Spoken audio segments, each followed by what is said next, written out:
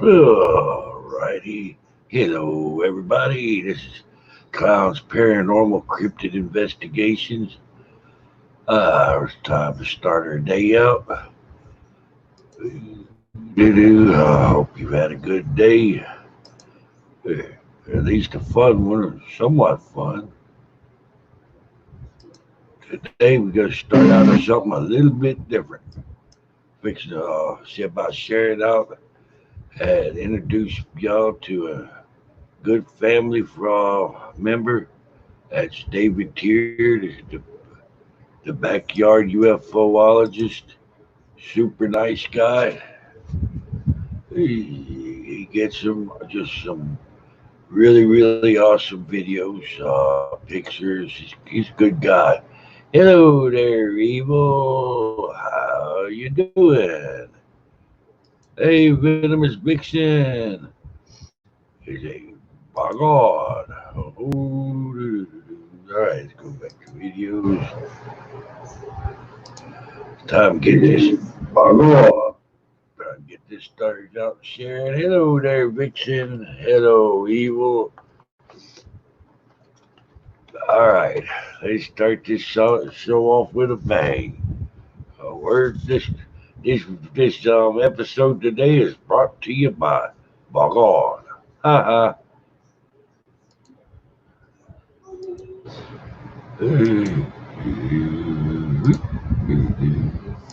Let's start the show out with a bang.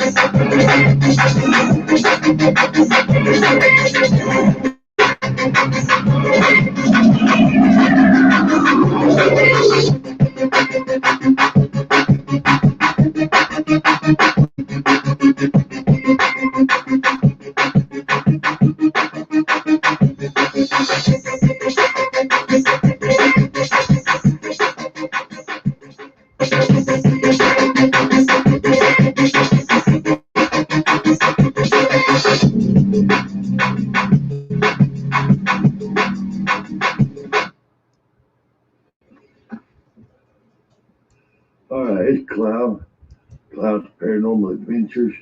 I'm up here with Alan and Rosie from Alan and Rosie's Adventures. Hello, everybody. We're at an undisclosed location in Alabama, deep in the piney woods, at this old abandoned church.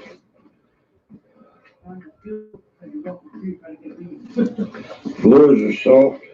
All right. There we go. Hey, Juanita. Hello there, Vixen, Evil Witch.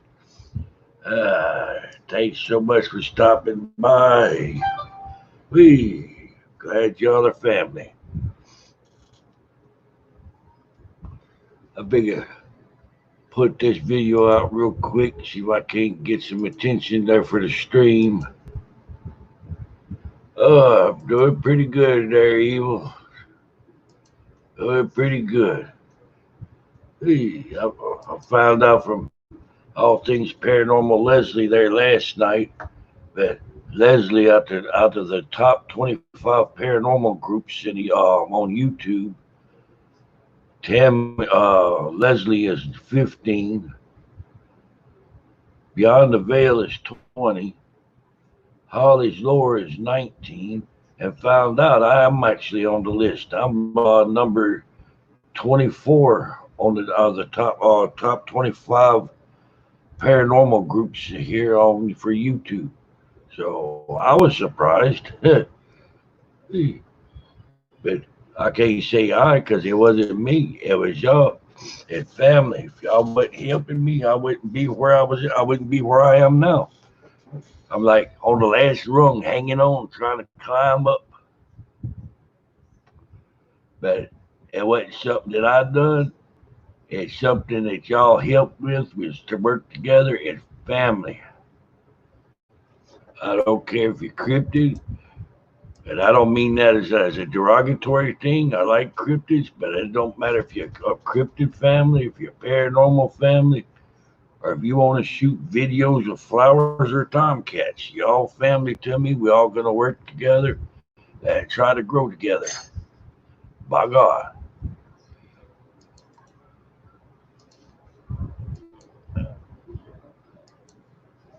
Let's get this party started. Oh, I was step away from the screen here for a second on Twitter sharing this out. Oh yeah, let's see. Yeah, I broke Twitter.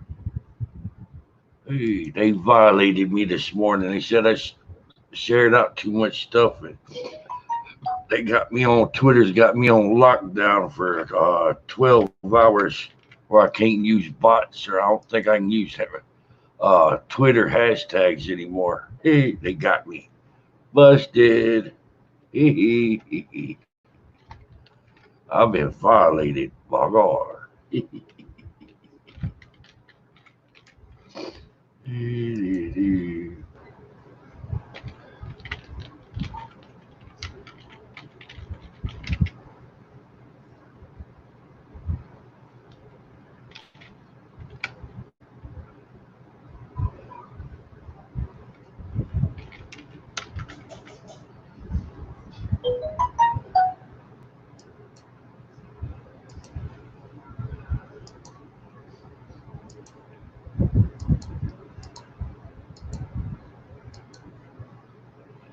Alrighty, there we go. I shared it out. What's happening, Ryan?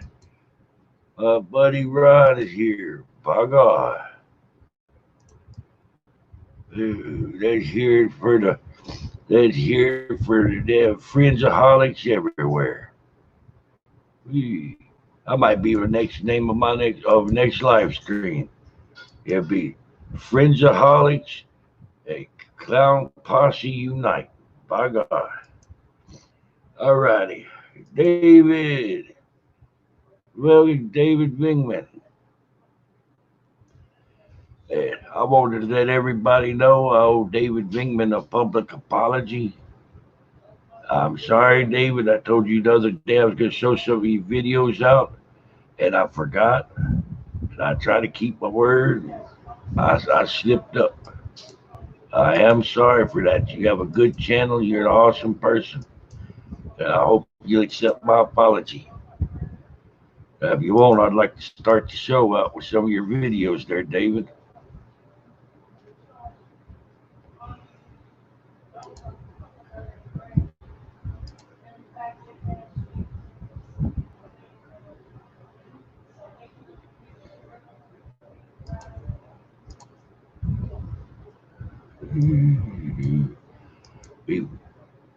All righty. Thank you, bro.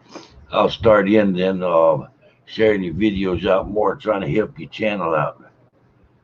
And the ones of y'all that don't know, eh, I first got to Twitter, YouTube, and Eva Witch there is one of the first ones that made friends with me. She's been around for ages. She's really, really good. I really respect the hell out of her. 'Cause I first got into it, it was her, Beyond the Veil, Holly's Lore, Josh from Southern Afterlife Paranormal TV, AK Explorers. Uh, they, they just been trying to think. His other guys know how Afterlife Paranormal. Name's Carl. He been friends with him for ages. I'm having a brain fart right now. I can't think of the right name for his channel. And a couple of months ago, I made friends with a really, really great guy that I admire and respect. That's JBD Camel Man. And David, I ain't forget you at all. I was saving you for last on the old timers. David's one of the first ones for me to make friends with. He quiet. He don't say a lot, but when he do say something, it means something. My hats off to you there, David. And one of our newer friends here is Nighthawk. He just started coming in here the last few days. New family member. Appreciate the hell out of him. And this is the guy right here that's just out of this freaking world. I hope like hell y'all follow Ryan Trombley. Check out Chris Friends from the Venomous Friends. Uh, all things paranormal Leslie. Beyond the Veil, Holly's Lore. And let's get this party started. By God.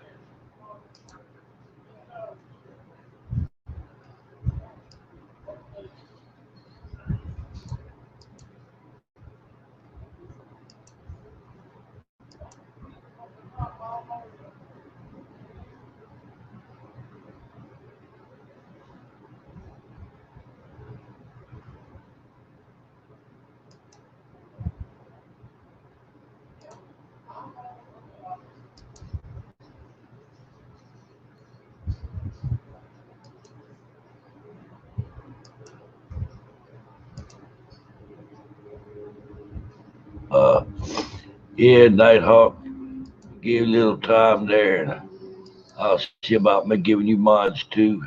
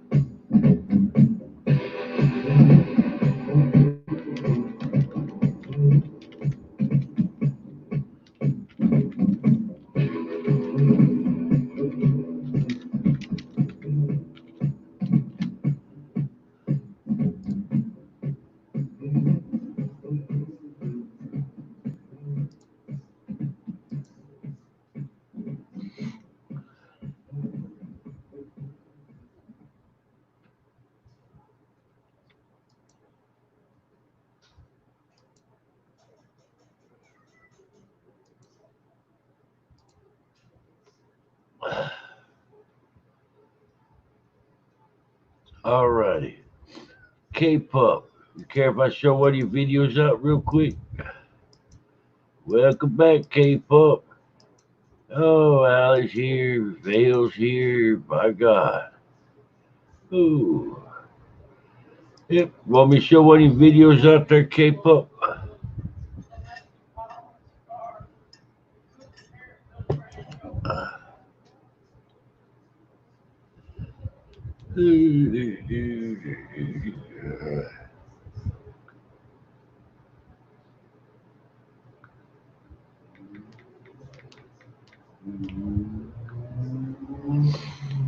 Alrighty, K-pop. Drop a link for a video in there. I don't have you on Chrome. Can you drop the link where you drunk the ghost pepper sauce?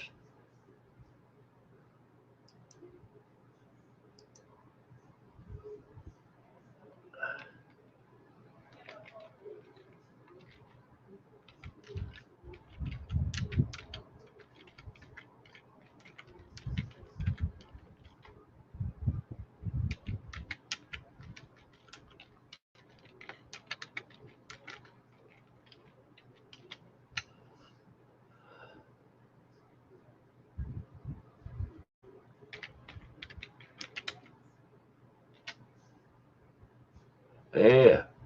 Yeah, well, you don't know it there. Allie shit has a secret beef jerky stash. My God.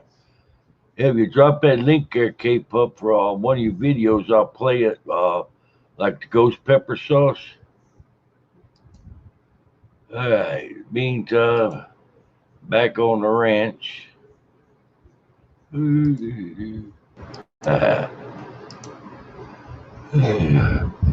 Bigger.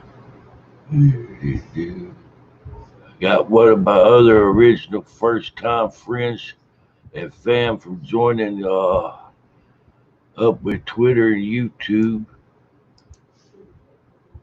So I could share some of his videos out. He's an awesome guy. I ain't never heard him say nothing bad about nobody.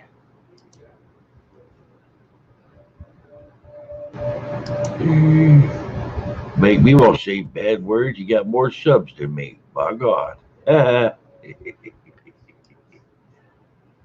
He's the one and the only David Tier, the backyard UFOologist. And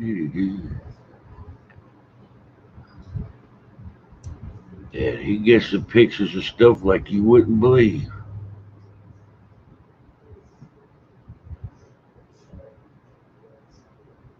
I'm not putting out none of his new stuff.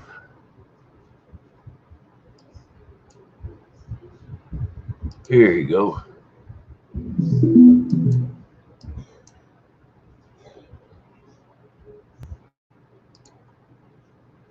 Hey, Fleming. Glad you could make it, fam.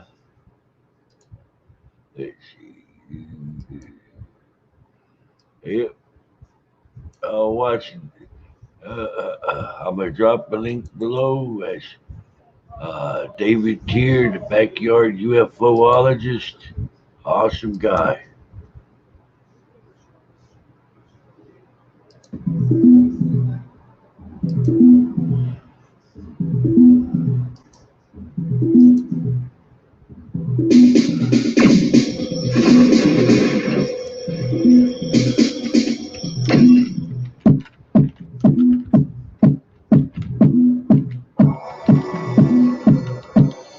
Well, I'm just saying, I want everybody to pray. We're going to have another mass meditation coming.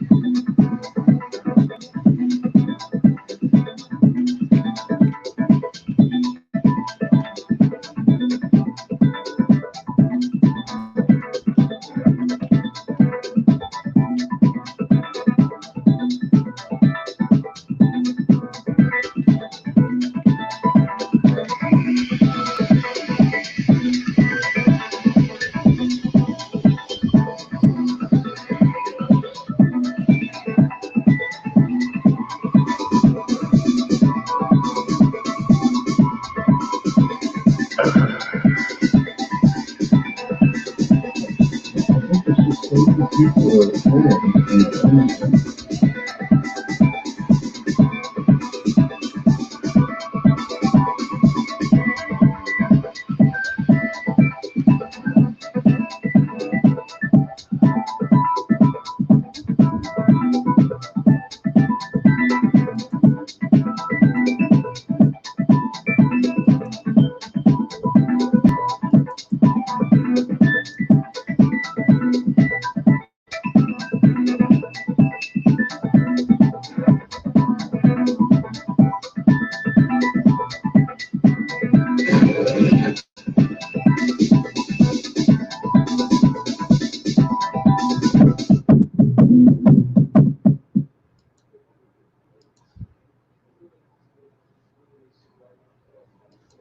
All right.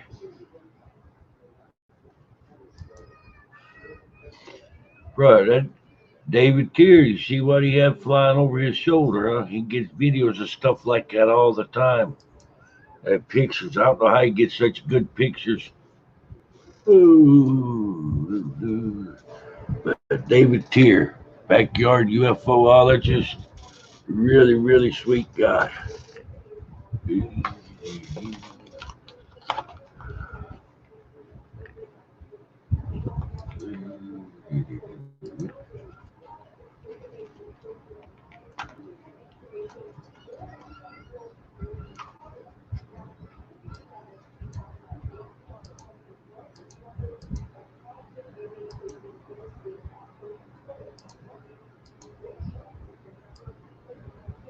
Oh man, that was so nice of David. He gave me a shout out on Twitter. Thanks, David.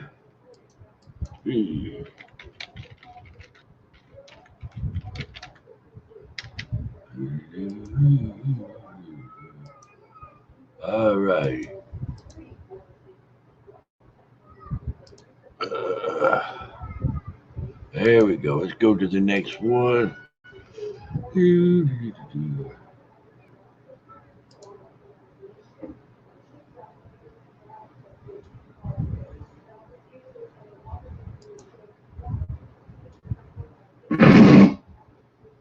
Let's see.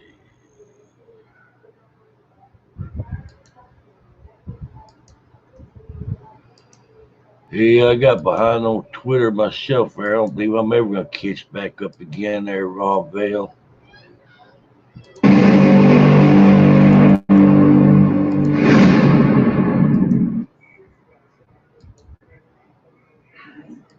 Let me see.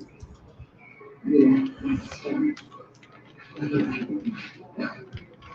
Sorry. Hi.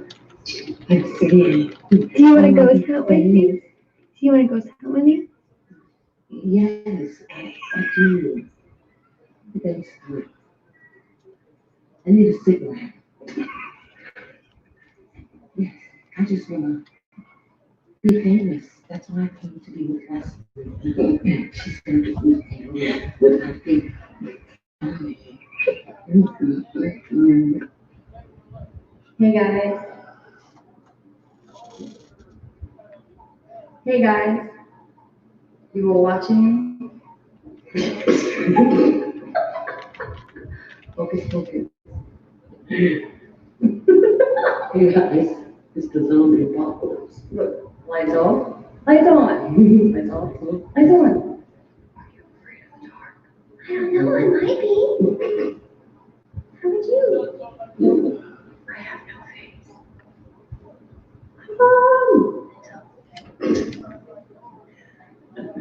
Anyway.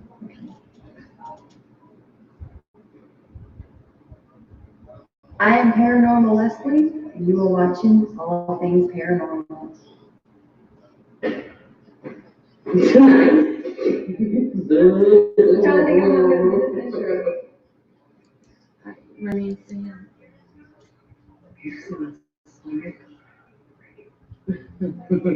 How y'all doing? I don't know what else to say. What do I say?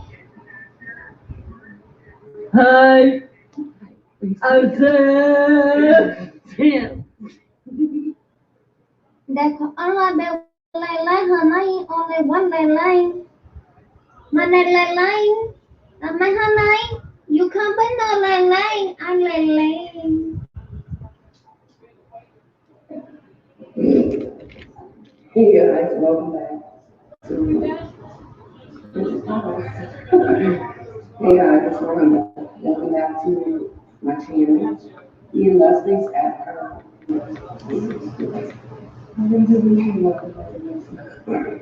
Hey guys, it's Rhonda. Welcome back to my channel. Tonight I'm at Leslie's empty house now. She's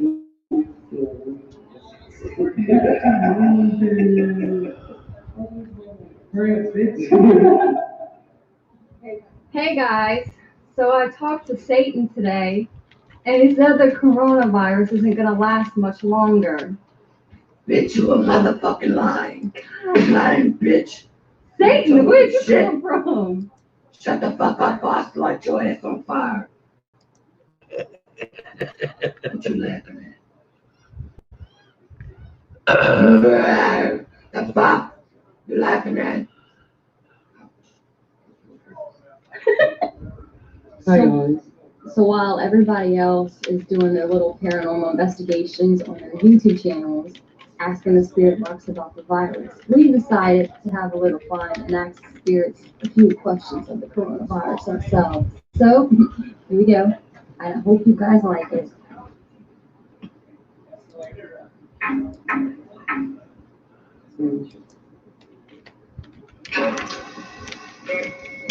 Spirits, are we gonna get the stimulus check from Donald Trump?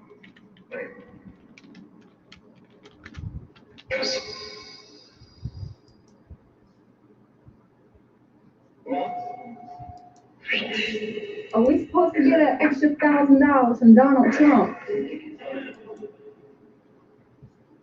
Are we getting 2,500?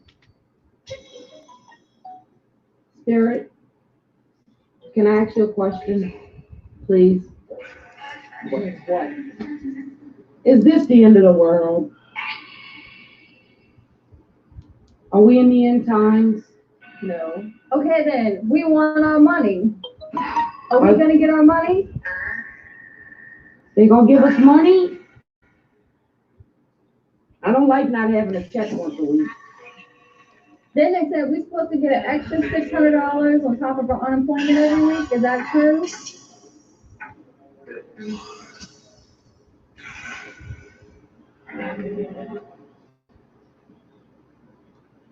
How come my unemployment never came yet? Y'all see the future for everything else. Y'all can't tell us about money. They talk to us when we go something. When we ask the question about who playing with our money, they don't want to answer.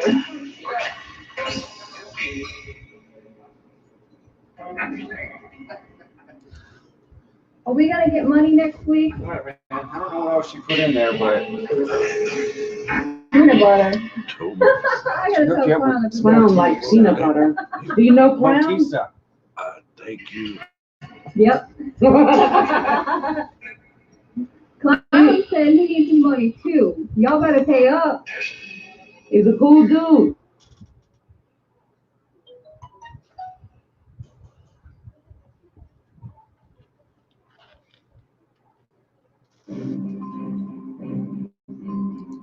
The number 7. It may be the unluckiest number ever, because 7 is the number that counts down to the end times. 7 angels usher in unimaginable calamity, and 7 vials hold the poisons that would destroy us.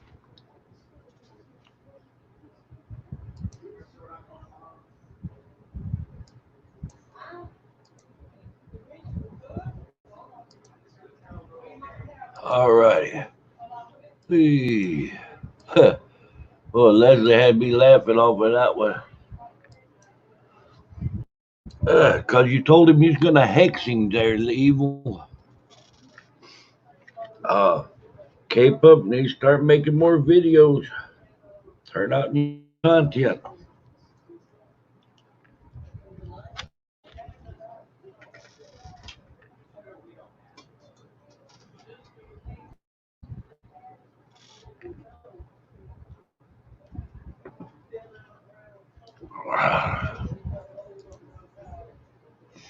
All right.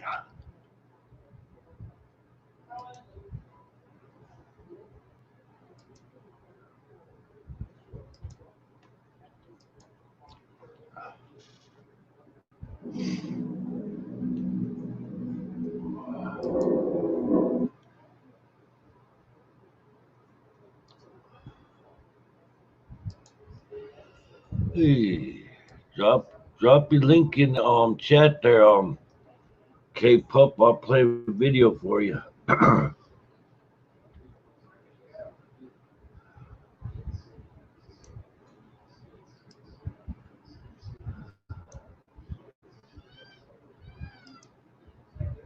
Own a business? Yeah.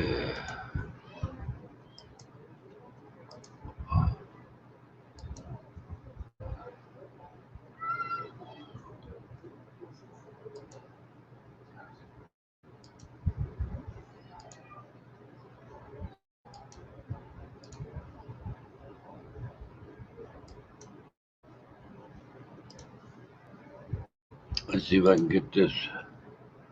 All right, K-Pup. Hey.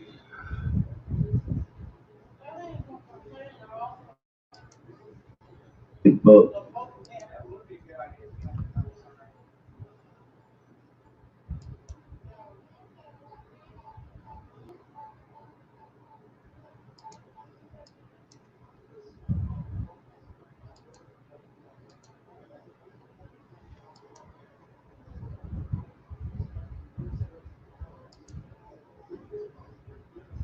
All righty.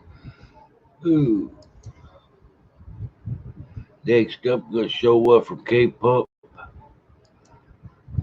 Y'all will hit that like, share, subscribe button if you hadn't seen K-Pup before. Good channel, good guy. I'm gonna have a link in the channel below. Just drop this in like it hot. My God.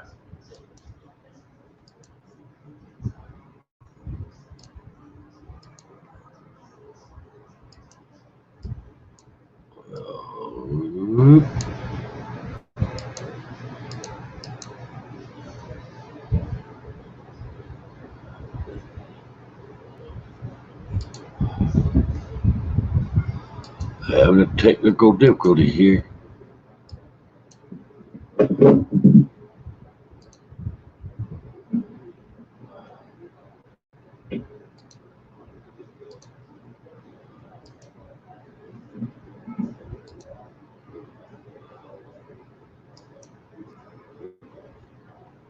Hey, Ghost. Welcome back, fam. Next up, one by JBD, one by Ghost.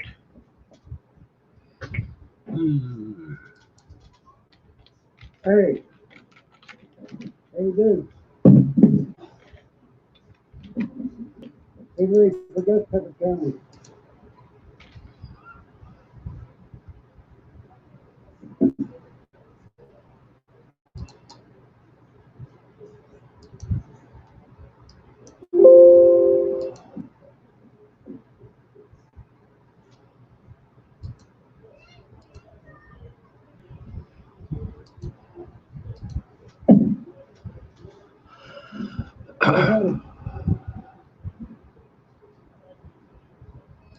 Okay, I'm doing, is that right? I got my milk. I got my milk, and my wife right there.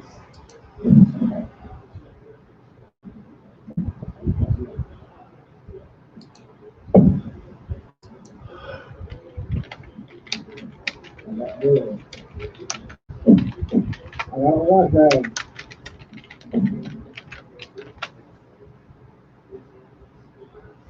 I'm good, how are you?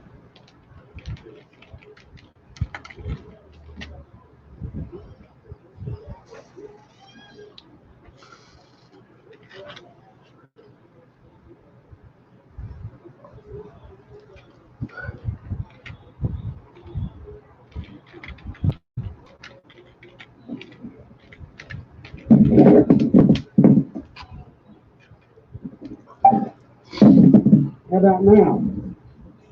You hear me?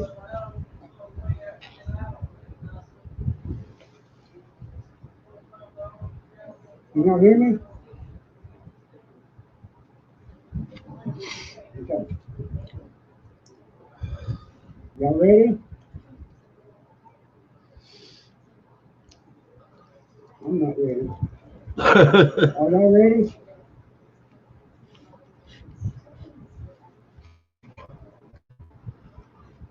I can't turn it no more.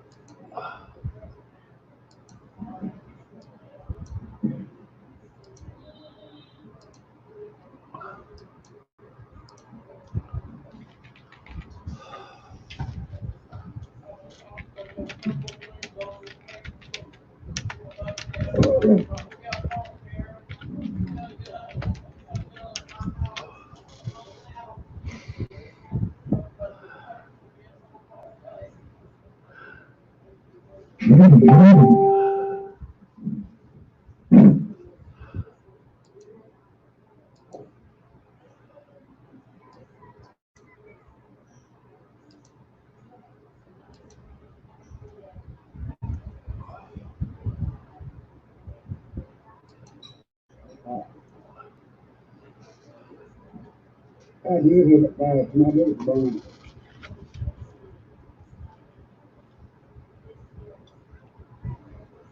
A jacket, if you walk here, you're next.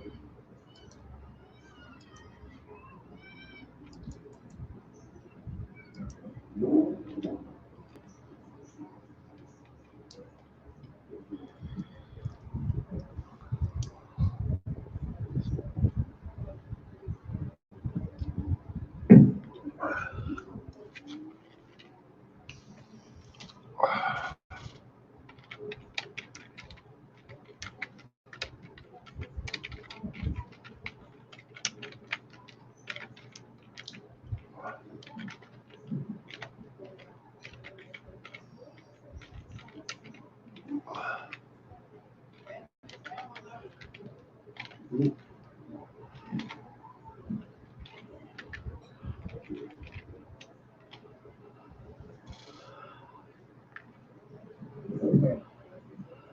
Yeah.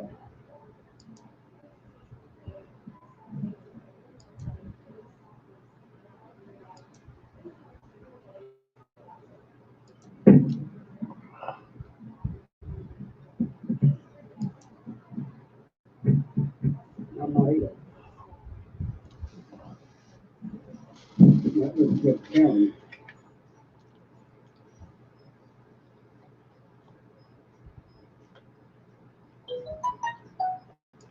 Thank you, thank you. It's still going.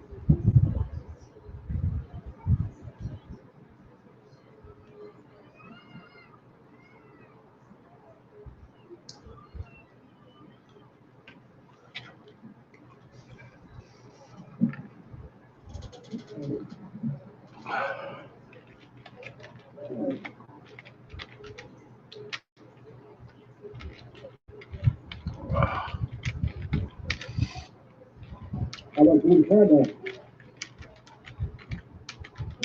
have the three small ones. I was going to get them. But I changed my mind and got this.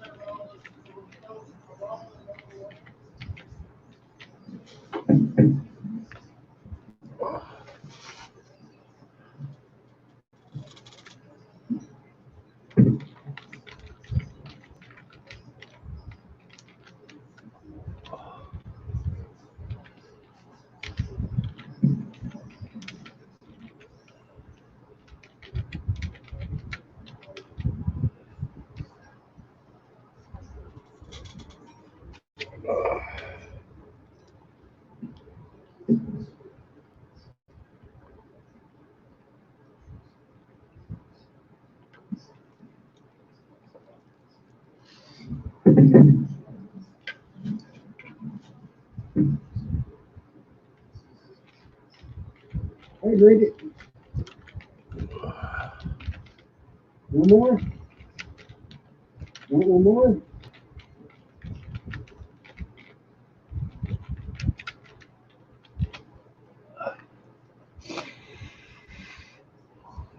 One more? Anybody want one more? I'll do another one.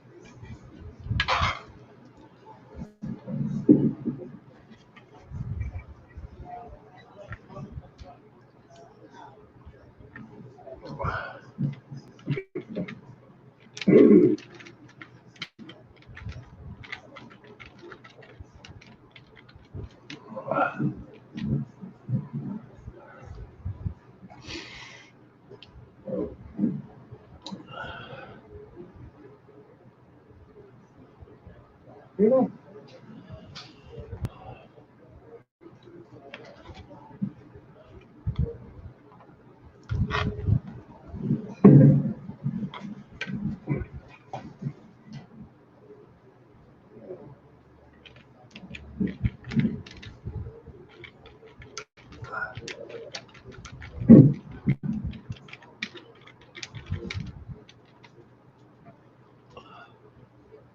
Yeah, I can feel the burn.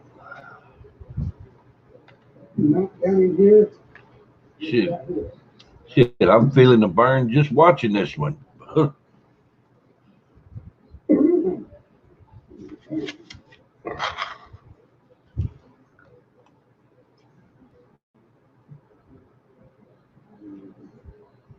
They speaking fire right now. Oh well.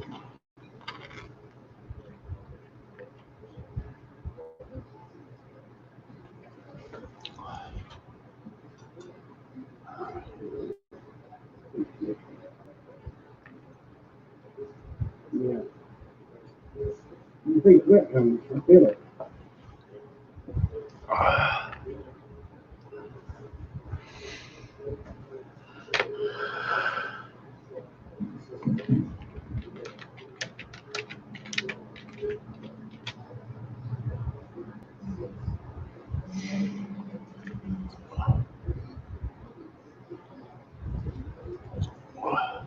No, I ain't crying. Shit, I'm crying just watching this K-pop. Damn. Bye, John.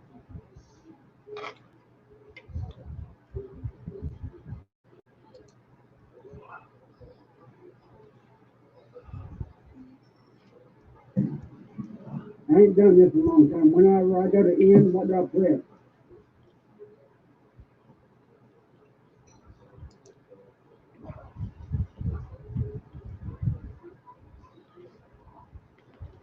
No.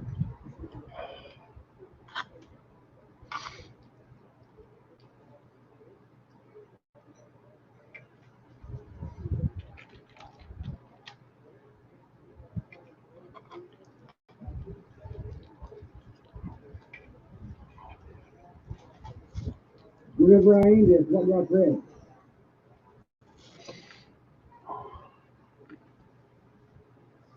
Something up there, a little X up top. Do I press it?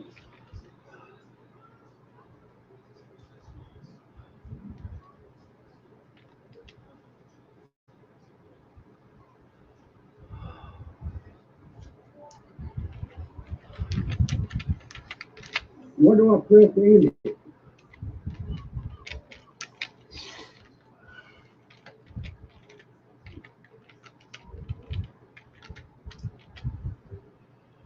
Is it X?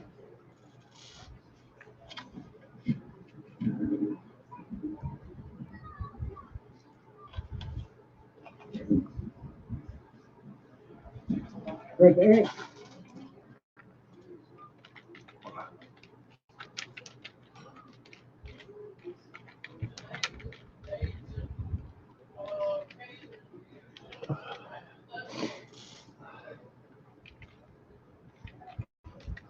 Okay. Well, guys, we got off here.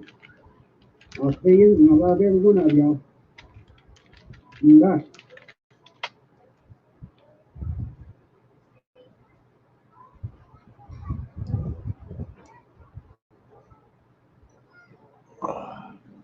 Have you eaten one of these recently? All right, that's K-Pup. I'm gonna play one more K-Pup. I'll do that for you. I'll have to. I'll definitely play that one for you.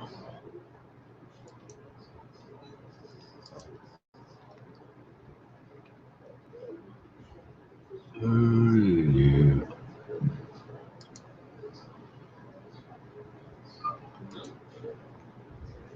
Let's get this party started. Yeah. Oh man, that don't sound like much fun there, demo.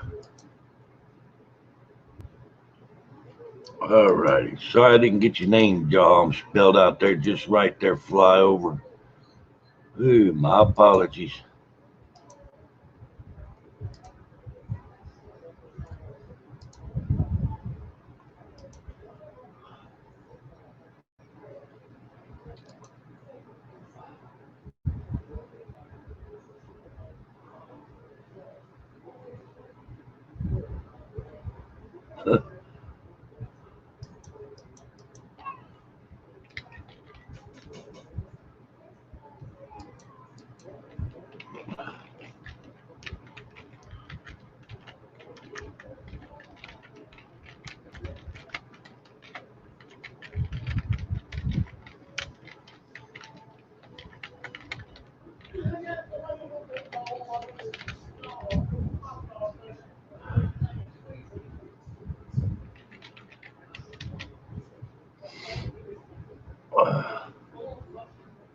Oh hell. Sorry I had the sound off there.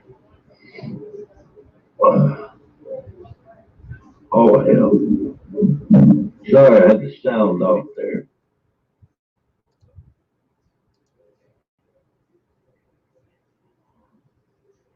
Bueno. All right, starting it over. I messed up. Sorry, K-Pup.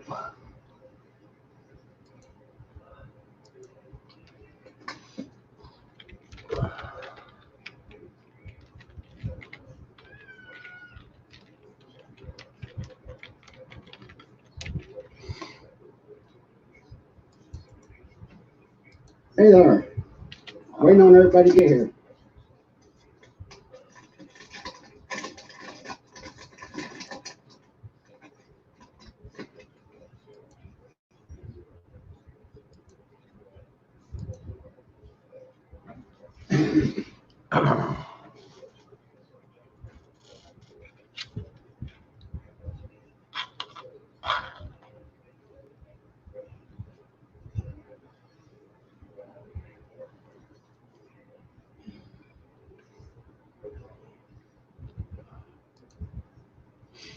Yeah.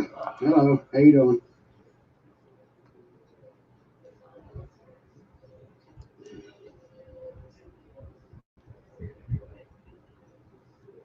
Waiting on everybody to get here.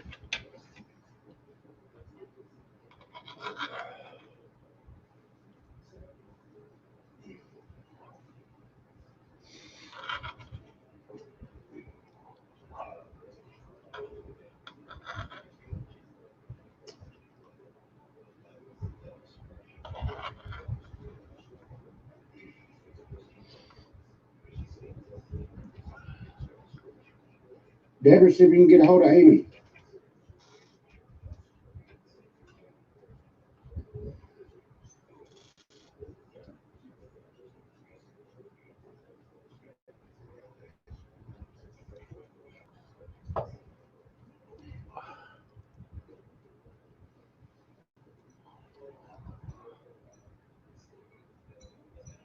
Hey, Papa Smurf. How you doing?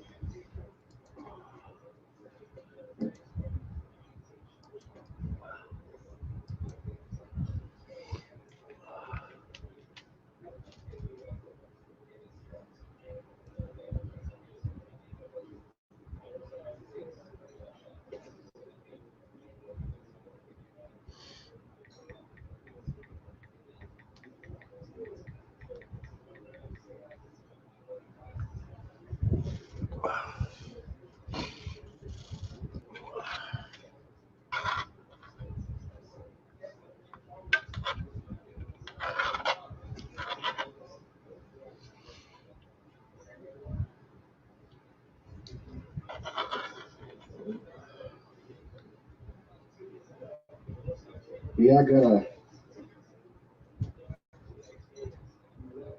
There.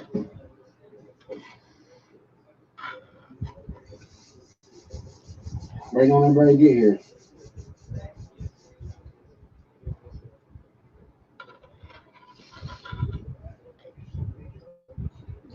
What's everybody been up to?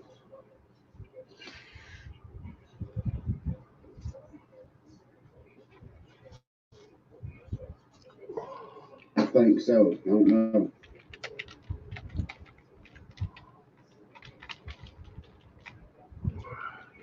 Thank you.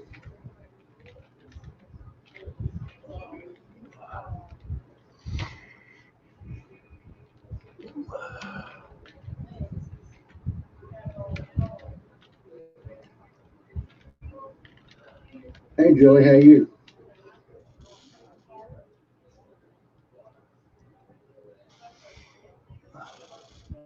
I'm good. How you?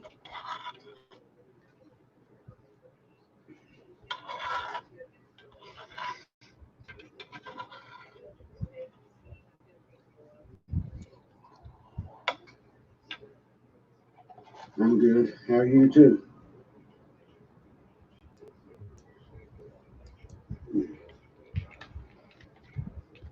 Not yet. I'm waiting on him to get here.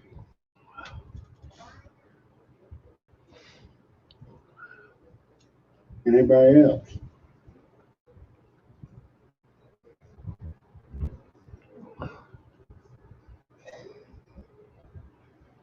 Hello, New Orleans.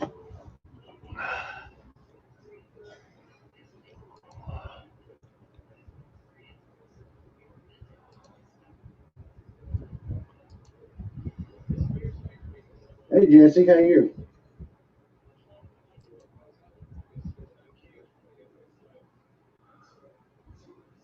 Okay, K-pop.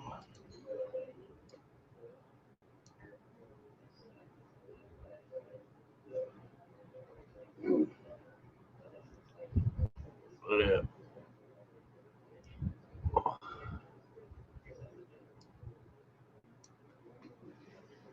okay.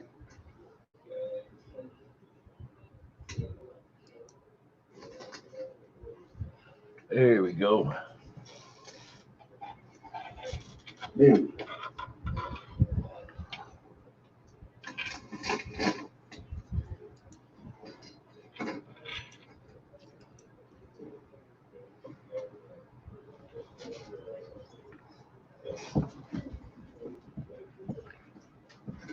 I'm not eating no more. That's enough.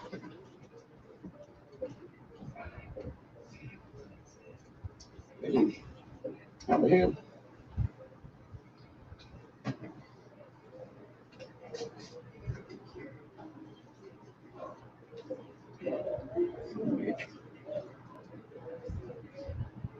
Mm.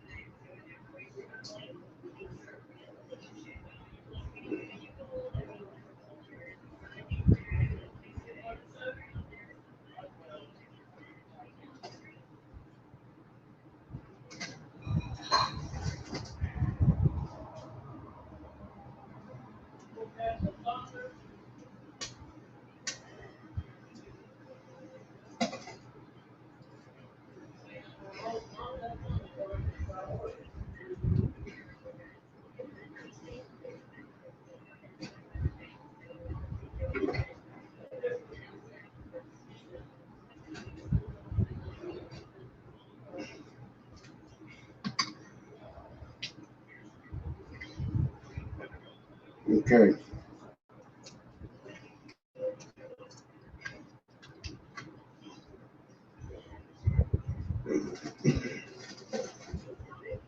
That's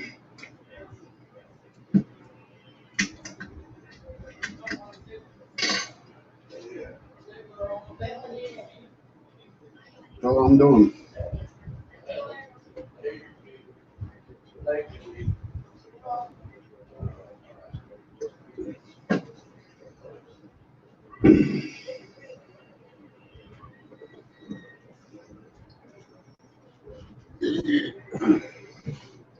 Now 7, Amy.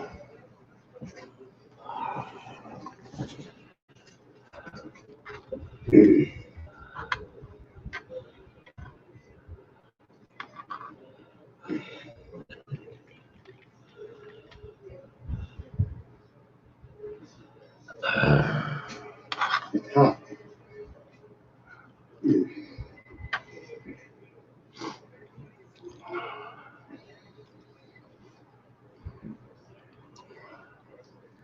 Hey Tim, how you doing?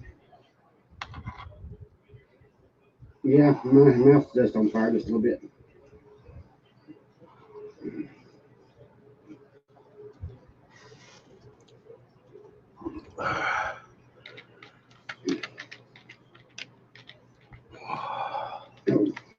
I got milk. I ain't helping.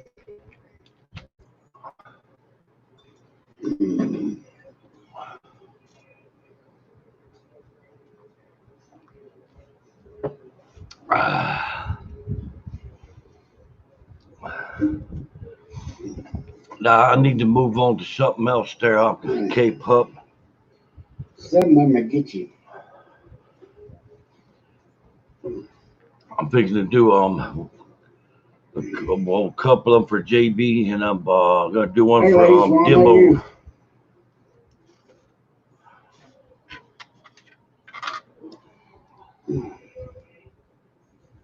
it burns. That's what it feels like.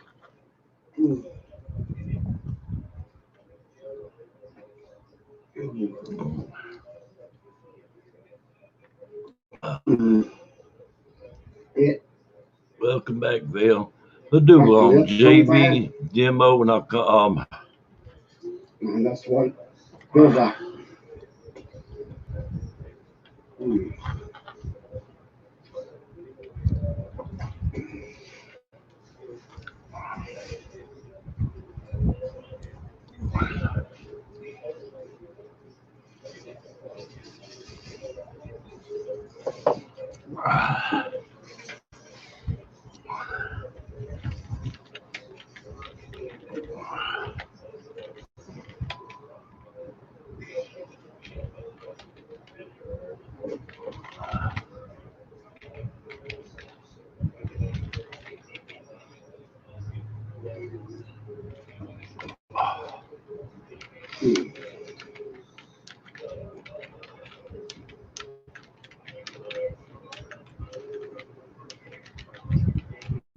Blood ain't looking. Where's April at, Amy?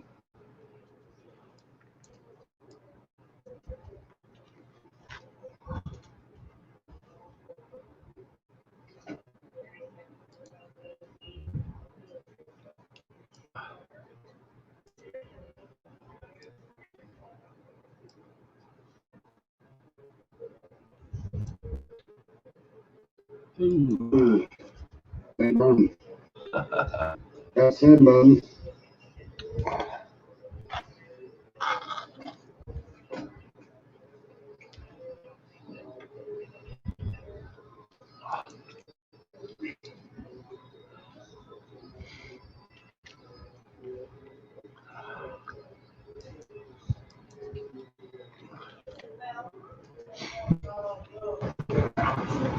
You see my baby girl?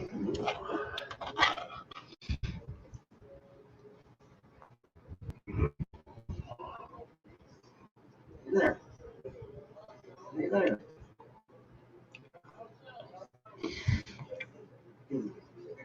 Right there.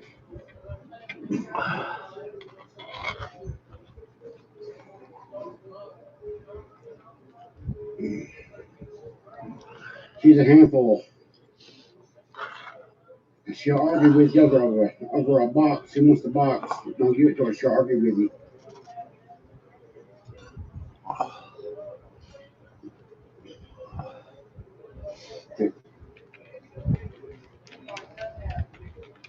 Thank you.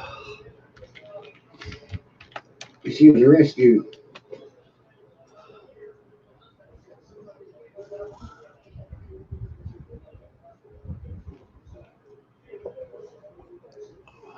She don't make faces, but she'll argue with you.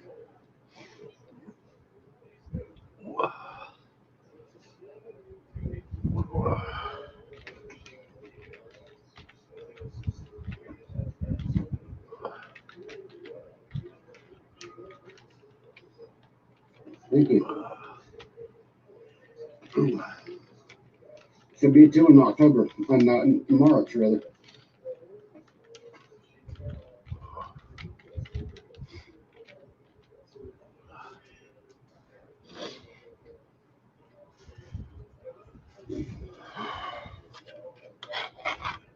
Hey, Greenhorn.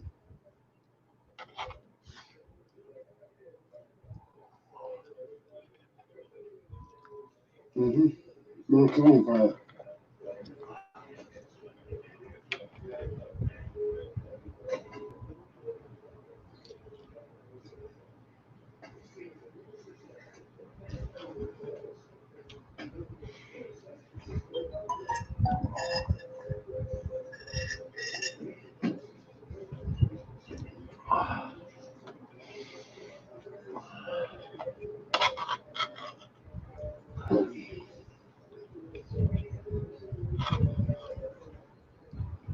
Okay, that's hot. Too hot.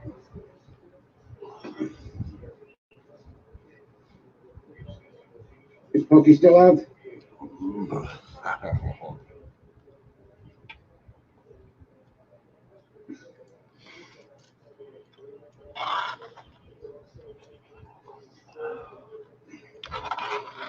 I ate one, the first one I ate. I could just start telling that, but about the 5th or 6th one, I really could tell it. Yeah, it's burning around here. Not bad.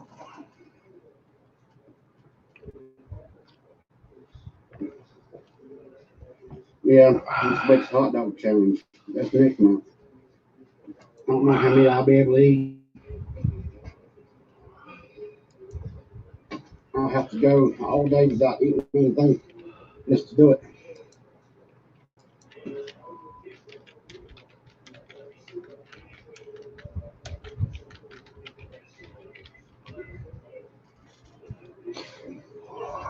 I know you're ready. You got 130 of them. 120.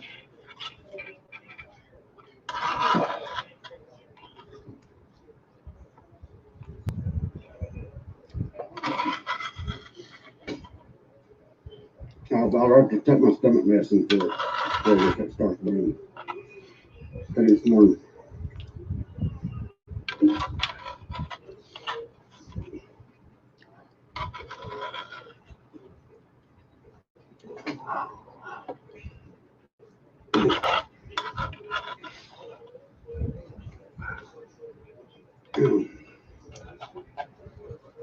Just see how many hot dogs you can eat, just the wieners.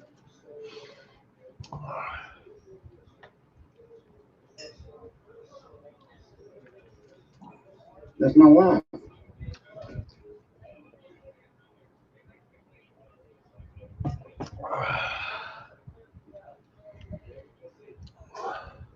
You want the hot dog?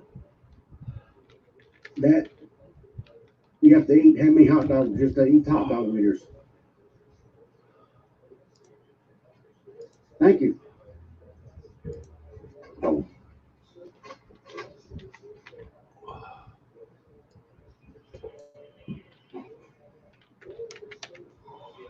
The burn's gone.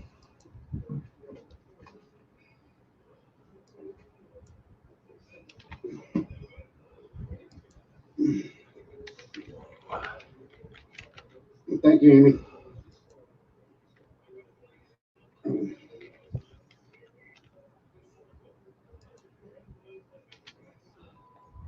Hey, Bridget, how you?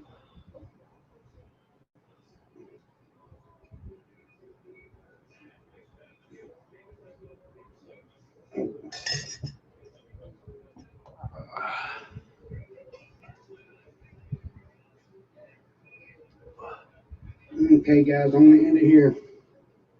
I'll talk to you later. Love y'all. Dropkins.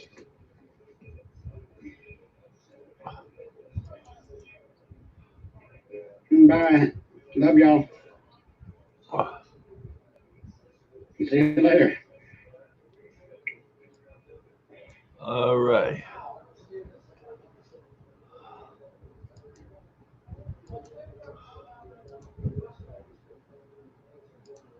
All right. Now, K-pop. Yes, I see. All right. I see what you're saying, Evil. Watch for these trolls. Ooh, that would K-pop right there.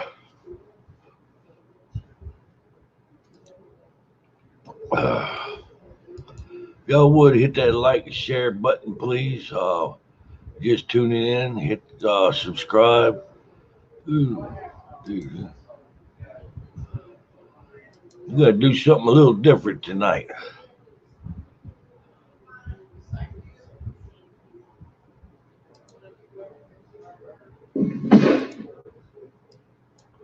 Ooh.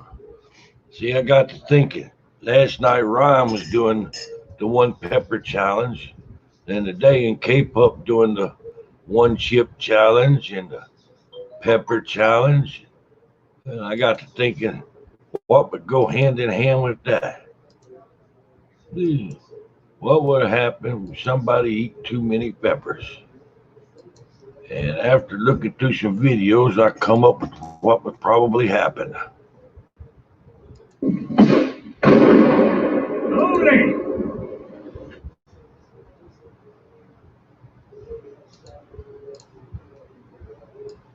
Let's watch that again. By God.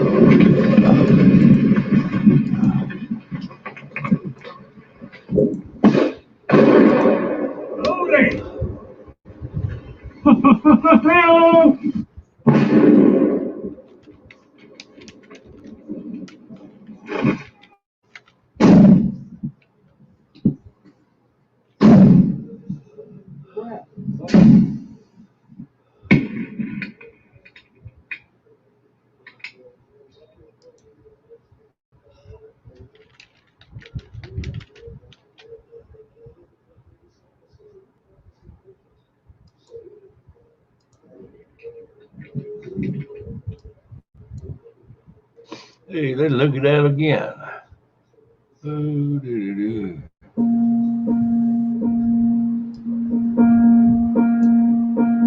She's really, really good. I really should respect the hell out of her. Pandemic has the possibility. Oh, bite me. Ha ha. Ooh, doing good there. Doing good. How about yourself? There, how you doing, Fox? Ooh. Did I? Yeah, I got the link dropped. Okay. I'm gonna drop that link again there. Hope y'all go check that channel out. They just might be crazier than me. I'd be saying a lot. My God.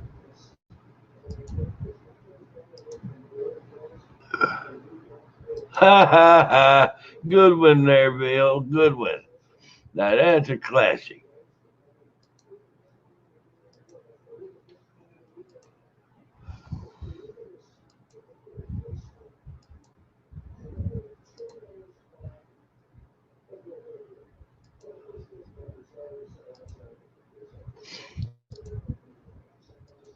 All right, we trying again. Twitter acting up.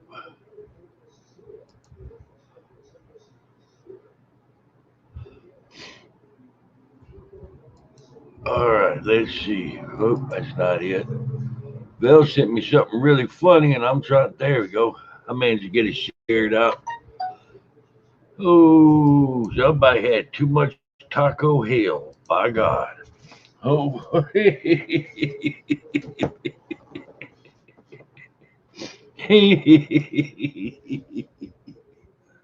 uh,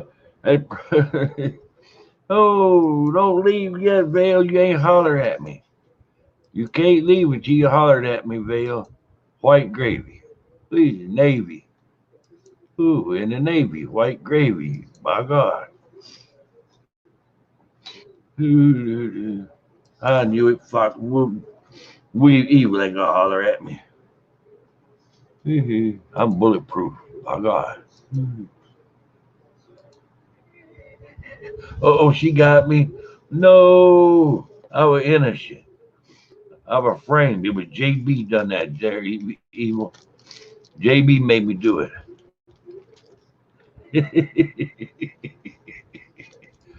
Alrighty, Fox.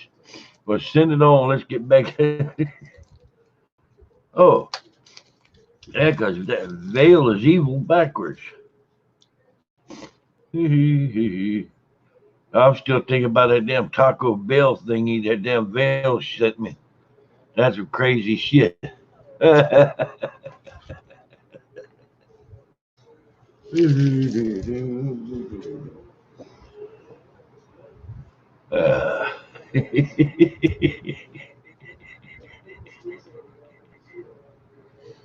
Ooh, Clown had a brain fart. By God.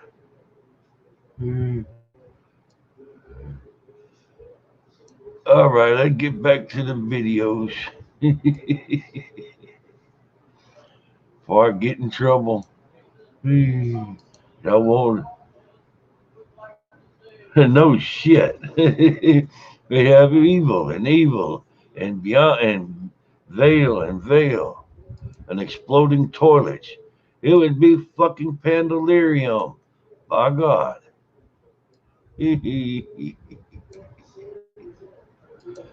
All right, I'm gonna share out one quick one here with JBD when it's time to break out the heavy artillery.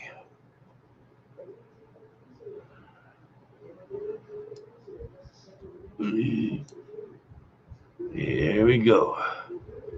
Yeah, it's been my quest here. Noise, but it's been my quest here last couple of days. Sorry for Since JVD don't express himself and show what kind of a good feller he is, I said it's time I do it. So we gotta show the vid that KB or JVD does all kinds of different videos, and it's pretty damn interesting when he ain't hiding in friggin' tents and holes. If y'all would please check out JBD's channel. the wind noise, but I'm showing you the babies up close while I can, while Mom is away. Where'd you go? Hold on. There we go. There we go. See them?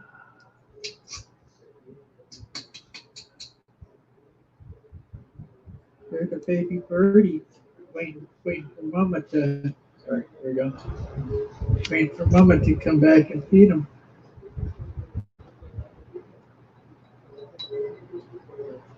There they are.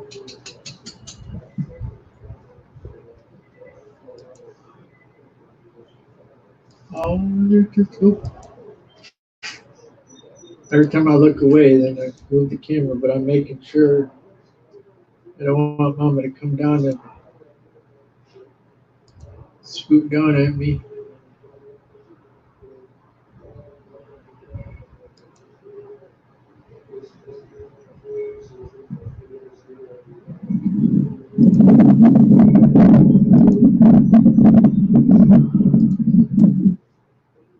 There we go. They're so cute.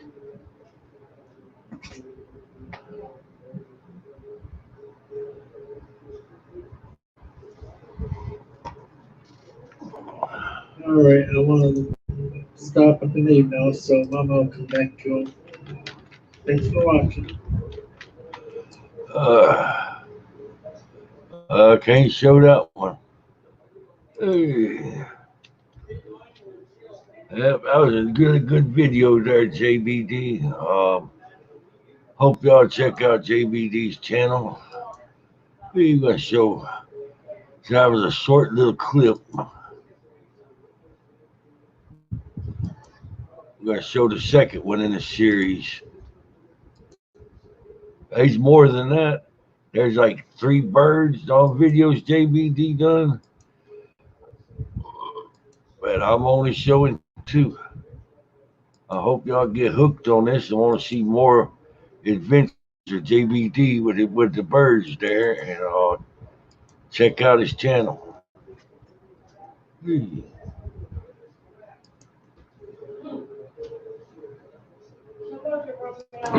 Go check out the baby birdies today. Check out the baby birdies today. Got my LG V20 this time, so I can zoom in better.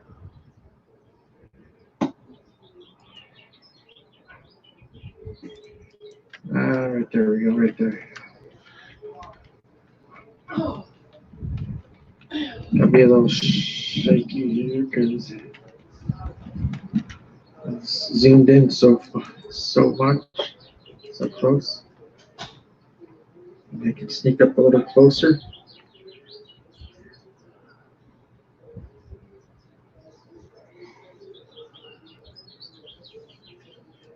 A little closer.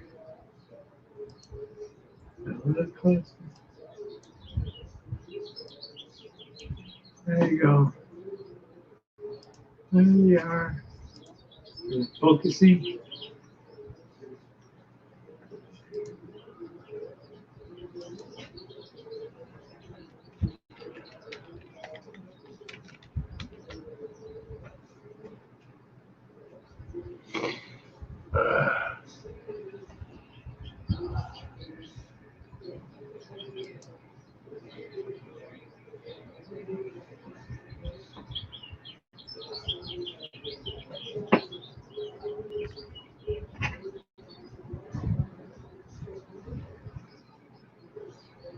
I'm so zoomed in. That's like I said. That's why it's so shaky.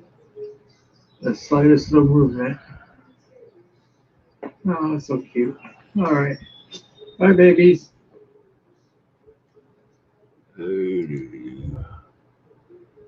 All righty. So, as you can see, JBD does some really good videos. He's got a nice channel. I would suggest, though, anybody see baby bird nests and birds, be like JBD and be respectful and just get so close.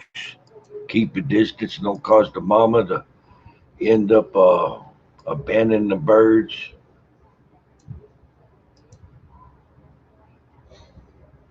That would be an awful shame there to disturb them and the mama abandon the nest, and things like that happen sometimes. I have some cute birds. Thanks for sharing that with us, JBD. Yep, and hear what happened when you go to Taco Bell too much. Oh, this is courtesy of that devious mind of Fox.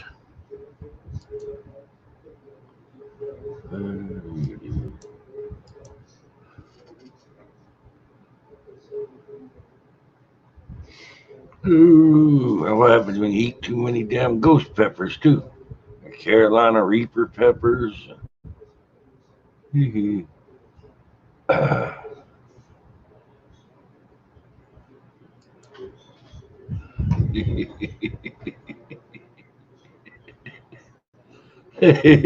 No doubt. All right, let's get back to the video and before we start losing views.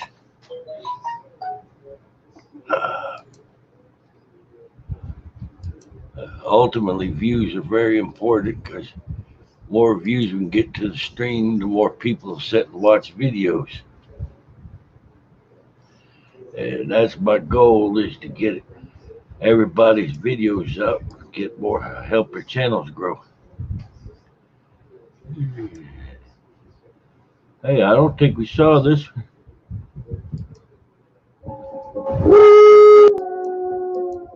All righty.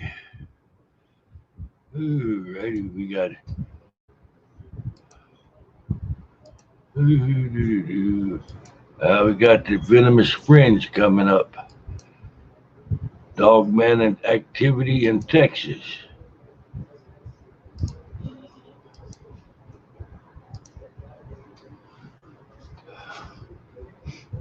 States and Activity Episode 5, Texas.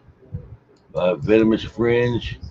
Like I say, thanks to Venomous Friends for letting us share the videos out. Yeah, you just keep eating all that stuff there, Canary Fox. By God. Oh, why would my ears be burning today, Vale? I mean, I eat some peppers there for 3 nights in a row. The other end was burning, but what my ears? All righty. Because coming up, the Venomous Friends. I'm dropping it in the chat bar.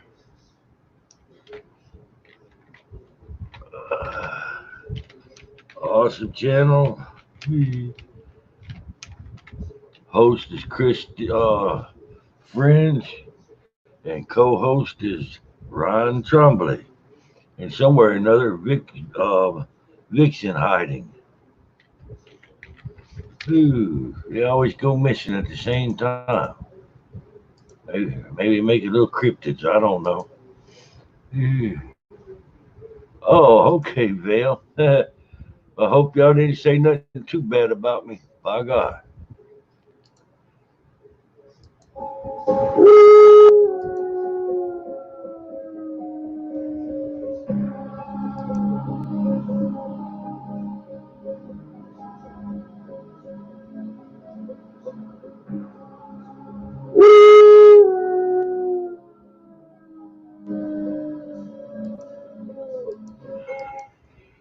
Why, good evening, folks. Welcome to another episode of the Venomous Fringe. Tonight's episode, we're going to be touching base on the state of Texas. And Texas is such an interesting state for a few reasons. Number one, besides having hot temperatures and such tough climates, you're dealing with a state that has a lot of activity, and it's red hot.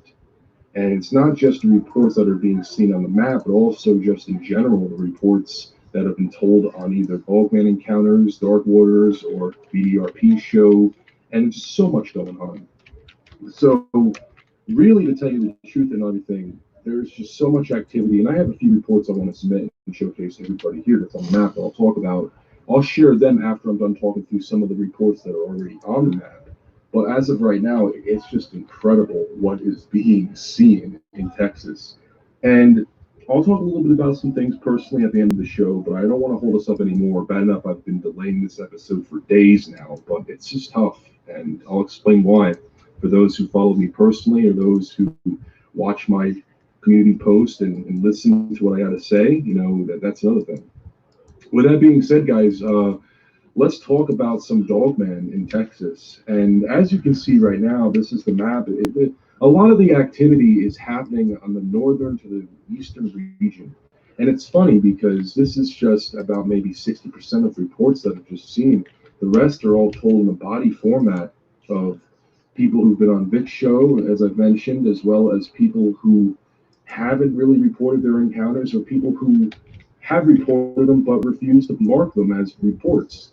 And it's crazy because that's the reason why we do these type of shows, is to retrieve data. So we're going to start off a little bit towards up north in Texas, and we're going to take the title to none other than the great region where there is this place called Cross Plains. And Cross Plains has a nice body of land, and as you can see on the map, this is the location and a few photos of the environment. This is pretty cool. So this was a report that happened in 2005, and credit goes to the paranormalval.com library and history. And this report was pretty unique for its case because it was just weird. And I want to get everybody's feedback on this. I slowed down and stopped about 30 feet from the animal, which at first looked like a large, dark gray dog eating a dead animal. It was standing on all 4 feet and started off to the left side of the road, but only moved a few feet when it turned and went back to its meal. The dog then picked up the coon in its mouth and headed off the road to the night. As I watched the dog-like animal walk off the road, the animal then raised up on its hind legs and it walked toward the fence along the road. This was in 2005, nearly close to about a decade and a half ago, and it's crazy in a sense because even though we hear all these reports all the time of dogmen eating on the side of the road, this one moves up on its hind legs and it just walks towards the fence. There have been reports of dogmen moving towards fences, have been climbing over fences, and it's pretty evident. It wouldn't surprise me if these creatures have that ability to climb fences, walk trees, and more importantly, get up to high enclosed environments without having to struggle. God, a human needs practice to get up onto a tree, sometimes even to hop a fence or to climb a fence. A dogman can probably do that in 1, 2, 3, you know?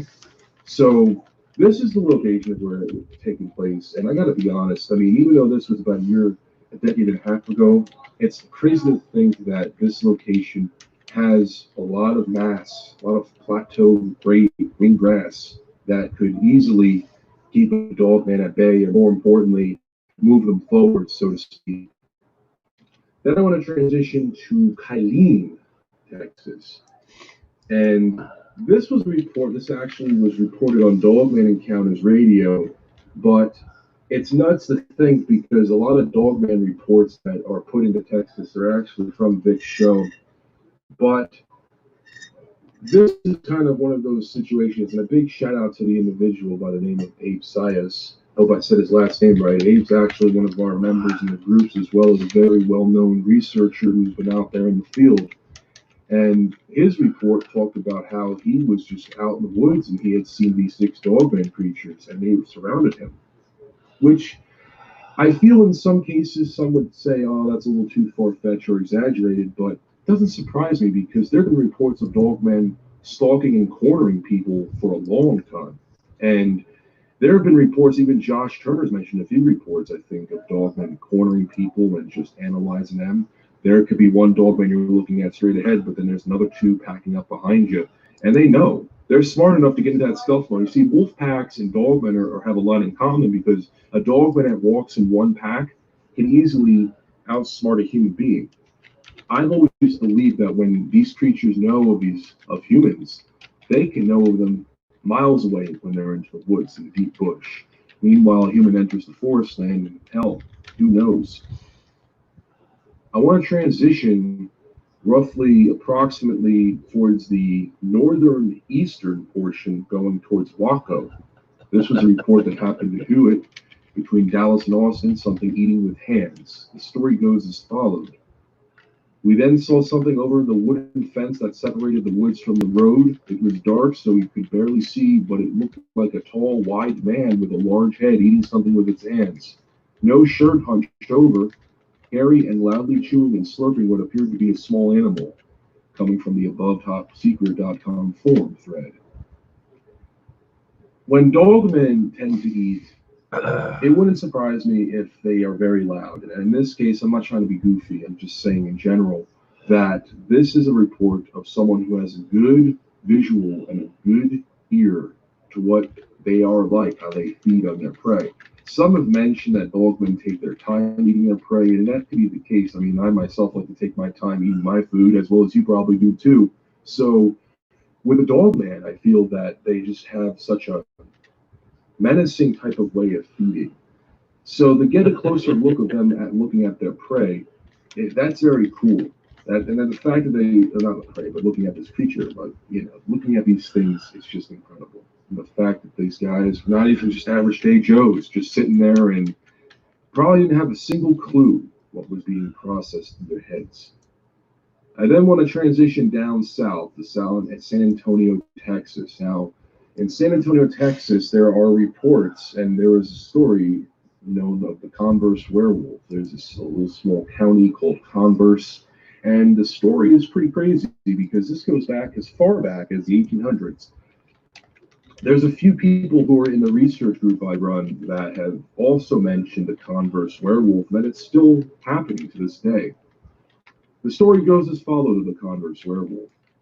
Hours passed and darkness began to fall. The old man, the story goes, began to worry and have second thoughts about sending his inexperienced son into the woods alone.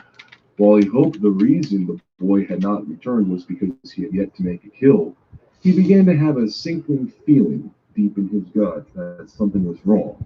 Deciding not to wait any longer, the rancher rounded up some neighbors and they made their way toward the wooded area near Skull Crossing in search of the boy. What they found upon arriving there is the stuff of nightmares. The search party happened upon a monstrous, hirsute creature hunched over the body of the rancher's son. The beast was in the act of ravenously devouring the boy when discovered. The men got off a few shots at the monster, but it bounded away at lightning speed. The werewolf, as it was dubbed, was described as standing between 8 to 9 feet tall and covered in dark hair or fur. Members of the search party described it as being some kind of unholy combination between a wolf and a man. We hear reports all the time, especially LBL, where dogmen tend to kill people.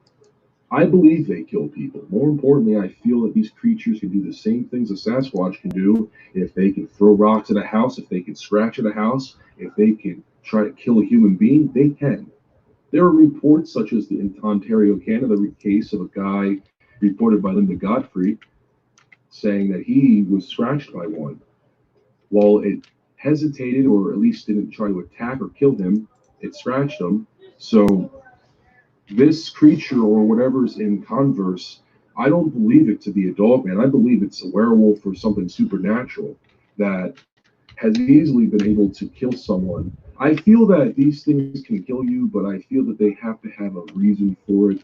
Then again, a werewolf can probably just murder you to death and still do the same amount of damage. It depends, I think, on the person.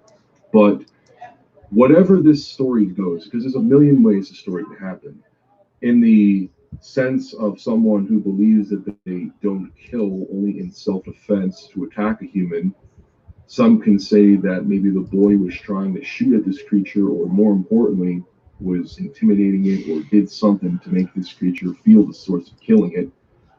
Or for people who believe it to be just a werewolf that just killed him for no apparent reason, just for the sake of it, there you go. Problem solved. Sadly, this is a case where a guy had lost his son. The search party had taken a few shots at it, but even though that they shot at this creature, it still ran off like a lightning speed as described. 8 to 9 feet tall, that's about a close description of a typical dog man. I always try to go in between 7 to 9 feet, but what's the difference, right? So, with that being said, the search party concluded that it had the unholy combination of a wolf and man. The time of this incident, you got to remember too, dogmen weren't even a title at the time. They were just simply creatures that had a very distinct value to them. And that's a pretty cool thing to think about. But I mean, seriously, it's just incredible how they play it out, or at least pan it to be exact. I want to go, well, before I conclude, Converse Valley is a very mysterious place. The legend of the Converse werewolf, the fact that there is something out there lurking. And I asked this to people who have discussed the Waco case too, who have discussed the Cross Plains case, as well as the Kylene place. If anyone's had an encounter or know of someone that has, there's going to be an email seen right now that will say, just go to that email and proceed. So yeah, I want to transition east towards Houston. Outside of Houston, however, Linda Godfrey reported this report, and it was described as a werewolf with ripped clothes. Now, this is a pretty interesting case because we hear all the time of the possibility of a dog man wearing clothing. Well, this could be the case.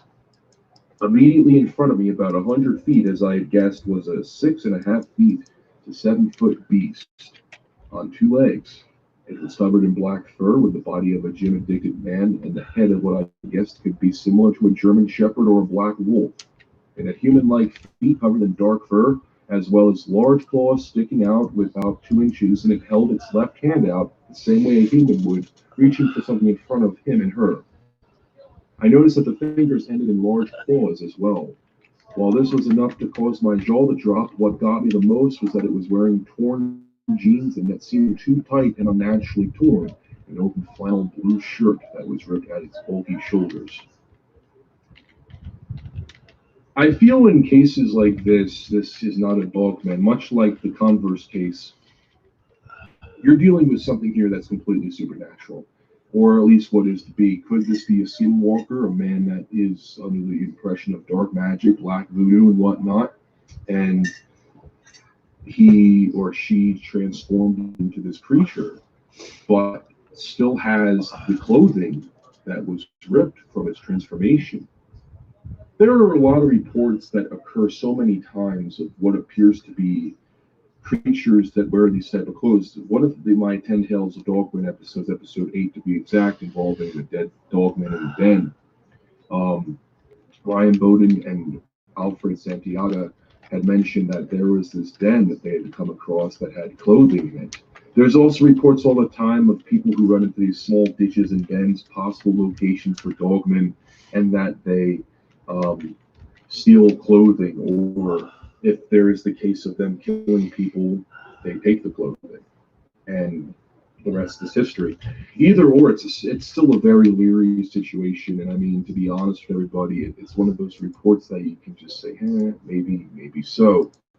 But overall, this is an interesting case because this is what I believe to be a werewolf. We're not dealing with a supernatural Gypsy.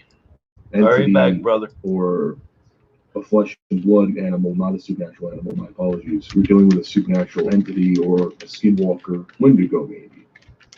If it's a dogman, though, then I feel that it wouldn't be wearing clothes. I feel it would just be wearing the fur it's born with, at least.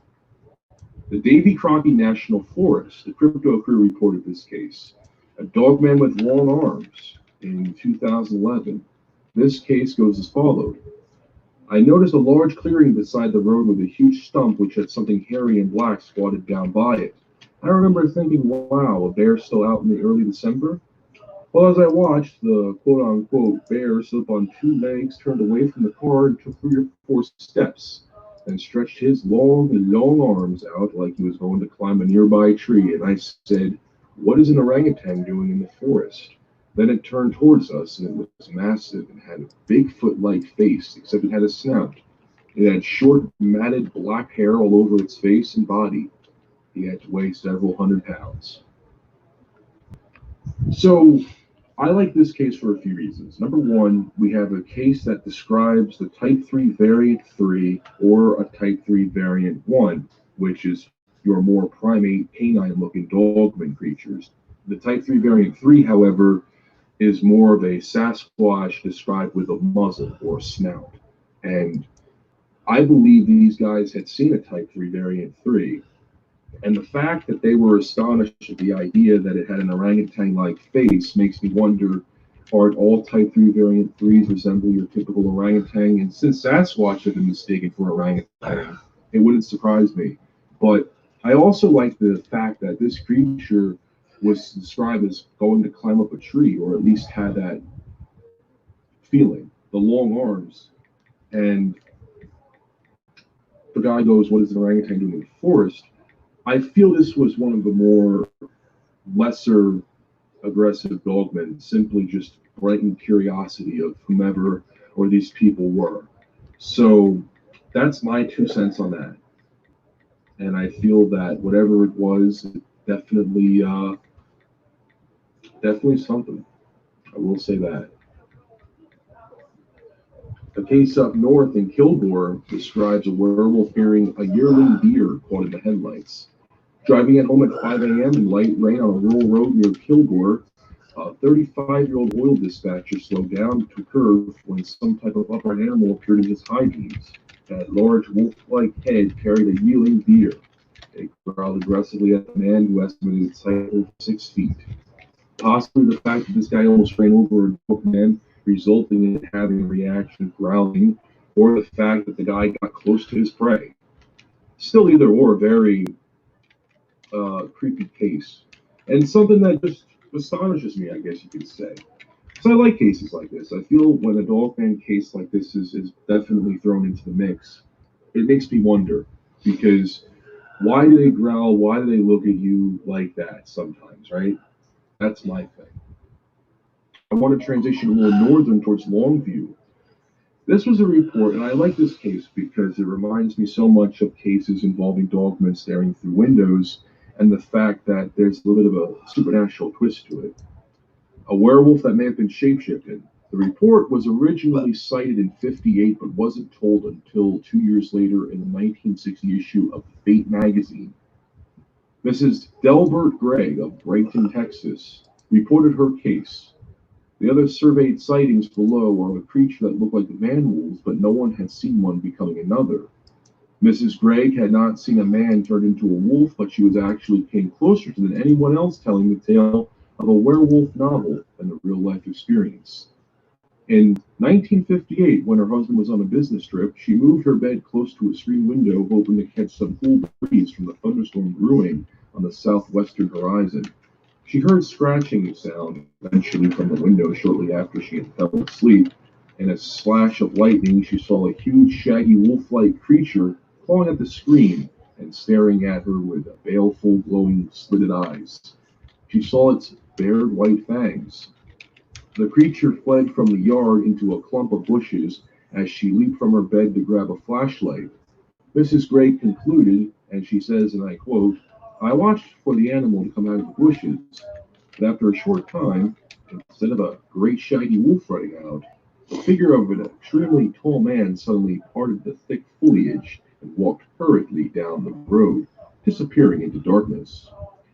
If that isn't a great case of a story submitted to Fate magazine, then that is the perfect example of a shapeshifter from man to wolf to man escaping the bushes. It reminds me of the scene in American Werewolf in London when David Norton's character pops out of the bushes and freaks out the lady with the umbrella.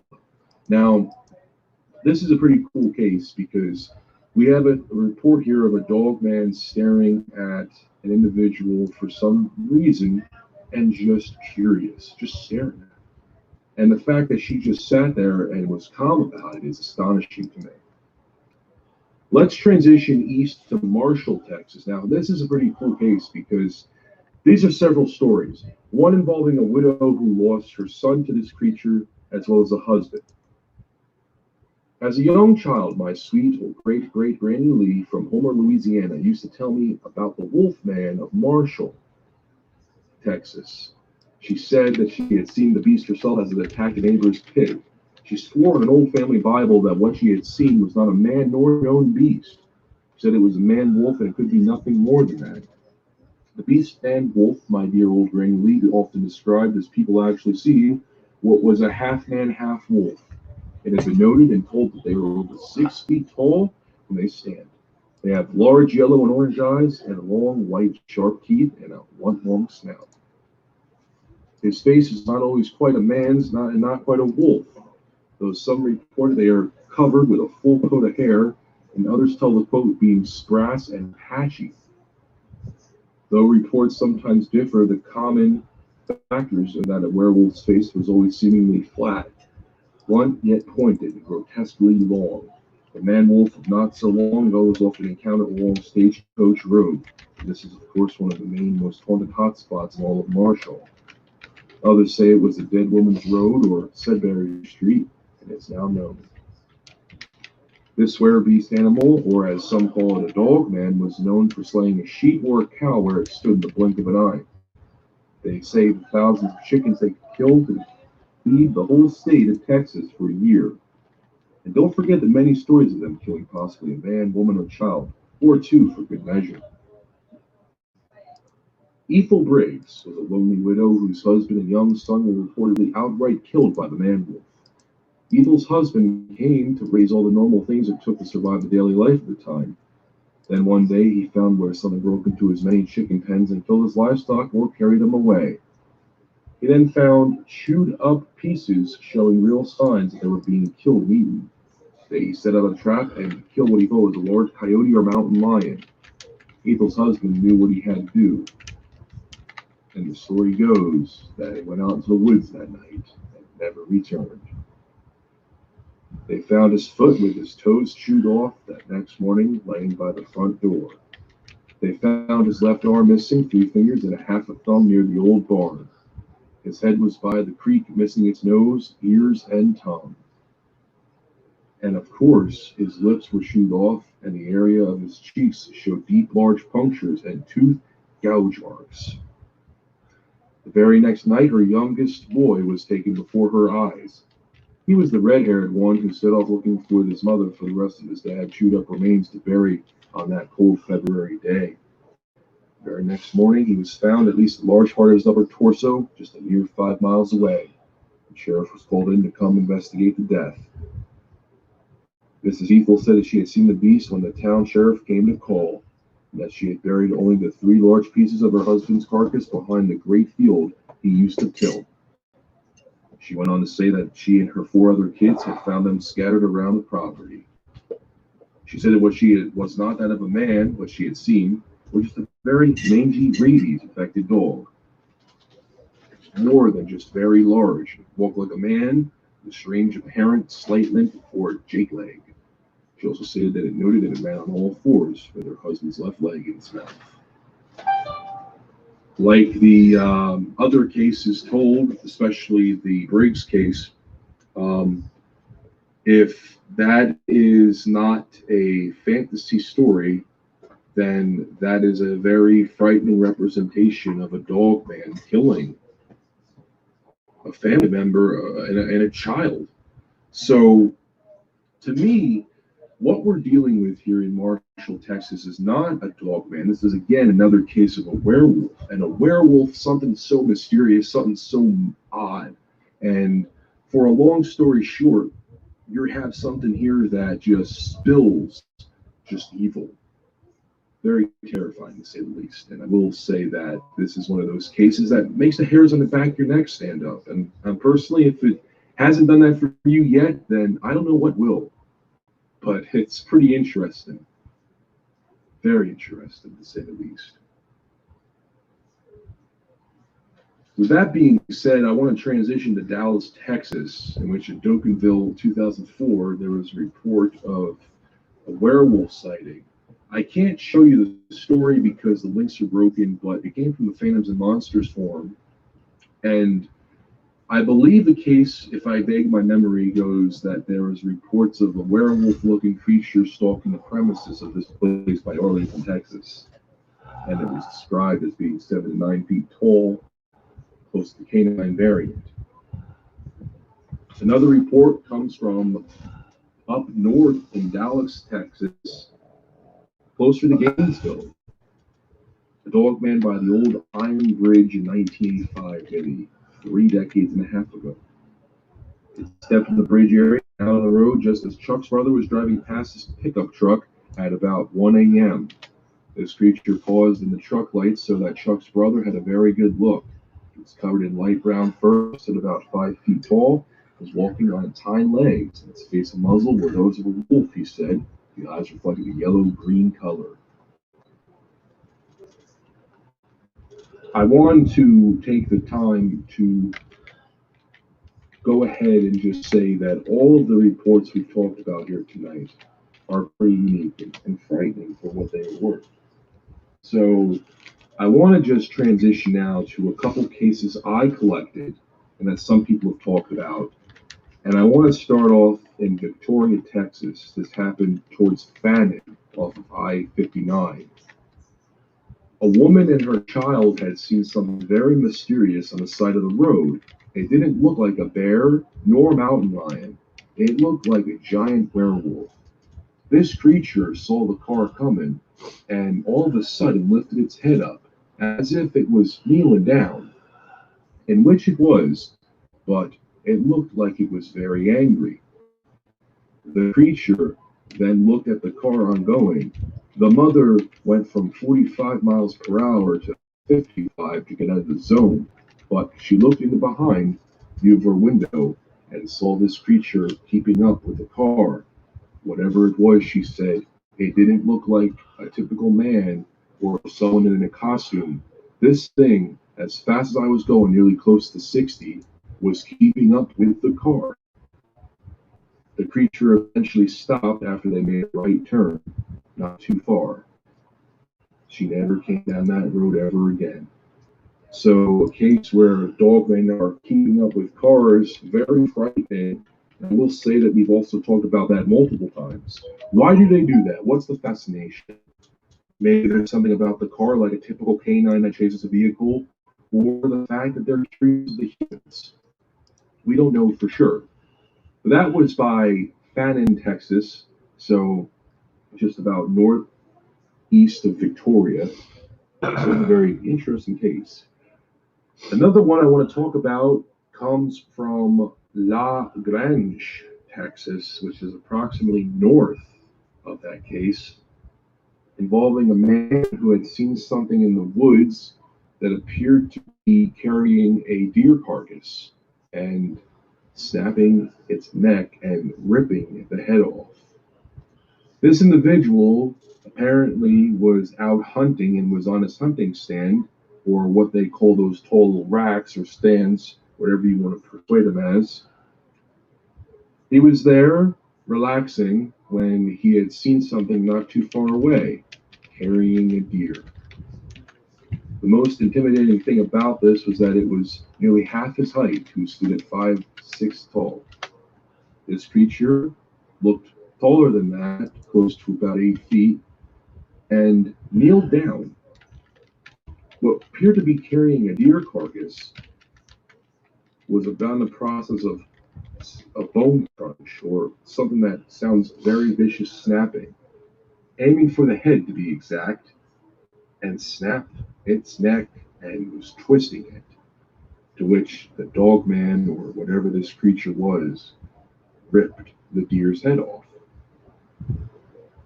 The guy slowly left the tree stump and made a run for it, leaving the area and refusing to come back for his belongings.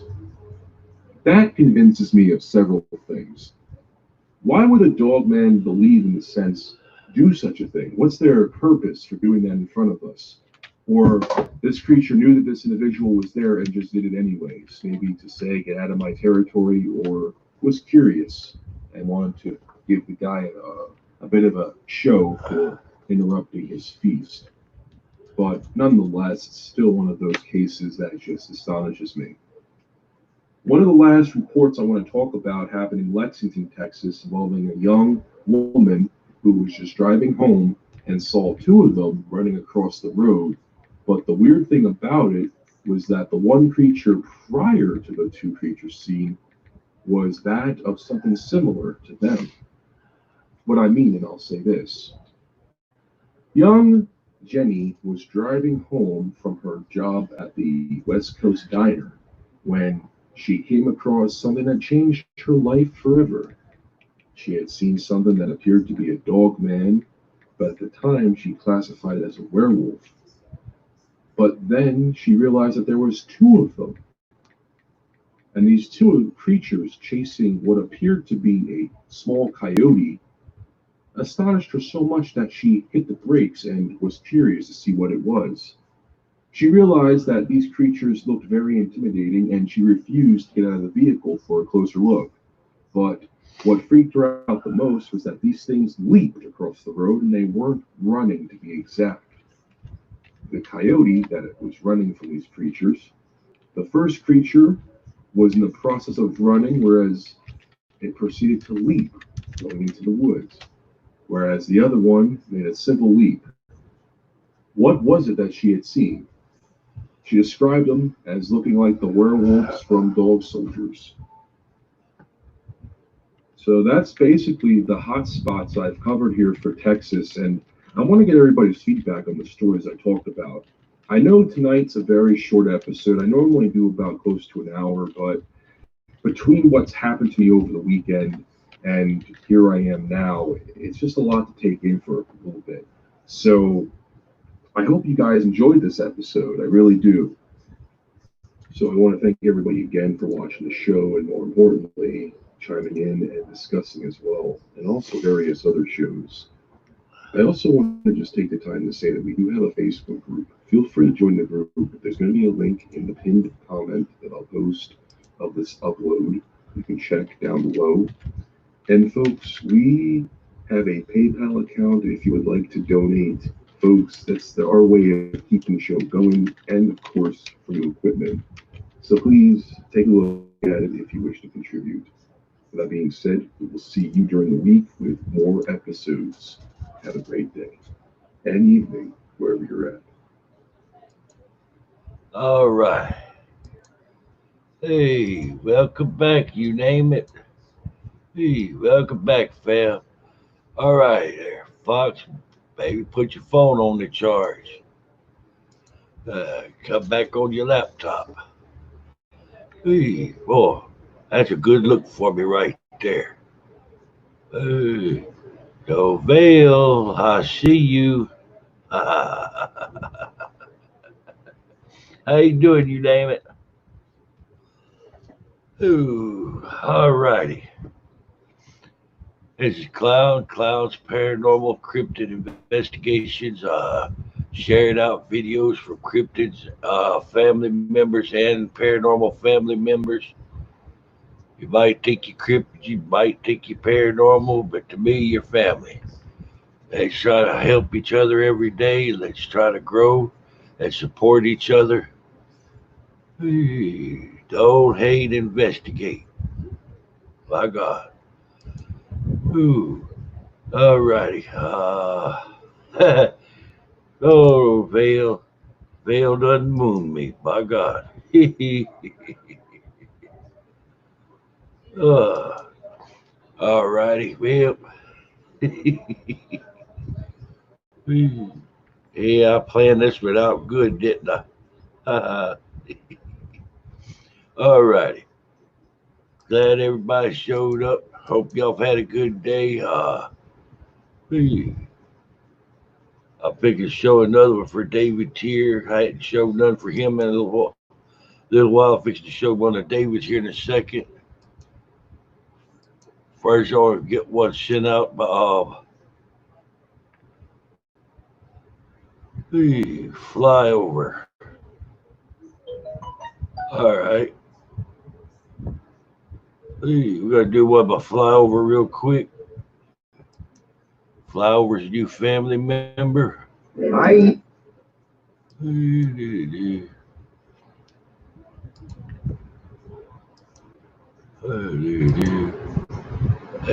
right after that, we're going to do one for David Tier. Yeah. All things paranormal Leslie. And I'll sit there and do something there for Fox. Just hang in there for a minute, Fox. All righty. Hi, son. You have a yellow tongue. Oh, it's yellow. That's yellow.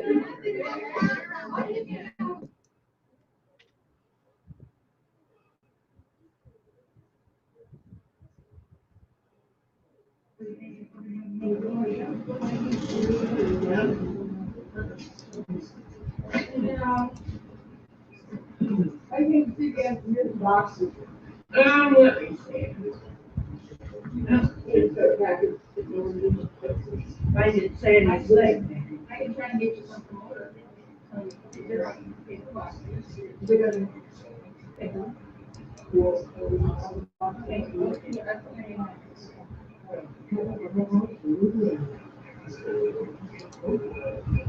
They're gonna have a big house for me already there. We're staying overnight. That's right. And I use it out of your bed. Not mine. No, the other dad was there, but he's been naughty. Right? Maybe I want to sleep between you and you.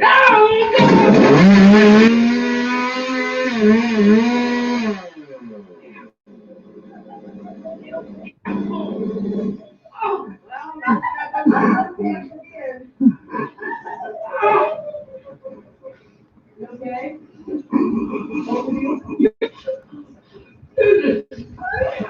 Oh, why did I not?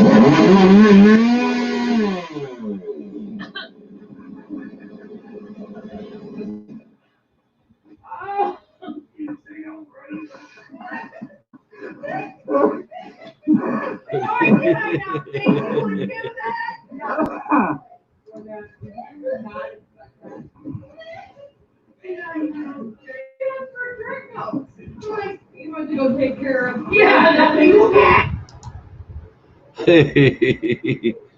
Yeah, it's something about the sound of a chainsaw make you want to get someplace. Hey, hopefully she was well stocked up on with toilet paper, by God. Oh.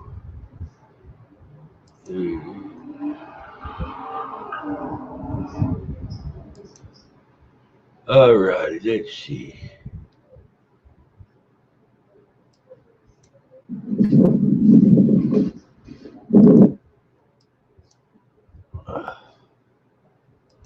Stream. All right, Crow. All right, all right, this is Fox Adventures. Just got Back, everyone. Back to the video.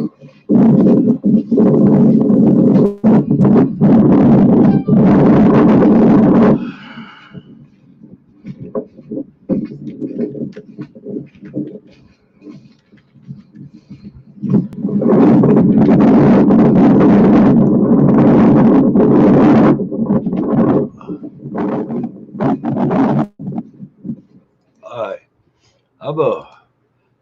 You're very welcome there, flyover. You're welcome there, Fox. I'm gonna be muting that down some cause the wind noise.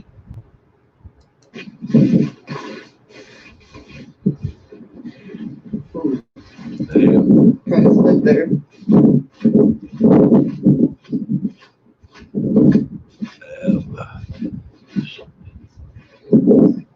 Yeah, no doubt, Vale. Yeah, we'll apologize to anybody who was wearing earphones for that wind noise at the start of the video. Hoping it hurt your ears there.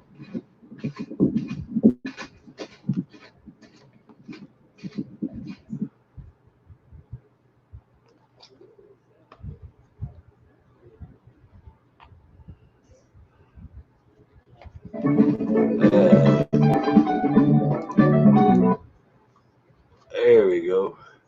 Hey, Vale. How you doing there, Vale? Welcome to the fam. All right, as promised, we fix you run one from all things paranormal, Leslie.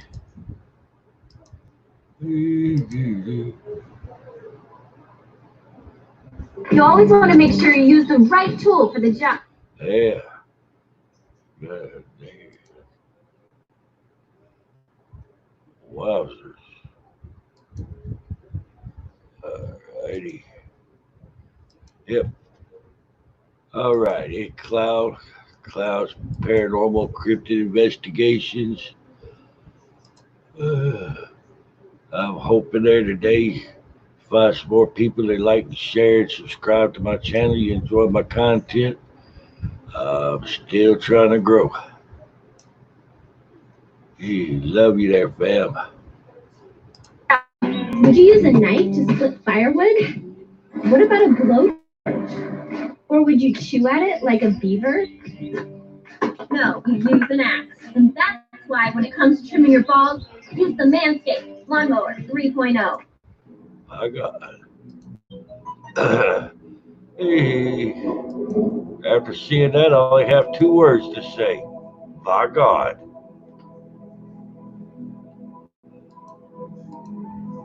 Yeah, no doubt. Hey, there's wood, but it ain't firewood.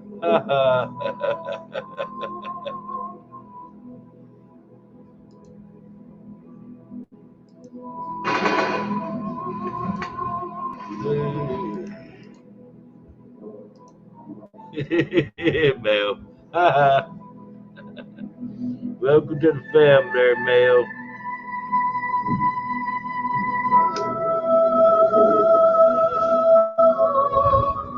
Y'all would there hit that like share button, please.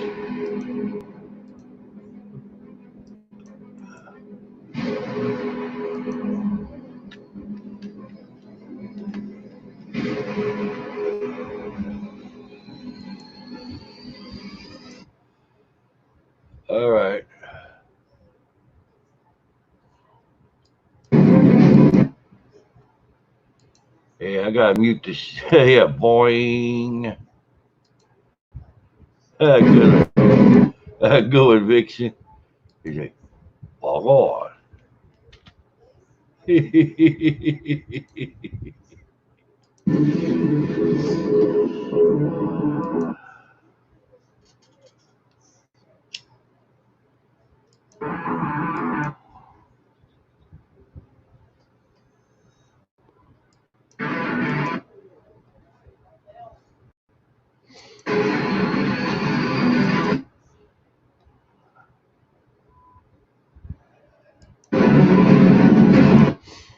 Yeah.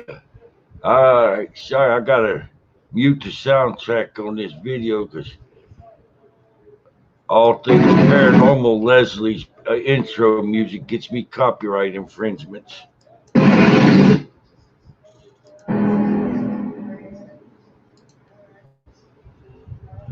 Hi, welcome back to All Things Paranormal.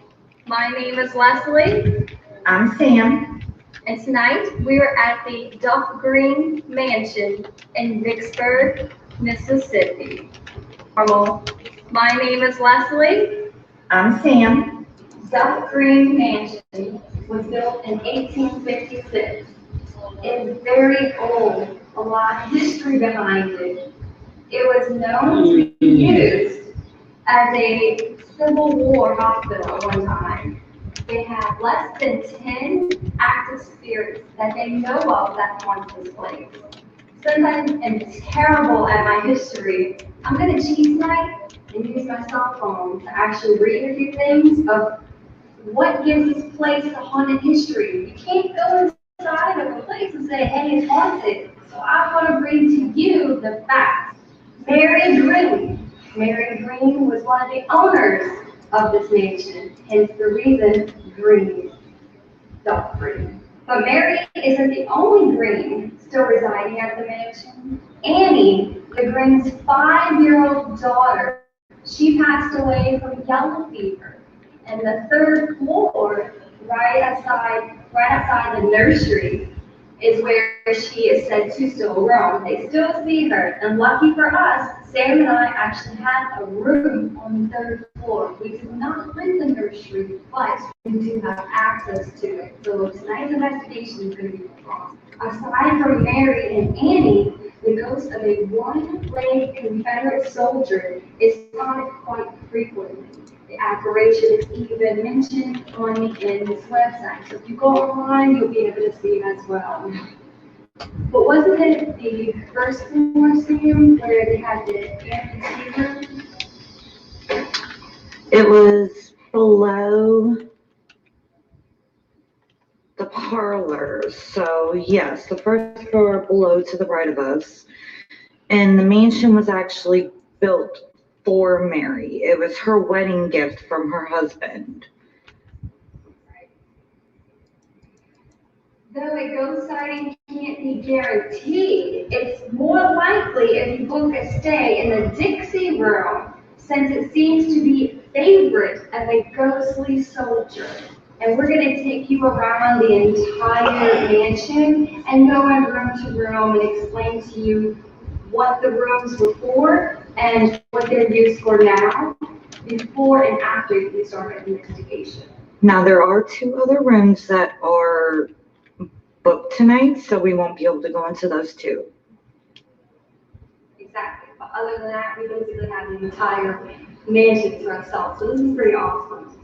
Now also it states online, other unexplained happenings include full body apparitions, shadow figures, phantom footsteps, disembodied voices, strange noises like furniture being dragged across the floor, EVP recordings, and they actually have a video on YouTube, Duff Green Mansion, that you can go online and look on YouTube yourself for anything that you want to see someone else's haunting experience. But tonight is strictly about all things paranormal experience with Leslie and Sam. So let's get started. Okay, so we are on the first floor. This is the lobby area, seating area. And we found the Dixie room.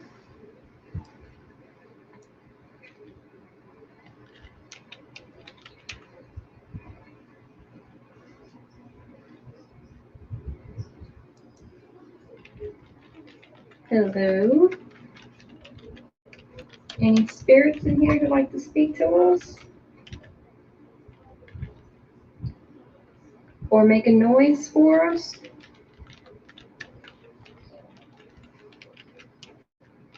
I'm Leslie and this is Sam. We heard this is where the soldier is mostly seen.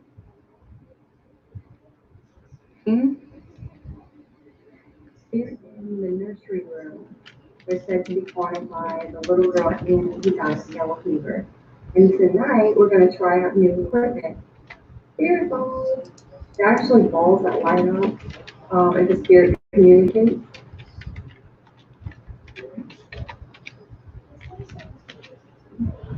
They'll light up. So you can have 2 of them using like yes or no questions. It's pretty awesome.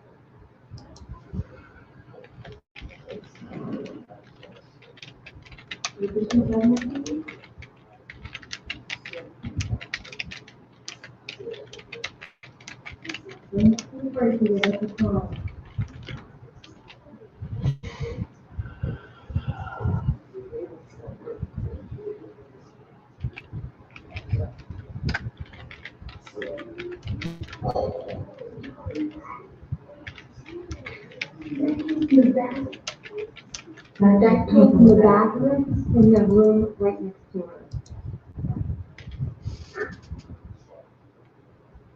Right when I said Angel, he was like to give us a phone. I had 2 goosebumps. I don't want to know either. You can't see. Don't go back to do that noise. I'm really clear.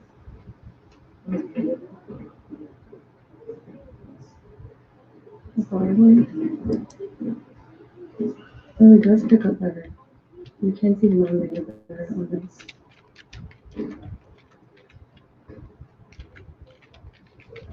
You just heard that loud noise.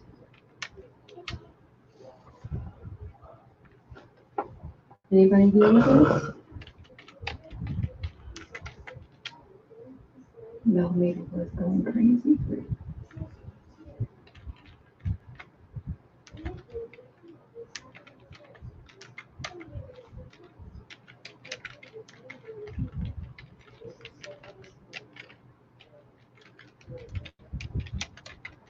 Is anyone here with us?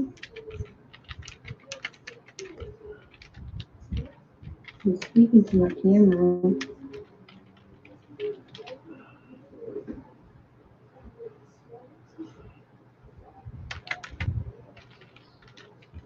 I'm by myself. It's 777.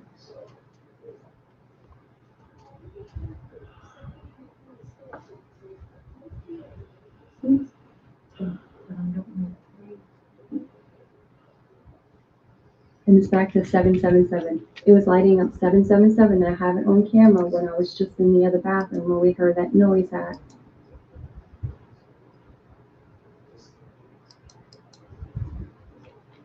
Annie, are you serious?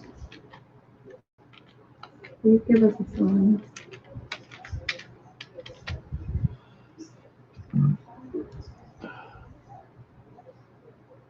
This is from a distance.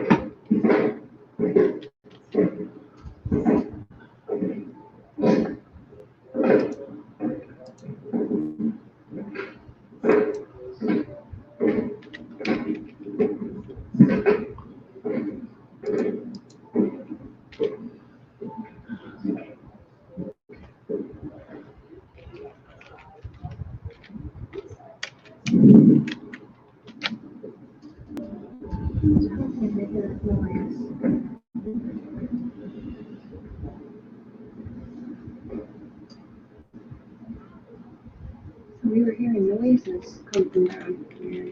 We're gonna have to review our footage from our pictures that we took earlier and see if some of these shows. We know the bottom rooms were open. I'm not sure if the top ones were.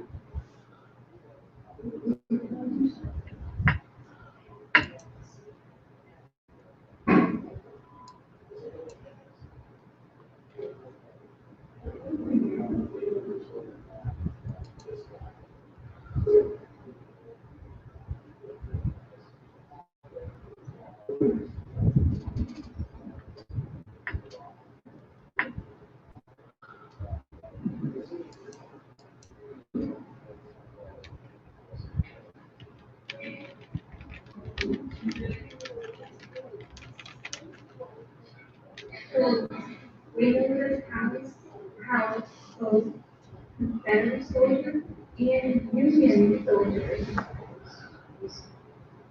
How do you guys feel about that?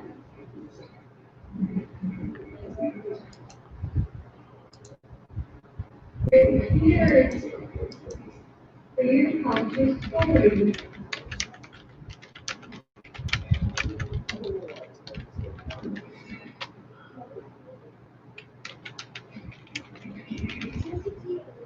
Where are you at?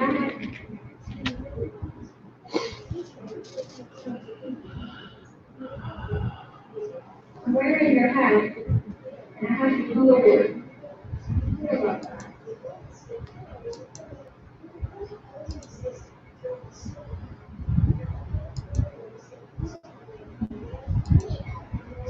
I have your story on where your house.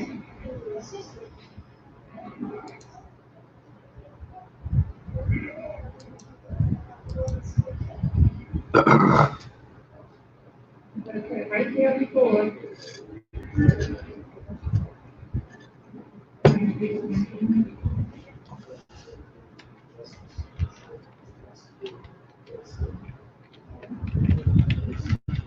Would you turn your phone on, please?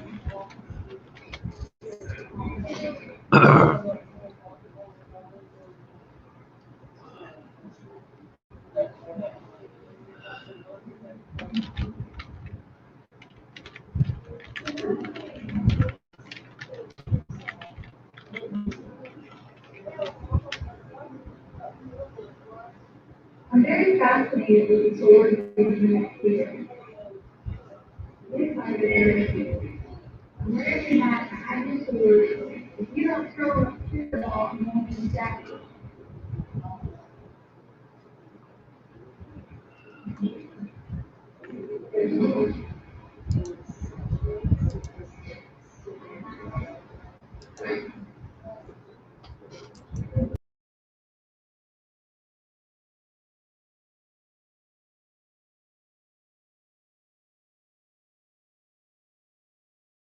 Energy and a ripple. How does that make you feel? A little technical difficulty there. Sorry, folks.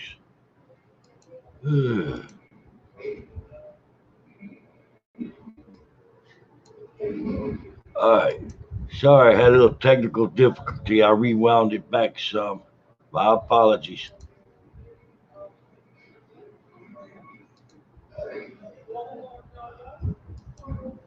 I'm going to get ready for the house. But I was born in Yankee. So that would make you both. Energy and a ripple. How does that make you feel?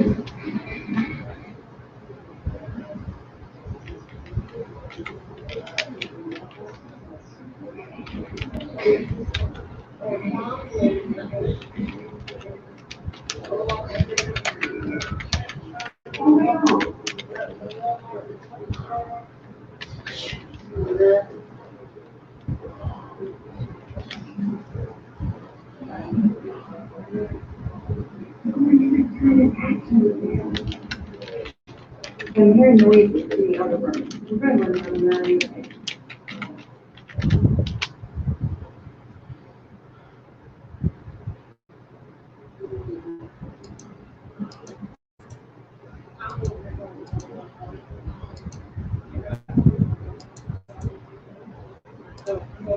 Do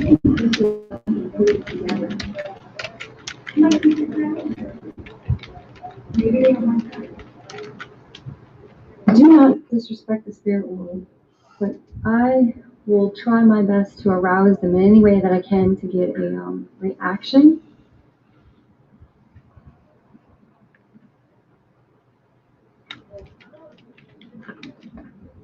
I put my heart and soul into filming Love the Paranormal.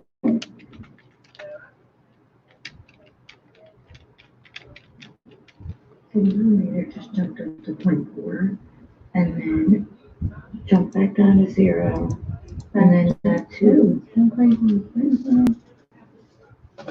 Yeah. Maybe we did turn something off. We have a cell phone on here.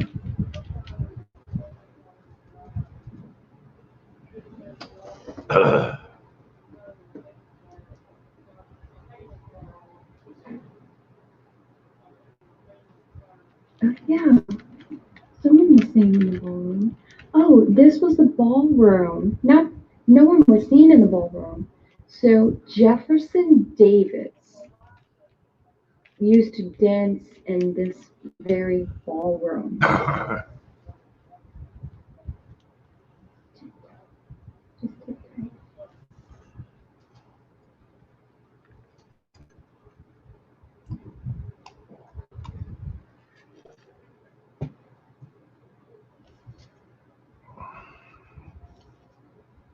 This is so cool knowing it was a ballroom at one time. There any spirits in here who would like to speak to us? You can speak into my camera. We are more than willing to talk to you. Mary, give us a sign in this room to let us know that you're here, please.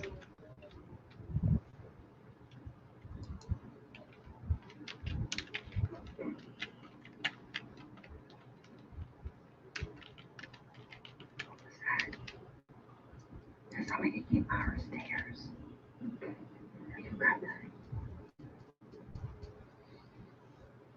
Wait, go put this hat up because I'm still wearing it.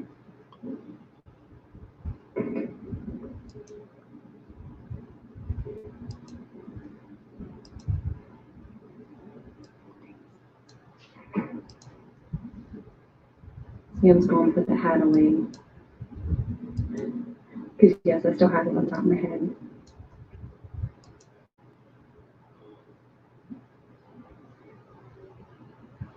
The millimeter's spiking.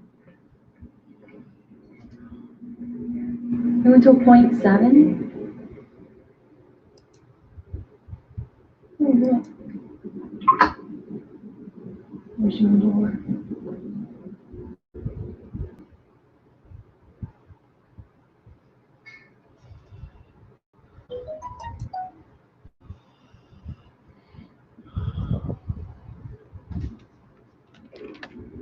We are hearing noises from everywhere.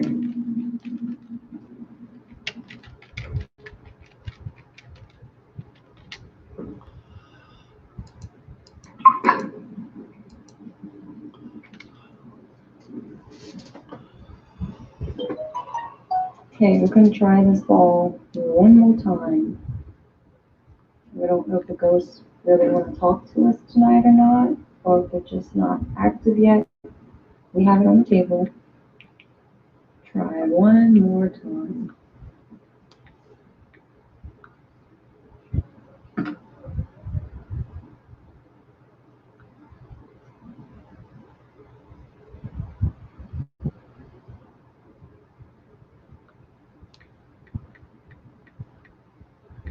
Okay, guys, this is our wraps up our investigation for tonight at the Dr. Mansion. Thank you for joining us, and next time on All Things Paranormal.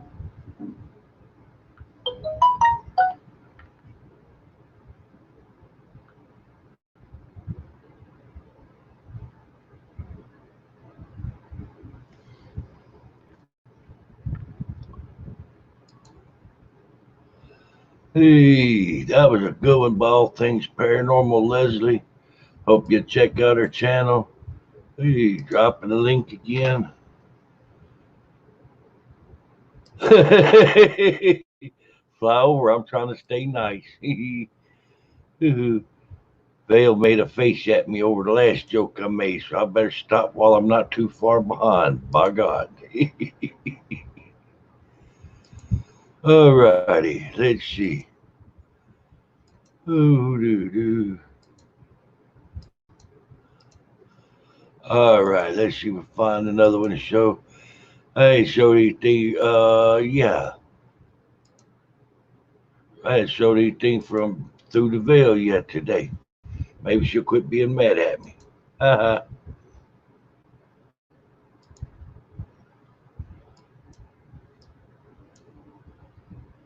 A big dropping link here.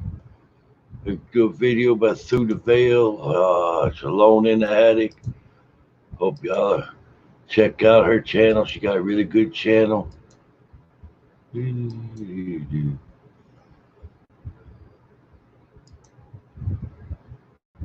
name is Nicole Stroud.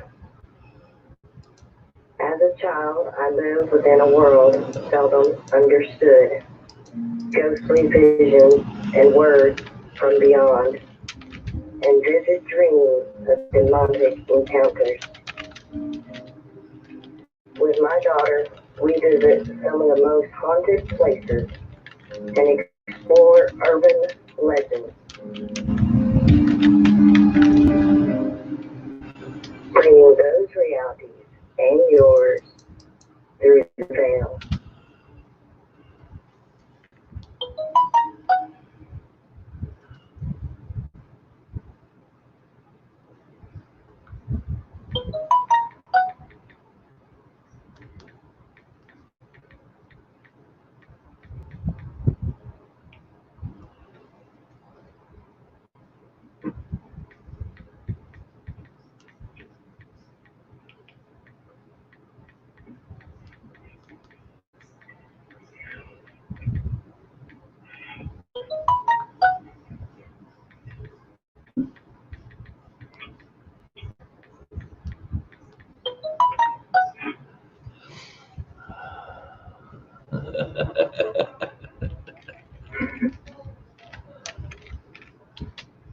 Hey guys, it's Nicole, and tonight we are doing an overnight challenge. We are at a 1700s property, and we are in a hidden room in the attic. Now, this attic is where they used to hide illegal slaves. I understood that they had them in here by the hundreds, and this is a very small property, little area here that we are in. So if you can imagine, I am sitting very still because it sits over a room, and I would drop about 60 feet to the ground. So we are sitting very still. But yeah, we're going to get right into this. We're going to do a little EVP session, a little investigation here, see if there's anything still up here. I know whenever I did come up here and I opened the door, I kind of got growled at. So I'm not really feeling anything evil up here. Maybe just harbor hatred. Maybe I feel really mad while I'm up here. But we're going to kind of keep that at bay. So we're going to get right into this and see what we can find out.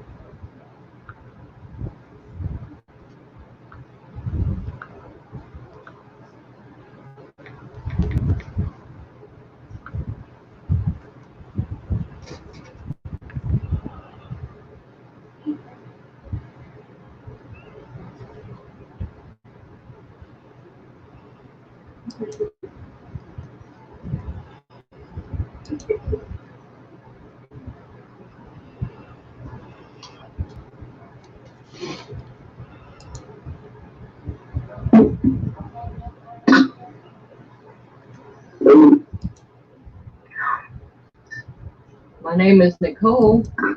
I come here to talk to you. You can't harm me. I'm not going to harm you. You can't follow us back home. Can you tell me who's here?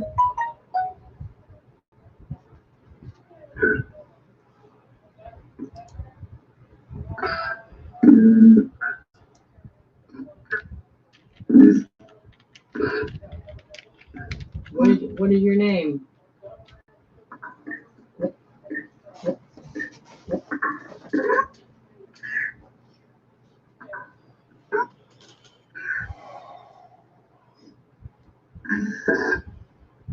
Did you have to stay in a small space? Did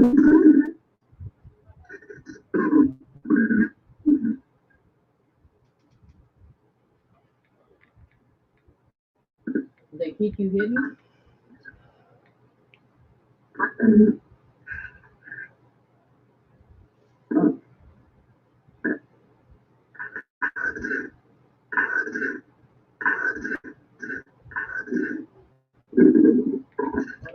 Oh, I'm feeling really, really busy. Like I'm off.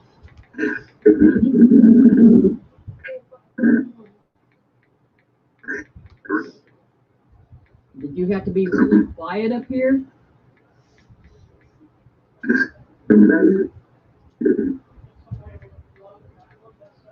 Yeah, you were up here.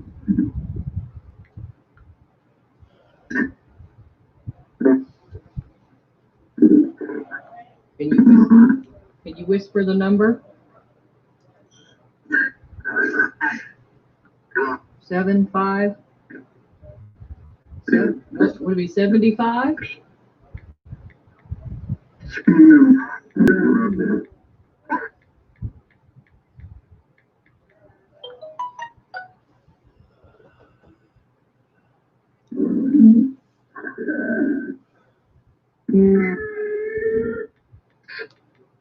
Were you all family?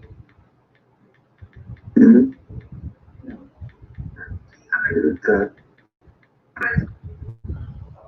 What did you do to pass the time up here? Guide.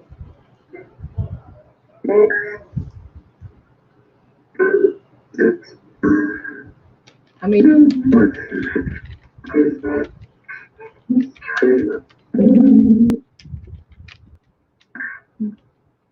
many people died here?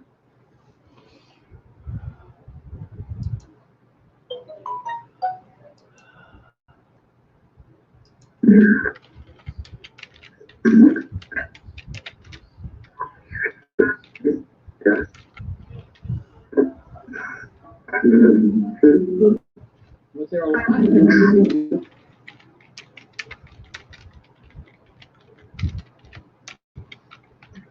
Who was your owner?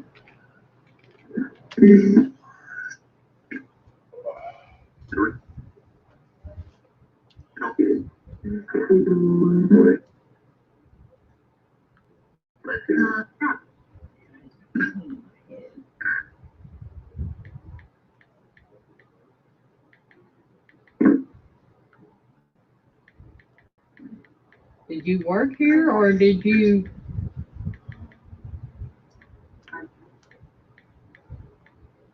get sent somewhere else?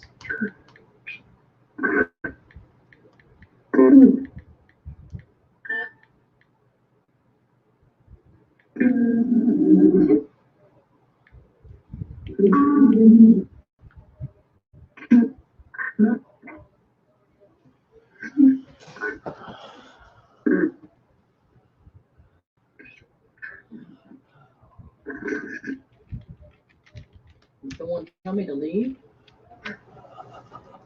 I come up here to talk to you. Try to get your story.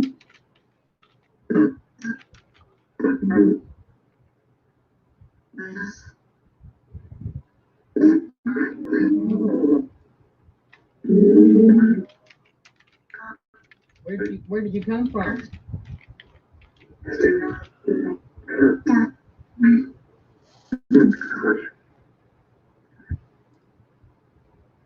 I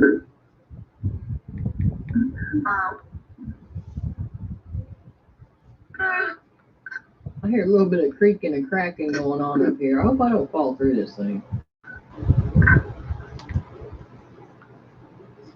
Am I safe?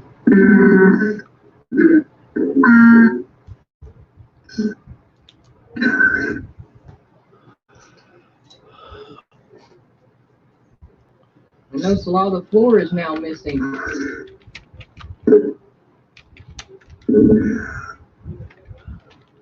Is there a reason the floor is missing?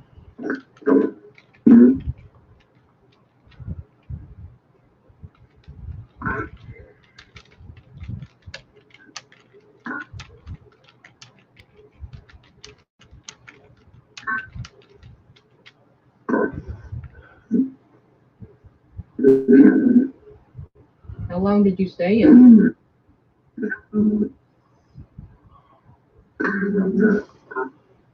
You stay in here months or years?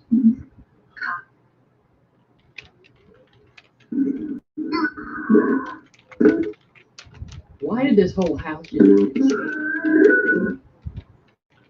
Man.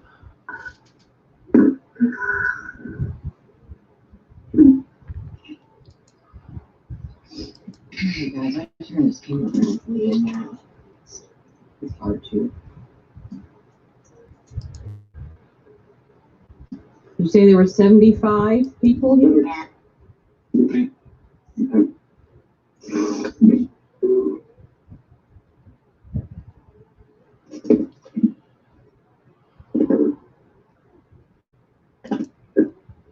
you mind me being here with you?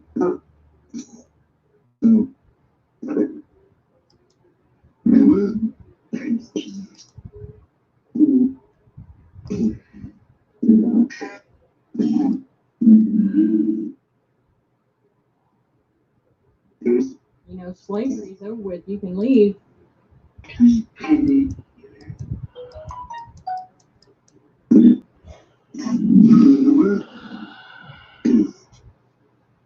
gonna leave through the window?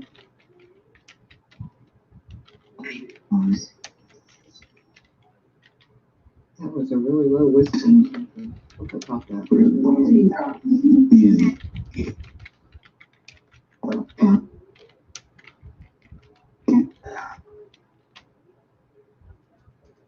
What did you do to pass the time up here?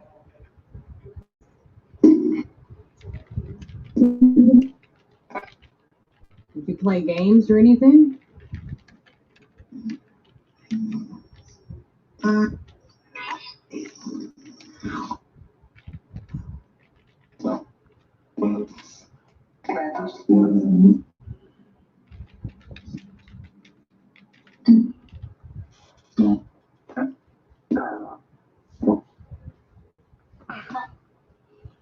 I hear a lot of low whispering.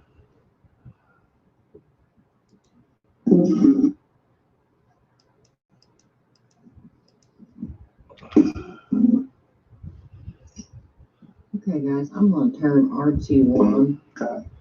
It's getting kind of late. I'm going to lay down here. See if we can do anything. You mind if I stay the night with you? My camera just got really fuzzy. Is someone standing from my camera? Thank you. You mind if I stay the night with you?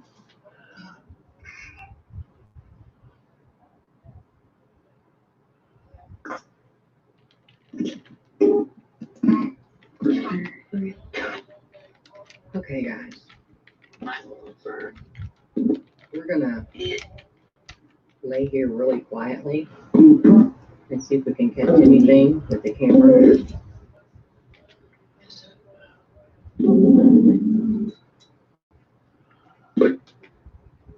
I'm getting a few whispers, which I can imagine if you're stuck up here, you would be whispering.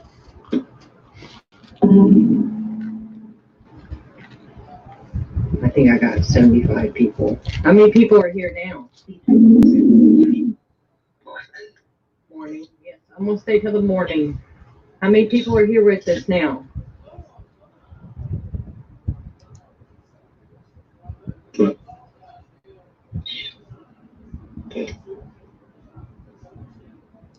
Can you tell me how many people are here?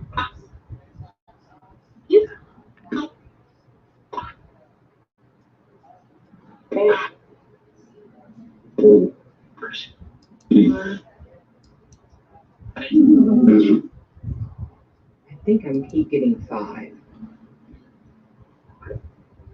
5.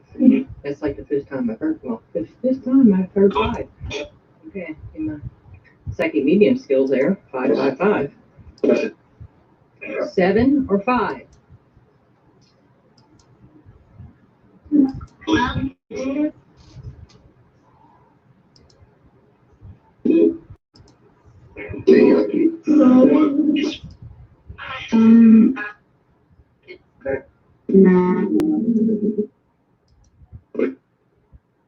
I know I'm getting a lot of gibberish. Just what?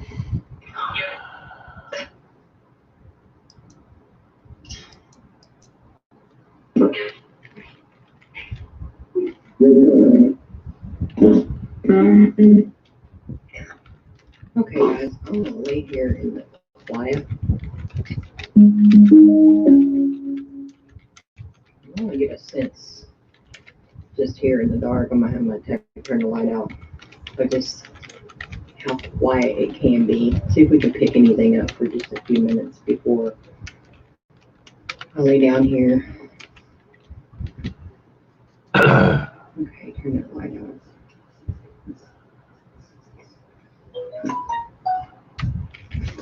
Okay, we're just gonna listen for a minute.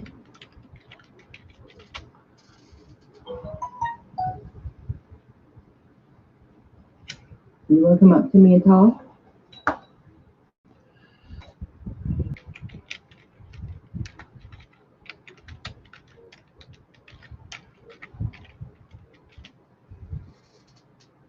I hear a lot of whispers.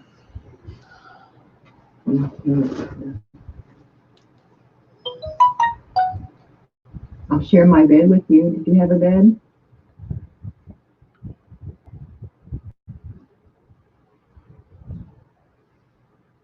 All right, something moved over here next to me. I can hear you moving. Come up here and sit by me. I'll share my bed with you. I just wonder how this floor, this room held 70 people.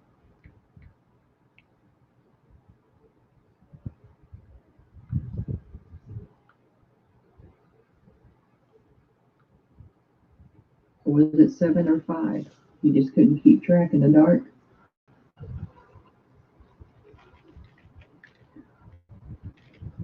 I can imagine you hear each other's voices, but if you even couldn't talk.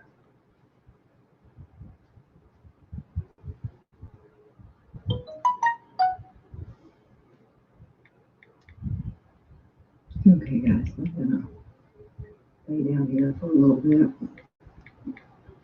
We'll see what happens.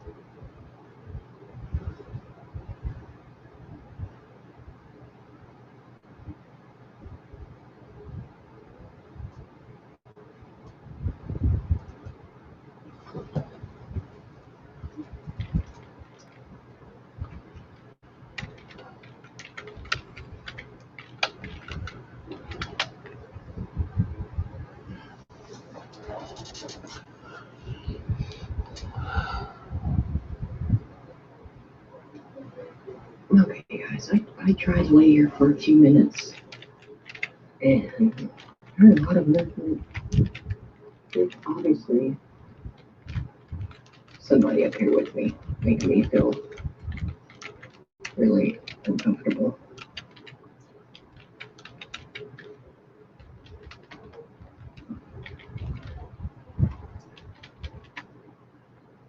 Let me see here. A lot. Noises. It's because I'm just a little bit GB.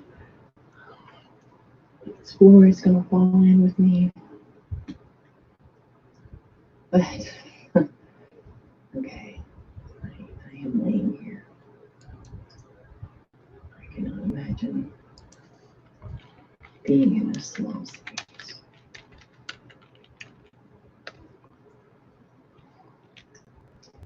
I mean, where I am laying, you can see the roof is like right there. So this is only like a 4-foot hole. It's big enough to lay or sit in. I have been looking around. My nose is burning. My head feels really, really weird.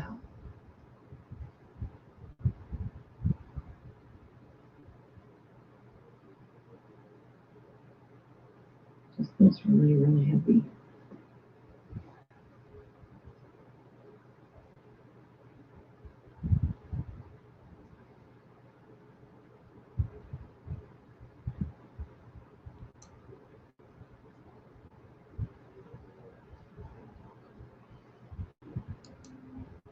Is there somebody up here?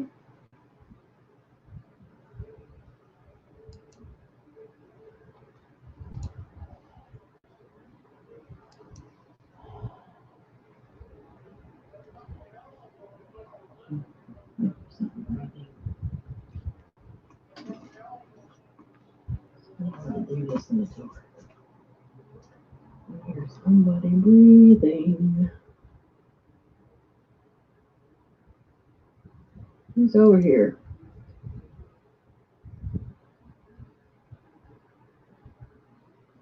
Laying down.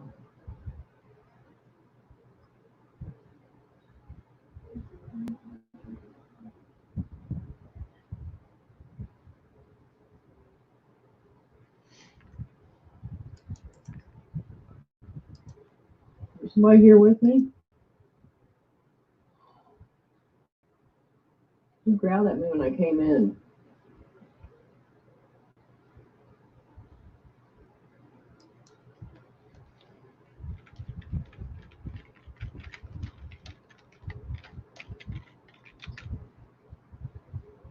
We're going to try to lay back down. Not sure how this is going to work, but okay. Down. Your eyes hurt.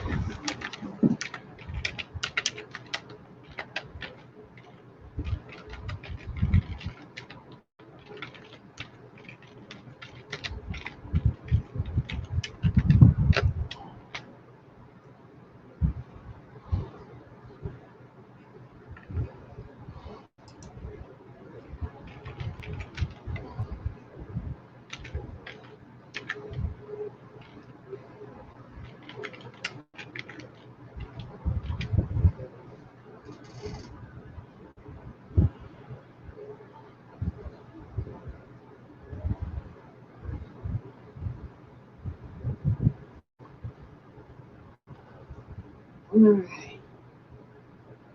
Good morning, everybody. It was a long night. Oh, my back hurts. My butt hurts. I heard a few things during the night. A lot of moving around. I don't know if it was mice or people. It feels heavy up here. I'll go back and look at R2 little EVP session that we did do.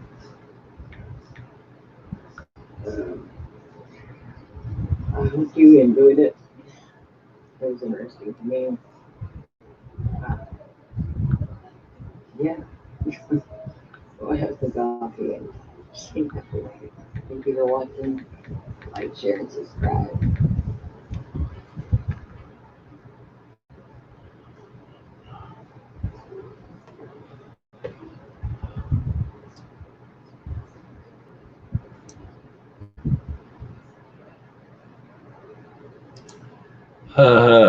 Hey, Avail. Alright, that was Beyond the Veil. Hope y'all will check out her channel. Show some love.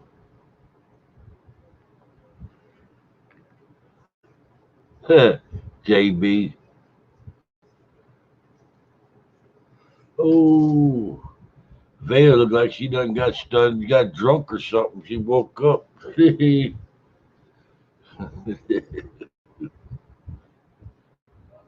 Oh, Flower getting a prime rib sandwich. That'll work. That's a good deal. All righty.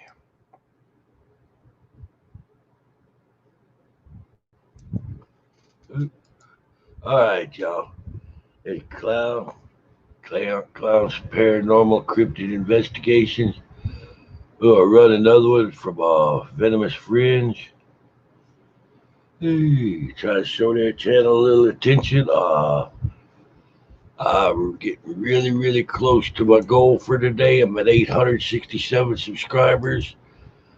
Pushing hard on it, trying to get to 870 subscribers there before the day is out. You like the content? You like the content creators we got on here? I sure hope you'll subscribe and follow their channels too. We're all a growing family here. Yeah, I shaved it after Athena died, David.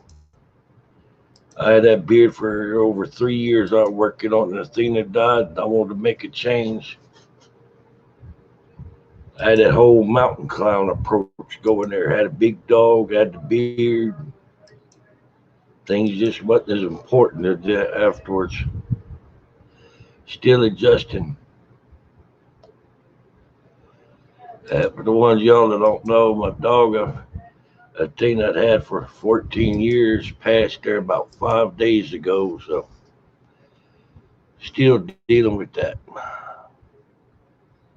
But time to move on. Let's have some fun. God dang it. My God. Want to give a shout out there to South Kakwama, wherever in the world she's at. She got a pretty good channel. She's a really nice lady. She's a good friend. Hope you're doing all right there, South Kakwama.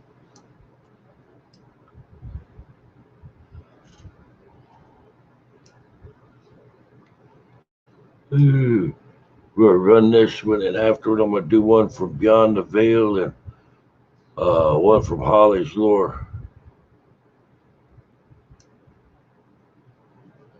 There you go. I don't think we covered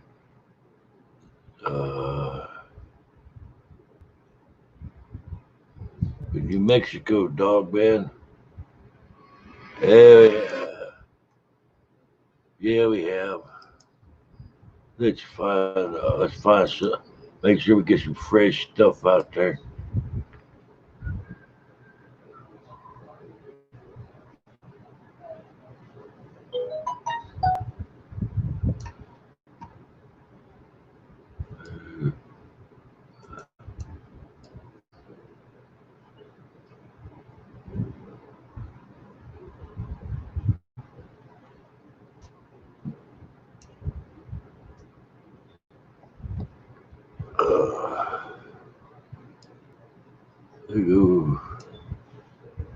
Let's go with paranormal anomalies I can't explain. This year ought to get everybody's attention. It's paranormal from a cryptid channel. Hope y'all hit the like, share button on for the stream where we can get this out there. I'm gonna drop a link below in the channel for Venomous Fringe. This we're here to covering in paranormal. In a very mysterious world, one that's filled with mystery and we cannot explain certain things. My name is Chris Fringe, and I'm a cryptozoologist and paranormal researcher. In tonight's show, we focus on the unknown. Come join me as we discuss the mystery of our world. You're listening to The Venomous Fringe. Prepare yourselves as we dive into the madness of the mystery of our world. Good evening, everybody, and welcome to another edition of The Venomous Fringe. I'm your host, Chris Fringe. In tonight's episode, I'm going to be sitting down with Michael Moran, discussing some of his paranormal encounters and the outcome of such case. Welcome, Fringeaholics and newcomers. It's great to have you all here this evening, and I hope you enjoy tonight's show. Tonight's show is going to be a bit of a sleeper hit show. In other words, we're going to be discussing something totally irrelevant and for quite a while has not been relevant in our YouTube, and that's paranormal. And paranormal, like cryptozoology, is still a very fascinating field. While paranormal has more of a written logic to it in terms of investigation and in terms of evidence and research, whereas in cryptids are unknown animals we're still trying to discover and figure out a little bit more about, whereas in paranormal it's been around for ages and we've actually had some paranormal evidence and valid paranormal claims that would make it more believable compared to cryptids. So tonight's show is going to be a little different. We hope you guys enjoy it. It's a little different out of our atmosphere here. But remember, folks, the Venomous Fringe isn't just a cryptid show or a Dogman show. This isn't the Dogman Fringe. This isn't the Bigfoot Fringe. This isn't Mothman Fringe. This isn't the Paranormal Fringe. This is the Venomous Fringe, an outlet dedicated to cryptids and paranormal, period. And I understand that there's a lot of you who aren't too fond of other topics, but folks, this is the Venomous Fringe, not the Dogman Fringe. We know everybody loves and appreciates the Dogman cryptid, but folks, we do not just focus on one topic here on the Fringe. And I would hope that a lot of you guys take a look at my other episodes because personally, they are worth it. Just saying. So let's get Mike on the show, and then we'll see you guys at the end. My guest at this time is Michael Moran. Michael, welcome to the Venomous Fringe. How are you tonight, bud? I'm doing good. It's great to have you on the show tonight. I want to thank you again for taking the time out of your schedule to come on. How are you tonight? How are you feeling? You very excited to be on the show tonight? Yes, I am. It's great to have you, as I said.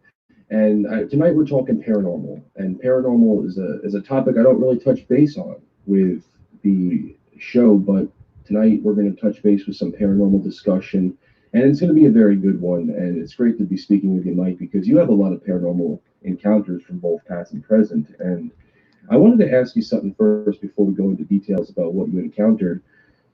Do you, as someone who is a big cryptozoologist, big enthusiast for both fields of cryptids and paranormal, how does it make you feel to be studying this stuff? Is it something? Do you consider it like a hobby, an interest, or something exciting to look into, or what?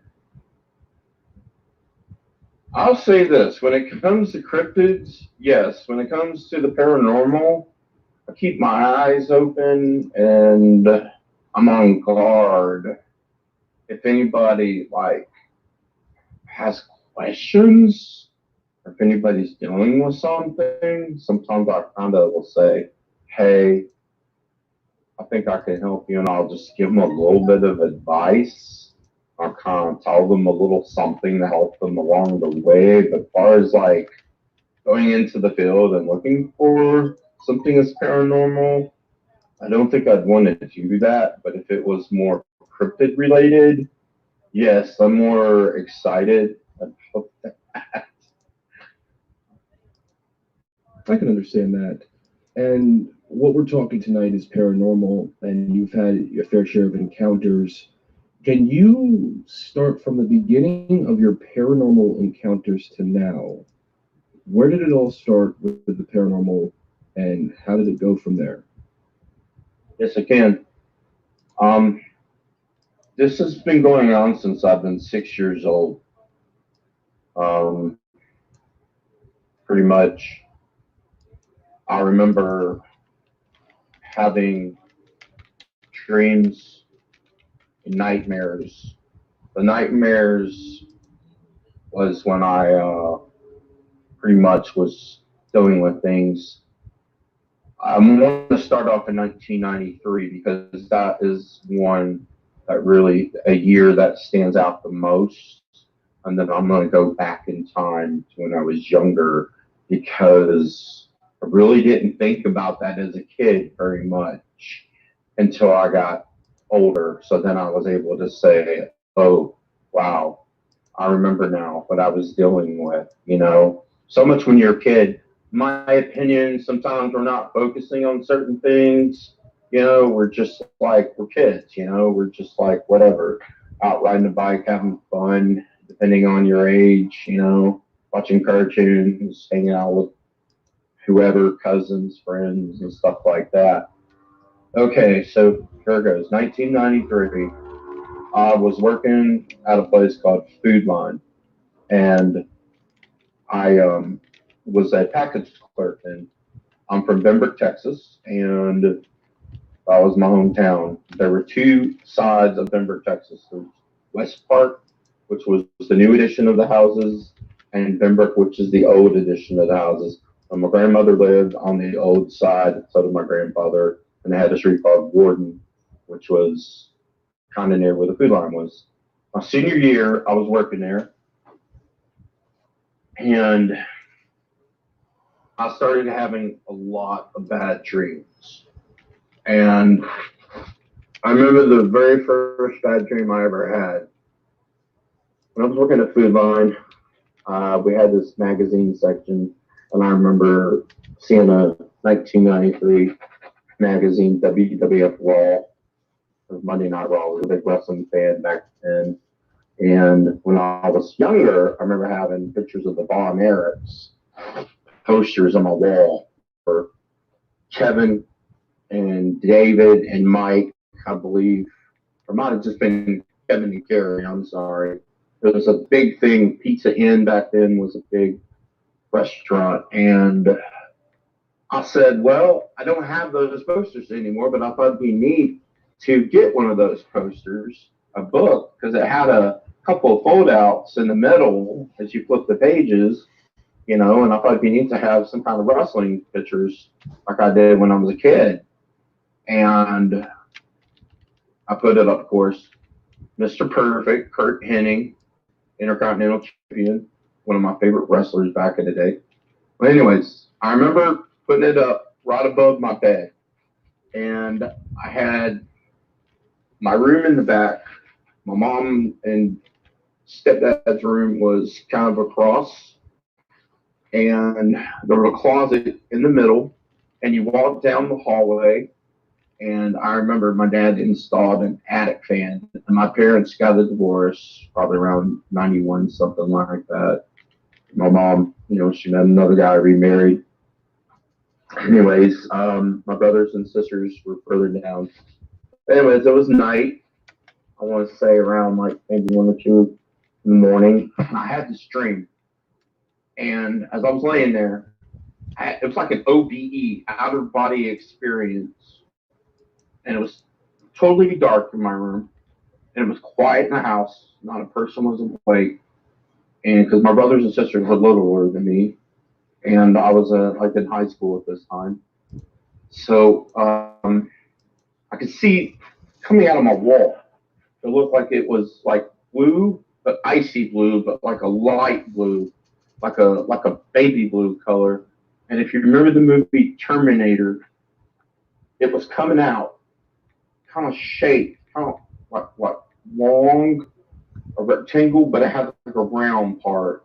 It was coming out of a wall, and it was probably maybe about 4 or 5 inches coming out, pretty big, and it knocked my poster down, and the poster fell on me, and I immediately jump up, and I put my hands in front of me, like, you know, what just happened? And I run immediately, turn on my light, and the light switch we had was interesting because you hit it and it turns on, and then you hit it again, you tap it, it turns off, or you could lower it. And those were the lights, I guess, at the time that they made. And I immediately just tap it, it comes on, and I start looking around the room laughing. I'm like, oh my God, what a dream. Oh my God. Like, I'm laughing at what just happened. And I'm looking at the wall. I'm looking where the bed is, and I see the poster. I'm like, oh, geez, I ripped it in half. And I'm just sitting there, and I'm just like looking around the room, and I'm getting all, just like, all right, whatever. I look back at the poster, and the way it's ripped in half, I look at the eye from the face. Half of the face has been ripped, and I look at the eye. I don't know what it was about that eye when I looked at it. It was almost like someone or something was there with me. And I curled up in fear. And I just kind of sat there in the bed looking around. I did not want to go back to bed. I stayed up till it was like daylight. I didn't tell anybody anything. I just shrugged it off. And that whole summer, I was having nightmares. And the person that I started seeing, it was like a person that I was literally out of my body every time I was having these dreams. I seen this person. It was a man with no face. And a lot of the dreams would take place at night. I'd be in the hallway walking down, and I'd see a person standing there. And I got so scared because I couldn't figure out who or what this was in my house. And I would run immediately, and I'd wake up. And it was like, well, I was close to 2 or 3 in the morning. And I remember the very first time I was in my living room asleep, and I was in the kitchen, and I turned around, and I seen this figure walking towards me. And I remember backing up all the way, and I just woke up. And like I said, it was just so many times it was just happening and happening. And I got to the point where I would turn on Christian music television. That's another time about Christian radio. And I remember putting it on, and it sounded like a voice. Like you took some audio or something from a movie, and it was screaming out no. And I would never put on any music again. I was like, wow, it was like horrible. It was just like a lot of sounds with a voice, and it like really creeped me out really bad. And so again, yeah, I wasn't telling anybody. And we had this dog named Shadow. He was a Pomeranian Pekingese. And it was within that year. And I was getting ready to go hang out with some friends from Food Line. I was tying my shoes. I had some friends named Shane and Frank. And they lived on the other side of Pembroke, and I was getting ready. And my dad had these smoke alarms that were installed. And my dog Shadow starts looking up. And I'm thinking, okay, well, what's he looking at? Is he looking at a moth or something, or an insect, like one of those little mosquito things? I look up, and I see it looked like smoke. If you take your hands, put them together, and just come out a few inches, maybe, it looked like cigarette smoke. And I'm sitting there thinking, is something on fire? And I'm sitting there staring at it. Okay, I don't know if y'all been in a room to where like it's empty and you can hear like an echo before you start putting your furniture in your room, like if you move in a house or an apartment or something. Well, when I was looking at that, imagine this, it just goes small and sucks up into like a little ball and it makes a big sound, and it sounds like I don't know if y'all remember this, like back in the day, you used to have these little toys and you hit them together and they sound like little pops, like those little things you throw on the ground. Well, imagine taking one of those pops and throwing it in a empty room with that. That's what it sounded like when it went like that. And it just like vanished. And I look at my dog and he turns his head like most dogs turn his head. I got the hell out of there fast. There again, I didn't tell anybody anything. And I went to the party that night. And sometimes I wasn't messed with at all. I really wasn't. And there was some nights I could actually sleep. And I remember one night I was literally in the living room and I could see everything and I knew what was going on. And I grabbed a bowl and I just started filling that thing up with ice. I don't know why. And I run outside and then I could see this man with no face outside my backyard. I just start tossing over the fence. And I realized it had no effect on him. I was running in my house, shutting the back door. And now I'm curling up in fear again. So in my dream, I'm curling up in fear, which is like really, really odd. And I don't know why. I mean, maybe all the stuff that I was going through at this time, you know, maybe I just got so scared of what I was dealing with, you know. And the best way to describe this person was, it was blurry as heck. You could see the body, and he was moving, but you could never see the face. And I remember I was working at Food Line, and I was coming home, and I wasn't feeling good. And I had a bike. It was an Eagle. And I was riding a bike, and I rode home. And when I got in the house, it was daytime. I didn't think no, just laid down. I'm walking down the hallway, not realizing anything. And as I come down to the end, I take a right, and you can see where the living room is. See the living room, and then somebody just goes to the side and turns and looking right at me, and I'm thinking, whoa, who the hell is in my house? And then, I don't know, it's weird, like in my dream, I started seeing a flash as this person moves, like something like that. And every time they move, I'm like seeing a flash, I can see them moving. And I'm running down the hallway, and I wake up, and I'm on my bed, and you know how like when you're like in a house and every once in a while it's kind of quiet and you hear like a little thump, like the house selling or whatever. I wake up and I'm looking down the hallway and I'm just staring and I hear a little thunk. And I'm sitting here thinking, whoa, what just happened? And you know, I'm just like in shock. You know, really just thinking like, what is this? What's going on, you know? And I started thinking back, like back in time. I started remembering like everything that happened. When I was a kid, my parents, they had this giant rabbit they got from a friend named Tom Shackleford.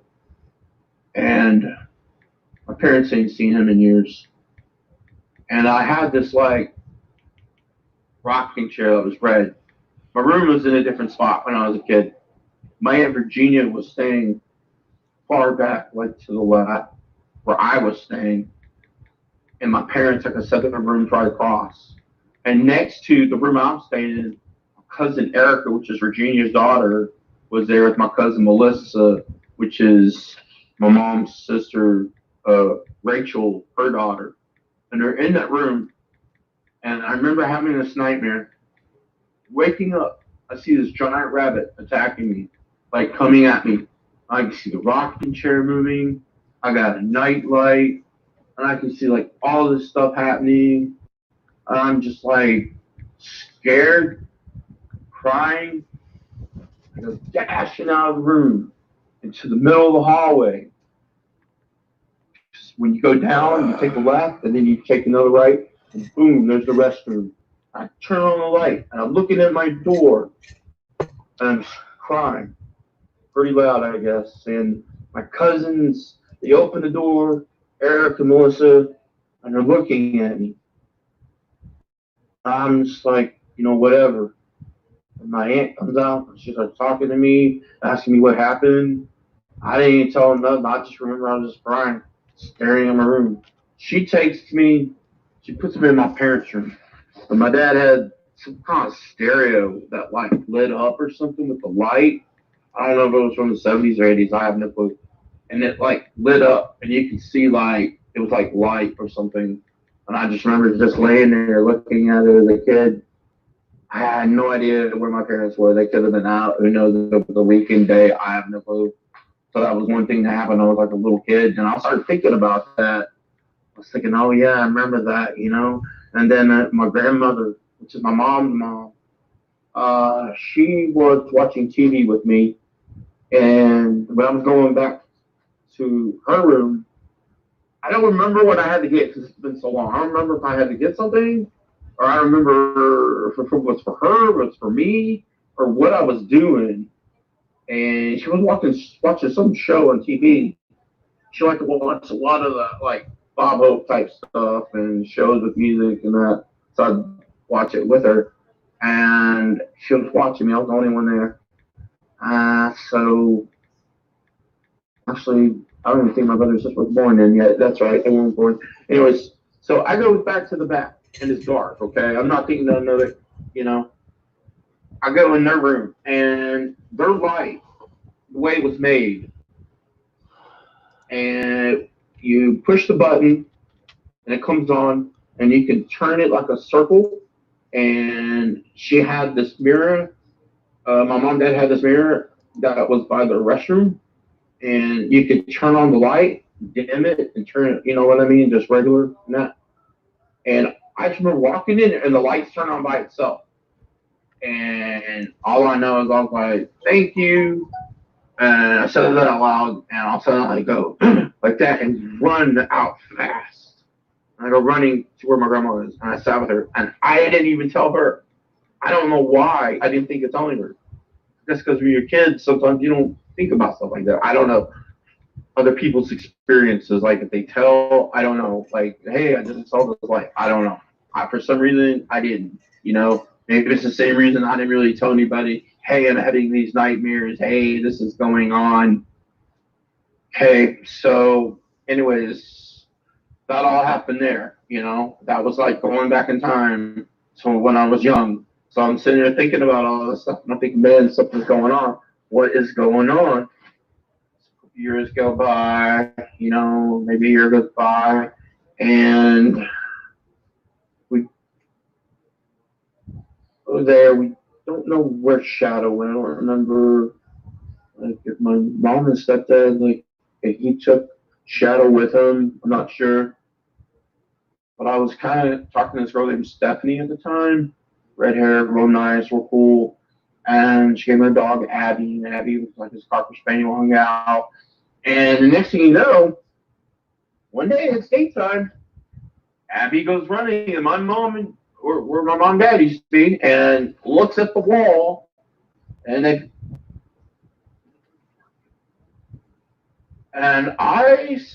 don't shut this dog up. I sit down, and I'm like looking at this.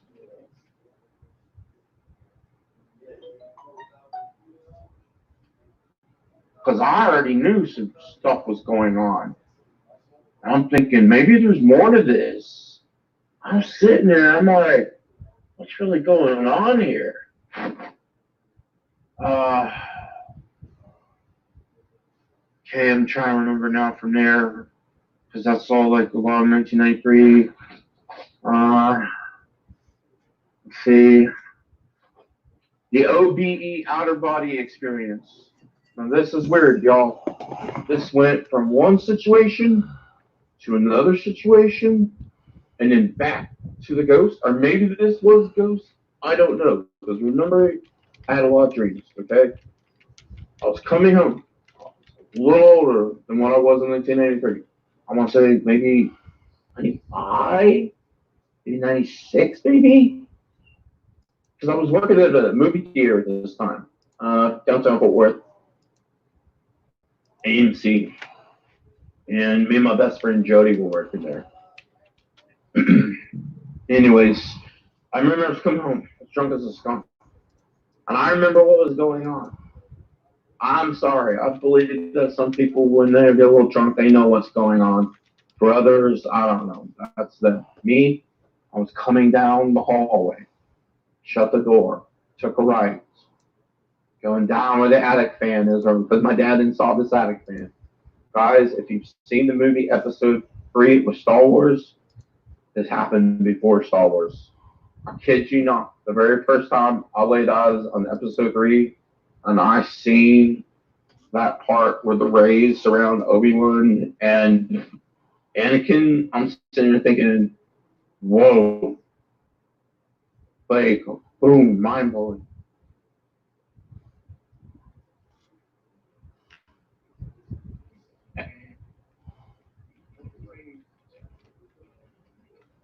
And I'm just kind of like real relaxed, looking around, like trying to figure out what's going on.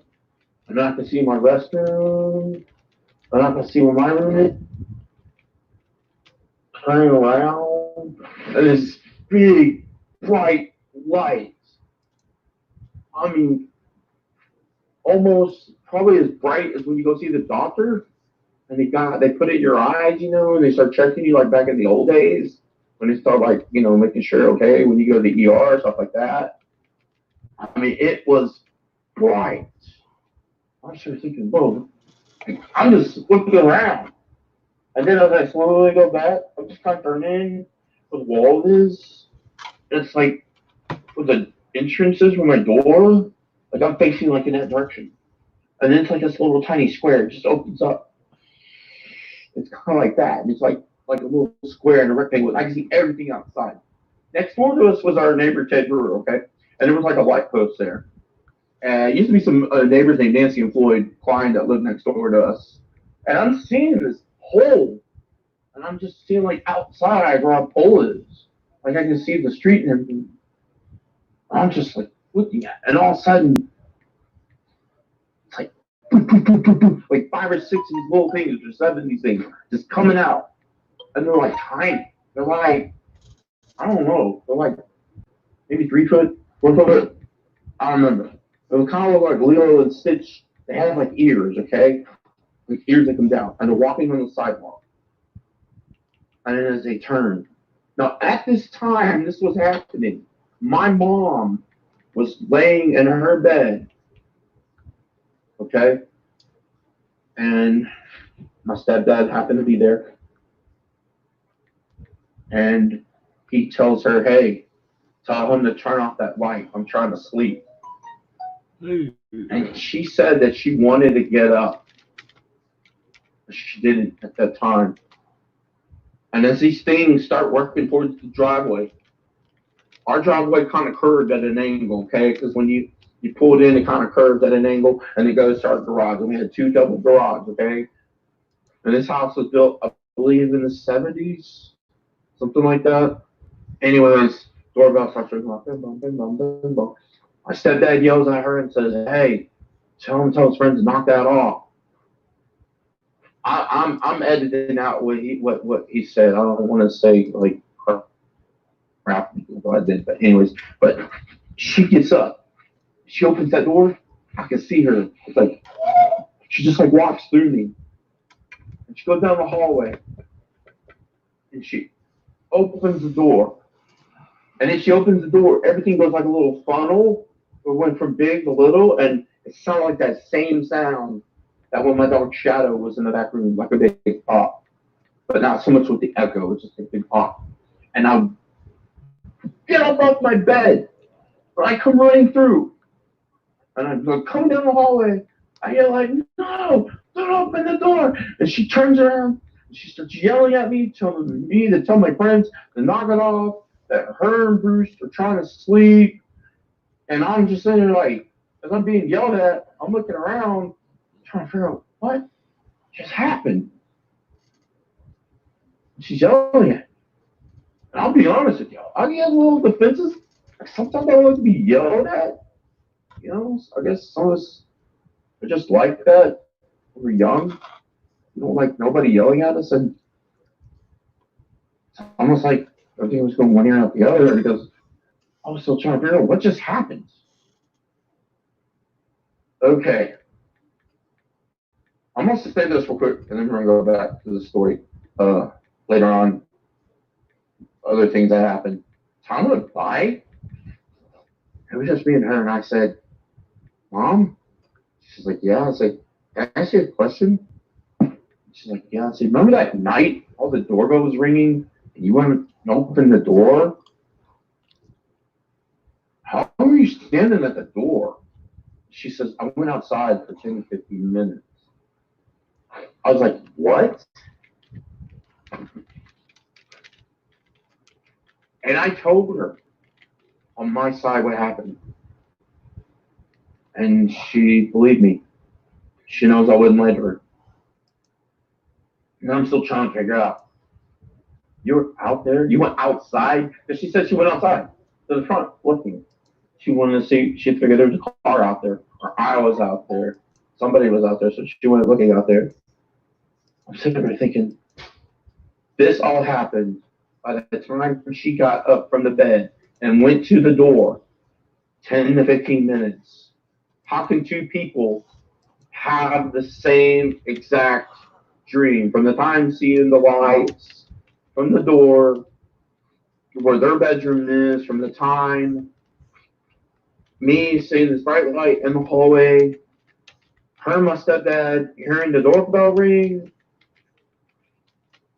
from opening the door, from me running to her? How in the Sam heck can two people have the same exact situation dream? Because if I was asleep during this time, I don't know how I went from the hallway to the bed and getting up and running back. And if it felt like 10, 15 minutes,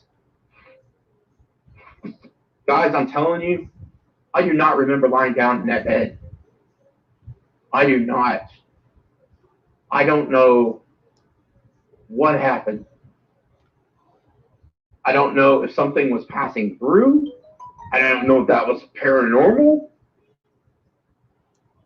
I can't explain it. I don't know. And to this day, I've heard that sometimes you can go see like a psychiatrist, have them like do like like hypnotize you, and you go back and see what happened. I'll be honest with you, I would have no problem going back to that day, seeing what happened. But of course, I'd probably be looked at as somebody that's crazy from like a psychiatrist or something. All right. So later on, I ended up moving to a 2-bedroom duplex. And I felt like the curse had been lifted, whatever I was dealing with. And I had a place in Camp Bowie, Montgomery. I was down the street from the Rogers Coliseum. I had a roommate named Jason Logan. And I've known him since we worked at the movie theater. And he's really cool.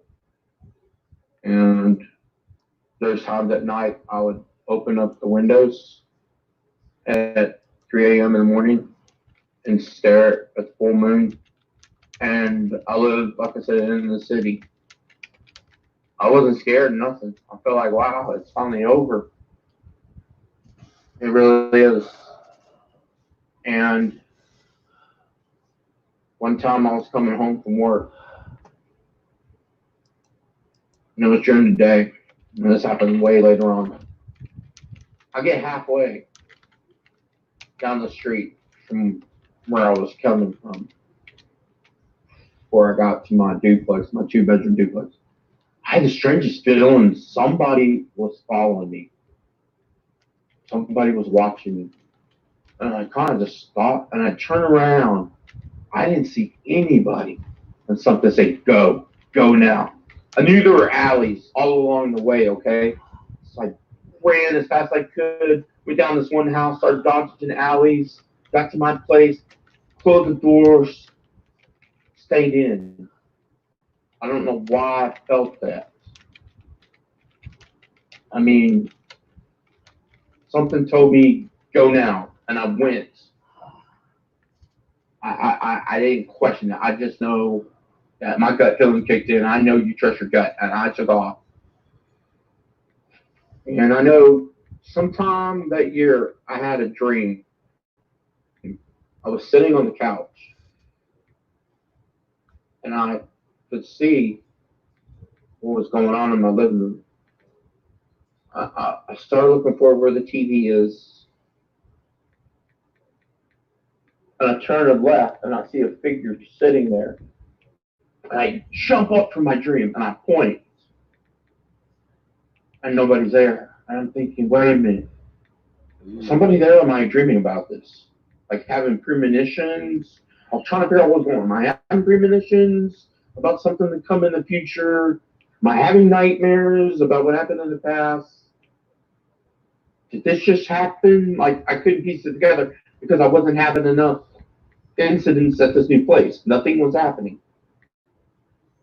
I'll tell you something. I don't know if it was my landlord messing with me. I had a landlord named Mike, and he had his own sense of humor, and he liked to hunt. And he had a scope. For any of y'all that do hunting, you'll probably know he had that red light. And one time I had a friend named Mike Salinas who was sitting out in the car, and he pointed the red scope at him, and Mike started looking in that direction. Me and Mike were just thinking out talking, and I got the light like this is the eye, it's his nose, and Mike looks over there, Mike Salinas, and Mike, my landlord, his name is Mike Pesquet, rest in peace, he's gone. He was a great guy, Cowboys fan, Star Wars fan. He waves at me. I don't remember if he was on the roof at that time trying out something new he bought. He had a safe, so it was all good. He put everything in the safe, and him and his wife, Angela, and their little kid, Zach. Anyways, I got a young little guy, probably 5, 6, 7, something like that. Anyways, I don't know if it was Mike that did this, but I always had a few friends that would come over and hang out from the movie theater. And my roommate, Jason Logan, wasn't off work yet. And we're all watching MTV. Back when MTV was MTV, it was kind of the years of like Aaliyah and Beastie Boys around that time. So it wasn't like, Dire Straits or anything like that. So it was a different year. I was just chilling. And up above us, I heard this big, like something drops. And our roof was flat, and we all looked up at the same time. And I heard these footsteps go, boom, boom, boom. And it goes to my door. And we all look at the door. And the first thing that comes out of my mouth is, hey, I don't give a damn what time you have to be home. Nobody goes out that door or in that door. You got it? And all of a sudden I start hearing the door jiggle. And I'm sitting thinking, oh my God, what's going on here? And it opens. And it's my roommate Logan. And we all just like, oh, thank God. He comes in like nothing happens. And we're all just looking at each other like, wait a minute. Who's out there? I think it's got to be Mike. It's got to be Mike. I never asked him if that was him. I don't know what it was. I swear to God, dude, I hope the hell it was him. I never asked. Oh my God. Anyways, we had a new guy come in. His name was Aaron Ray. And he hung out with us. We have a lot of wrestling pay-per-views. Back then it was WW, I guess, F before he changed it to E. And the first time they were showcasing World Championship Wrestling versus WWF was like The Rock versus like Booker T. And this guy, Aaron, wants to hang out with us. Aaron Ray was his name. And we're like, yeah, man, you're more than welcome to. Come to find out, he was like one of the biggest wrestling fans, and we had that off really good. And at that time, around that time, I want to say my roommate Jason Logan ended up going back to with his mom to help her out because his dad was hit by a car. His dad's vehicle broke down. I remember a few years before that, and he lost his pops. It was hit, and he wanted to go back and help his mom. And it was his brother David that was with him. David hung out with us from time to time too. So I ended up leaving the duplex and told Mike, "Hey, dude, I'm moving." He was cool about it. And when I moved in with Aaron, man, you talk about things that went down. I didn't really talk about ghosts. We had a lot of parties. I mean, a lot of parties. I had DJ equipment, I remember, and I was saving up for that. I was working at Luby's, changed jobs. I was busting blood to get DJ equipment. Got an MK Pro 300 with a mixer, double deck dual CD player. He let me borrow his house speakers, and we had a bunch of people come over from time to time. He told me his grandfather died in that house. He said that his grandfather built that house by hand, I guess, in the 60s. So when I started having bad dreams again, throughout the years, I kind of left this out. I'd have a dream where could see when somebody would be pressing on me and like holding me down. I wanted to get up, but I couldn't get up. And that happened a lot at Aaron's house more. It seemed like it did Denver. And those situations that I was dealing with, one day I went and talked to him and told him everything that had happened. And he believed in ghosts. Now, his parents went to church. His parents' name is Dean and Jan. They went to church. And he had a brother named Ben. And Ben was in the military this time. He was in the Air Force. And he had just moved out. And I met him like right before he moved. He was a real cool dude. And, he would tell his parents would just look at him like, all right, whatever. They didn't believe in stuff like that. He was a big deal, like, oh, yeah, I believe in aliens and this and that. Back then, we really didn't have any conversations about cryptids too much. I don't know why. But later on, that's a different story as time went by. And anyways, so I'm going to go into some details here. Here we go. I remember when I first was there, my room was in the back, way back. When you come in the living room, you take a right, and that's where Ben's room was. And then you go down that hallway. There's a restroom there. You go to the left, and that's where I was staying. And the kitchen is like right there, and there was like a little attic. You pull it down, and it had a ladder. And Aaron's room had a built-on. It was garage, but he ended up staying in there. I guess they fixed it up with carpet and everything. Now, you go from the kitchen, there was another room, and there was a pool table in there. And I'm thinking, party, whoop, whoop. That's how I set up my DJ equipment playing. And anyways, that's what I was saying. I was in there laying down. We were working at a haunted house at the time. Me and some friends. I was volunteer there at Hangman's Haunted House, which is in Fort Worth. And as I was laying down, I was eating a girl named Margot at the time. And I didn't have a cell phone then. I guess cell phones were getting kind of big around that time. Or maybe I just didn't have one. I don't remember. Anyways, she called on his home phone, landline, whatever you want to call it. And he knocks on my door. My door's closed. I'm just laying there relaxing, just chilling. Blah, blah, blah. He knocks on my door. Says, hey, he called me Space. That was my nickname. They called me Space, like Space Ranger. He's like, hey, Space, you got a phone call. I go in there, close my door behind me. I go down the hallway, and I get on this cordless phone, and I start talking. It sounded loud. It sounded like a crumble. I turn around. I'm staring at the door from a distance. Do you remember that scene from Poltergeist? I don't remember if part 1 or 2, where the hallway goes really long. I shook, and I'm staring at the door thinking, what just happened? I don't know what's on the other side of that door, dude. Part of me was like really like goosebumps. And I told Marco, let me call you back. And Aaron said, look at me and Aaron. Dude, the roof caved in and smashed my bed. They were like, well, the house in there, it's settled and everything, and it's old, and the foundation's got problems. I'm there thinking, I turned to Aaron, Aaron looks at me, I whispered to him, and I said, I don't think so, dude. And he's like, I don't think so either. I told Aaron about what was going on. I said, you think that thing did that? He's like, I don't know, Space, anything's possible. That was the conclusion that we come to. That's a possibility. The second possibility was that Dean and his mom, Jan, of course, you don't want to tell them, oh, yeah, we got these ghosts and all. They're not going to believe all that, Ben, he never believed in all that stuff,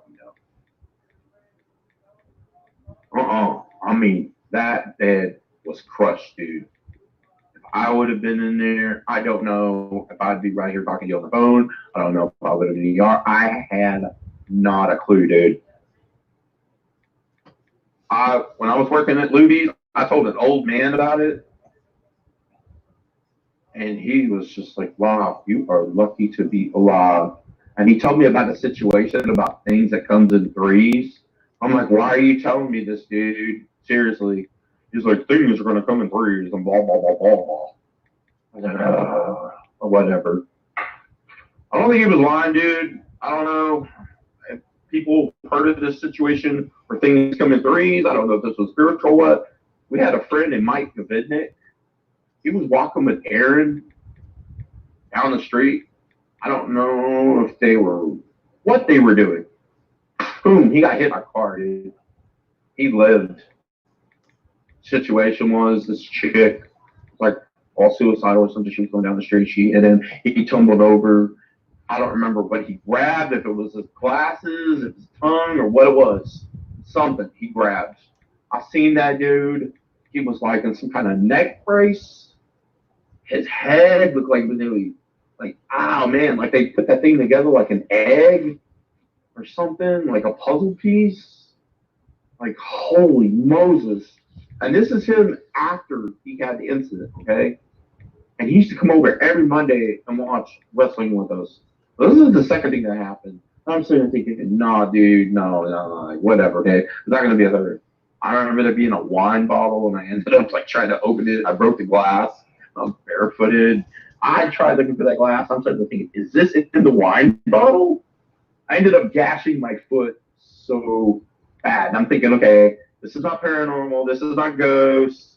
This is just a lot of bad luck. Time was going by, I'm sitting there thinking, can ghosts do this stuff? And me and Aaron are just talking about this. And I'm thinking, I asked him straight up, I'm like, dude, did your grandfather not want me here or something? It's like, dude, my grandfather's cool, man. It's probably not him. It's probably something else. I'm sitting there thinking, okay, you think that your grandfather's in this house because he died in this house. But what if something else is in this house, but you're thinking your grandfather's in this house? And I'm telling him this, and he's listening to me. I said, or something's in here with your grandfather. And he's like, and my grandfather's probably defending us. And I'm like thinking, boom, mind blown. Like, okay, dude. That whole year, I was attacked. I did not want to sleep, just like I did in Denver. I did not want to sleep. I remember he went and left because he had this girl named Sherry, went to go spend time over there. And I had some friends. I was working at a club called Afterlife, and I was a promoter there. And I remember them, a couple, was Katie and Smiley, Robert Smiley, and his cousin. And I can't think of his cousin's name offhand, but first time I started here, I always couldn't remember his name, Smiley's original name. We had like little club names, like I said, call me Space, and they were mowing my grass. I don't remember if the wall was broke because it was a pretty big yard. It was a pretty big yard, and it was off Beach Street. And this place was big. I mean, it had a huge backyard, and they were done. And I was gonna invite them in, and not only I paid them, but I was gonna treat them to some food.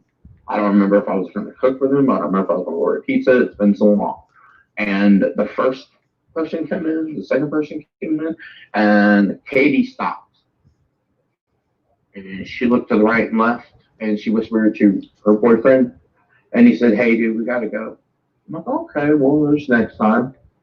And I was just like, "All right, thanks for coming out, thinking all that good stuff." And I'm sure it was time to see at the club and all that.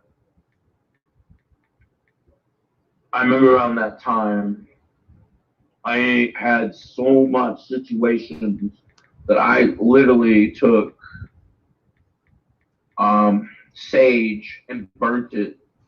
So all my friends were telling me Good night, that sage Flyover. is good to get rid of the spirits. Good night there, Flyover. Thanks for coming I really didn't tell it to many people, but I just asked people, "Hey, you know how to get rid of ghosts? Like something haunted?" They're like, "Sage is the best thing." Everybody come to the same conclusion. Flyover. So I lit the sage, and I started going to each room, telling it to get out, that it wasn't welcome. I felt great for weeks, for a couple months. I felt great. And that one time that Aaron was at Sherry's, that day that they came over to mow that grass, this was around 5 o'clock, maybe 4. It was daylight still. And they called me and said, "Hey, Space." It was Smiley. And I said, "Yeah, man, what's up?" I said, "Katie's got a bad feeling, dude. That's why she did not step in her house." Apparently it was saying that, like, when she was younger, her dad died, and, like, he spoke to her, and something about, like, he's like her guardian angel, and, like, if something doesn't go right or look right, and he protects her. Okay, and he was saying, "Dude, something's in your house." And I'm like, boom, what? Like, I'm thinking, how in the heck does he know this? And I'm sitting here just thinking, like, whoa, like, how do you know this? And I'm listening to what he's saying, and the feeling of goosebumps is coming from him. He said, "Dude, whatever this is, it's not good. It's not friendly." And I blurted out and said, "Dude, I blessed this house. I put sage. I'm good. I'm fine." He's like, "Dude, no. Whatever this is, it's hiding. It's laying low. It's waiting till you get comfortable. And we think it's going to attack you tonight." I'm like, "Dude, come on. No way. No way in heck, dude. No."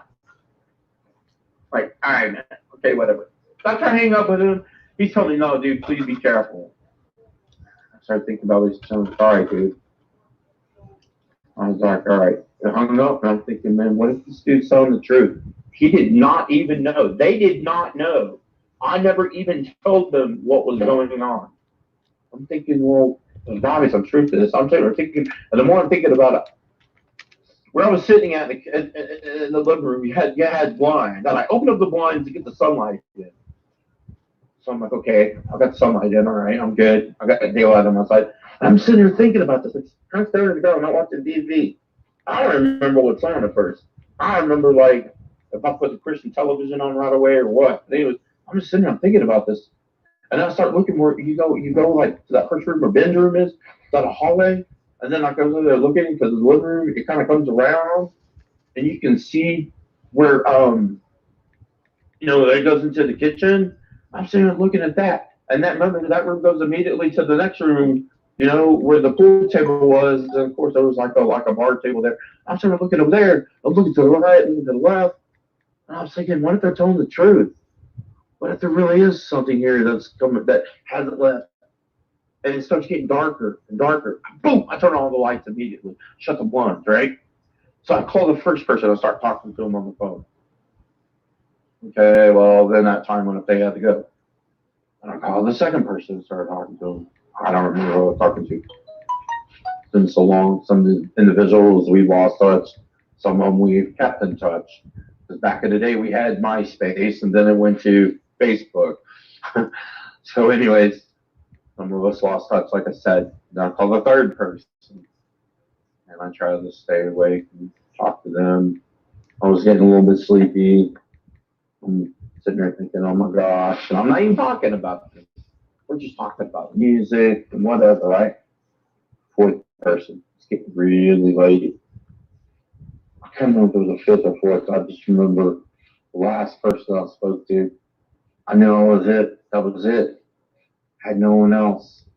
So I'm thinking, I got this. I got this. Immediately, run in my room immediately. Grab my Bible. I got this. I got the Bible next to me. We'll turn on all the lights in the house. Make sure everything's on. Maybe it won't like any lights, so I turn on everything, right? I'm just like, yeah, I got this. I got this. But then all of a sudden, I'm like, you know what? I'm going to sleep with my roommates here. It's just like right behind the couch, in the garage, or whatever. It won't matter. So I go in there, turn on the Christian television, put the Bible on my chest, close my eyes, start sleeping. Oh, yeah. Didn't think I was going to get attacked. I wasn't attacked just once, twice. For the first time ever, I was attacked 3 times in one night. My Bible, to this day, I can send you a picture. And you can see, well, there's a page torn somewhere near the middle. I don't think it's near Psalms. I think it's in Isaiah, the book of Isaiah. It's ripped. Like, you can tell where it came out. Like, you can see what the priest was. I was laying down on his bed, okay? Television on, all lights in the house. Sorry, I'm not thinking about the electric bill. Dean and Jan, if you hear this, please forgive me. All the lights are on. I'm laying down in his bed. I feel this thing go in my chest. I look up. I start to try to say, I rebuke you in the name of Jesus, but I'm so tired. I try to say it. I try to point at this thing. This thing moves like it just glides. They go out the door. And then it goes down, like where the bar room is, and I see it, and I close my eyes again. I was tired. Second time it happens. It's sitting above me again. I still got the Bible on my chest. And I'm still trying to rebuke it. I'm trying to say something to it. I'm so tired. And I can see this thing just moving, like widen. And it leaves again. And the third time, it came back. And I jumped up after that, and I said, I'm so tired. I'm so sick of this. I remember jumping up and I started yelling because I started seeing where it's going. It kept going to the left for some reason. It kept going to the left where that bar room is. And I yelled out, I've had enough of you. I'm tired of you. I'm sick of you. And I thought about that the whole week, the whole month. And I'm going to take you back in time to when I was there. And again, he was gone. And I had this laptop, this little mini laptop that my friend Travis Richmond, DJ Side loaned me. And we were doing a radio show. I did a internet radio station called Space Radio. And basically a lot of trance, EDM, stuff like that. And he loaned it to me before we started going live and everything and all that. And I would tap it to keep the light on because I didn't have the night light. And I'd stare at the door because my door closed. And I ended up getting Ben's back room after a while. Ended up moving from that room to the Ben's room. And I remember tapping it the first time, just kind of staring at it, the door, and just kind of closed my eyes. Kind of woke back up immediately, listening to the music. Hit it again. Kind of stared at the door again. The third time, I see a figure as clear as day as you and me come through that door. I jump up, I point at that thing, and I said, I see you. Dude, I ended up going to IHOP. I did not want to sleep. I stayed up till it was daytime, and I came back. And when I slept during the day, I slept sitting up on the couch with the TV on in the living room. I literally did not, seriously, dude, want to lay down. Like I said, I got to the point where I used to sleep on my stomach. and I felt like things were pressing down on me, or whatever this thing was that was pressed down on me, and I couldn't get up. I wanted to get up, and I was in binge room too. I had a lot of that happening, and I've had it where it reaches in my chest, and I could like wake up and see this figure standing above me. And what I left out too, my grandmother passed away around that time. I don't know if it was her. I don't know if it was something warning me, or I don't know if it was that thing. I was in the other room where the pool room is, and he had a little couch in there, and I was just relaxing in there. I was all by myself, and he had a little TV in there too. And I just remember a figure standing there and said something to me, and I was kind of like halfway waking asleep. I said, "Wait a minute, what? What did you say? Come back!" And I just see this figure leave, and I wake up thinking, "Wait a minute, was that my grandmother saying goodbye to me? Was that because I've had people in the past say goodbye to me, and they literally would talk to me when I was working at Afterlife. We had a lot of customers that would come and go, and my best friend Jody and his kids, Brandon and Presley, we went to go see.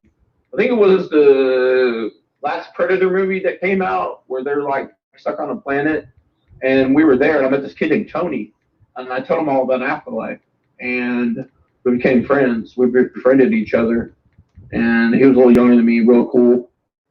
And he'd bring a crowd. I told him, "Yeah, man, don't worry about it. I'll come to you guys. Get you in." Yeah, man. And the owner of the club, his name is Mark. He's really cool. And I remember I was in my room, and I was talking to him. And I said, "Yeah, dude, I'm looking at like you and me." And I said, "I'm going to call you, dude, as soon as I get up." And I remember waking up, and in Aaron's backyard, he had this long way. And, of course, that time I had a cell phone and stuff.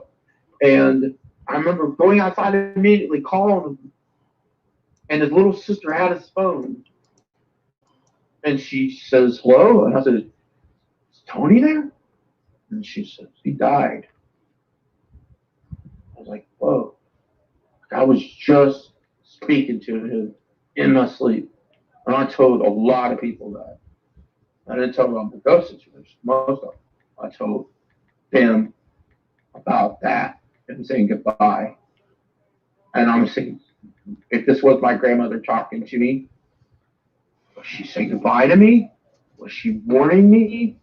Or was this thing telling me, "Hey, I'm going to come get you tonight"? Or was it Aaron's grandfather? I don't know. And if Aaron was alive, he passed away a couple of years ago, he would tell you an earful. He would tell you what he can. He would tell you about some of his situations.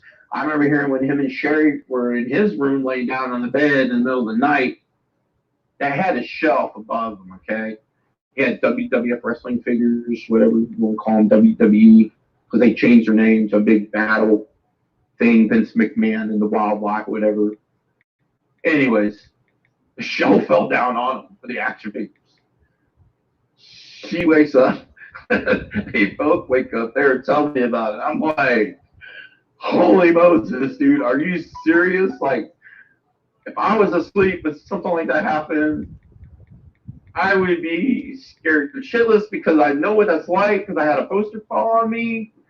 Because I'm telling you, if you have an incident, if you're dealing with something and something falls on you and you can relate to what else somebody went to, so I kind of do.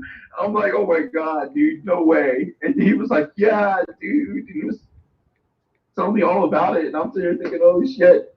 And I have a friend named Matt. Matt, if you're listening to this, I hope I have your permission to say this. Anyways, redheaded Matt.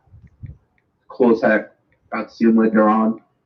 Last couple of years, I believe it was 3 years ago, at a Victor Janier concert, guy from San Diego we brought to the Green Elephant.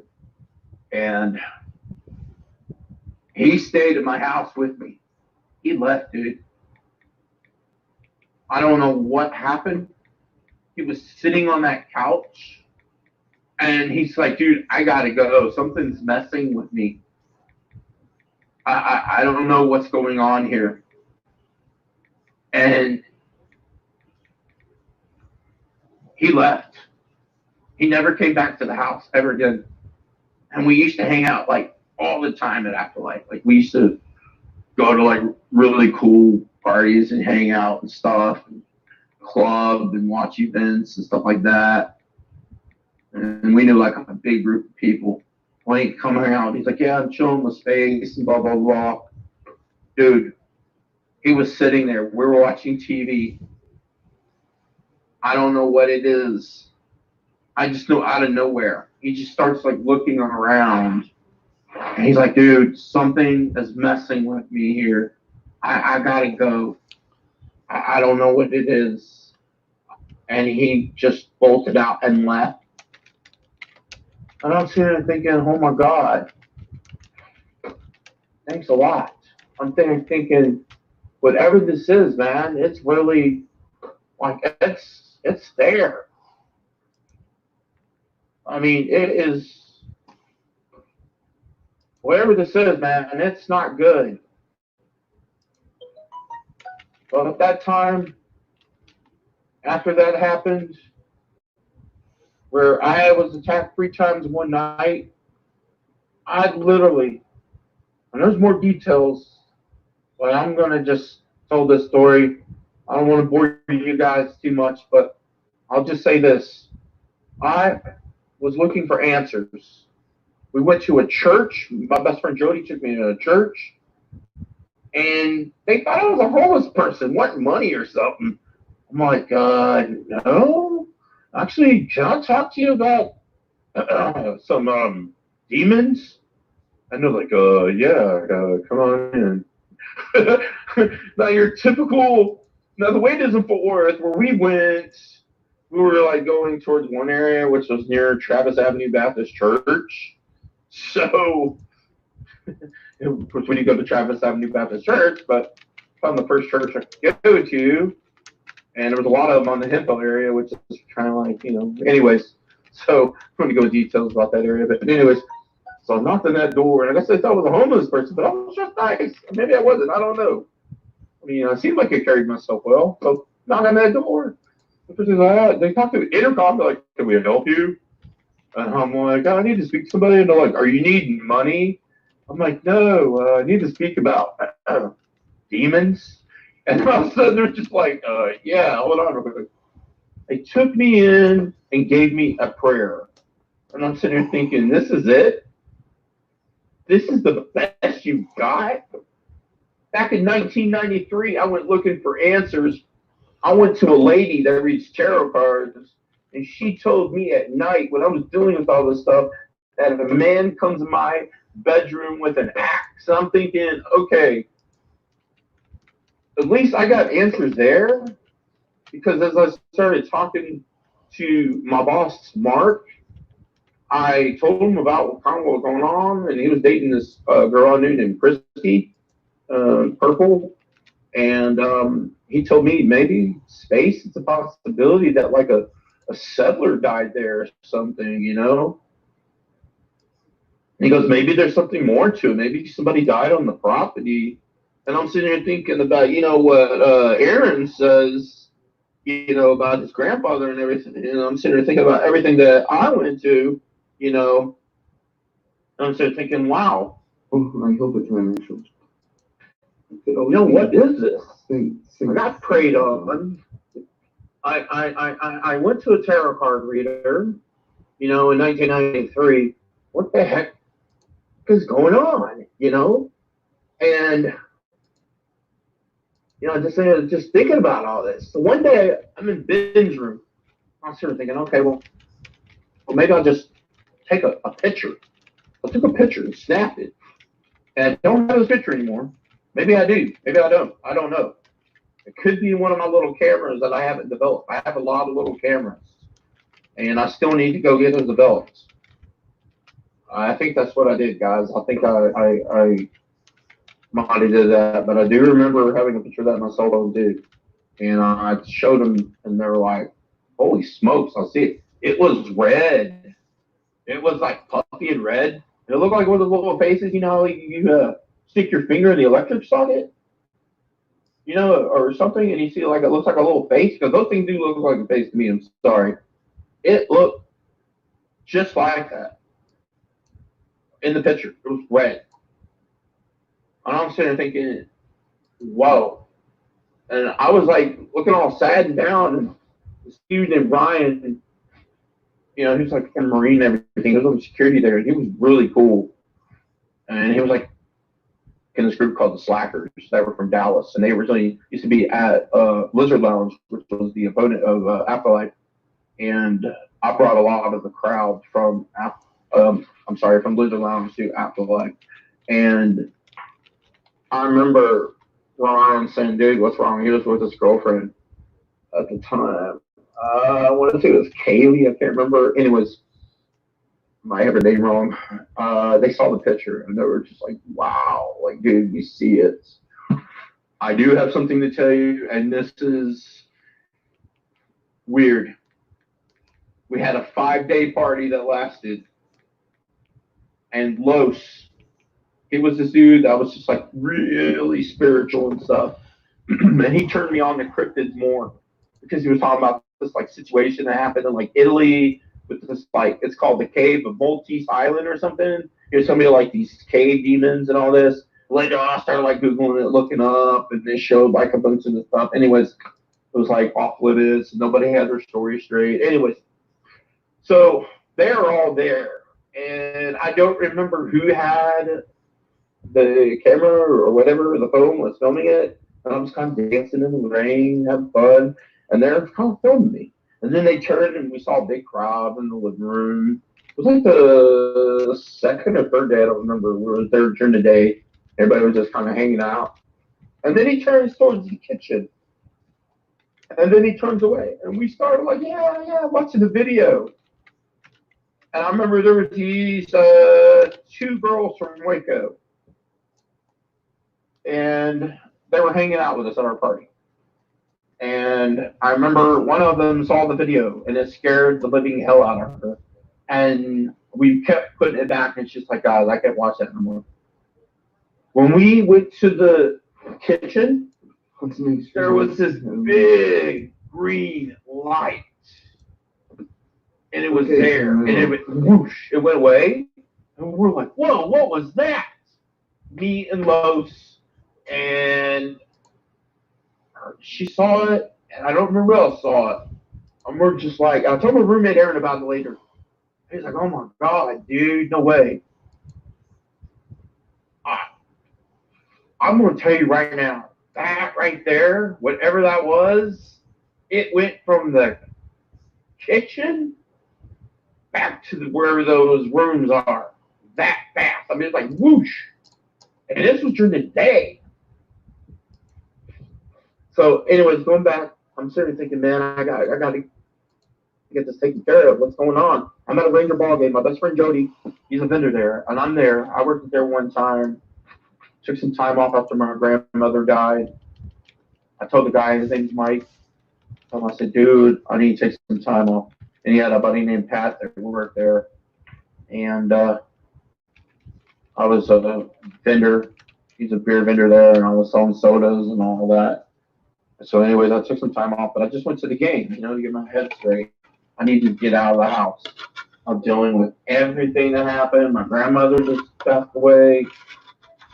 And here I am thinking, what am I going through? God, help me, something, anything. Show me a sign, like somebody help me. And this big bright light out of nowhere hits the tunnel. And something said, go now, go. Like, go to it.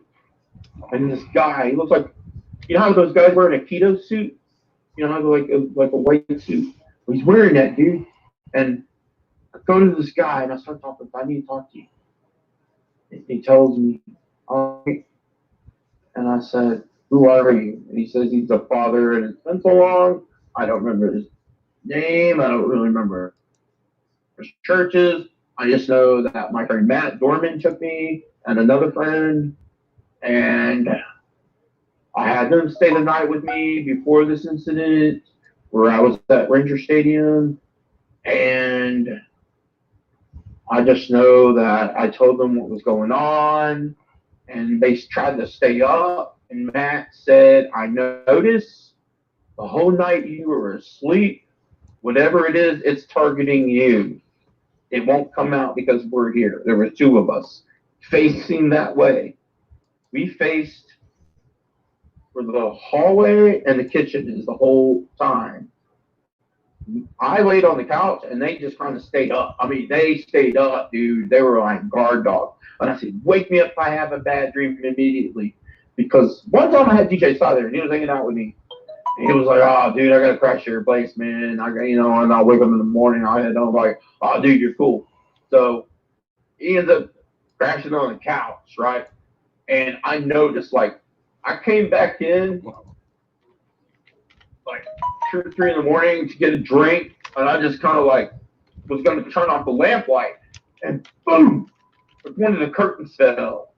And I'm sitting thinking, oh my God, oh my God, oh my God, oh my God, oh my God. I'm looking at him, he's asleep. I'm like, Travis, wake up, dude, wake up now. But he would not wake up for anything. I curled up in fear, I took off to my room, dude. I was kind of scared, just like leaving there. But then as the morning woke up, I said, asked him if he had any bad dreams. He's like, no, I'm good. And he knew about my situations too. I told him. But anyways, Matt then told me, Matt Dorman said, dude, whatever it is, it's targeting you, dude. The whole point of them coming was, I was like, you're going to wake me up if I have any bad dreams. I'm going to try and confront this thing because for whatever reason, as I'm waking up halfway awake to sleep, I can see this. And I want to chase this thing down. I want to like try and confront it if I'm halfway awake and asleep. And they're just like, all right, man, all right, cool. So I slept fine, dude. I ended up waking up and Matt's passed out, dude. Matt and the other guys passed out, man. Like, you epically fell, the both of you. They're like, sorry, dude, we passed out. Anyways, so there I am at Ranger Stadium. I'm talking to this priest. Matt and his buddy takes me. Justin, that's his name, Justin, sorry. Anyways, so this guy, he ends up giving me like rosaries. I got the rosaries. I got one here. I got one in the other front living room where I'm at to this day. And he gave me like these little, like, they're kind of silver. And he says they use them in exorcisms. Well, I've got a few. And I've given out a few to my friends. But I've still got like 2 or 3. And guys, I want you to know that I had a mental breakdown. I know you told me, Chris, write down what I can. I'm not even really looking at my paper much right now. I mean, I'm just going off of what I can think of. When I first started, I just read a little bit off from the paper. The whole time I've been staring at the wall since I've been doing this, dude. But I want you to know, guys, that I felt like I survived. I'm a survivor. And recently, I started having a few bad dreams. And my mom, she stays with me. She ended up moving with me. She's been with me already now 2 years. And she has never heard me scream or yell. And one morning, she heard me about 2 or 3 in the morning screaming and yelling in my sleep. The dream I was having, there was a big giant orb. And I was screaming and yelling at it, telling it to go away. Lately, I've been feeling like I hear noises once in a while, like bumps and different things.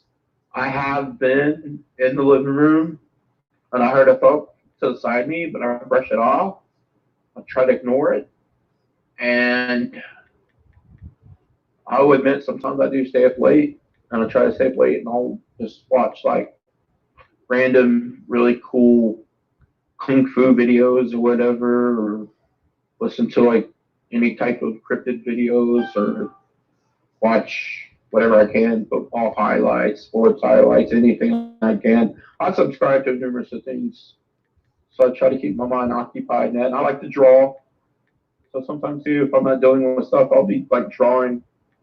You know, I try to keep my mind occupied in that. And I remember calling you, Chris, one time. It was upstairs. They were working on these guys were working on the electric where the power lines are.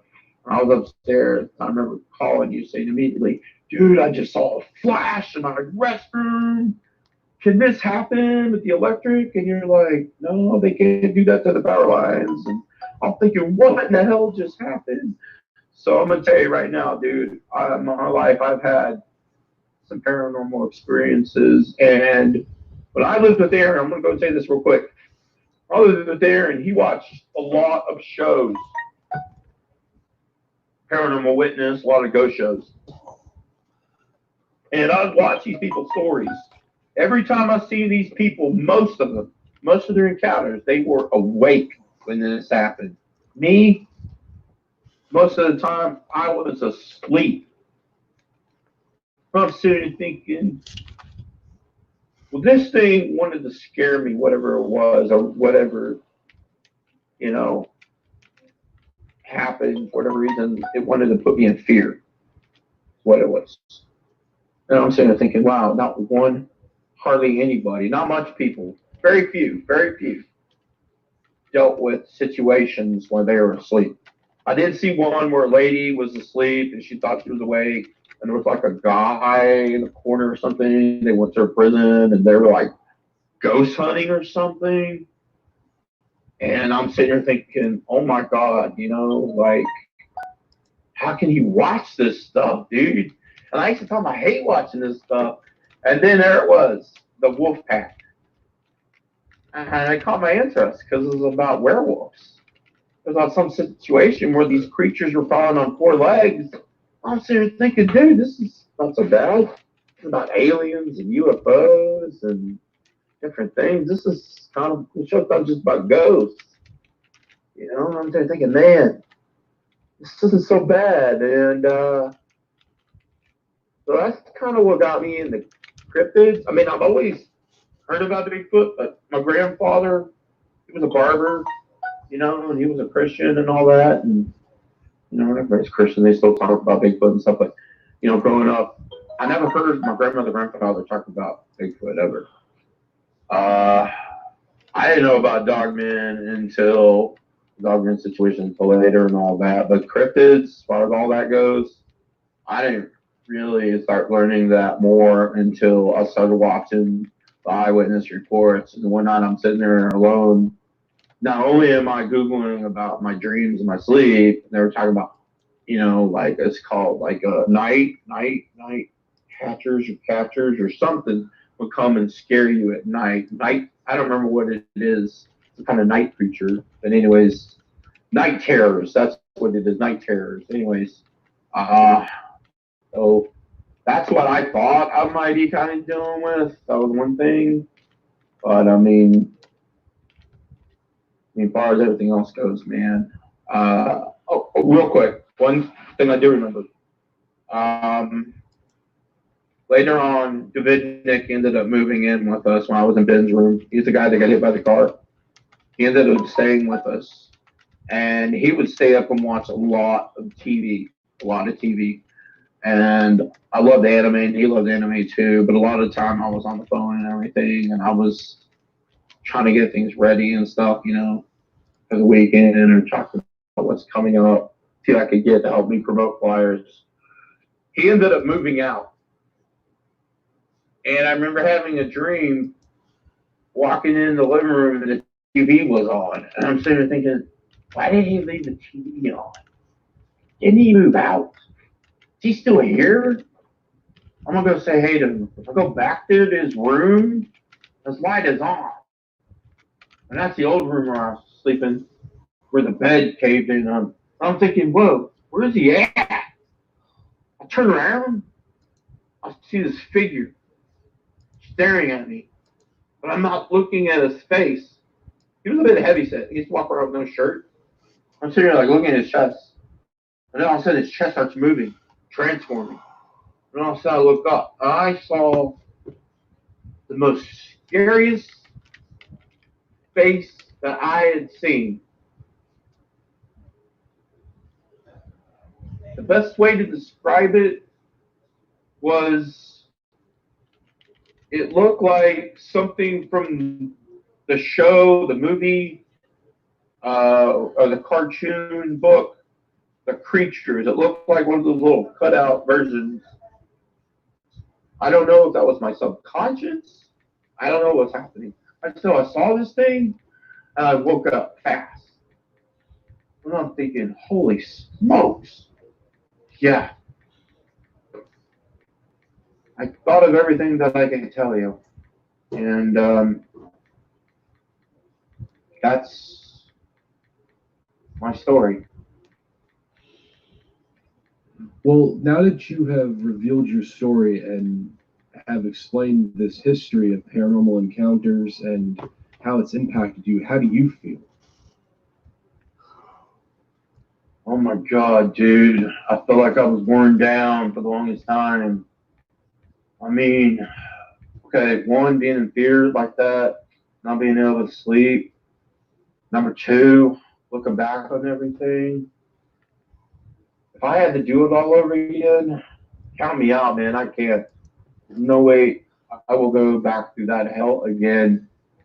I feel like I survived. Every time I look at that Bible and I look in the middle, I know that I conquered whatever it was.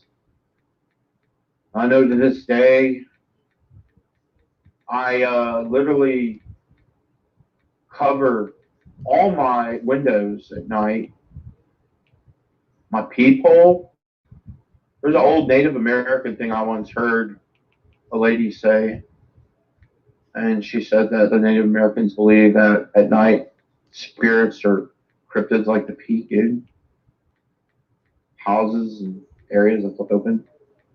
I cover everything, and my guard is up. If I feel or sense something, I will try to be alert as best I can and stay awake. And to this day, like I said, man, I got rosaries and here in the front and back. When I was working in the movie theater, like I said, dude, I literally jumped. I mean, in the air, dude, going down like 5 or 6 stairs. I see a ghost movie, no matter what it is. Ghostbusters and all that's cool, you know, but I mean, I'm talking about like these last movies that have been coming out in the last 7 years. You know, stuff like not like some with The Exorcist, but more like the Poltergeist movies. And I can't even think what they are because I don't even watch them. I won't even watch a commercial.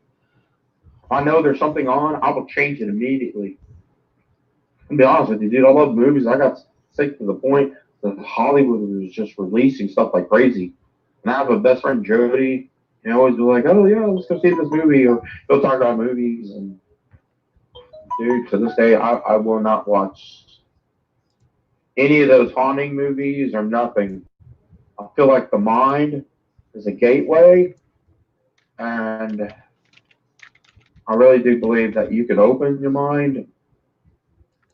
And because a lot of the bad dreams that I used to have back then, I remember my roommate's dead and gone, and I used to see his house, and I used to ask his permission if I could go up to the haunted part, and for some reason he would disappear in my dream. And if you go up, each room that you go further into is more scary than the other. More you can feel it. You won't see it, but you can feel the presence. You can feel it. It's not a good feeling. I mean, you can feel it. It's like, I don't know how to explain it. It's just like if you feel something, it doesn't feel good. You know, it doesn't go right. And I kept feeling like that was the way they were getting into me because I haven't dreamt of them for so long. And I feel like they get in like that. And so that's why I don't watch these scary movies at all. Anything else? Halloween and all that, you know, okay, that's cool. Freddy, that's cool. Anything that's like all this stuff that took place in England with those 2 girls, I can't remember what it's called. Stuff like that, I will not watch at all. I can understand that. I can also understand your respects and as well as also your tenets and precautions in terms of what had happened and what your belief is. A few more questions before we go ahead. Because of these paranormal occurrences and what you have dealt with, as a human being now, what would be some advice you'd give to those who are currently dealing with these paranormal encounters that are very severe? One, I would say this. If you feel like something's there, I would say, okay, let me start real quick. Let me say this. If you're moving into a new place, always ask your landlord if anybody died there. Number two, try to figure out what's going on the property. Sometimes that information is available. To me, I've always felt that that's very important. You know, somebody passed away, you're at least going to want to know what happened there. If somebody died of natural causes, somebody, you know, passed away under different circumstances. Definitely, that's one thing right there. That is a big thing to me. Number two, if something's there, you feel like something's there, you sense something, always trust your gut feeling. I would say, and my idea, what I think for you, if you're to deal with this, find someone that you can definitely trust to talk to.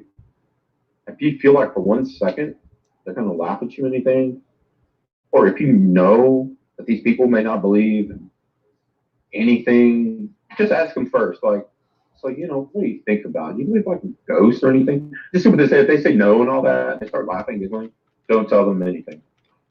You want to be able to talk to somebody that you know for a fact that knows about this stuff, that knows about things that's happened, because you want to be able, if you do talk to them, you know, you got to be careful who you talk to about things. I've learned that in anything in general.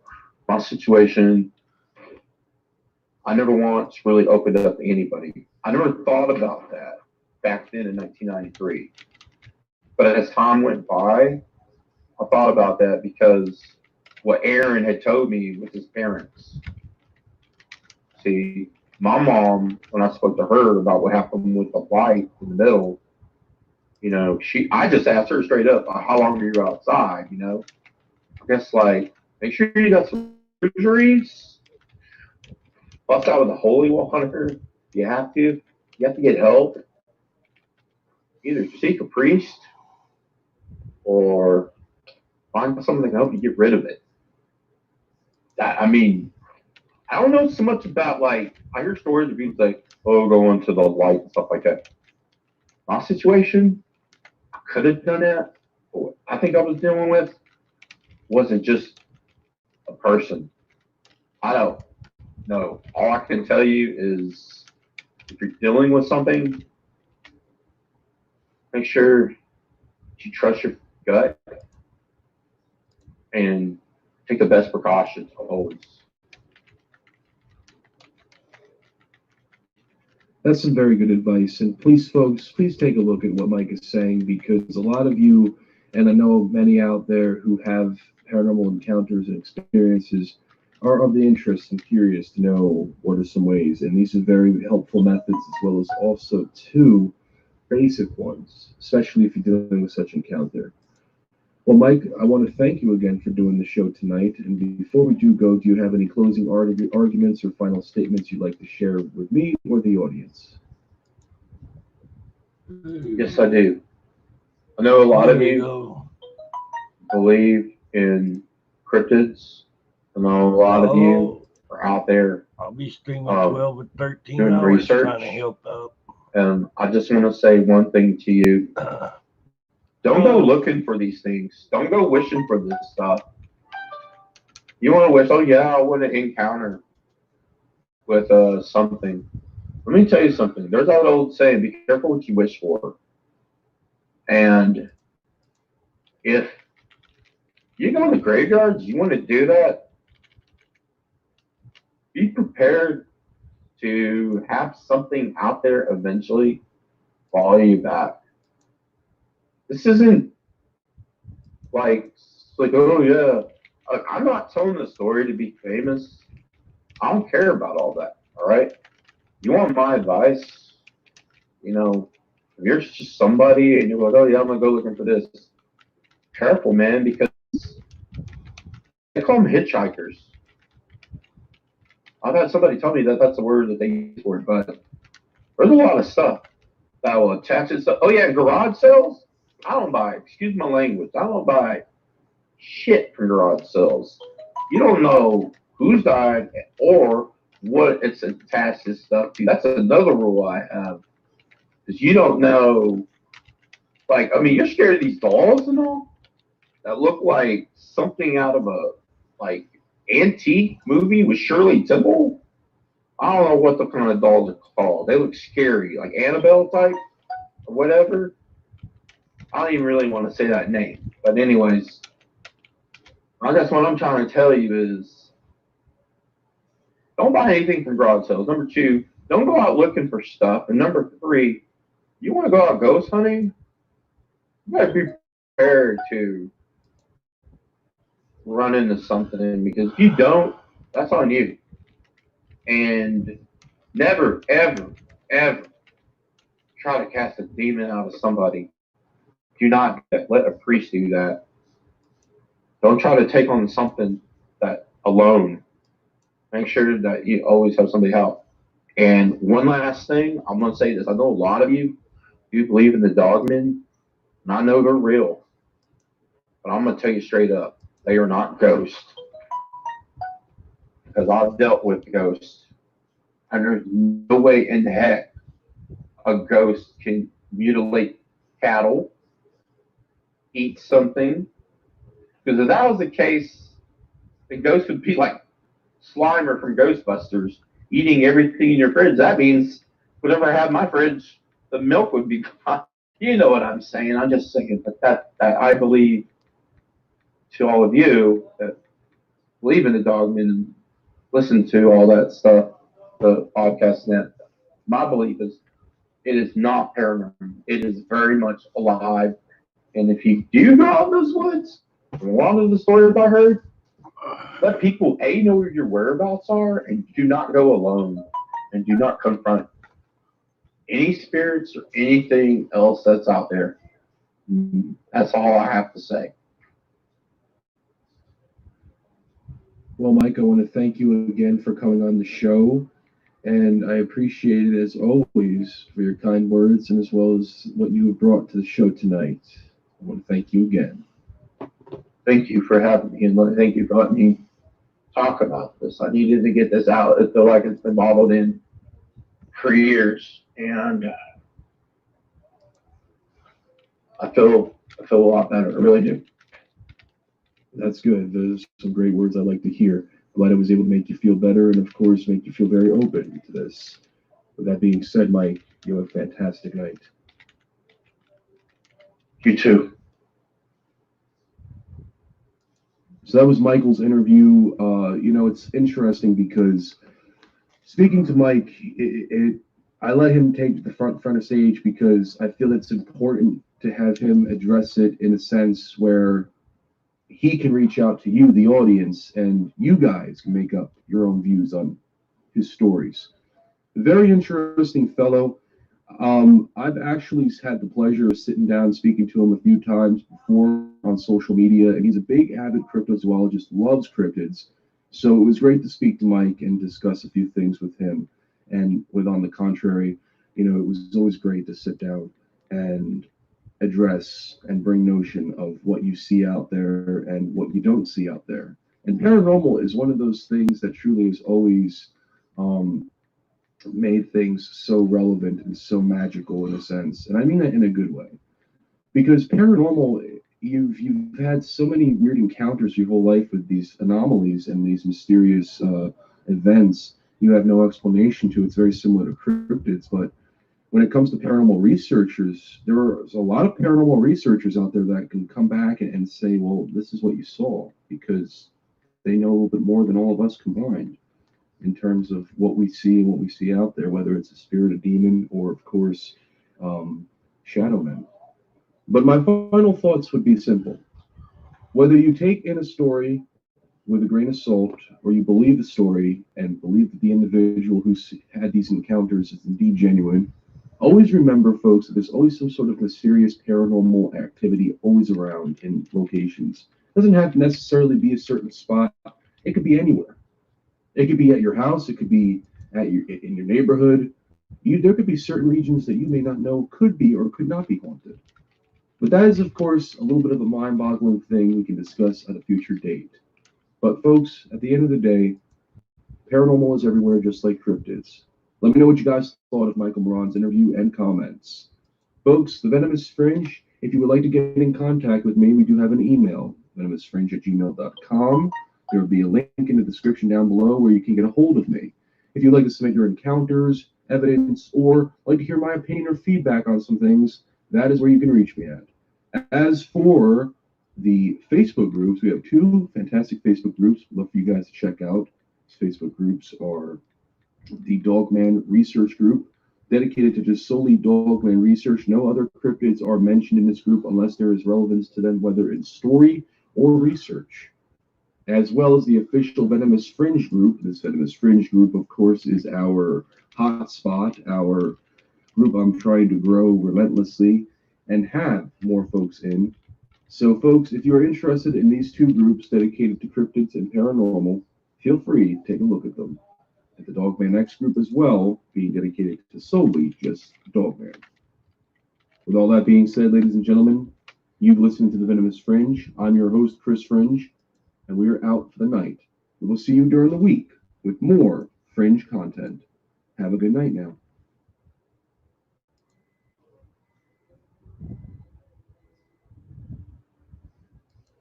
All right, everybody. That was the Venomous Fringe. Awesome little channel.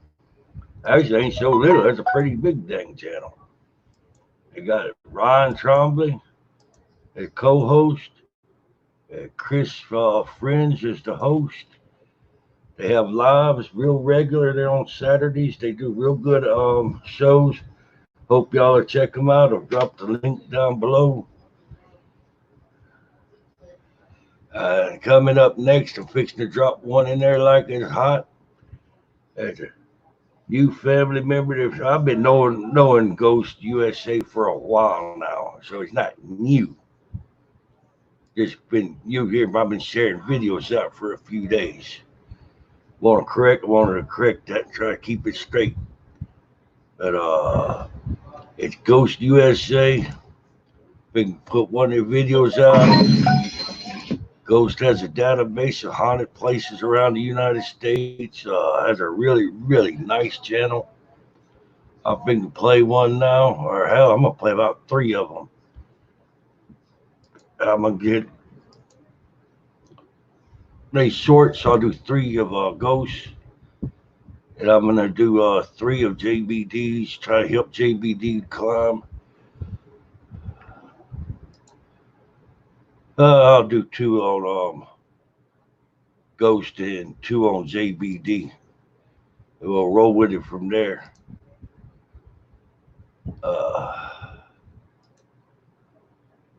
Let's get all this set up, ready to roll.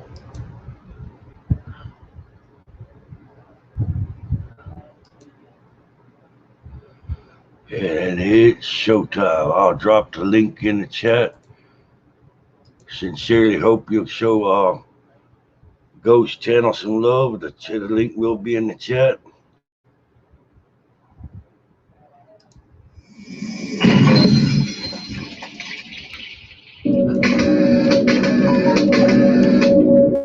The following is a list of 5 of the most notoriously haunted locations in Oswego, New York. Number 1, County Road 57. In the spring of 1898, an Oswego man named William Cooper returned to his family farmhouse on County Route 57 after a night of heavy drinking. After getting into an argument with his wife, William loaded a rifle and attempted to shoot the woman. Mrs. Cooper managed to escape with their young daughter and ran to a neighbor's house for help. When William arrived shortly after, it's believed that he first shot and killed the neighbors who attempted to protect his wife. Then, according to an article published in the New York Times on June 25th of 1898, he turned the rifle on Mrs. Cooper, their daughter, and then finally himself. Ever since, motorists on County Route 57 and several other nearby roadways have reported witnessing the spirit of a woman and a young girl wearing old nightgowns running barefoot down the road. Others report feeling sudden cold spots and feeling the presence of an unseen entity. Number 2, Fort Ontario State Historic Site. Fort Ontario in Oswego, New York was constructed in the early 1700s as a trading post, and in 1727 was commissioned by British troops as a military outpost. The fort was destroyed several times over the course of the American Revolutionary War and War of 1812, and was used by the United States as an active military base until 1940. In 1756, Fort Ontario was captured by a group of French and Native American soldiers. Historians estimate that over 100 British soldiers were killed in the attack, and many more were executed after the battle. The fort was destroyed in July of 1778 after being abandoned by British troops, and was rebuilt in 1782. During World War II, the fort was also used to house Jewish refugees fleeing from Europe. Many tourists visiting Fort Ontario report witnessing the spirits of former soldiers dressed in old military uniforms, as well as hearing disembodied voices, yells, and the sounds of children laughing. Others report experiencing cold spots as well as a variety of other unexplained paranormal phenomena, such as feeling the presence of an unseen entity or hearing the sounds of cannons and muskets being fired in the distance. Number 3, Oswego Players, Inc. Also known as the Francis Marion Brown Theater, the Oswego Players in Oswego, New York, was constructed in 1903. It is said to be haunted by the spirit of a homeless man who allegedly died in the basement. Audience members at the theater also report witnessing the spirit of a woman carrying a candle, while also experiencing other unexplained paranormal phenomena, such as hearing disembodied voices and feeling the presence of an unseen entity. Number 4, Riverside Cemetery.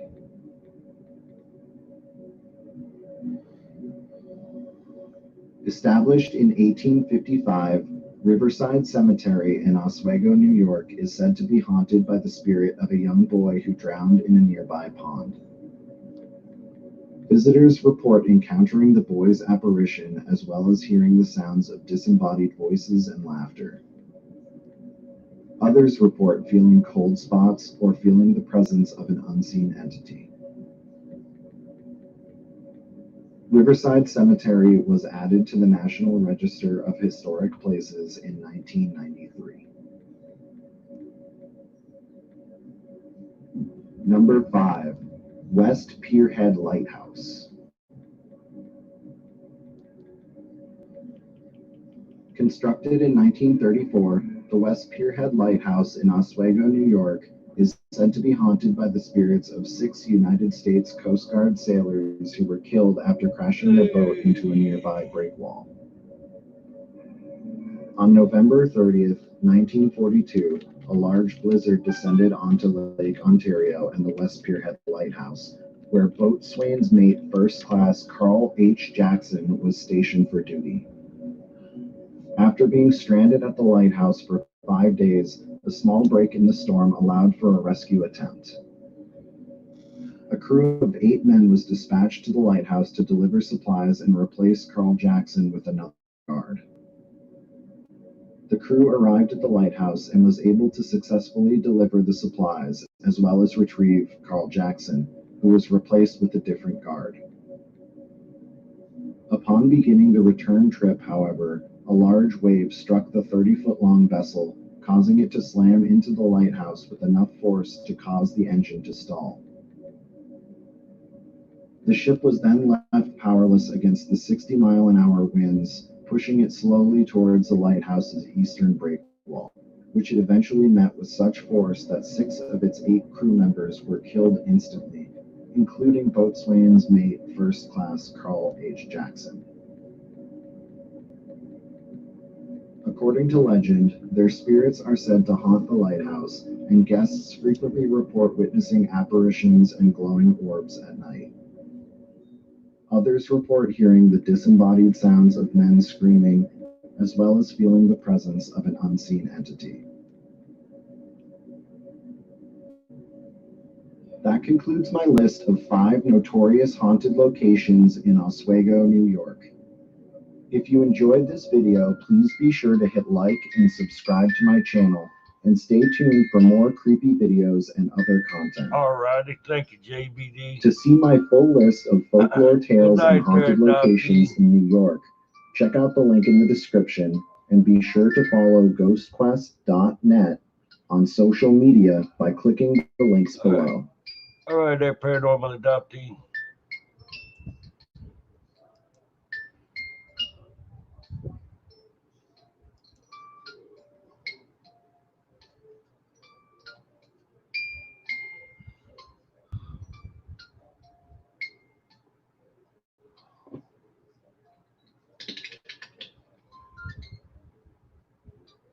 To check out more of my creepy videos, click the thumbnails shown on the screen.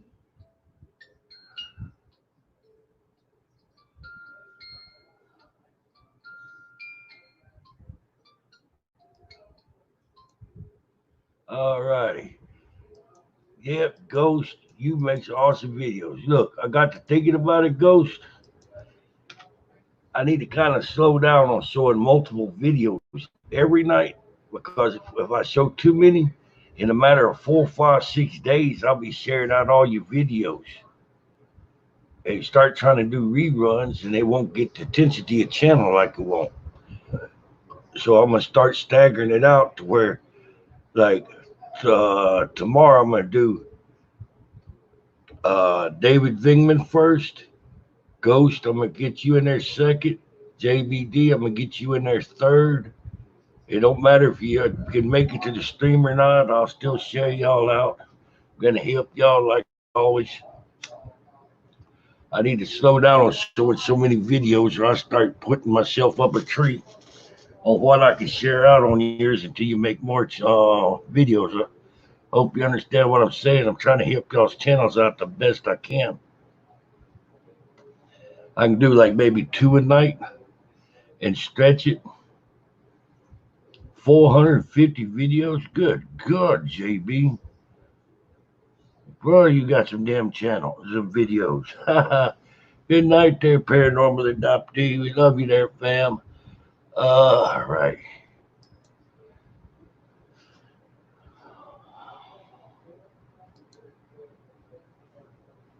Two years worth. Yeah. Christian, I'm so glad you come in tonight. We appreciate you so much. Christian is good fam. And my goal is going to work on this staggered out days and videos, who starts first from front to back. And that way there, we can try to everybody grow at one time. We all grow and go up together. My thing is, it's a team effort. I want us all to grow.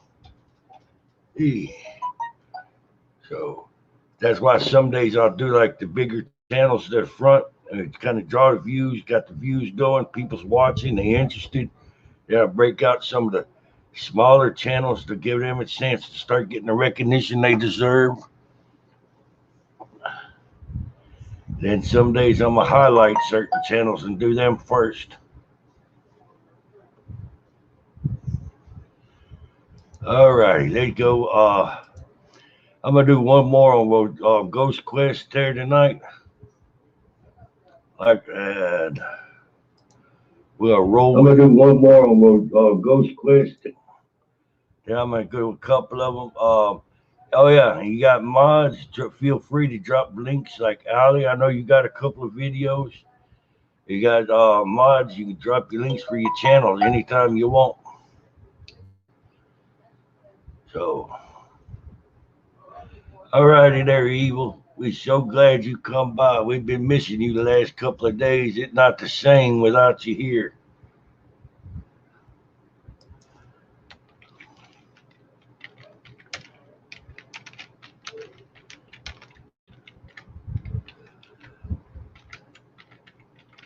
Let me show another one of Ghost Quest videos, bro.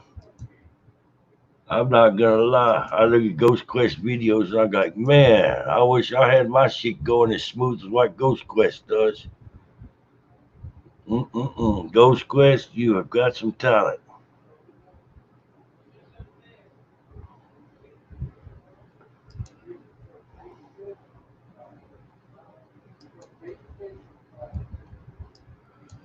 And I sure hope people will notice and share your channels out and you get the recognition that you deserve.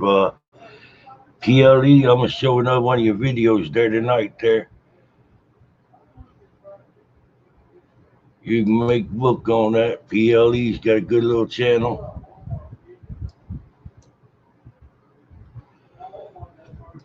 All right. I'm going to drop Ghost Quest link in the channel again.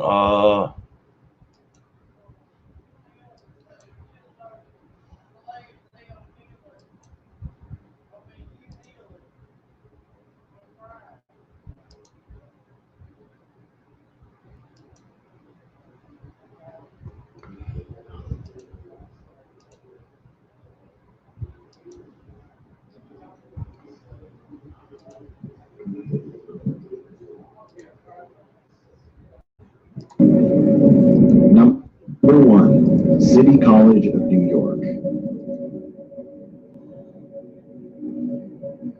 City College of New York in New York City was established in 1847 as the Free Academy of New York.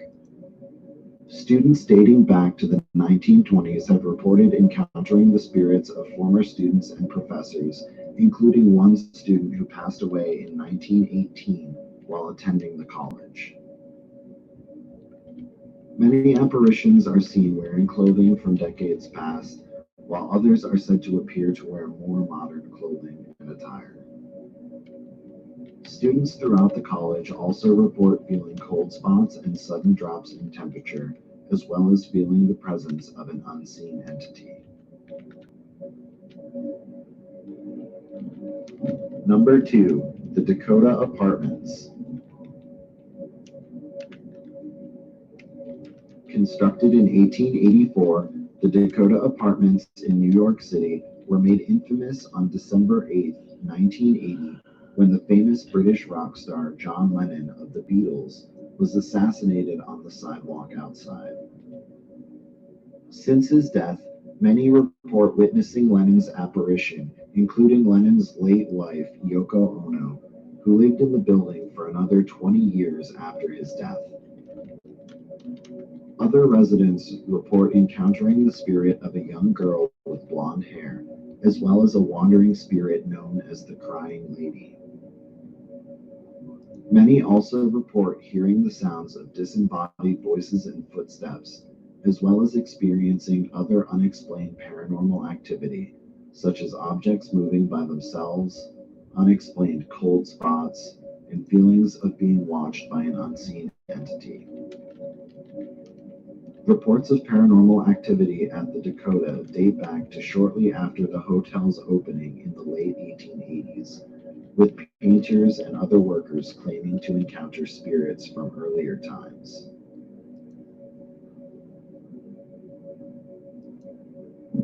Number 3, Hotel de Artistes. Constructed in the early 1900s, the Hotel de Artistes in New York City is said to be haunted by the spirit of the famous American actor James Dean, who maintained ownership of a second-floor apartment until his death in September of 1955, even after moving to Hollywood. Another spirit said to haunt the old hotel is that of a man named Valentino, whose apparition is allegedly seen reflected in windows and mirrors, and accompanied by the strong smell of exotic cologne.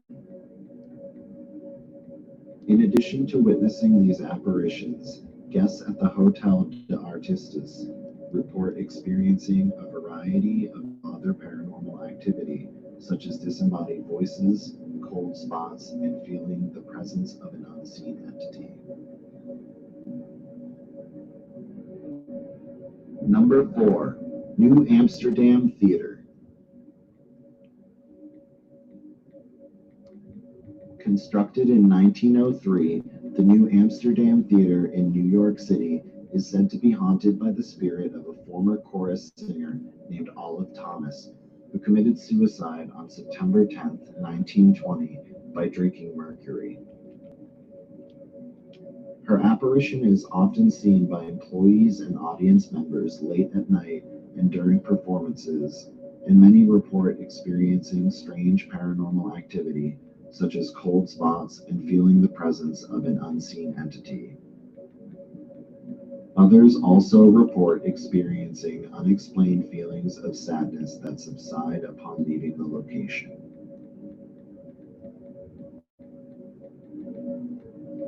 Number 5. One If by Land, Two If by Sea Restaurant.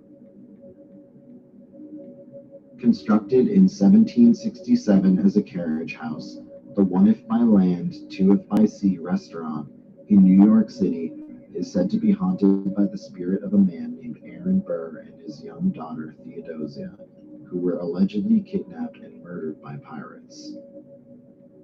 Patrons report witnessing their apparitions as well as encountering the spirit of an unknown woman in a black dress.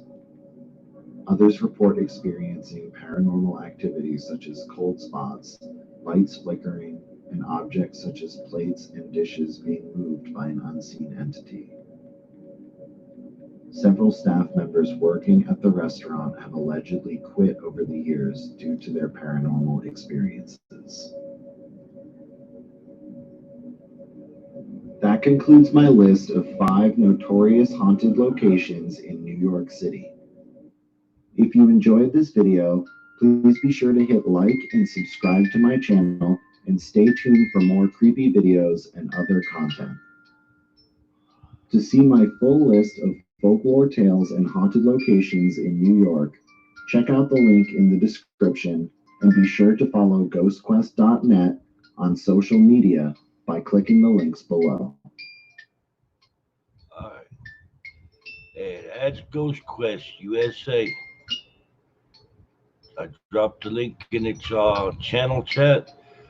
I sure hope you'll check out their channel.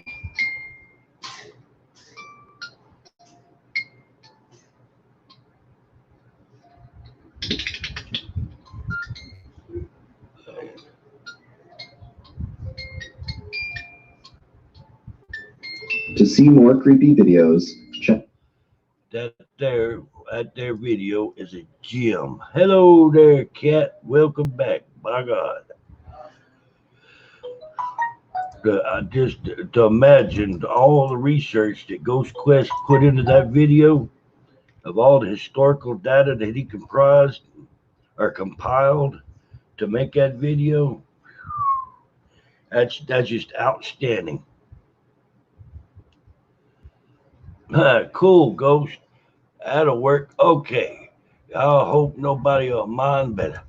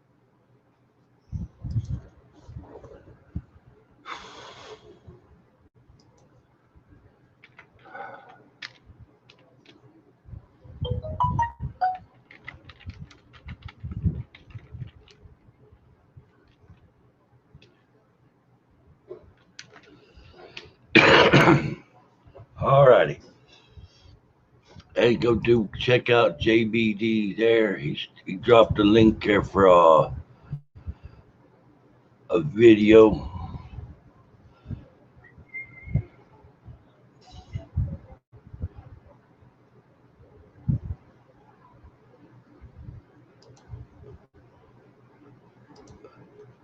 All right. I'm gonna do this one on JBD, and then next I'm gonna do one for Paranormal Leslie.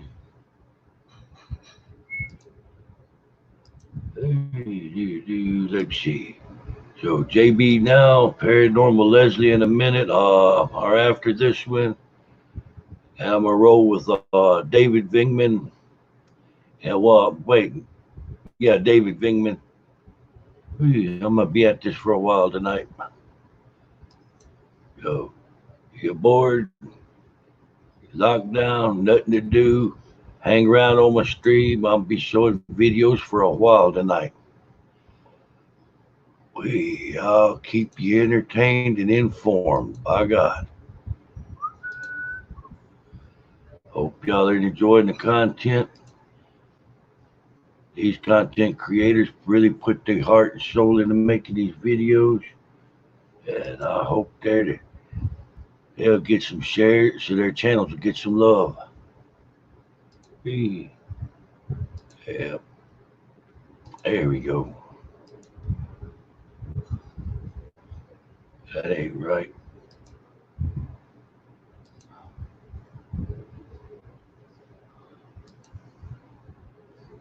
There's too many pictures there.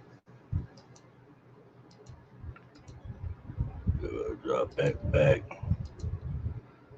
I'm gonna have to cancel this and take another stab at it.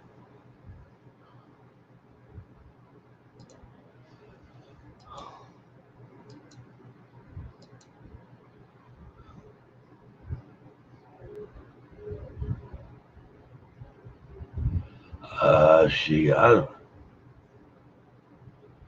gonna do history for my JBD. Let's see.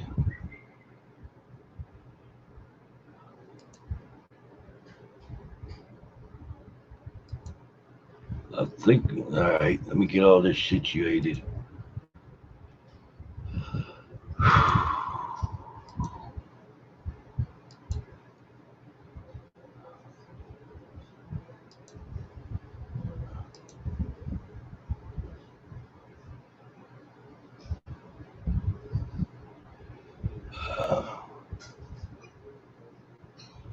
There we go.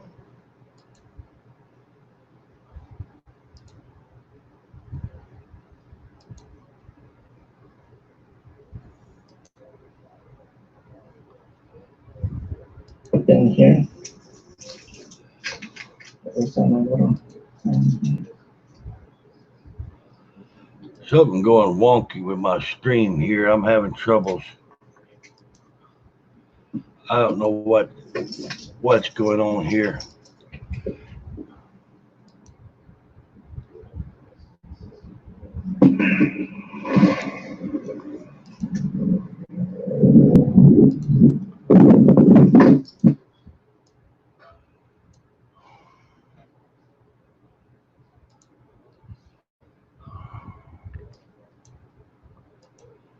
Oh my God.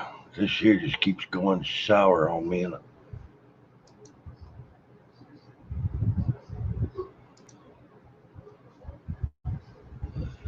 Yeah, I'm sorry. I'm messing up here.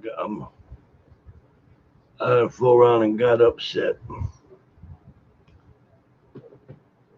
I ain't got upset. I need to take a minute there to try to start back on these videos. I'm sorry. I'm going to take a little break here. Oh, you're not bad luck.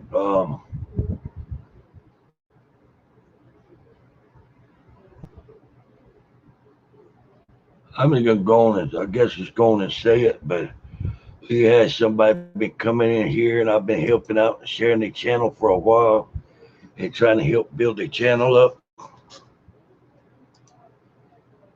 And I've just severely have got my feelings hurt. So I'm gonna say this and get it off my chest.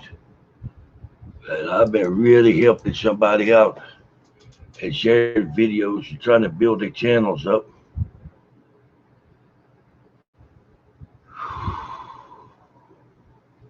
Yeah, I go and look tonight. They've been going doing DMs. They left the attempt to stream here. They started them up a stream and then start DMing people and pulling people out the stream to their stream. Bet they hear every night. Oh, I made a video. I made a video. Y'all check my video out. Hey, I made a video. And out of all everything that I've done for them, they start a friggin' live stream up and then start DMing people here to come check their live stream out, and it's taken away from this stream. Because where I'm sitting there trying to help build people up here and promote their channels, they out there strong jacking people out the stream and bringing to them. I'm saying, if somebody want to start a stream, I've got no problem with it. If you'll sit there and say, hey, I was thinking about doing a stream, I'm like, really? Okay, give me a time frame when you want to do a stream, and I'll do my stream before your stream, or I'll do my stream after your stream. I'll do my best to work with anybody. I try to help everybody.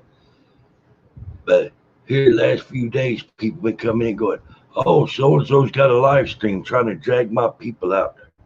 They drag people out of here that hurts me, that hurts the people in here I'm trying to promote their channels.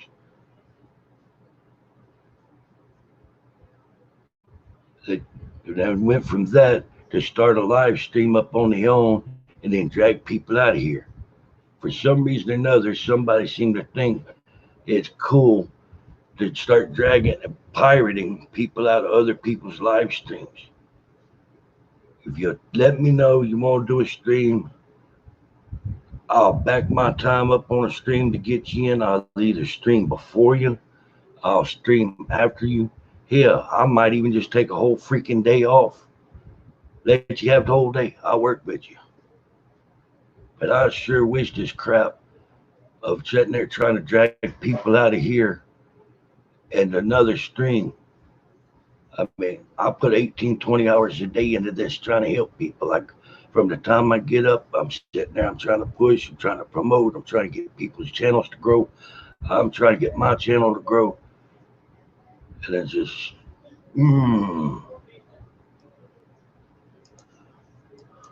yeah, that, that really got me frustrated. I'm sorry. I had to get it off my chest. Just,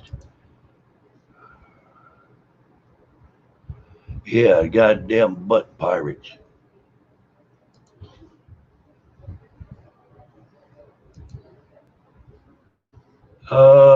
Bro, don't worry about it, Ghost. We're gonna be all right. I'm gonna bounce back from this. It just take me about 5 minutes to shake this one off. That's all.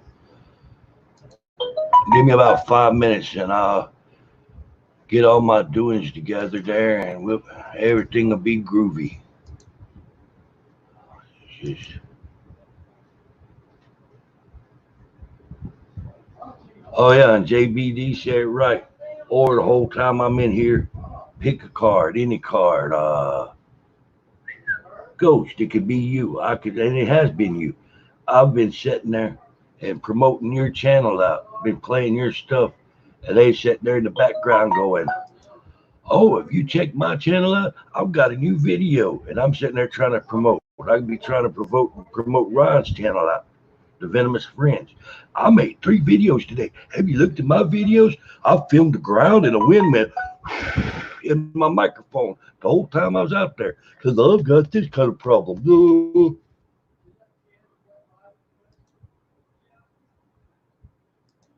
That person blocked. I keep saying I love y'all guys. I'm trying to help. I want us to work together. Let's be a family. It don't matter if you're cryptids or if you're into the paranormal. You could do videos of flowers blooming and bees flying if you want to. You come here, your family, I'm gonna help you out. Just don't turn around and stab me in the back. Jeez.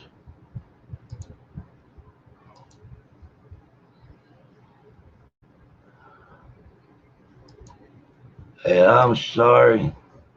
I apologize, but I just had to get that off my chest.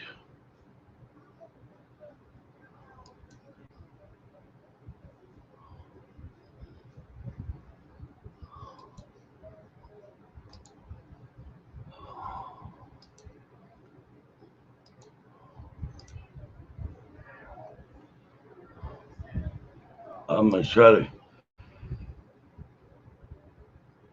get JBD's channel back up there again. I'm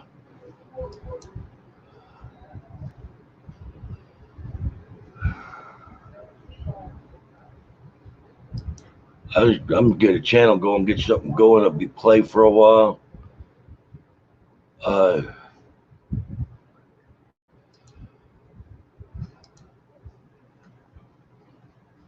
I'd take a few minutes off screen and go draw on a damn wall or something.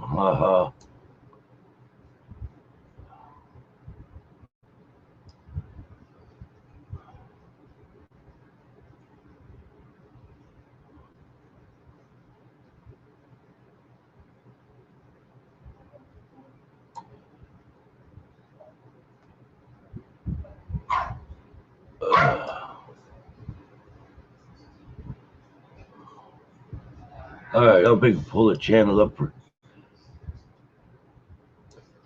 I keep trying to get his channel video to play for JBD, and I keep having an issue, and I don't know why.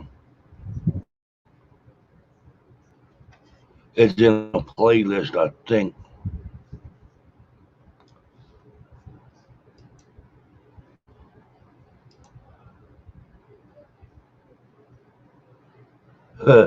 I don't do stuff like that. I get my highs naturally. All right, let's see. JBD, I cannot get that video to play for nothing. I keep getting multiple windows on it. Let me try this one again. All right, let's go.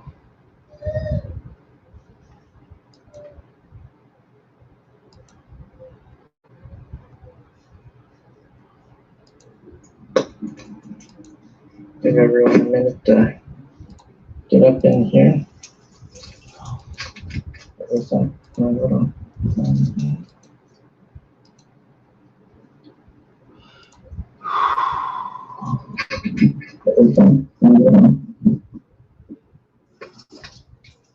All right, sorry about the miscue. All right, here's JBD's channel. JBD's a good guy. We hope y'all will check his channel out. I'm going off. There's one here. I don't do good with large crowds. I just don't do good at all with large crowds.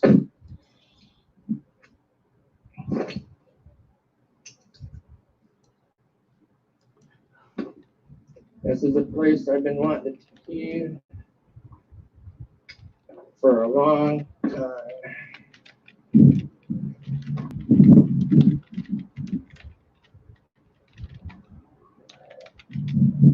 And I'm able to do this because I had to come out and look for a place. I've got to go for a appointment, doctor appointment on the 30th. And while I'm here, this cabin is a cabin that I've been talking about for a long time. You can't go inside of it, but it's okay because to me, it's still cool being out here. Remembering Sarah, her old Kentucky home. Sarah Bush Johnston, Lincoln Memorial. And you'll learn who that is. I will actually take the time and read this to you, because this is one of my favorite places to come, because it's really not that busy, especially during the week, and I don't do good with large crowds, so I can come here and my anxiety's okay. It's peaceful. No one bothers me. Excuse the wind. I am by a little late, but here we go. I'll read this for you. Remembering Sarah, her old Kentucky home, the most famous stepmother in American history, the stepmother of Abraham Lincoln. The Sarah Bush Johnston Lincoln Memorial Cabin was erected in Kentucky's bicentennial year, 1992, from 122-year-old hand-hewn logs. This 14-foot by 14-foot log cabin is a close replica of one that Johnston was living in at the time she wed Thomas Lincoln on December 2nd, 1819. Sarah eventually became known as the most famous stepmother in American history.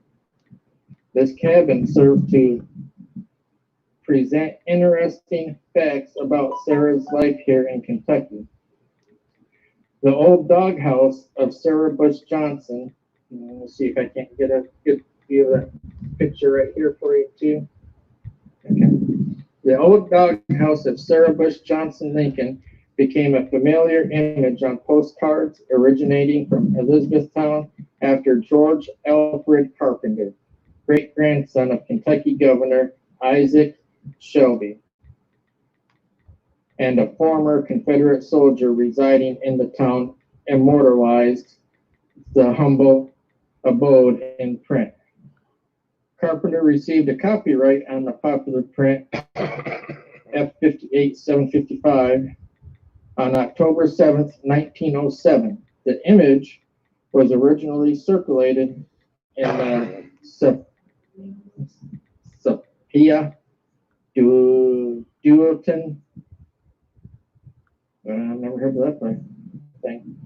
By 1912, the same postcard image, still being produced in Germany, was sold in color with a lithochrome trademark.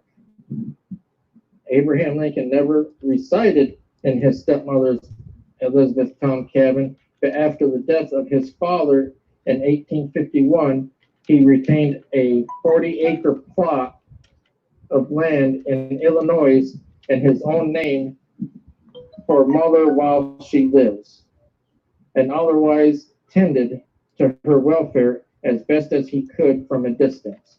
His last visit with her was on his way to Washington for his inauguration. She died in 1869. So here's history that you got, none of you probably even knew about Abraham Lincoln's past and everything. And over here on this side, that was over there. And over here, it's Sarah Bush was born in Hardin County, Kentucky on December 13th, 1788. She was the third daughter of Christopher and Hannah Bush, one of 9 children. Sarah, more often referred to as Sally or Sari by those close to her, met a young Thomas Lincoln working in Elizabethtown before marrying her, Daniel Johnston, on March 13, 1806. The Johnsons had 3 children, John, Elizabeth, and Matilda. Daniel Johnston was frequently in debt. Okay, John, Elizabeth, and Matilda, period.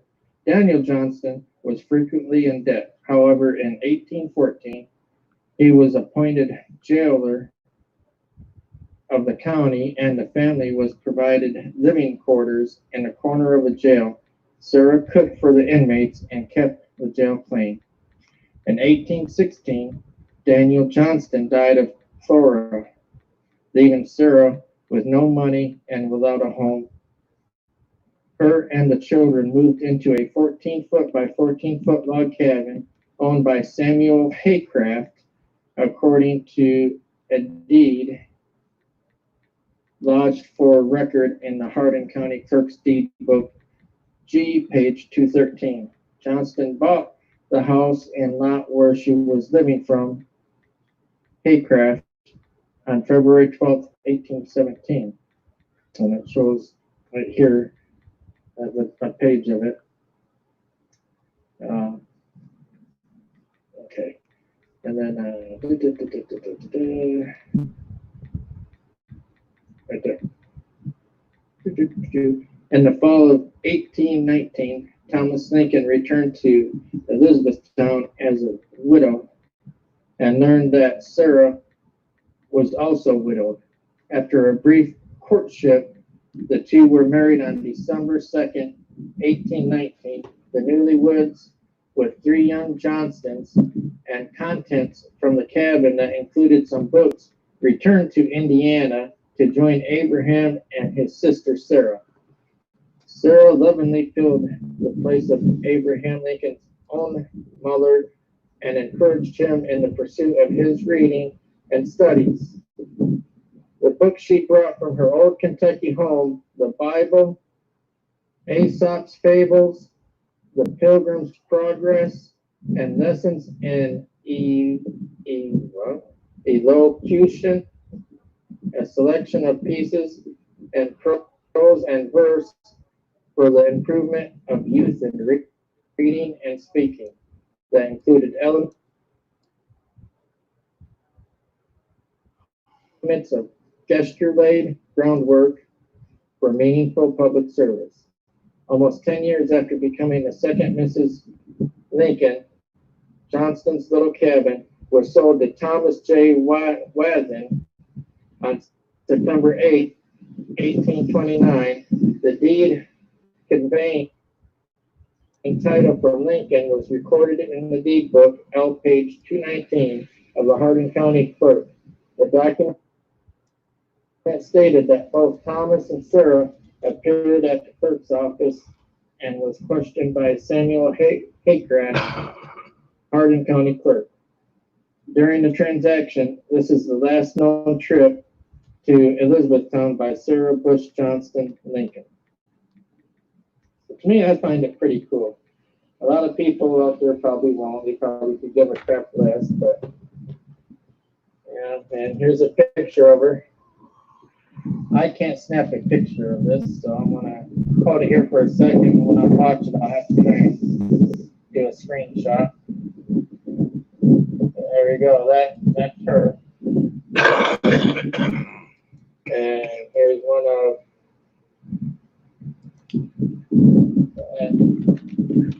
There's a little cemetery here too. That's a little bonus. And I got my walking stick and tell me when I'm able to really walk. Ooh, and they got a picture up there of the cycle of a butterfly, monarch butterfly. How cool. Oh, I love sundials. Look at that wheel. I had a sundial in my front yard and it broke. I wish I could get a new one. I love sundials. They're easy to use. As the sun hits it, and then right there's the time of it. You got 12, 6, 3, 9. So can you tell me how? I know what time it is by doing that, but without looking at your clock and guessing Eastern time, can you tell what time it is here by using that?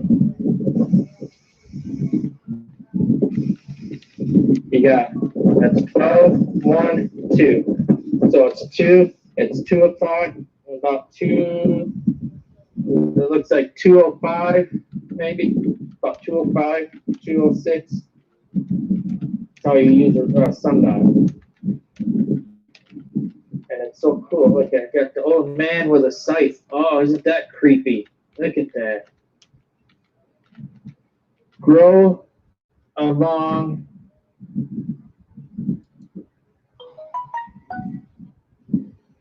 What was that me for? Hold on a second. Oh, okay, never mind. Grow old.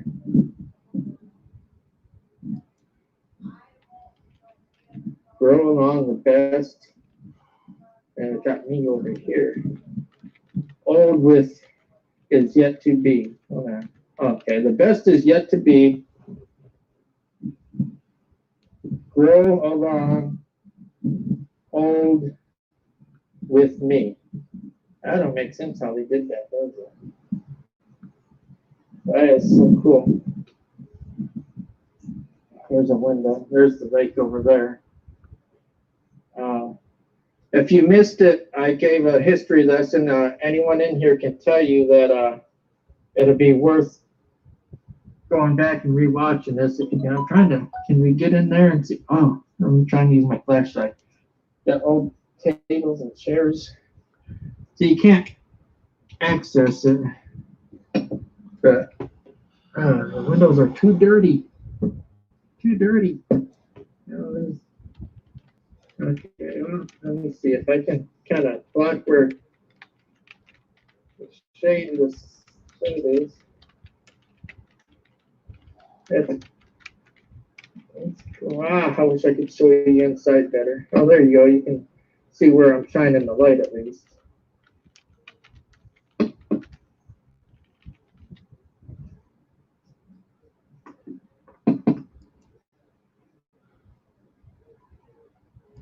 It's pretty neat though. I mean, there's the roof.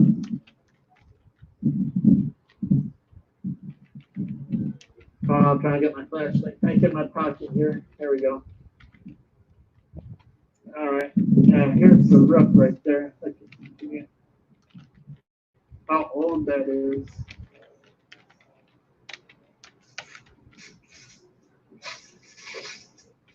And here's the old chimney.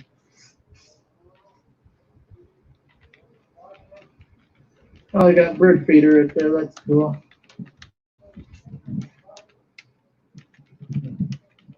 Can you see anything up there? Up in here, can you see?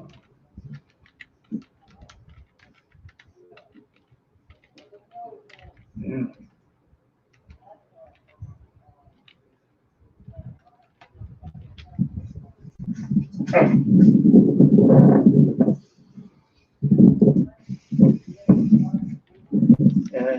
So here's the lake, and I'm close to that tunnel again. The historic tunnel.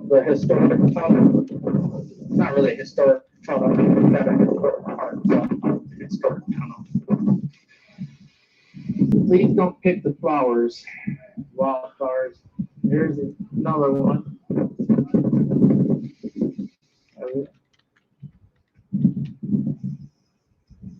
And here's another sign. Here's Sarah Bush Johnston Lincoln Memorial.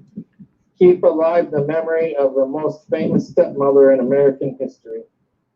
Like I said, if you're just joining and you like history and want to learn something new that that they don't teach you in schools about Abraham Lincoln, and you will learn. Another footprint along the Lincoln Trail.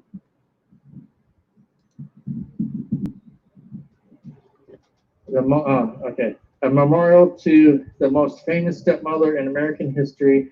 This cabin is a close replica of one lived in by local woman Sarah Bush Johnston and her 3 children in the early 1800s. Yeah, I already read all that to you, so I won't read it again. But I will read this part down here. We believe her love and good character favorably influenced young Abraham Lincoln, who was destined to become 16th President of the United States. A. Lane. And this cabin was built in Oh, this one is current. Wow, really? They did a dang good job of making this to the T. This hand-hewn log cabin built in 1992 by Jamie Johnson, Sonny Johnson, Bill Johnson, Donald Stovall, Scott Stovall, and Denver Stovall. They did a dang good job of that then. They did a real dang good job of that. That is so cool.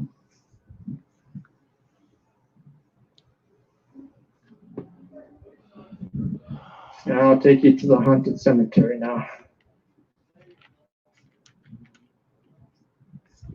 Yeah, all these plants and stuff are protected. Did I lock the car door? Set the other one. Oh well. You got wildflowers all up in here. And here, I'll stand if you want to get a pretty wallpaper for your computer or something. I'll stand still so that we can do a screenshot if you want.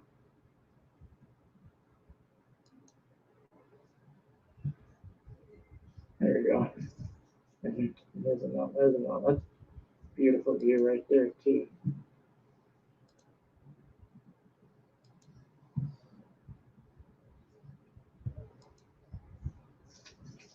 And here we go. Here's the little cemetery here.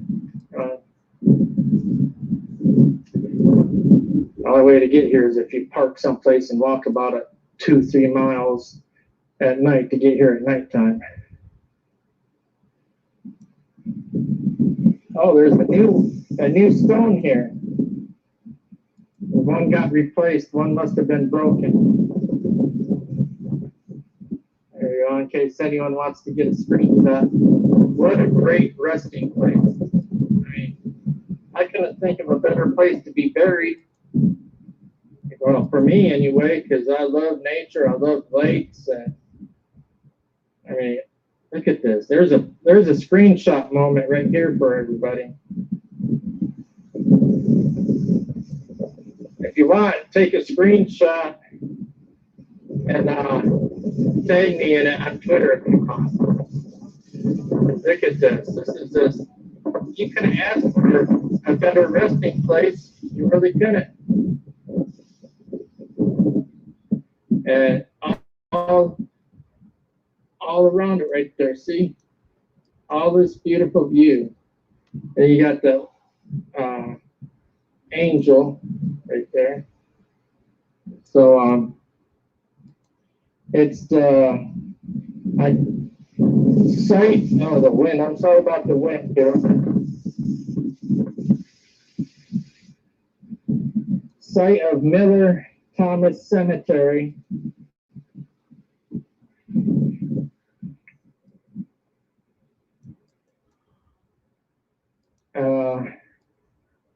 Something consort of William B. Thel, daughter of Christopher Miller, March 8, 1809, March 29th, 1846, Jesse Hayden, son of, okay, I'll just go through the names and I'll go through the years. So Christopher Miller, Bethel consort, Catherine Hayden, daughter of Jacob and Lepissa. Oh, wow, that's sad. Aged 1 year, 11 months, 1841. Well, that's sad. Wow, that's awfully young. And then Jesse Hayden, son of J and B, was March 11th, 1848 to April 5th, 1852. And then that was Christopher Miller from March 8th, 1809 to March 29th, 1846. Hardin Thomas, 1766 to 1837.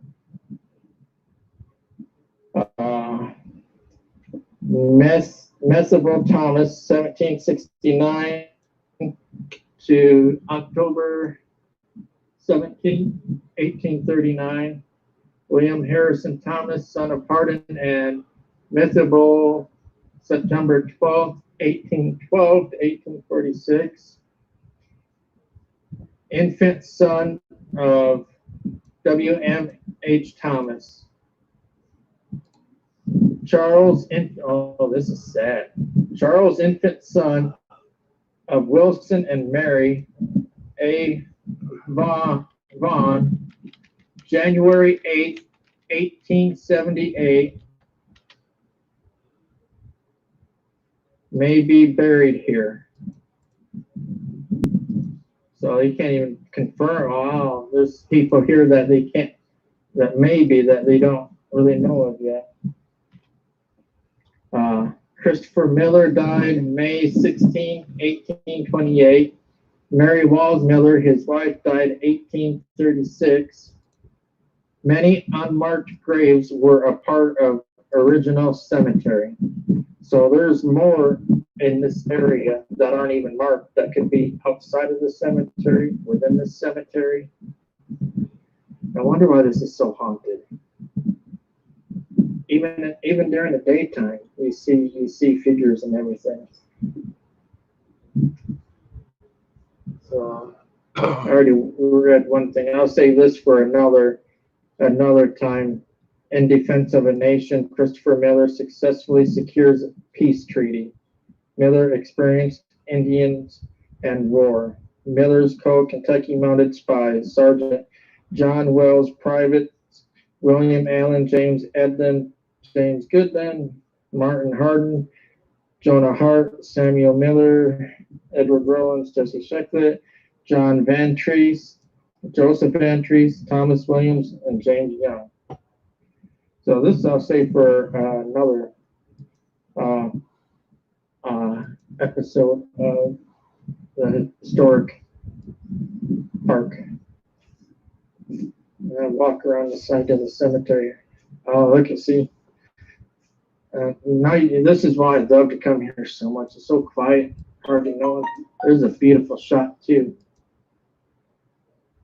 I guess no one likes history because I've only got 2 people in here. Now that I'm in the shade, I can look and see who was commenting or who was here. I don't know who's here now. I guess maybe no one's here. Oh well. There's a totem pole down there I'm going to show. Hey, look at that. Here you go. Here's another picture, screenshot for you. That cool wall.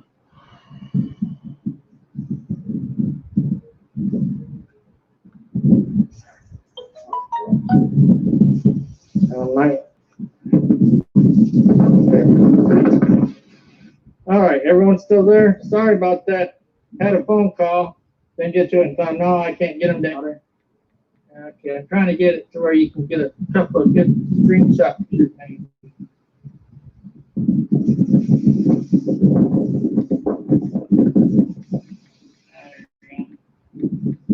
Kind of different views.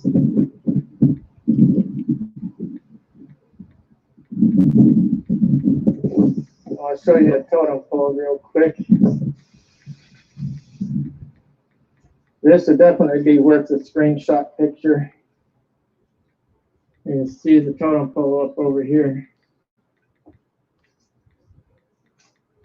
Okay, I see there's only one person, so I guess my video wasn't too interesting. I'll probably just wait till I get home and delete it then. Heck with it. I don't care. I'll just make it private. There you go. I'll just make it private. There you go. I'll make it private for my enjoyment then. No one else wants to watch it. I don't care. Ain't gonna stop me now. There we go. There's a totem pole.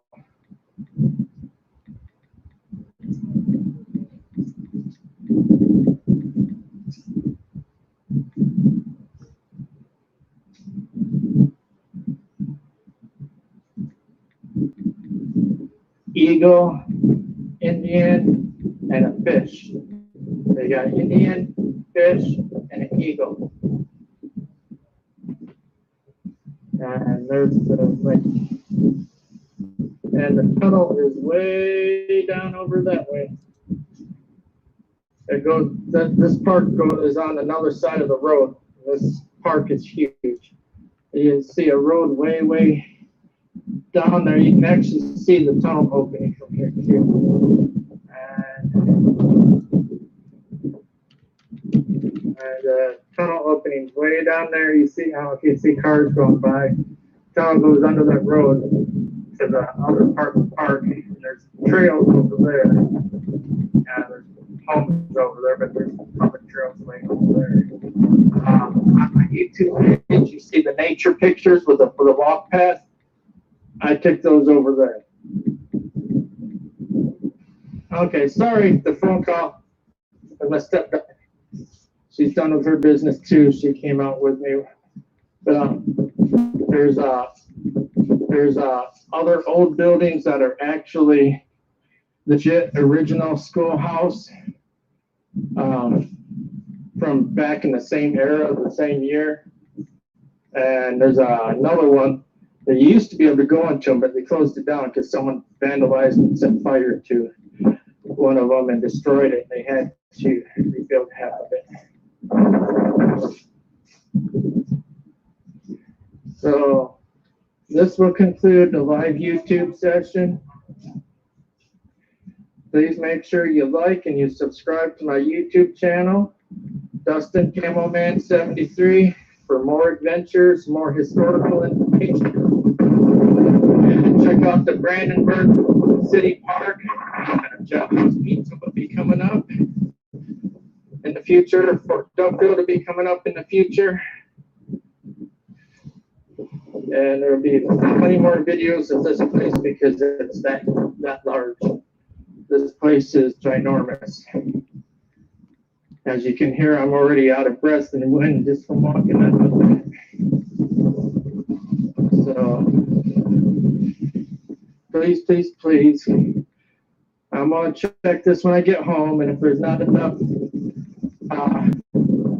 likes or views, I'm just gonna make it private. I'm gonna edit it with me talking all that crap out of it and just use it for my own personal memories if no one else likes it. I don't care if anyone likes my content or not. I don't care if people want to hate. This is what I enjoy. I'm sharing my passion. Trying to inspire people not to give up. Try to inspire people not to kill themselves. Try to inspire people that life is an adventure. It is what you make of it. You know, even if you can only get out twice a year, get out that twice a year. Even if it's only for 30 minutes at a place, get out for twice a year for 30 minutes. Because life is an adventure. Life is worth living. We only get one life. We only get one life. And I choose not to live my life being a hater, bully. I choose to live my life being a peaceful, God-fearing, humble, and loving human being. You all are my everything. Anyone watching this, even if it's just a few, if I got just a few, just even one viewer, I guess I'll say one view. I will keep this public just for that one viewer to be able to come back and watch all the time, because one person, if I can just touch one person's soul and heart and emotions and, you know, make them see the world, see what I'm seeing, see it through my eyes, experience it with the excitement that I feel and get out of it. You know, I mean, it's awesome. It's look at this. How can anyone not watch this video or looking right now, seeing the views? Zooming up over here, the views. It's so peaceful. Now I come here by myself a lot and do my own little cookouts. I'll cook a hot dog or a hamburger and eat a sandwich. Have my own little picnic after my doctor appointments. Because all my doctors are pretty much centered around this area. And then there's another place I want to take you, but I can't do it live, unfortunately, because there's no reception. It's that far down below ground level. And it's a natural spring. And then I'll still have to take you to Fort Duckville. But yeah, you know, sorry about my ramblings. I can't help it. I get excited when I'm at these places. I love history.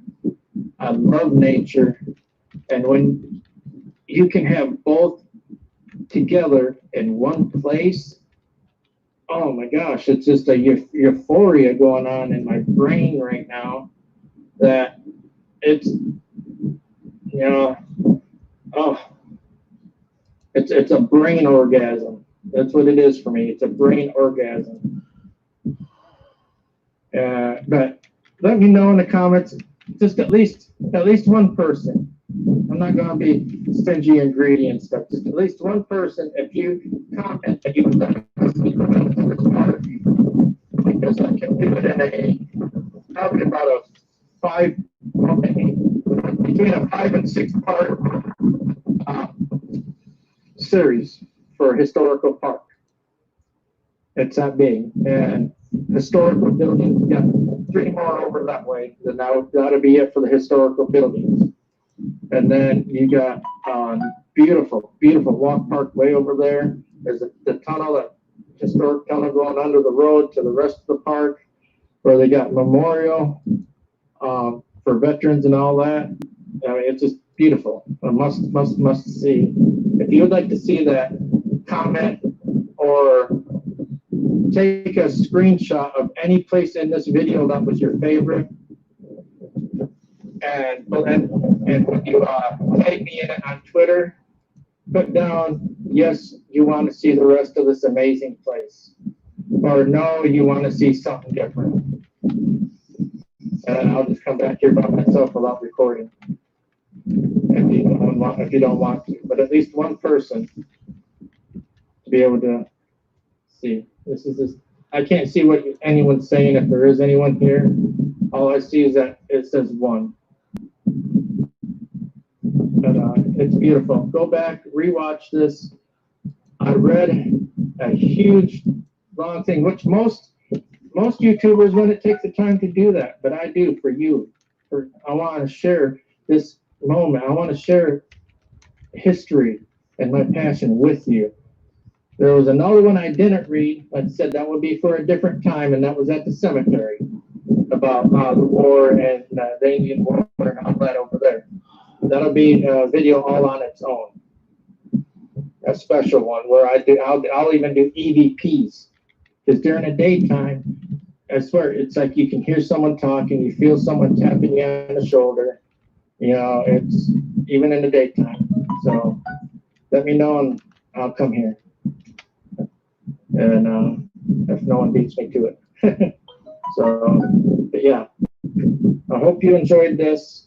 Sorry again for my ramblings. I'm just super excited because I got to come here today before anyone else really got here, because I don't really do good with people. Well, unless you're my fams. My fams, I don't mind. Anyone else in public around me here that I don't know, if I don't know you, don't talk to me. That's just how I am, because I get judged so bad, because of my health and everything. But people that I know, it's different.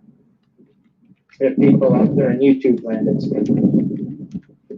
So, yes, you guys can't hear my body doing embarrassing things and all that because of my Crohn's. So I don't get panic attacks for doing videos like I do in a big crowd if there was 100 people standing around right here.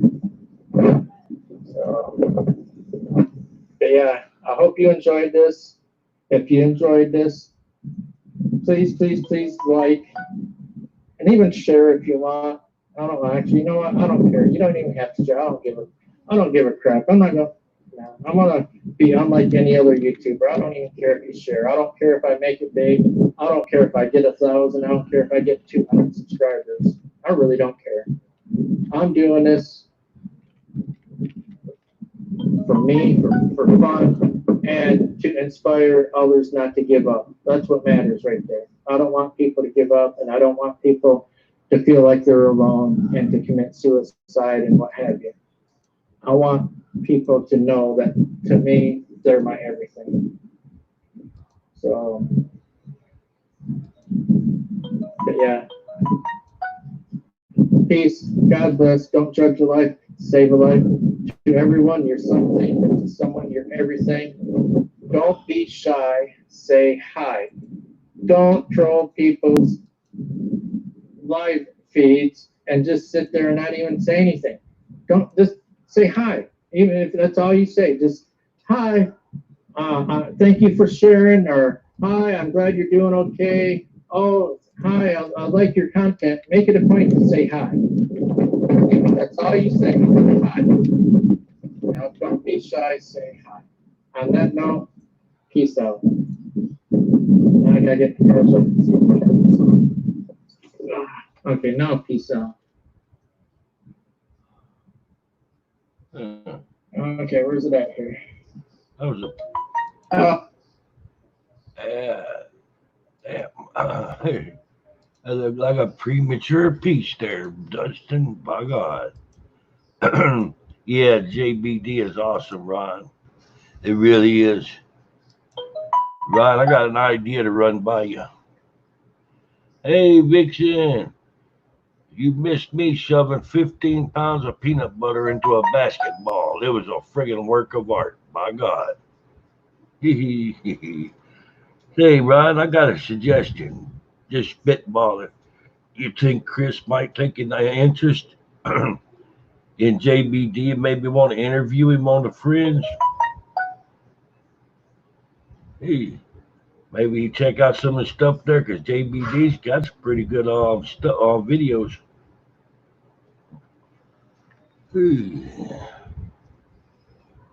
I don't know. I'm gonna play another Venomous Fringe now. I hope I ain't put you on the spot bringing this out in the open like it's in live or anything, Rod. I'm sorry I didn't think about that. My game plan is off for tonight. I'm just like, blah. I'm reeling off of crap that happened with Athena dying, and this crap has happened tonight, and it's just not cool. All righty. For all you fringeaholics out there and everywhere and all points in between, all right. 3 words for you. The Venomous Fringe. If you find something here to play from the Venomous Fringe, I know better than say play something good by the Venomous Fringe because it's all good. If you hadn't heard of the Venomous Fringe before, well, maybe you take your interest in their channel and check them out. It's an awesome channel. It's a good way to sit and kill 45 minutes to a couple of hours, 3 hours. Here we go. So, let me get this one paused, get it loaded up. Now fire it down range. By God.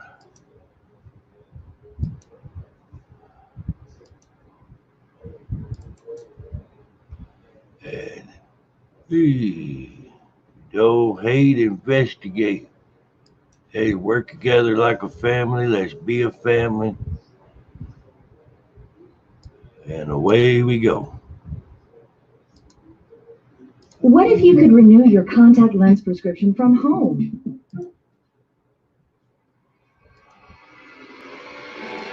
From darkness to substance to paranormal, the unknown is comfort, and whatever lurks in the darkness of the night is watching.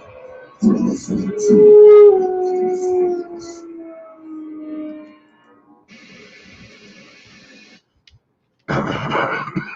Good evening, ladies and gentlemen, and you're listening night, to Ali. The Venomous Fringe.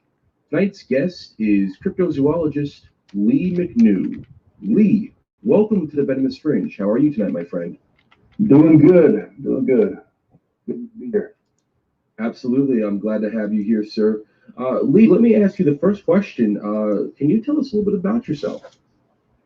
Okay. I've got a law enforcement background, and where do you want me to start?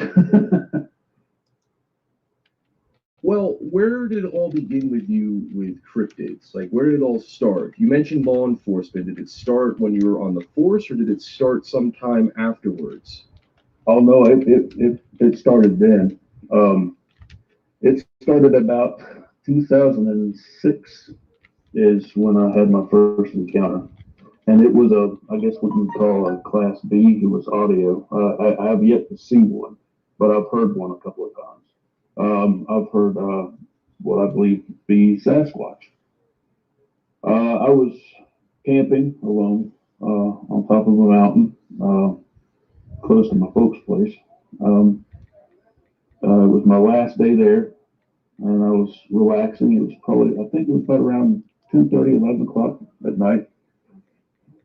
And I'm reading a book by light of a Coleman lantern. I'm just enjoying the atmosphere. And I hear this sound come from the other side of the mountain from where I'm at.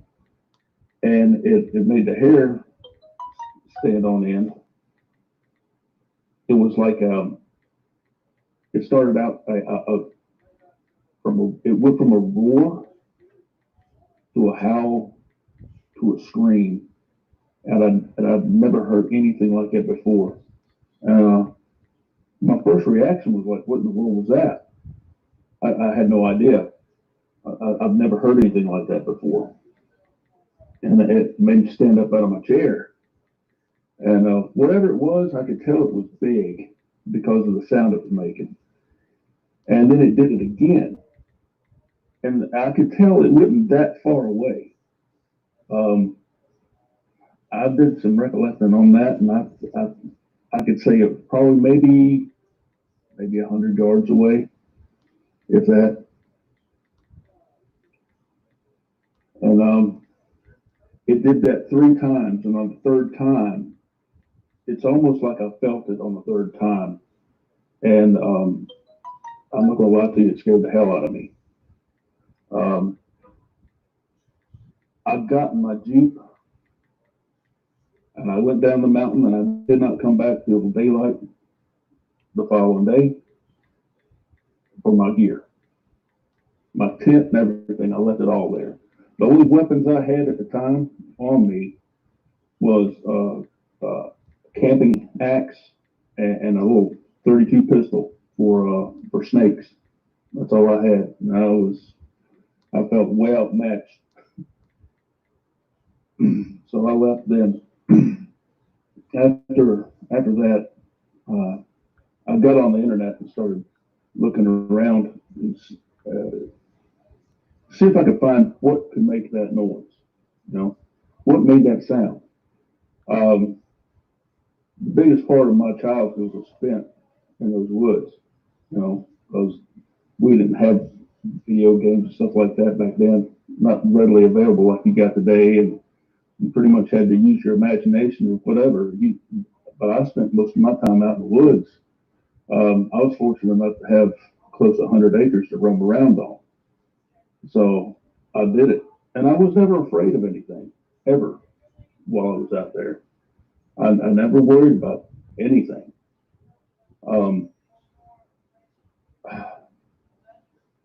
It bothered me. It bothered me a lot that something out there could do that to me. It wasn't a bear. It wasn't a coyote, fox, an owl. Owls make some freaky noises too. But it wasn't any one of those. And I looked and I looked and I looked, and the closest thing I could come to the roar was an African lion. And there are no African lions around here. It's the Southwest Virginia I'm talking about. So there wasn't a whole lot I could find on it. I mean, Bigfoot wasn't even in my realm of thinking at that point. Fast forward maybe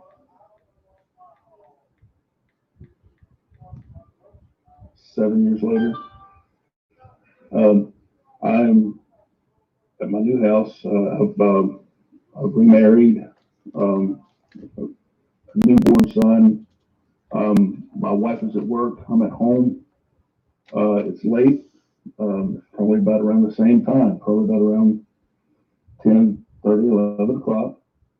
I take the dog out to let him do his business. And not far, probably about the same distance, probably about 150, 200 yards away, by a creek. down in the field, I hear the same sound. And the first thing I thought of, because of the howl, I mean, the first thing that came to my mind was werewolf. What is this? Is there a damn werewolf around here? What is this? I holler at my dog, get him in the house, I lock everything down, and I really start looking then. And it wasn't, I didn't really find it. I couldn't really find anything. And we moved from that place maybe a couple of months after that. And our new place, I'm messing around one day, tooling around on YouTube, and I just look up, for kicks, Sasquatch, because I had a niece.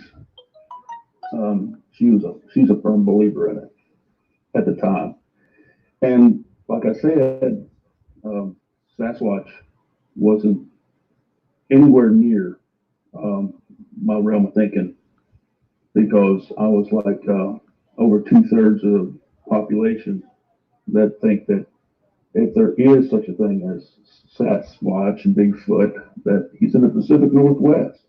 There ain't no way they're near here. And I stumbled on Sasquatch Chronicles, and they had Ron Moorhead on there, and they had him going through his Sierra Sounds tapes, and there was a couple of sounds on there that really shook my tree. And I was like, what in the world was that? And it was so close to what I heard. And then he played a piece from the Ohio Howl, and put them both together. If you could put them both together, it was really close to what I heard. Keep listening. I keep listening to some of the eyewitness accounts, because at that point I'm really hooked. I'm intrigued. I'm like, this is what I heard, and it all coming back.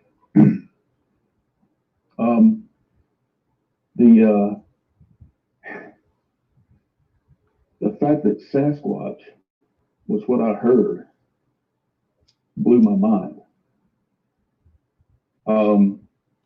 It wasn't long till it was on Thanksgiving. We had we moved again, and on Thanksgiving we're over there at my mom's house, and we decided we're going to go for a little walk. After Thanksgiving dinner, it was me, my sister, my brother, a couple others, and we were walking along. We were walking out through the woods, and at this point, I've got Sasquatch on the brain. And lo and behold, because it's not too far away from where I had my first encounter, I found a knuckle track. And after that, I was hooked. It was like, these things are real. I tried, all I had was my phone, and some say it just doesn't transfer well. I've really tried to make it transfer well from my phone to, I didn't have anything to cast with. I wasn't even thinking about that. I was just looking, and at that point, that was the first real piece of physical evidence. Everything else was, I don't know, guesswork, I guess, and theory, and just looking for what everybody else had either said or told me. It was crazy. It turned my world upside down. Just that one track. And I found the Bigfoot Outlaws had some pictures on their website, the Bigfoot Outlaw Hideout. And it was a knuckle track in Texas, and it was almost identical in shape and size. It was crazy. So that was the validation. That was the validation I needed for me to move forward, to start my own type of investigation. And that's pretty much how I got into cryptids. Before that, I'd been involved in paranormal research, and it's a totally different ball game. And this is totally different. Well, first and foremost, for witnessing howls and experiencing that must have been something very traumatic for you, because as someone who had been in law enforcement, you've come across many tough cases once in a blue moon with criminals and all that. But to witness that, your reaction to that, did that change your whole perspective on how you saw the forest, the woods, and more importantly, life in general? I gotta say, yeah. I mean, it made me more aware.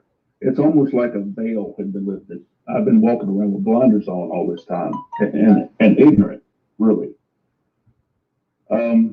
And it's really hard to convey this to people who still have those blinders on and still are ignorant. And I mean that in the literal sense of the word. I mean, they just do not know. and the reason why I'm doing the investigation I'm doing, and I'm blogging, excuse me. The reason why I'm doing it is to get as much information out there as I can, and see who can pick up on it. And I want to inform people. People should know. After finding out about David Palat's 411 and hearing some of his stories from that, it really, made my hair stand on end. And knowing just how close I could have been if they were in the area,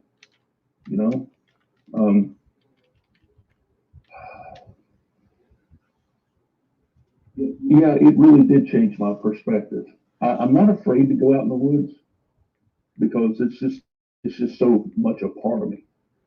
It's like I said, I grew up in that environment. It's just part of who I am, and I feel comfortable out there to a degree now. The comfort level isn't as much as it used to be.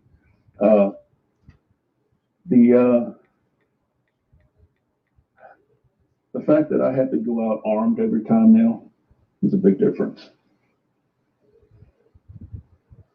Let me ask you this, because you had mentioned that when you had heard those howls, and then you were under the impression it might have been a Sasquatch. Are you sure you may think it would have been a Sasquatch, or do you feel that would have been more of a dog man? Now, before you answer that question, how did those howls sound? Did they sound very like this, like a bloody murder screech, or did it sound like a very vicious howl, like something that you'd hear out of a movie, like American Werewolf in London or The Howling? It sounded angry. It sounded like I don't know how you would. The emotion. I got an emotion out of it.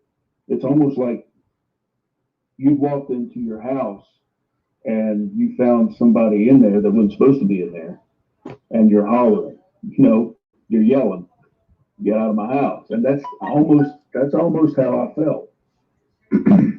And to be honest with you, remember I told you when I heard it the second time, and this was a couple of years later that I heard the same thing, and this was several miles away, probably about 15, 20 miles away. The first thing I thought of was werewolf, with the howl, the roar, the howl, the scream, and the way it transitioned in pitch was insane. And every recording of vocalizations I've heard of Sasquatch, I've yet to hear one that mimics it. They come close, but they haven't been the exact same. I did hear, once again, I got to go back to Sasquatch Chronicles because I was a religious viewer. I listened to the shows all the time. There was an episode called "The Devil's Lettuce." I can't remember the exact number of the episode, but the episode name was "The Devil's Lettuce," and this guy was growing pot in California, and he run into one of these creatures, and he described exactly what I heard. He's the only one that I have yet to hear describe exactly what I've heard. So, and it's just been here lately, to get back to your question, that I've been shifting my focus a little bit more toward the dog man instead of the Bigfoot. I mean, don't get me wrong, I'm still very, very intrigued by the Bigfoot Sasquatch phenomenon. But the more I've been diving into this, the more I think it's very well possible that it could have been a dog man and not a Sasquatch. And the reason why I ask that is because a lot of eyewitnesses, when they hear howls or mysterious ruckus in the bushes like that, they are under the impression that that might be a dog man. Now, Sasquatch, there's been some reports there and there of reported howling, but at the same time, it's not necessarily. It's hard to pinpoint because it would be more classified under that of a dog man or a werewolf. Now, you're aiming towards more of the dog man realm. Let me ask you this. What do you think a dog man is? Oh, geez. I used to think I knew, but there's so many facets to it now. And there's different types to a dog man, like there's different types to a Sasquatch, really. And I'm just learning that. You've got a big leg up on me on that. I've listened to your show, and I think it's flesh and blood, but I think maybe there may be some type of paranormal facet to it. Maybe. I'm not really sure. Like I said, I'm still learning, but right now that's where I'm at. The reason why I asked that question is because a lot of people out there aren't necessarily too sure themselves, including myself, what a dog man is. While I agree with what you just said, because that's under my belief as well, what do you feel with these creatures is paranormal about them? Like, what do you see them in the paranormal realm, like when it comes to how they are, or when it comes to how immune they are to a lot of reports, such as one that you can shoot at one, it can bleed, but somehow still lives? Yeah, their overall physical toughness, that and their menacing aura, I guess you'd say. There's something about that lends a little piece of evidence for me to believe that they have some type of supernatural aspect to them. Do I think they're a man transformed into a beast? No, I don't think so. I think it's possible. I think it could be possible in certain given situations with demonic possession and whatnot. But as far as the dog man goes, per se, the actual dog man, I believe it's an entity of itself. I believe it to be flesh and blood, but supernatural in origin. That's basically where I'm trying to get to. And I've changed my tune about the Sasquatch as well over the few years. When I first started my investigations, I was hardcore into the flesh and blood, the North American Great Ape Camp, and started, and it shames me to say this, but I'm going to go ahead and say it. And there's a few people who's come around to my way of thinking too, so I don't feel too bad. But when people started talking about portals, disappearances in thin air, Bigfoot being able to vanish, I used to laugh at that. I mean, almost out loud. If someone were to bring that up to me, I would laugh. As rude as that sounds, but diving deeper into the subject made me think a little deeper about the subject. You know what I'm saying? It's one of those things where we know nothing about these creatures. Bigfoot, Dogman. We don't know anything about these creatures, and people out here who say they're experts, if they claim such, I think I would right out call them a liar. There's nothing to be. There's so much to be learned about these creatures right now. There's so much that we do not know. There's the fact that we know nothing about these creatures. Let me rephrase that.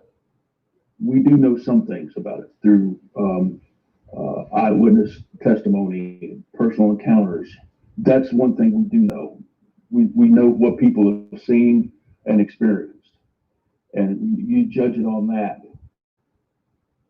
And it would not be doing anybody any favors. And as a researcher or investigator, you wouldn't be doing anybody any favors, and you wouldn't be doing your due diligence as a researcher or an investigator if you threw out all these claims of supernatural ability on any of their parts. I feel that you need to take that and compartmentalize it. Put some things in a box if it's not adding up right now. You put it over here in this pile. You put other things that you're pretty sure of in another pile, and then you come back to visit the other stuff at a later date. Don't throw it out, and don't discount any of it. I agree so wholeheartedly because I feel that there are people out there, and this is just my opinion as well, that try to pinpoint things as facts, and not everything is based on what this person says versus what this other theory states. And then on top of that, when it comes to people who believe in the expertism, let me ask you this. What is your definition of someone who is an expert in cryptozoology when it comes to Sasquatch and Dogman? What would convince you that this person's an expert?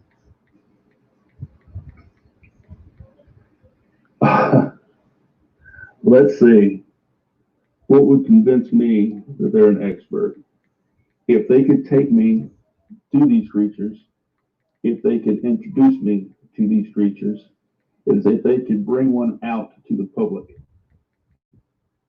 That would convince me. Because, like I said, in my point of view, there's a lot of people who don't follow this. There's some out here who just research the research. They're not trying to prove anything. They're not trying to do anything else other than for themselves. And I appreciate that. I really do. I could say go ahead. But me personally, I think it's something that people need to know about. I think it's something that needs to be brought to light. I think it's something that everyone should be aware of, that their existence is real and not some joke. I believe that if you're an expert in the field, you'll be able to do this. You'll be able to provide the evidence and crack your finger. And nobody could refute it. I agree with that as well because I've myself, when I've spoken to individuals in the field, I've always believed that the only way to convince me that you're legitimate as an expert is either you can take me to people or take me to these creatures and have a communication bond with them and know their culture, know everything about them, on top of that as well. I'm not, but when it comes to a body, I'm mixed with it because while I do think it's right to showcase that these things do exist, it would also just be a big backfire, a huge stir of researchers out there who would be like, oh, the whole aspect of killing one, which leads me to my next question. Are you pro-kill or anti-kill when it comes to these creatures? Well, when I'm out there, I mentioned before that when I'm out in the woods now, I'm armed. And that's just for protection. Am I out there to kill one? No. Do I believe one has to be killed to prove its existence? Yeah. I think that's what it's going to take. But as far as putting an open season on them, no. I don't believe that should be done. I think that's a dangerous game. And I think it's wrong, to be honest. Years ago, I used to be a hunter, right? I hunted for one sole purpose. That's put meat on the table, put food in the freezer. And once I was able to get away from that, the only real joy I got out of it was being out in the woods. There was a certain thrill to it up to a point when I actually had to pull the trigger. I had to do it, like I said, it put food on the table. But now, no, I haven't hunted in years. And things would have to get bad for me to really start back again. I don't think it, to be pro-kill, like I said, I guess it all depends on how you want to phrase that pro-kill. Is it just a prove their existence, or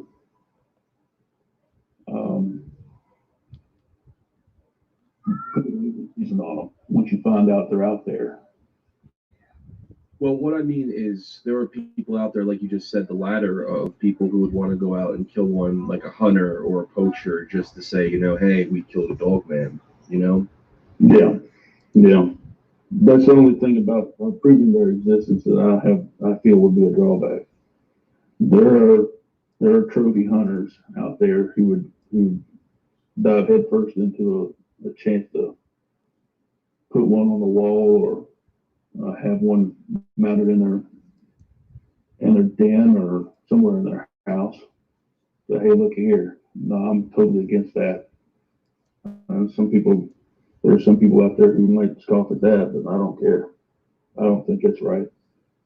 But as far as proving their existence, there's so much out there. Melba Ketchum, she did so much in a way of DNA study. There's proof.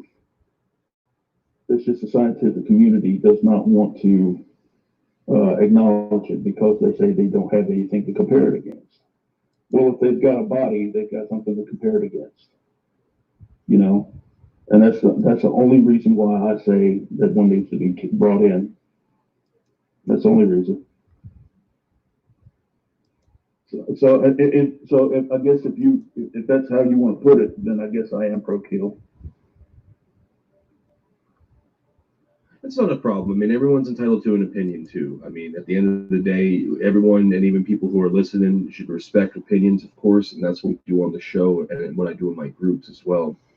Lee, another thing is that one of the things that fascinates me about the history or a supposed history of these creatures is that there is a link to Native Americans. Do you believe that?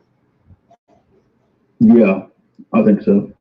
I mean, they've got stories going back as far as they've been around. There's so many stories about dogman type creatures, Bigfoot type creatures, giants. That's another thing that intrigues me is giants. They've got so many stories, and I don't know if you're aware of this, but they actually have excuse me, they have a story about a great flood. They have a story about a great flood. So, and it's all around the world. And the Native Americans, I believe they have had some type of relationship with the Sasquatch for a long time. Whether it be good or whether it be bad, it all depends on what tribe you're talking to. There are some tribes that are like, yeah, they're good. They're the forest mothers. They're keeping everything in peace. And there are other tribes that will say, no, kill them. Yeah, I believe that they have a connection with them. When it comes to Sasquatch, do you feel that there is going to be some sort of, besides what we mentioned prior, some sort of scientific breakthrough within down the road when it comes to what these creatures are? Because there's a lot of research. You mentioned Melba Ketchum, for example. Like the whole fact of what she's going through with the whole science community. Do you feel that maybe not in our generation, but maybe in a future generation, there'll be some sort of breakthrough and some sort of discovery that can say, okay, these creatures do exist, that they are out there, that they are acknowledged, but right now, currently in our present day, there is some sort of rift holding it back? Oh yeah, I do believe that. I believe there's a big rift holding it back. I believe our federal government's doing that.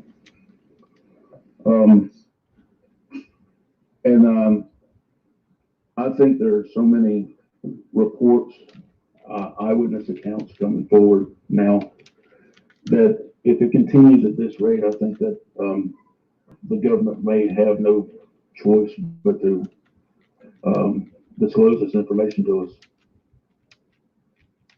I think they'll come clean, but it's going to have to take something drastic, something major to happen. And like I said, everything's coming to a head. You look at the state the world's in right now, and still yet you're having sightings of this so-called mythical creature out here. These mythical creatures, and there's a multitude of them, and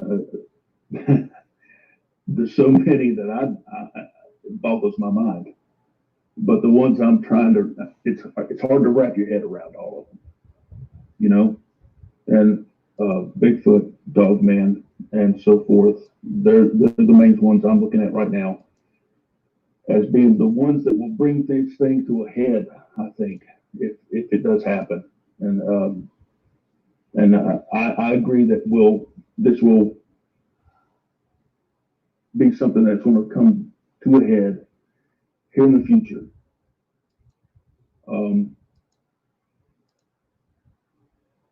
Where our government's going to have to come clean about their knowledge of these creatures.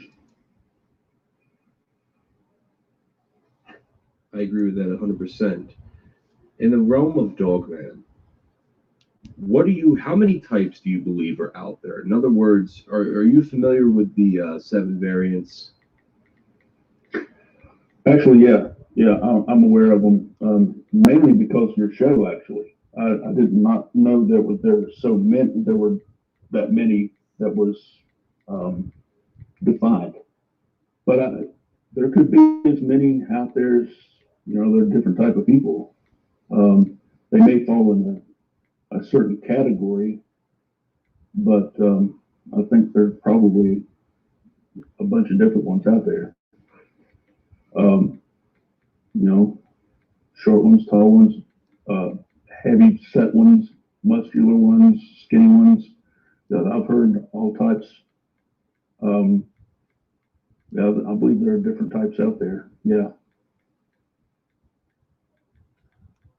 When you're out into the woods, what is it that you look out for when you're doing your vlogging and when you're out there? What is it that you're checking in the surroundings you're in?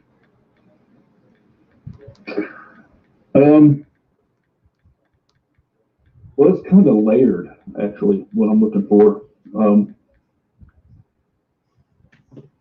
On the surface, I'm looking for sign that they leave behind, tree breaks, bends, rock stacks, things of that nature. Footprints and hair, which I've yet to find. I've yet to find any hair. And these are things that I can do casually. But one thing I'm constantly looking for is movement, different types of movement that are out of the norm. So my head's on a swivel the whole time I'm out there. I do my research in the National Forest, and there's a lot of hiking trails, biking trails, and I'll go off trail every so often. When I go off trail, that's when my alertness factor goes way up. I believe that if you stay on the trail where I'm investigating, it's pretty clear cut that there's not a lot of people going to be bothered there. There's people who travel through my area all the time, hiking, biking, camping. You know, it's almost like it's a live and let live type situation. But when I'm out there and I'm doing my research, like I said, the casual part is just looking for the sign, tree bends, breaks, leans. I've yet to see one of the tree piece structures, but you know that's probably out there. I still haven't stumbled upon that yet. But my main thing I'm looking for is movement in the brush. That's what I'm looking for.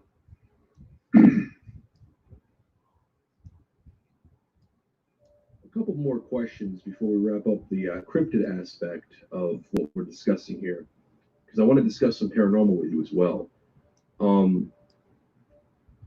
In your own opinion, would you say that cryptids are these creatures that are descendants to us, or are we linked to them, or do you believe that there's regular animals, hybrid genetics of other animals of the zoological charts?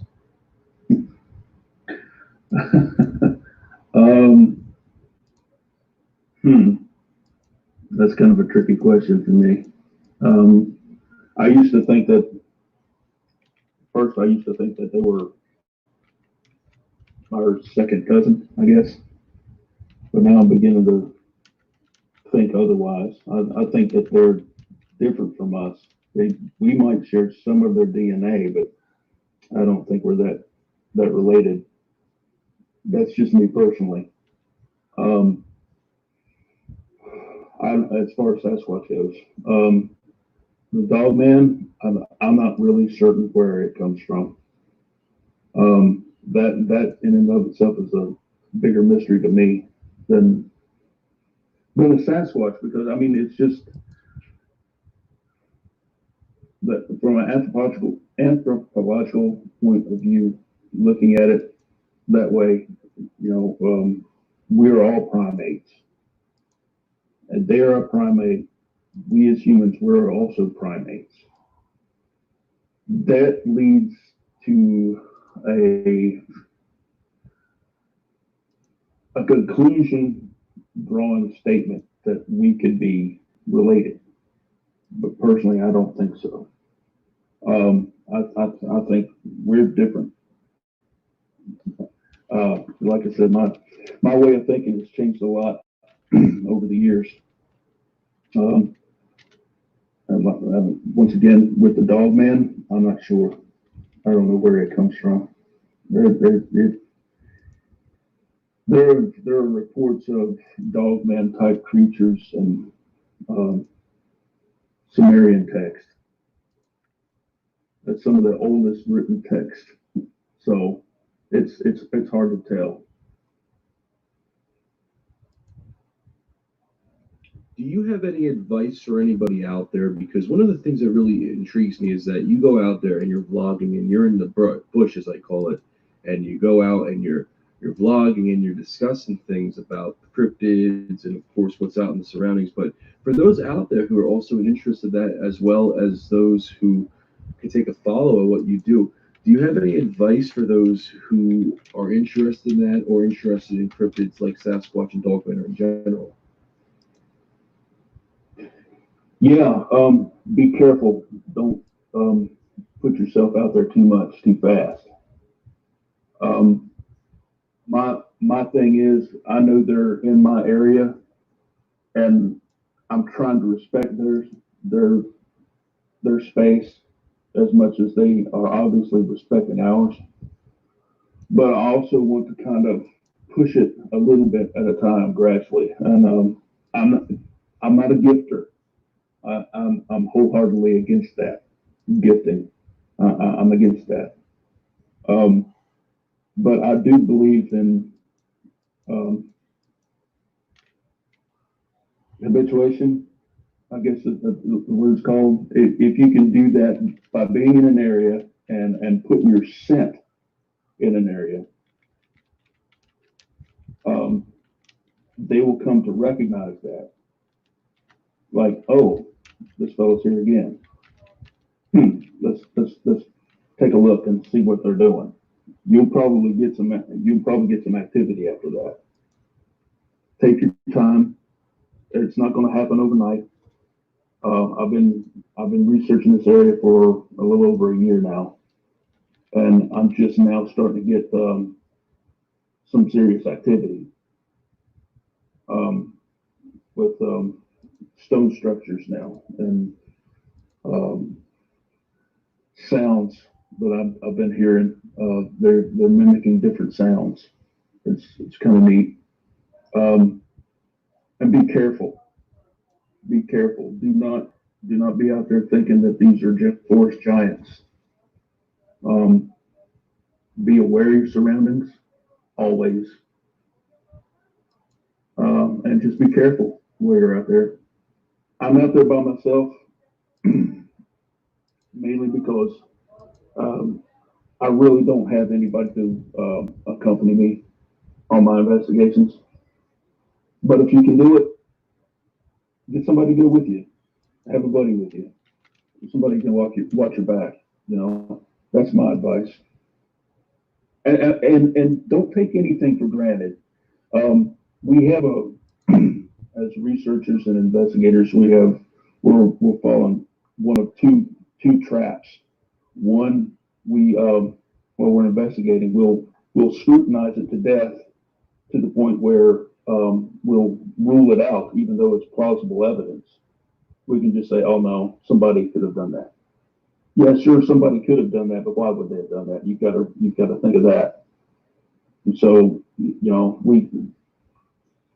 like I said, we can scrutinize it to the point where we could throw out plausible evidence just because we're trying to find that perfect piece. Or you're so intent on finding something that everything has Sasquatch in it. Everything has a dog man in it. Everything. What they call it, blob swatches now. When you take a picture of some bushes and, oh, look, see here it is. No, you could fall in one of those two traps. But be diligent and take your time. Scrutinize some of it, but not to the point to where you're going to have to throw everything out. That's where I'm at right now. That's a very good analogy, and of course I respect what you do in the field and whatnot for your research, and of course I'll make sure people take a look at what you're doing. I'll leave a link for your YouTube in the description and whatever else you like to get in contact with. But I want to transition now to the paranormal, because earlier you had mentioned prior to cryptids you were into paranormal. Where did it all start with you with paranormal? Was it activity that you've encountered, or was it just fascination? It started, for me personally, it started when I had moved into a house, and me and my ex-wife and my stepson, we'd all started experiencing poltergeist type activity. It started not too long after we had moved in there. I'd always been fascinated by it. That's what made me actually get out there and start learning about the field. Because pretty much I had to. My family was being tormented by whatever this was in the house. My first experience was when I was probably about 6 or 7 years old. I saw an apparition of a little girl in a hallway outside my bedroom. And when me and my sister were real little, we had to share a bedroom for a while. And I woke up one night and I heard some movement in the hallway. So what's going on? So I looked. It's really small room. I look out into I crawl to the foot of my bed. I look out the door of my bedroom into the hallway, and I see this girl standing there. It looked like I thought it was my sister. And I said, "Hey, what are you doing? What's wrong?" Because she looked really sad. She was leaned up against the wall on her right side, and she kind of had her hands folded together in front of her, and she ducked her head like she was getting ready to cry. I said, "Come on, sis, what's wrong?" And she kind of like disappeared. Okay. And it's like, what? And I heard my sister in the bottom bunk below me. It freaked me out. When I was a kid, that was at 6, 7 years old.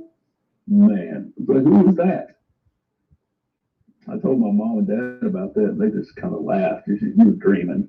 No, I was wide awake. I can remember that today. 30 some years later, yeah, I can remember that today. So that was no dream. And, getting back to what got me started into it, my house, like I said, was haunted by something. I don't know whether it was something brought in there by what was going on between my ex-wife and my stepson. Because at that point in time, my stepson was starting to just have problems with drug addiction, and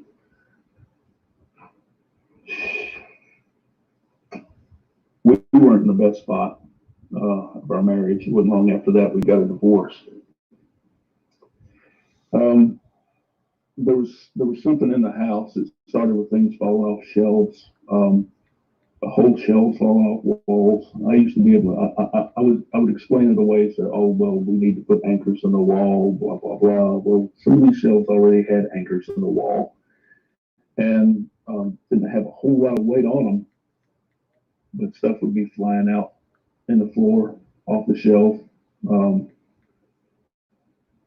I had one incident, Halloween. My mother had called me, and she said that after tricks or treats were over, she said she had some extra candies. It'd be good for some of the kids. And asked if I wanted to come get some. So I did. I went up there. And I wasn't up there long, so I got a phone call. And it's my wife. And she says, "Lee, you've got to come down here. Somebody's pranking the house. Somebody's running around from door to door, front door to back door, banging on the door. And we don't know what's going on." So at the time, I made my way back down there. I had my service weapon with me. And got out the car and did a full perimeter search. There was a heavy dew on the ground at that point. And I saw no tracks whatsoever. I got in and they proceeded to tell me that not too long after I left, there was a banging on the front door. I went to answer it, nobody was there. And as soon as they closed the door, there was a banging on the back door, which was a glass patio door. And nobody was there. And it continued like this for about 10 minutes, 10, 15 minutes. There was nobody there. We had sounds of footsteps running across the floor, and there was nobody attached to the footsteps. I was there for that, sitting in the living room. I was asleep on the couch. I woke up and there was a girl standing in sort of Victorian dress. She might have been in her teens, and she was standing there. She looked at me and then disappeared. A full body apparition. It wasn't one of those in between states of sleep, because when I saw her, I immediately jumped up off the couch, because this is somebody I did not know. I'm in a vulnerable state. I'm in my house at night on the couch. Wake up and there's a strange person standing at the edge of the couch. My couch is right by the front door, and I stood up, and she just disappeared. Disappeared. It was crazy. The first time that I had anything happen to me before that, I'd gotten home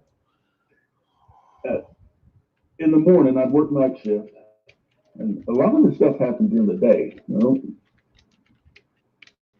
then it doesn't all happen at night.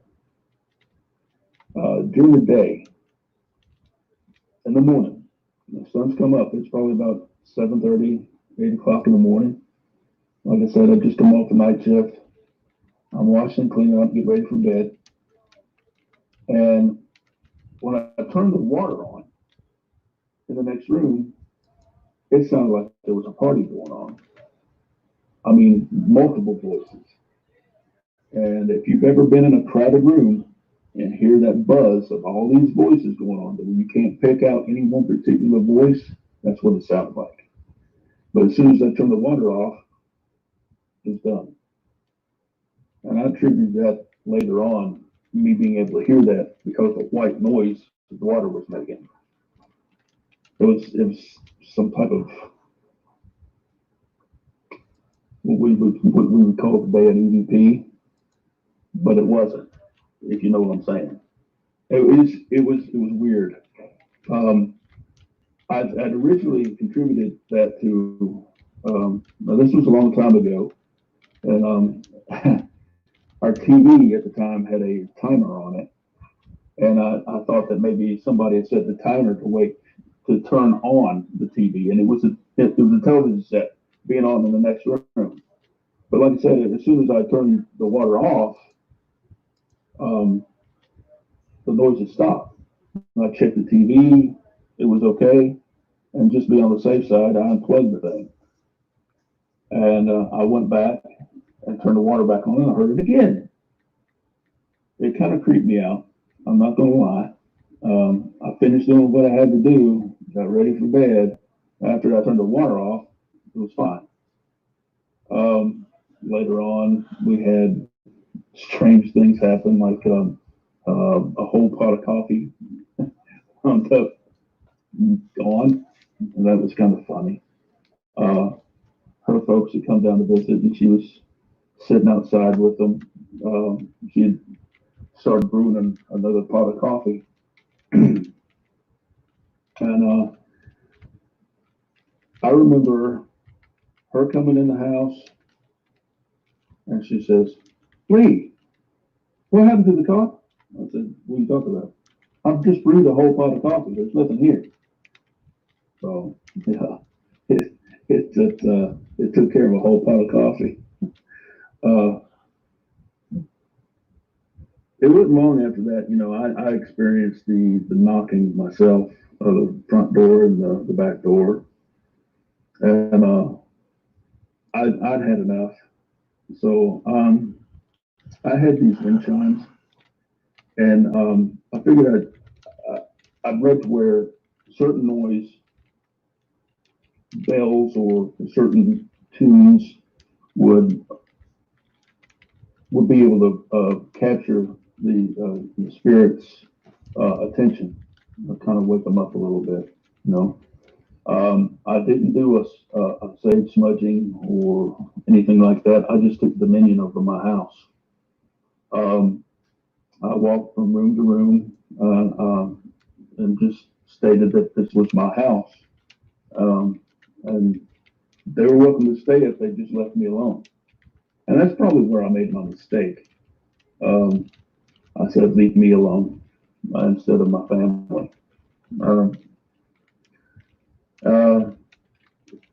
And I invoked the name of Christ quite a few times, and it left me alone. After that, I personally had no problems. But my ex-wife and my former stepson, they continued to have problems, and it escalated. They argued and fought all the time. It come to a head on February 21st, 2004. I'm at the police department. I'm in the break room with my partner and my sergeant. And the break room was located right next to our dispatch office.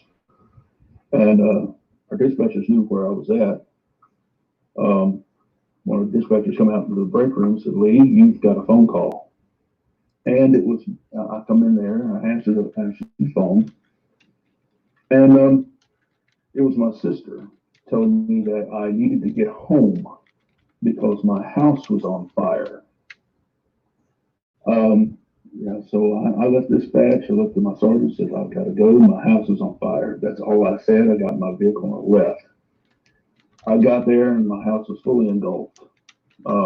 Luckily, my stepson and my ex-wife were okay. Nobody was hurt physically, just emotionally, and because we lost just about everything in that fire.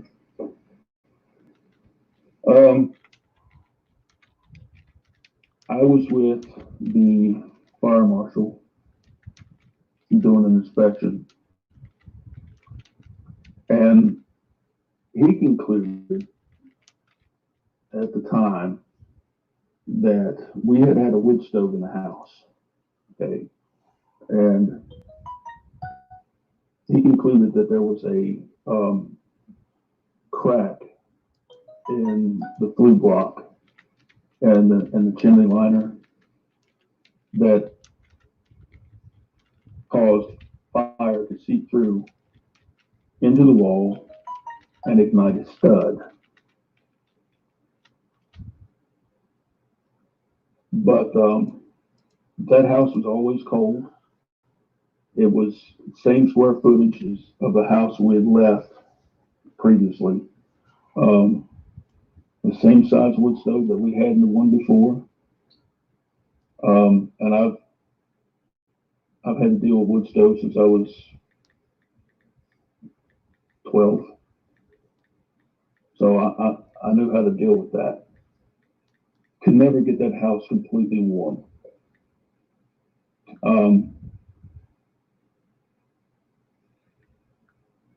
The fire marshal that was doing the inspection and told me this, but he said that he wasn't 100% sure.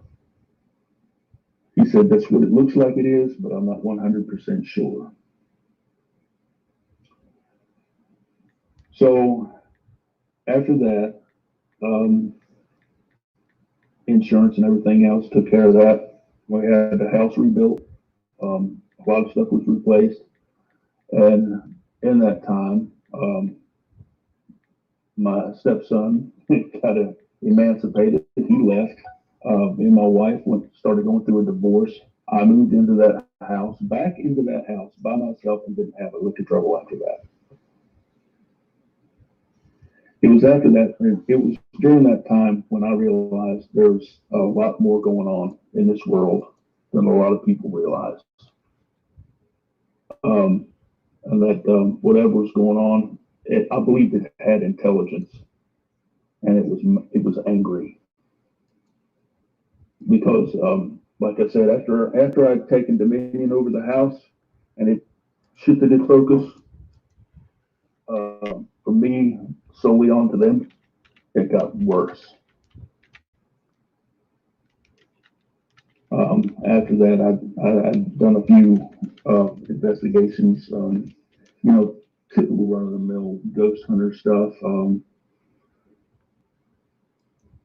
cemetery investigations. I had a couple of houses that were allegedly haunted. I never really did have any other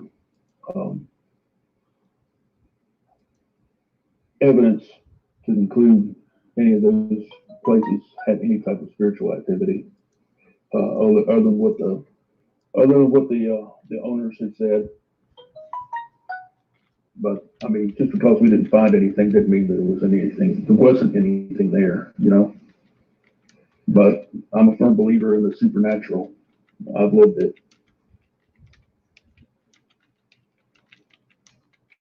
It's a very traumatic experience, and I'm very grateful that none of your family were harmed in that situation. And of course, because of the ongoing activity and eventually the phenomenon eventually led to your divorce and of course falling apart of your family. But when it comes to paranormal, I feel that there's just such a huge vibe and presence of just mysterious, and not even just an anomaly, but just something very dense within the field. And I feel that with paranormal, it definitely it takes a toll on you mentally. Do you feel with all the paranormal activity that you've witnessed and encountered, and of course the scenarios that played out, do you feel that it's impacted you mentally more than what it would normally do to someone who would say, "Oh, I've seen a spirit," or and that's just it? You know what I'm saying? Like, do you feel that all of your encounters, do you feel it's all happened in a junction of where it changed you totally, much like cryptids? Well, I guess to a point, I guess we could say, yeah. It really did shape me into a different person. It just it was bad enough, you know. It's bad enough to have that type of trauma in your house when you're not physically being assaulted by some type of supernatural phenomena.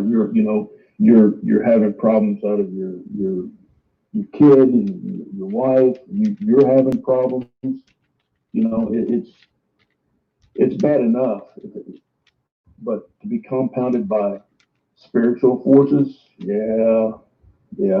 I think it really did have it played a number on my ex-wife too. After we had separated, she went through some stuff. I think whatever was in that house was kind of still after her.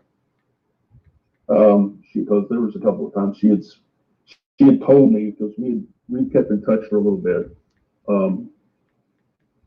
prior to our signing the papers, that she went through some stuff like sleep paralysis.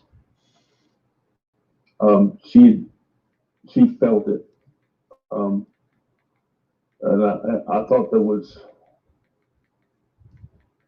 for the longest time, I didn't understand it. I mean, now I do. Given the fact I've had a lot of time to research it, look into it.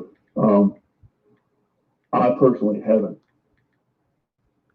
experienced sleep paralysis, and I hope I never do. That's some scary stuff, just thinking about it. But a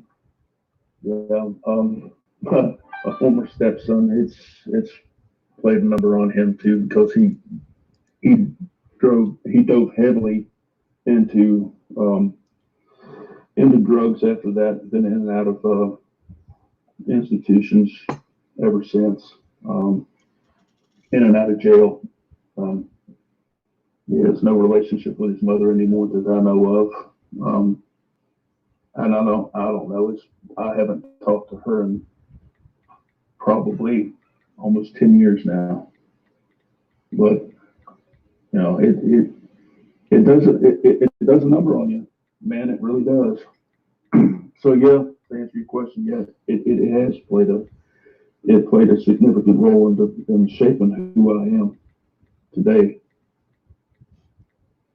It's changed me mentally. While it's changed you, I'm sure it's made you a much stronger individual versus one that's lived in fear. But with that being said, Lee, when it comes to everything paranormal, have you considered going out and researching hotspots such as like abandoned areas or hospitals or whatnot, like places that are related to paranormal activity? Oh yeah, absolutely. We have a place around here. It's called St. Albans. You might have heard of it. The old St. Albans mental facility. Yeah, it's no longer in service now. It's shut down. But Sci-Fi had taps down here. The ghost hunters actually looking into it. A couple other paranormal investigation teams have done it. There's a couple of other places around here that I think would be good candidates for investigation. And Graham's Mansion. I don't know if you've ever heard of that. It's an old plantation house. It's one of the most haunted areas here in Virginia, reportedly. Yeah, I thought about it. The thing of it is,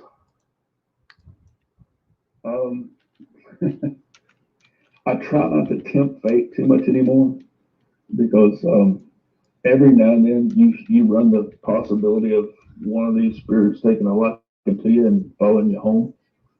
And yeah, I don't need that. I've pretty much given up. I say giving up. Yeah, I can say giving up. Going out and doing stuff like that. I still research it. I mean, I still look into it, keep my knowledge up, just in case something happens and, somebody needs somebody who knows a little something real quick.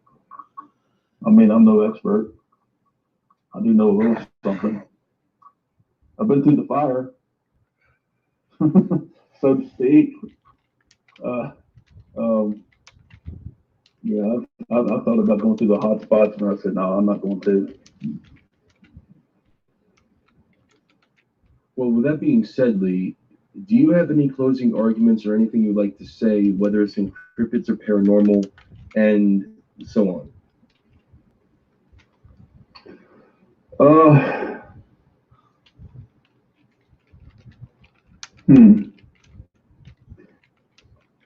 Cryptids right now are my big thing. With Sasquatch and all like that. I'm ready. I'm ready for something to happen, for something to come to light. I think that our government knows more than what it's telling. I think there's a lot of cover up. I watched your show on Dogman in Virginia, and it reminded me of a story that I found while I was doing my paranormal research. Not too far from here, there's a place called Sweet Spring Hollow. Boy Scouts used to go up in there, and they used to have their jamborees and things like that.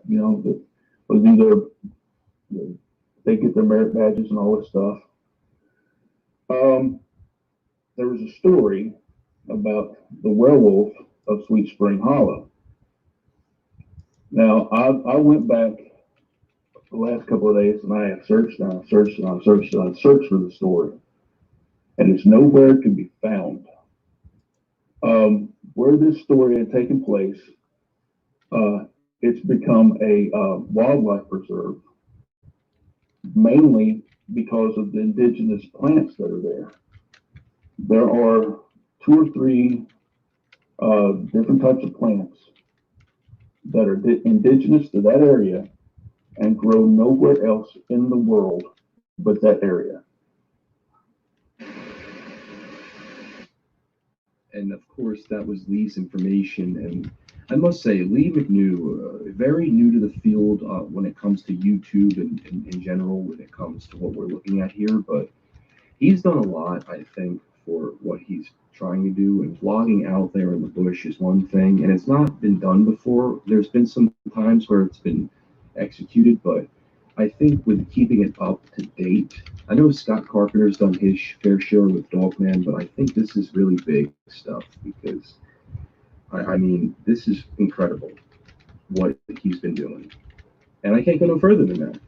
And folks, I appreciate you listening to the show as always. And if you want to get in contact with me, here's an email. And then as always, guys, if you want to support the channel, there's a donation for PayPal. You can leave a donation with the link in the description if you wish. And of course, as always, guys, we will see you next time. Thank you for watching The Venomous Fringe, and you all have a fantastic day and evening, wherever you're at.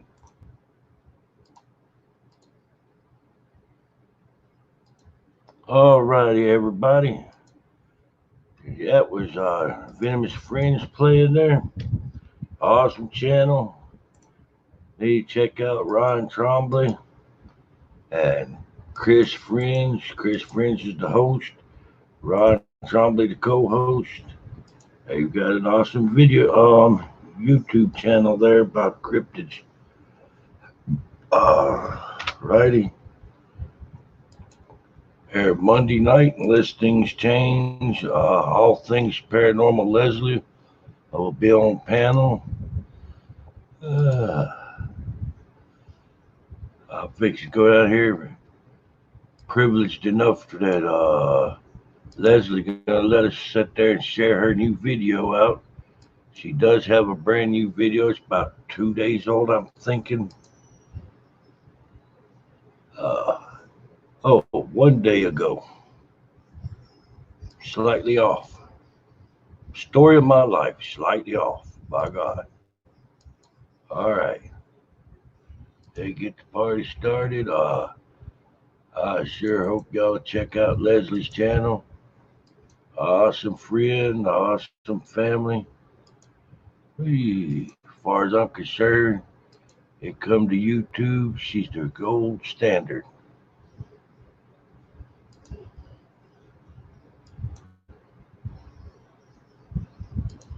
I have goosebumps all in the back of my head. One thing from this trip I was able to learn. My middle child has the same gift that I have. Sergeant of pain in the back of my head and spirits trying to channel through him.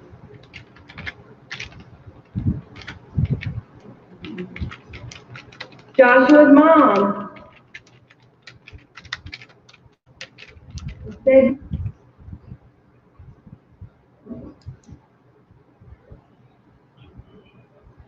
is anyone here that wants to see a pastor?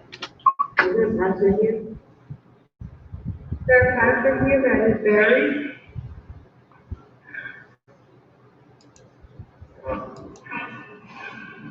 Mike. You can't have Mike. Okay. Hello.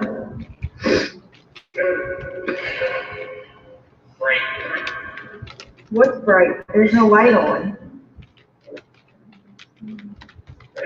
The one that says the Or you get vengeance on.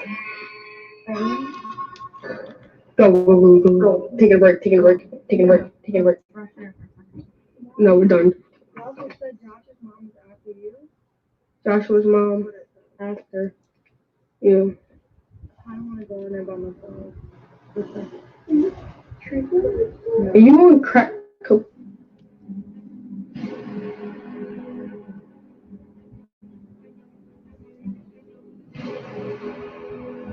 All right. But take a little pause because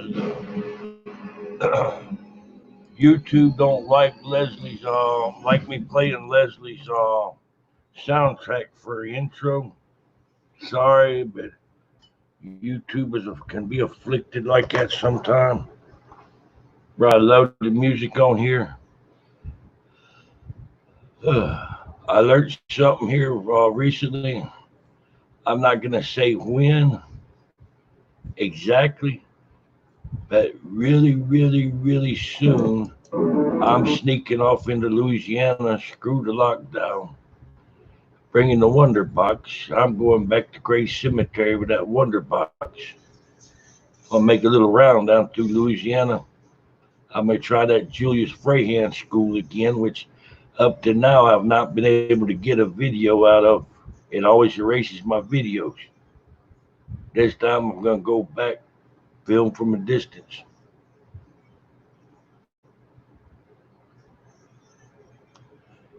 That crazy ass Julius Freehand school, I don't know how it does it, but every time I go there, it deletes my SD cards. 0 calories, 0 sugar, a hint.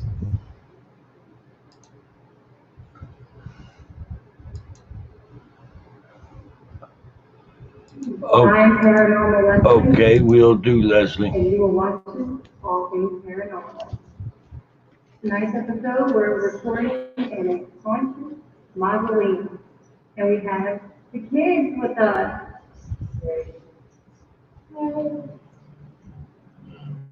This should be fun. Let's get started. Any spirits want to speak to us?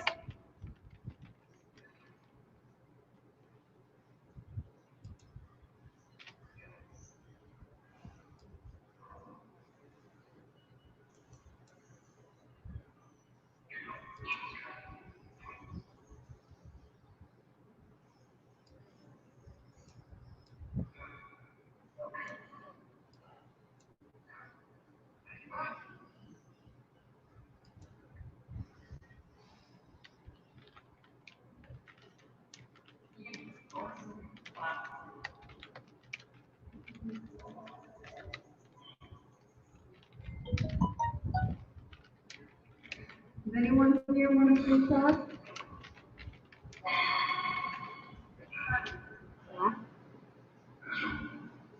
How are you tracked?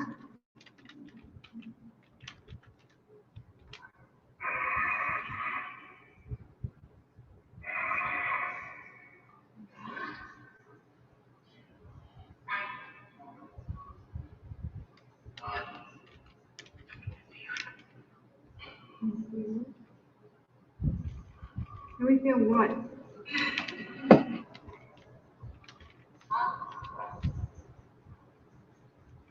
We're gonna go in another mausoleum if no one wants to speak of. Really? Yeah. Anybody behind me?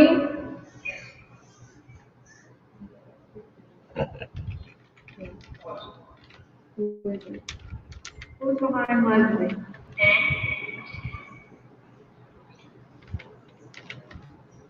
What is your name?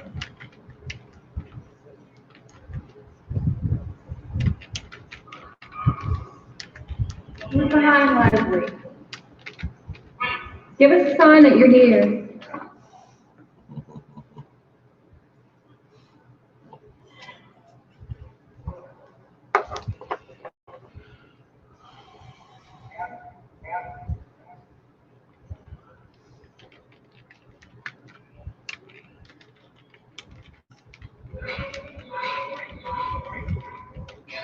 Can you move Caleb's bed that's right behind me?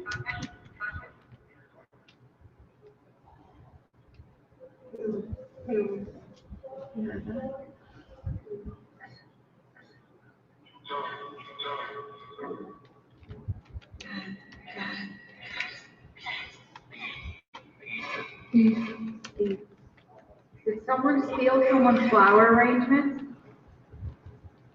Not why you're saying thief? We're not here to take anyone's arrangement. We just want to speak with you.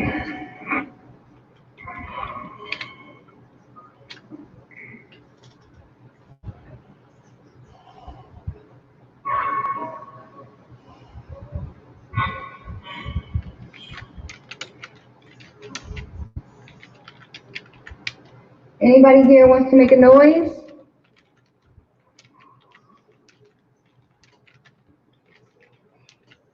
Is there someone behind Caleb?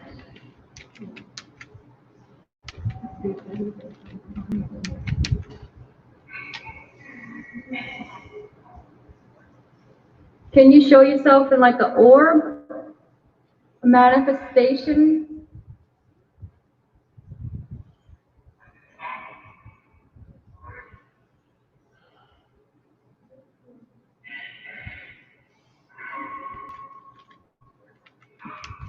My battery's going from 2 to 1, and I charged it before we left.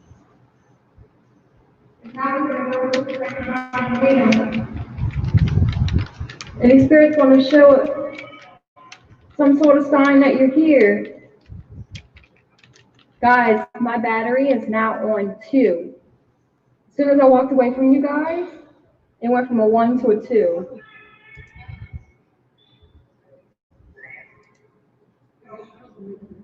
What is your name?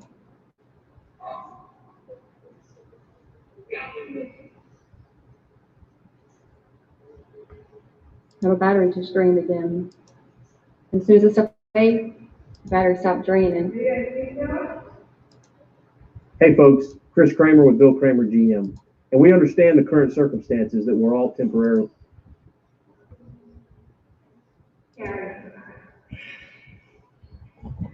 Carrie, is that you? Yes. I heard that yes, loud and clear. What do you want, Carrie?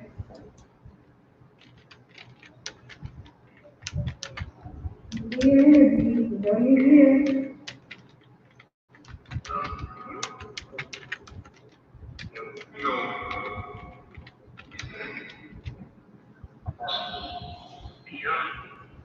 You want beer?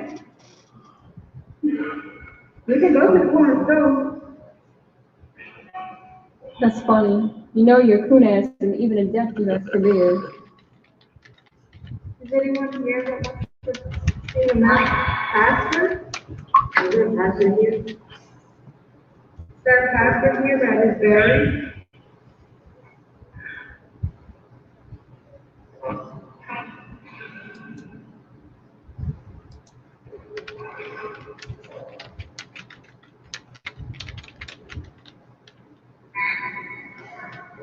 Pastor, yes, we understand that. What about the pastor?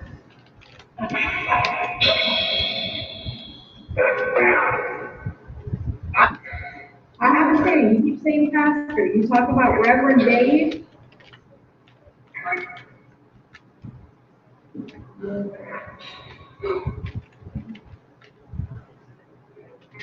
Is Reverend Dave coming through?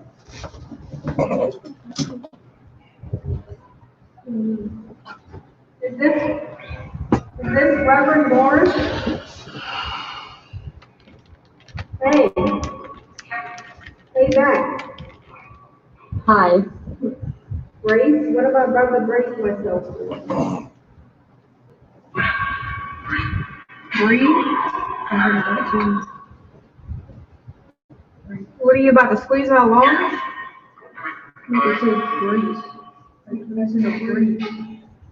Are you talking about Marie hugging me? She's bracing me? What?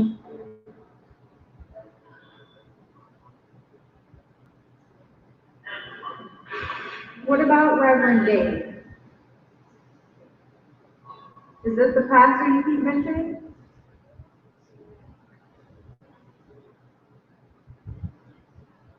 Why are you quiet now? Wait. What are we waiting for?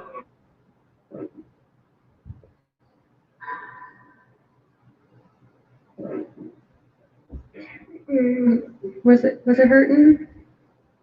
In your chest? Mikey said he's having, like, his chest is hurting. There's spirit. They should brace. Neck brace. Brace, breathe, and brace your. When they say brace, it's brace yourself. Are you having an effect on Mikey?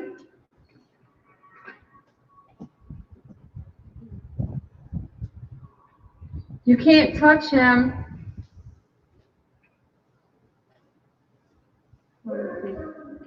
Walk over here so I can say prayer in my religion for my son. I also have to give him a obsidian necklace.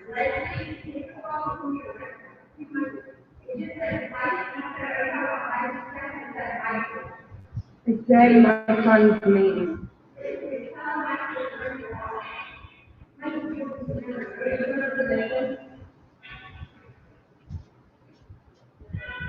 What spirit has a hold on my son?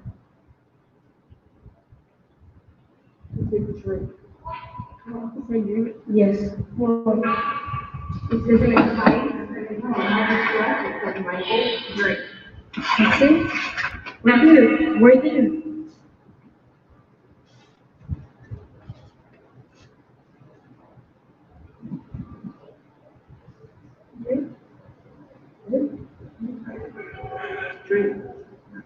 It said tight, Michael, drink. Michael's chest, And my battery's draining. I'm gonna go to the trunk and get my obsidian rosary for my son so that way he's fully protected. And I'm gonna say a prayer in my religion for him. He should be okay after. Just keep it hold. Mike. You can't have Mike. Okay. Hello.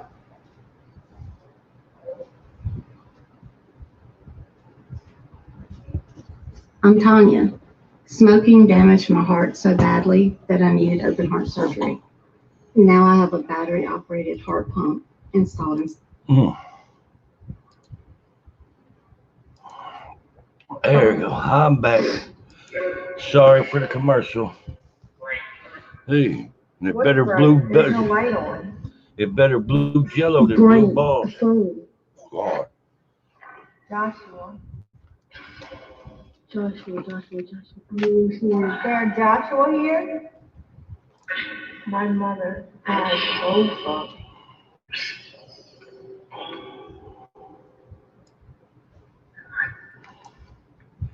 Your mother's after us?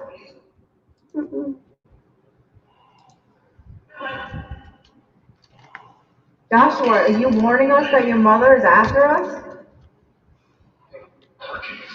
Or is she after me? I heard you say my name. Joshua, why is your mother after me? For you.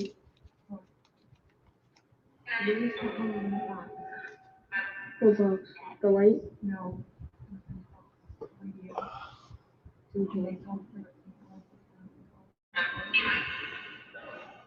You want us to get the radio so you can talk to me?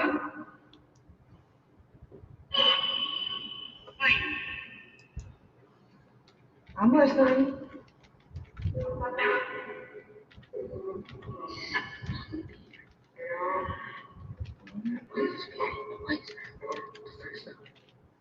What about 40? 14. Like 4. It's like 40. Joshua, I want to know why your mother's after me.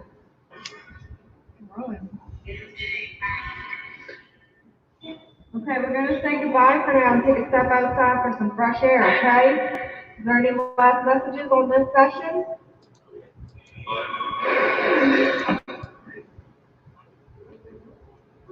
Dude, the battery's at 2 again. All right, we're going to say goodbye. Battery's at 2.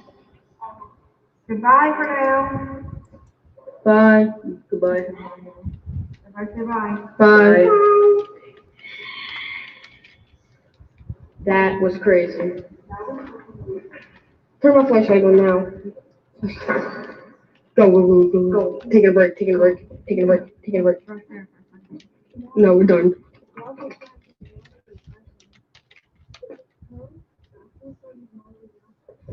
And also something crawled right in my, after all that, after it said Connor, something crawled in my sleep.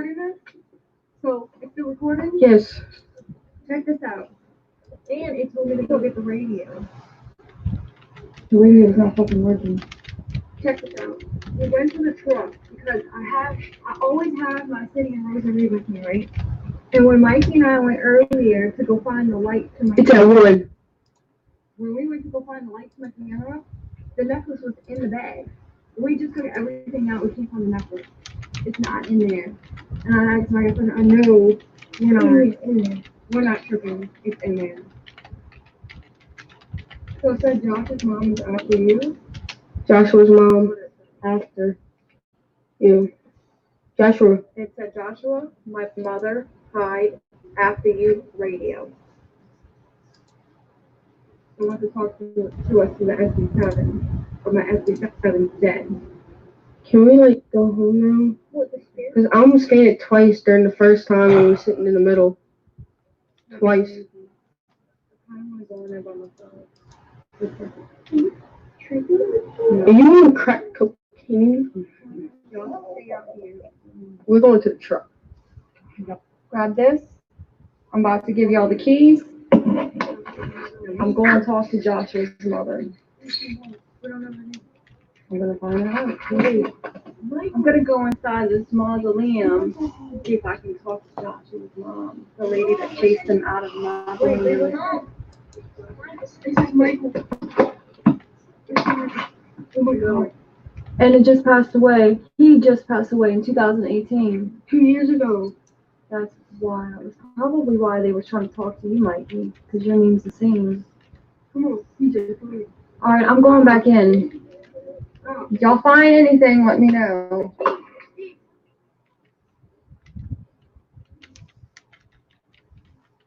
Love you too. Josh's mother.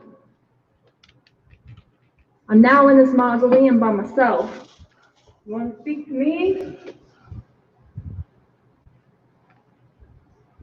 I have goosebumps all on the back of my head. One thing from this trip I was able to learn. My middle child has the same gift that I have. I'm starting to pain in the back of my head and spirits trying to channel with you.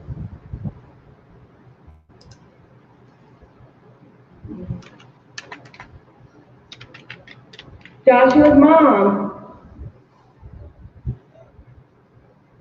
They were asking my sister,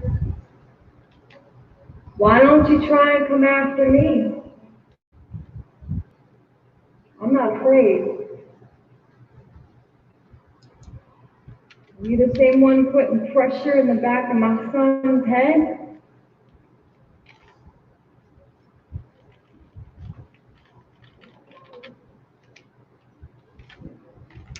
They didn't go to the truck to ride outside the door. They're kind of nervous of me being in here. I've been doing this so long. Being alone doesn't bother me.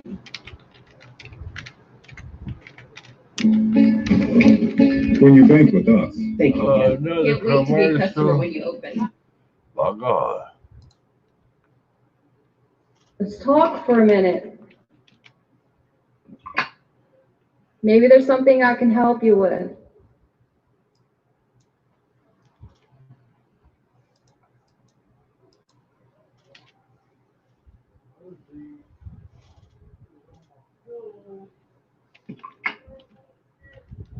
Are you Joshua's mom?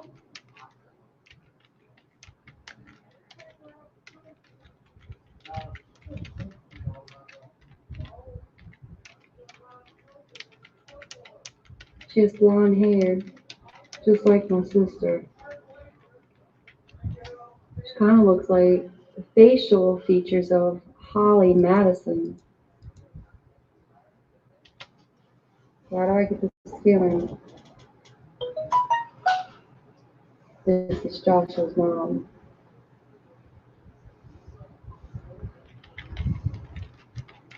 Your name Verna? I will be with you always. Funny, I'm in the dark and I stop right in front of your grave. And someone's standing over here on my left side.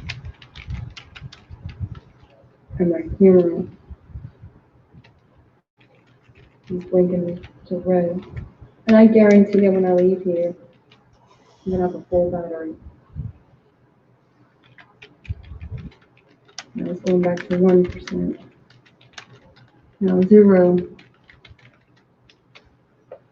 Funny because it's 0 right in this area. And my sister and the kids were sitting down.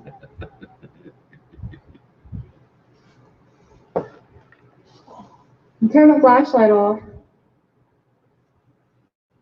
That you're draining the light out of my flashlight.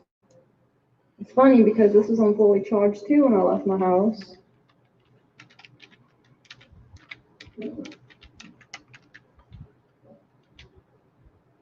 Come talk to me. Looking for EVPs.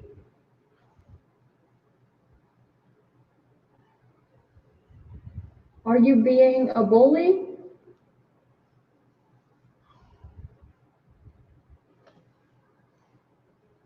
How on earth is my sister connected to the spirit world? Because every time I go on these investigations with her or I ghost hunt with her, something's always connecting with her in some shape or form. My battery life just went up to 2%. I have 2 lines now. My battery was going between 1 and 0. That's going to pretty much conclude our investigation for the night.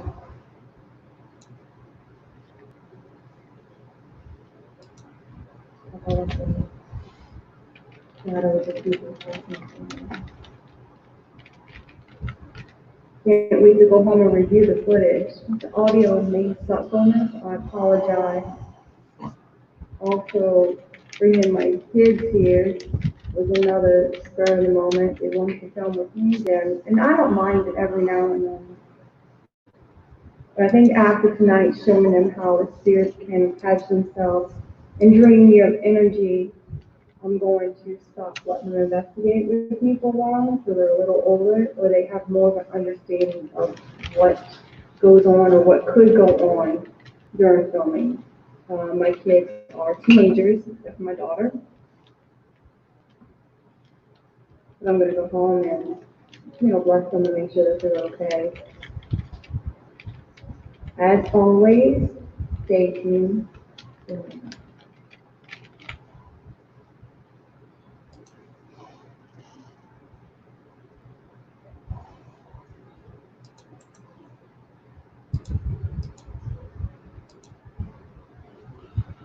There we go.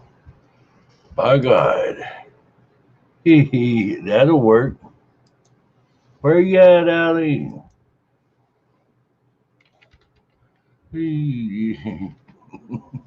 I think Allie hiding now, Vixen. By God.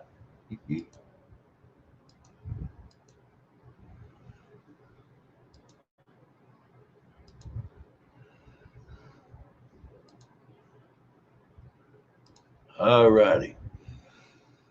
I'm kind of getting. We'll sneak up on Allie, by God. We'll steal all the Allie's goddamn beef jerky. Oh.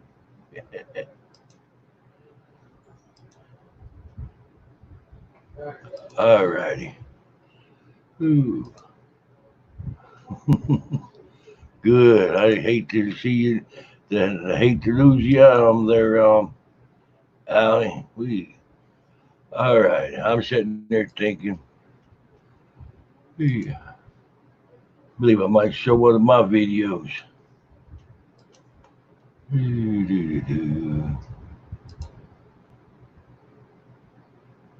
All right. Let's see.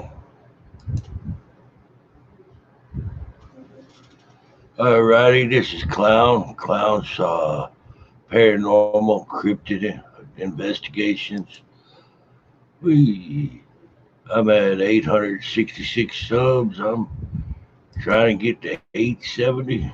Anybody there that's liking the content, I sure hope that you like and enjoy the content, that you like and share, subscribe. Hit that bell where you get notifications when I do lives.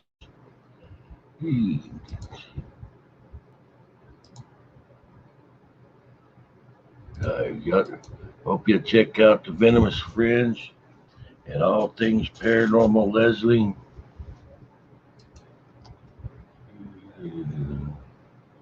Let's see.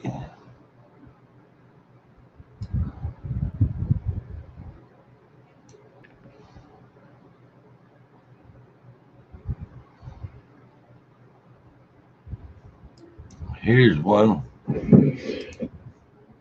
This is a place here where me and all things paranormal Leslie are gonna do a collaboration and go to the abandoned church. It was good, Allie. We glad to hear that. You're something else, Allie. By God. All righty. Yep. I'm thinking to show off the abandoned church video that I shot with Alan and Rosie from Alan and Rosie's Adventures. They ones that actually showed me the place.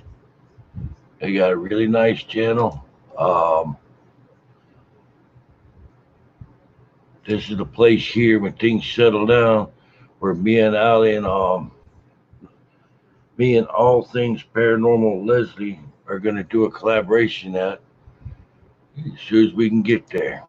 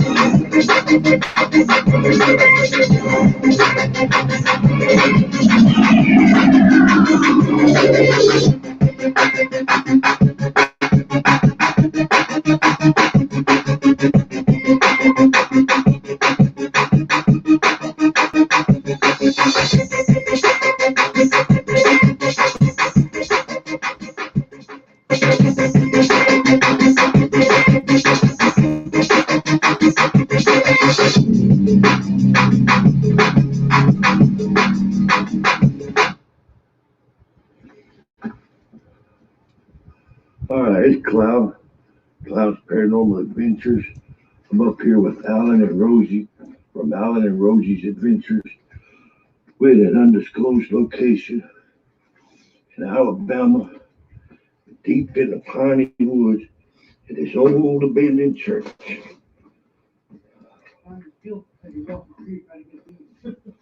Floors are soft. All right, once again, Klowns Paranormal Adventures. Also, sometimes go by Ace Explorers Paranormal. Here at this abandoned church. They've been growled at in here before. See orbs. Oh, floor soft. Oh, this place is falling to pieces. I was just kind of feeling for the beans. Yeah. Stay on the hard spot. Oh, there's a bird feather. Yeah, this place is just shot, man. Right back in that back room where we got like window to the right. You're right. That's where she got the picture of the apparition. Bro, I wish I had brought a drone. I could send back in there. You're welcome. Oh. I walked back there. You weigh like 55 pounds. Well, the floor is actually laying on the ground over there. Yeah. Yeah, if I weighed 55 pounds, I wouldn't be worried either. Shit, we're about 5 foot off the ground or so right here. The floor, There's the foundation under where we're standing right now. Wow. We'll be falling concrete. Oh, look. That is an old piano right there. Yeah, it works. Yeah. Look at that. I bet you Jerry Lee Lewis couldn't do much with that sound bitch. What the hell? What's that heater unit in the back? Refrigerator. can't get through there from the back. You just gotta walk through the bushes. We come through there last time. What else is in here? It's, they got a room right back here. That's where she saw those orbs. That's where I got all. That's where we got the growl out of. Yep. All right, hold on. Right there where you want it. All righty, I'll find a place to set up a live stream. Do a spirit box.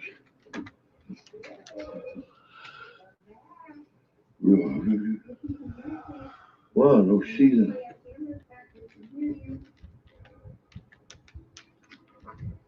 There you go. Row your boat.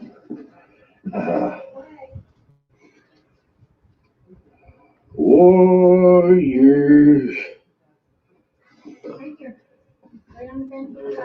Warriors. Come out and play. I believe it.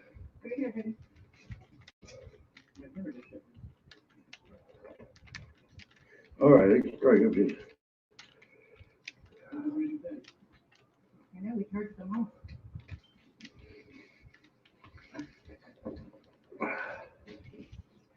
My battery's burning in right now.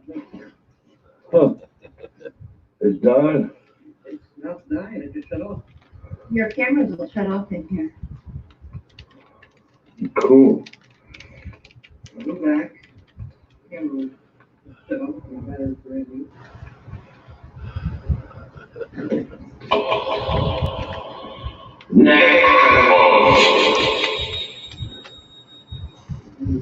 I just heard something in that next room. All right, starting up spirit box session. Abandoned church, undisclosed location, Alabama. If you can start up the live stream. Does anybody want to talk? Anybody want any help? What is it?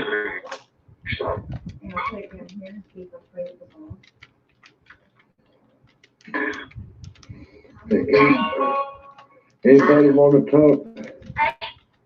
Hi. What's your name?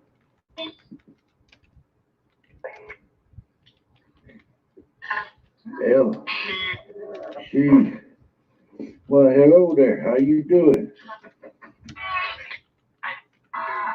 Are you a friendly spirit? Are you nice? Anybody want help?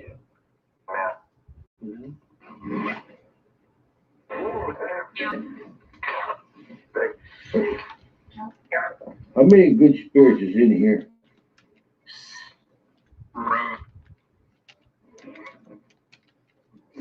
Oh, we don't believe in running in these carts. And they says didn't walk. I heard that. All right, I don't know how many people heard that. Spirit said run, and I said we don't run in these here parts. Then the voice comes across and says didn't walk. That was kind of funny. All right, got my live stream going. I've been getting my lantern out. William. Hi, William. Hi. How many kids is in here? How many of y'all want to talk? I'd like to. Hey, Jackie. How you doing? Hi, Miss Highlighter. Hi, Judy. Thank you for coming to the live stream. Glad you part of the Clown family. My God. All right. How many of y'all like company? Hi, Ryan. Hi, Fallen Angel. We're in an abandoned church in Alabama. I'm out here with Alan and Rosie from Alan and Rosie's Adventures.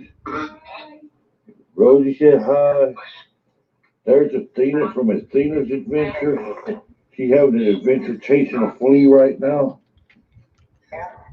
It's Klowns Paranormal Adventures. Running live stream spirit box in sync with a Canon camera.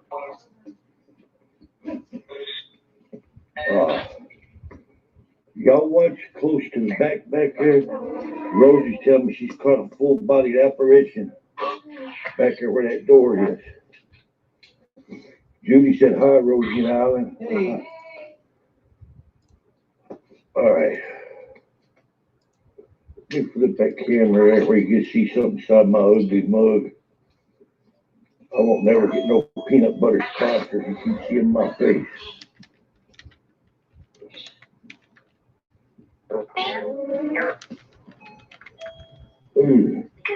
Yeah, what's funny?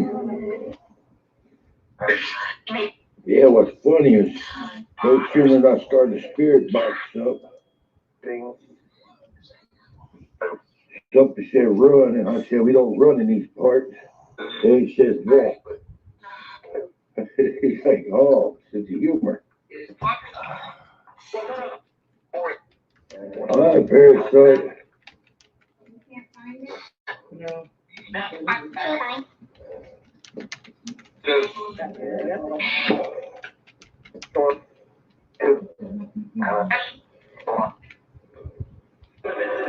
All right. Yeah, if y'all watch to the back, maybe seen orbs, full body apparition. I got an orb right after I walked in here. Rosie said she caught an orb right after we first got in here. How you doing, Lily?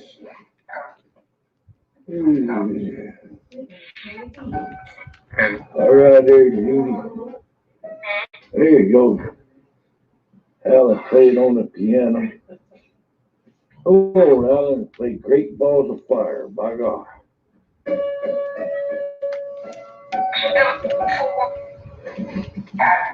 Do y'all like Alan's piano playing?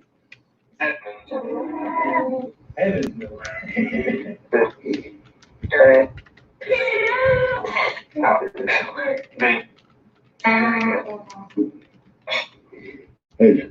Can you tell us your name? Hello, Haley. Can you touch the ball again? Hi, Mike P. How you doing, brother?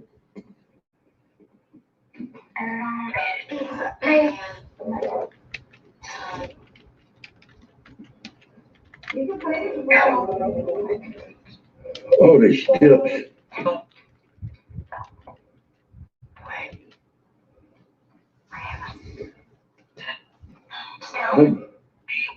How safe you think is this for me trying to get? Let me hold something while you jump in. Don't kill the phone. I can't have my phone come loose. Okay. It'll bend again. Got it on my shoulder for me too. All right, thank you. I hate to have to get out of here quick. Yeah. That would be a pain. All right.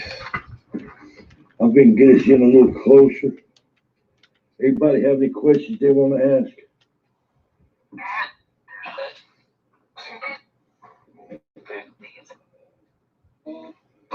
No, not leaving. Yeah, say got the runs. Must be where the creature done his thing at. He said when the first time he got here, it was 5, 6 years ago. He said that was still all set up. It was. It was pretty cool. You guys opened the mail. It had a burnt handle on it and everything. All right. I can try to move farther toward the back if y'all want me to. Yeah, that's a Tina Bell. All right, Tina Bell. Let me see if I can get over this board. Anybody have any questions? Ask your spirit box. Yo, I'm not leaving. We're not leaving. Can't make me. I tell you what, you want me to leave? dropped a freaking ceiling off his church on me. Try it. That's the only way you're gonna get me out of here. I heard you say, watch your head. Oh, I see bricks up there. There we go. You won't be out here and drop a damn brick on me.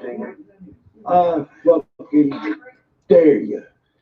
Start dropping some bricks. I don't see the bricks up there.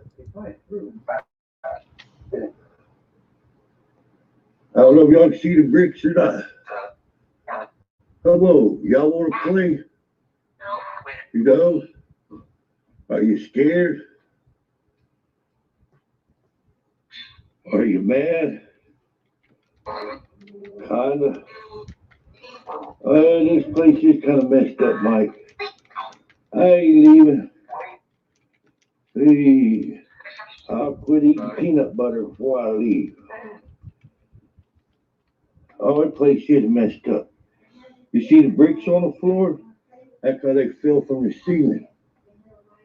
I've been out here daring them to drop a brick on me. I figure about 15 feet up, 2-pound brick fall hit me in the head. Tylenol might not fix that. Hey, come on, drop some bricks. Here, kitty. Yeah, you keep saying die. Why don't you try making me die? Hey, we got 2 dies.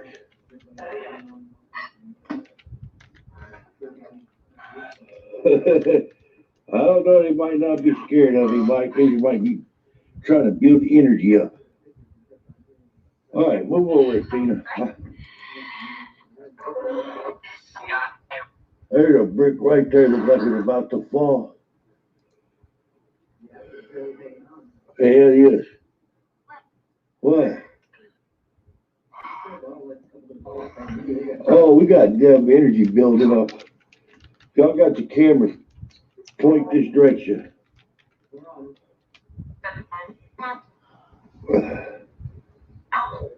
I don't have any disrespect for good. Watch back here again. Watch over to the left of them benches. You'll see a shadow. Right there looks like it's about to fall. Watch to the left. It is. What? You seen it? Oh, we got damn energy building up. Y'all see that shadow, got the man? Cameras point this direction.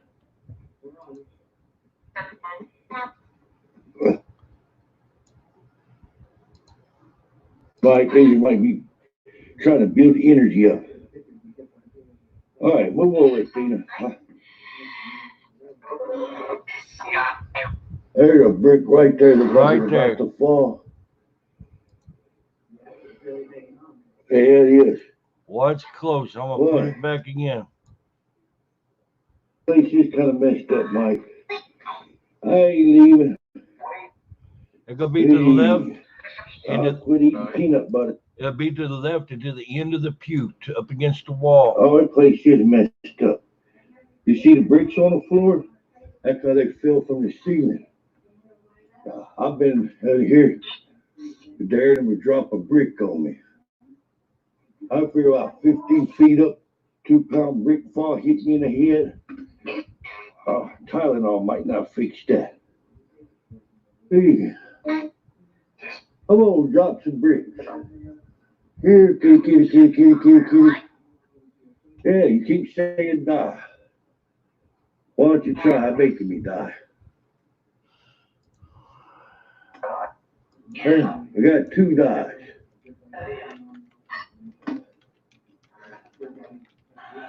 I don't know, they might not be scared of me, Mike. They might be trying to build energy up.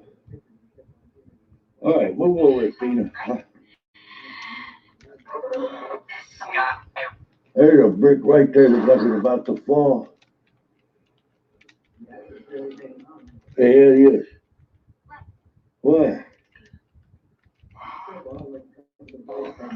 Oh, we got damn energy building up. Y'all got the cameras point this direction.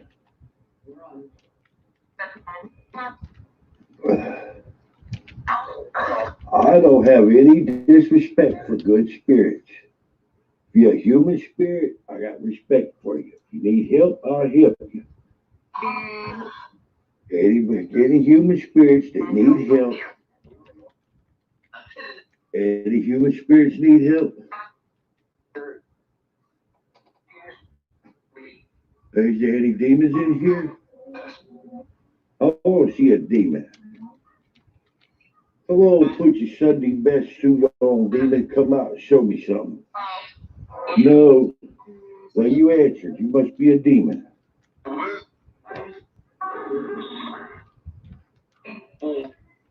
Boy. Yeah, he said, who is it? Where's the demon at?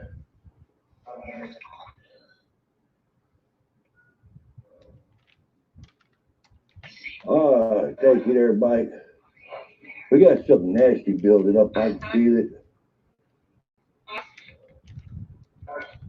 All right, I'm not seeing any boards or anything moving. Yeah. Make one of them bricks move. All right. Now, I showed y'all the bricks. You see the bricks that can fall on me? Who wants me to go walk under them and go to the back? I'm not scared. I'll say last time he was here, he walked through, but he didn't know the bricks was there. I heard Tom again. In Louisiana, I hear Tom. Florida, I hear Tom. Alabama, I hear Tom. All right, I'll take 2 quick steps. I'll be past that damn brick. Wait, 1, 2.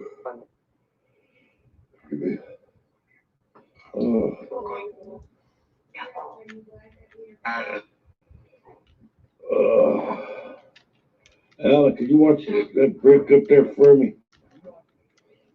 I've got a problem with my neck. If I look too high up too long and straight up and I get dizzy.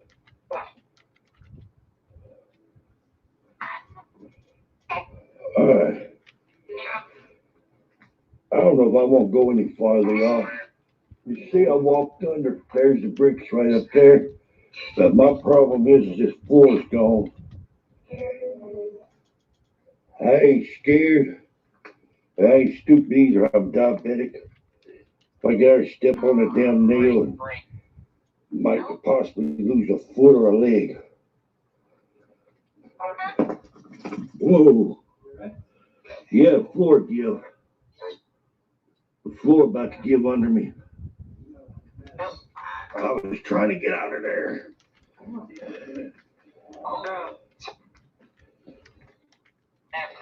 All right.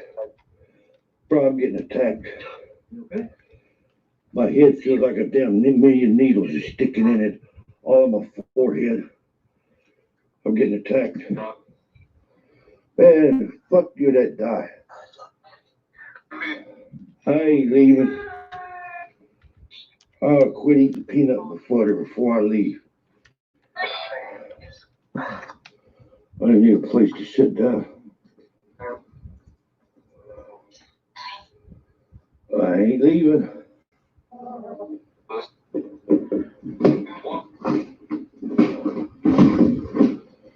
I told you I felt something bad coming through.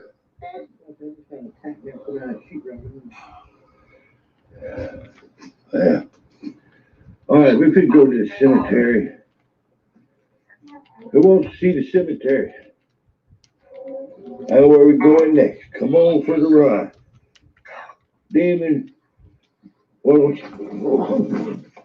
no. Damn it. I just got pushed. Something just pushed the hell out of me.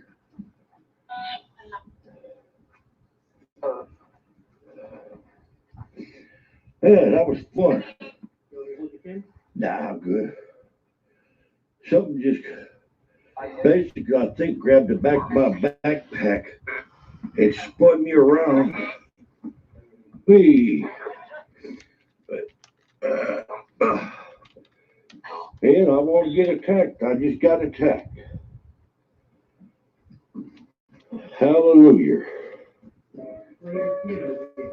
Yeah. Claim a nice little dirge or go blow a horse. I'm going to the cemetery.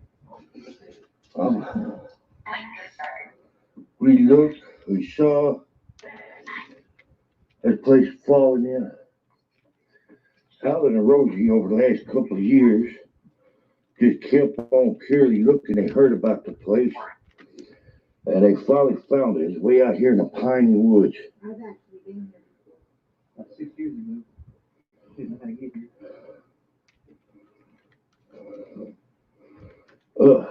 You got the, all right, we figure try to ease out here.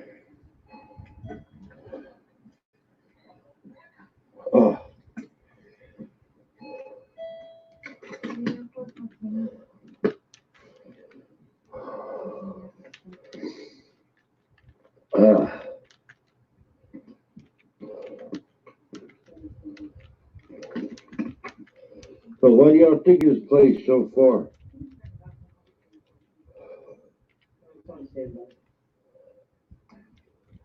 So what?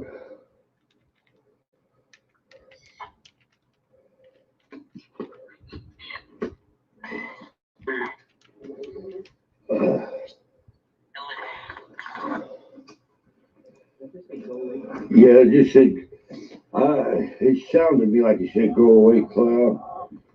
Might say he wanted some Vegemite. Yeah, something almost got me too. Rosie almost fell. Alec, could you grab that lantern, please? Yeah, the place is. Something pushed me back there. I like to fell. I went about 5 or 6 feet, almost did a dead run for it. I'm going outside the plane, getting away from damn bricks. Oh man, I can't get the door open.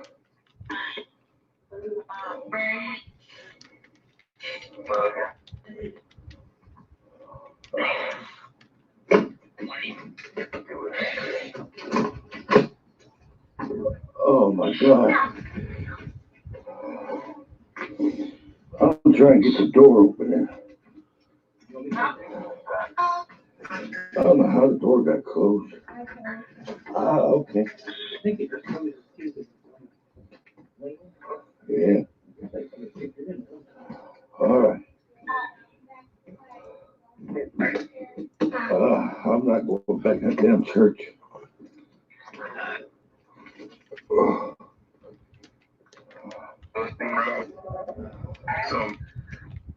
So, hey, are y'all mad I was in that church now? Yeah. Me too. All right, y'all.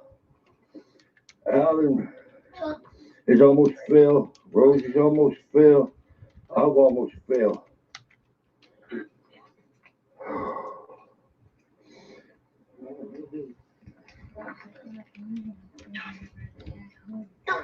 Yeah. My leg's hurting. My right thigh. Yeah, something damn near took me off my feet. Swim. We can't swim, you idiot. There's no water. We're going to the cemetery.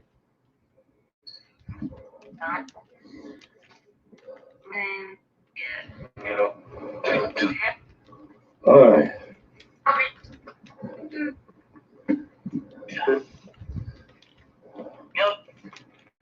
Yeah, goat. I heard you said a goat. Like, why do you kiss? Kiss a goat. Or something. Yeah, I kid you or not. Something pushed the hell out of me in that church.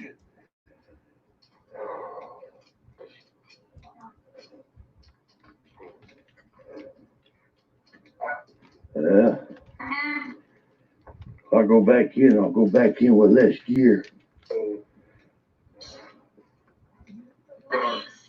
Yeah, I did.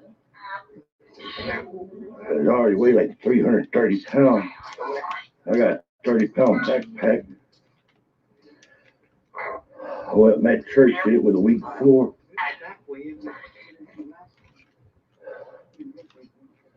I might try to go back and go in there that way, but I'm feeling bad. That was just good. I mean, we made contact.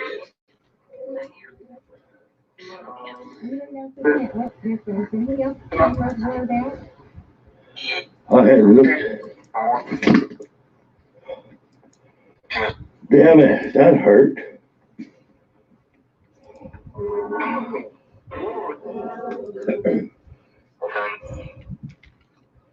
So,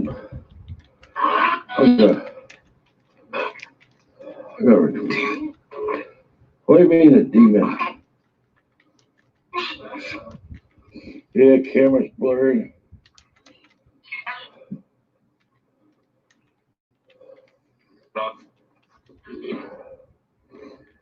Hey, they always go to the run business. Or one should go ahead.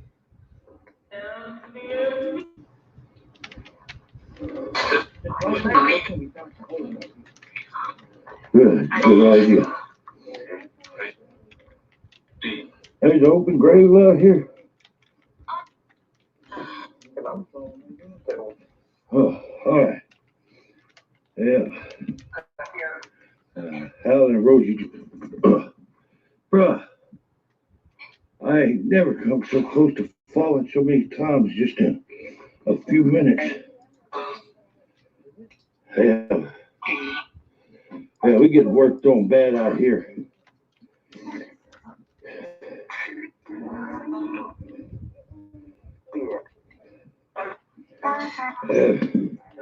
There's something back by that big light on my camera back in my face. It hit me in the nose with it. I've been pushed out here.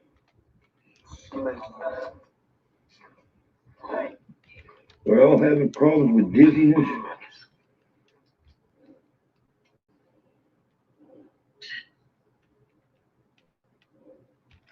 Depending on what cemetery you're in, Mike. We suffer from after effects of being in that church. That church dealt with it. Me, Alan, and Rosie are all feeling bad. We're dizzy and off balance and trying to keep from falling.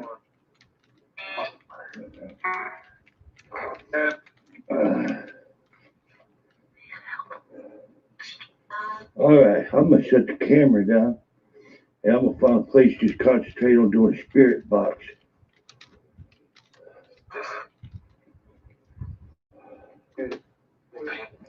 I've done enough.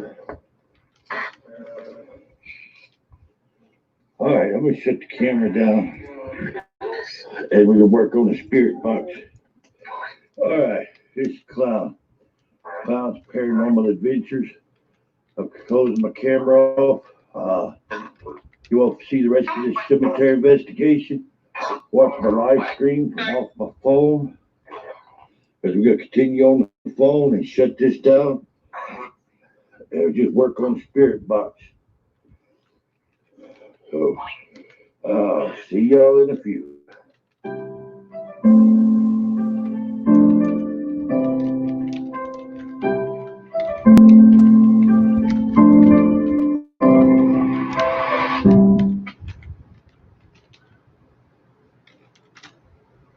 Hey, and that was one of my better investigations right there.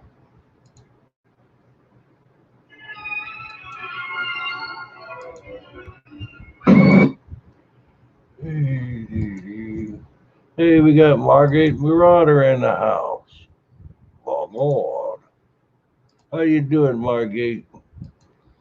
Pardon me while I reset. In the house.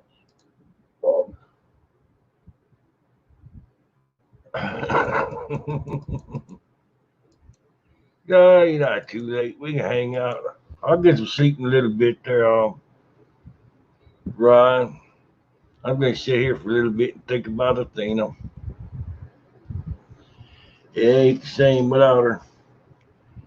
Hey, I'm gonna think about Bigfoot. By God. Yeah.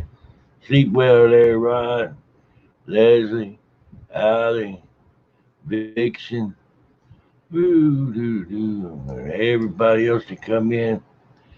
Yes. Really appreciate you too, Margate. All right, let's see.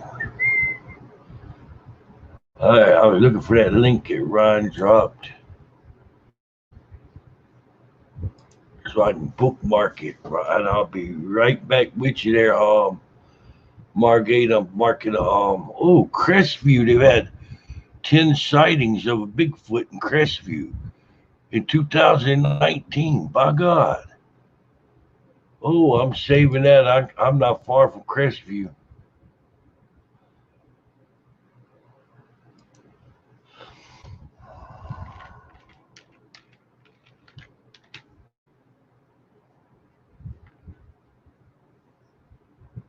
I'll be looking that up. Reports for Bigfoot, BFR. Okay. All righty, I'm back there, Margate. I had to save the Bigfoot stuff there. Oh, it's gonna be all right. Gonna be all right there, Ryan. You deal with a little bit at a time. Get some sleep, dude. You stay so busy, it's unreal. Margate, I'll be all right. We'll play one. We're gonna play a couple of your exploration videos there, Margate.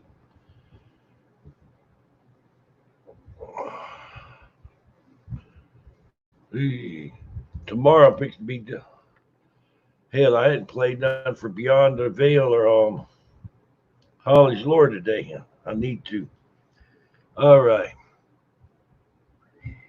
All right. Yep. Hey, Margate, my fam, I love you to death, bro. You ready to show one of your videos? We still got some people here watching. Hey, we got. I'm gonna hang around. Margate's here. I can't leave yet. I'm still having fun. Hey, hope everybody that's in the chat there hit that like button. Hey, I'd rather get the thumb than get the finger. By God. Yep, Margate, I'm waiting on your permission. I can't play sharing any videos unless you say yes. Hey.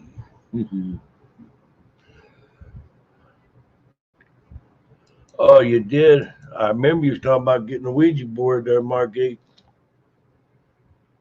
Ooh, and Ouija boards can, some of it can be duds, some of it can be decent, some of it can just be pretty freaking horrible.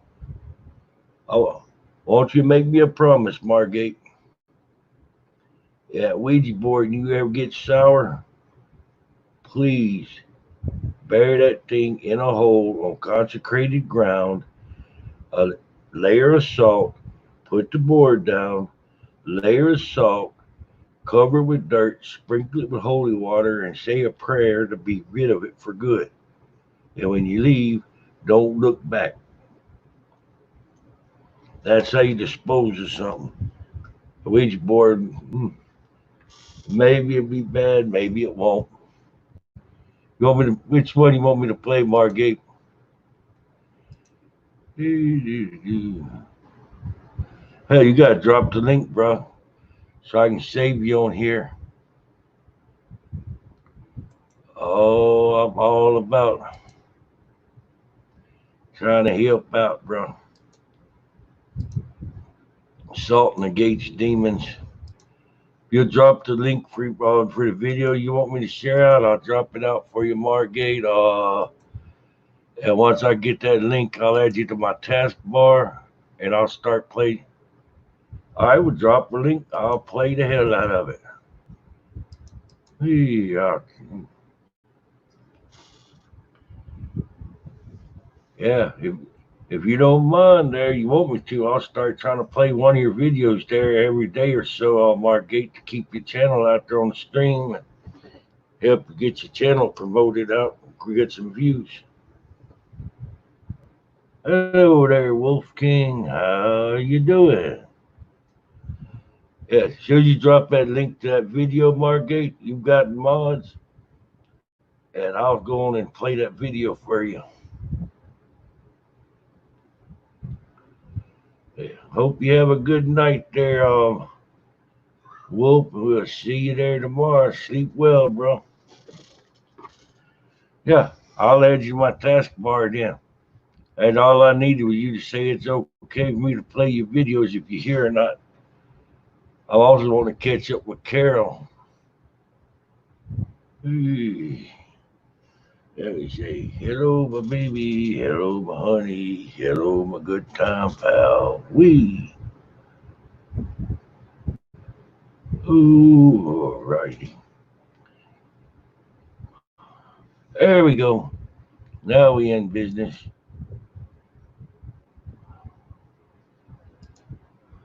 All right, get this thing loaded up. I'm hitting that thumbs up for you there, Margate.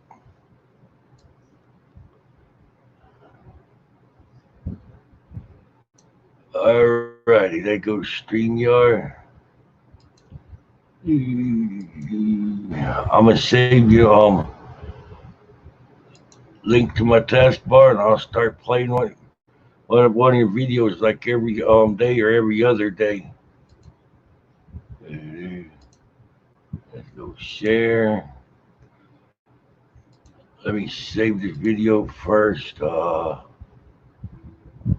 link.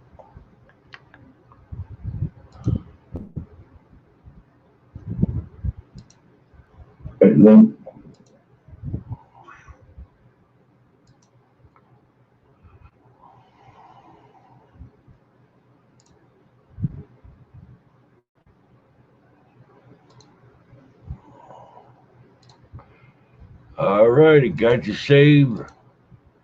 All right, everybody, take a little bit of like a 2-minute break here, getting the next video loaded up. Anybody need to go to the restroom, get a drink, make yourself a peanut butter sandwich or whatever. By God, I hope it there.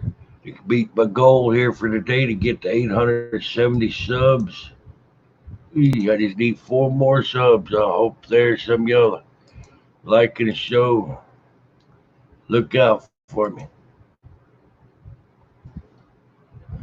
Playing up next, Margate Marauder, Poltergeist Activity, Ouija Board Alone. Wait to watch till the end.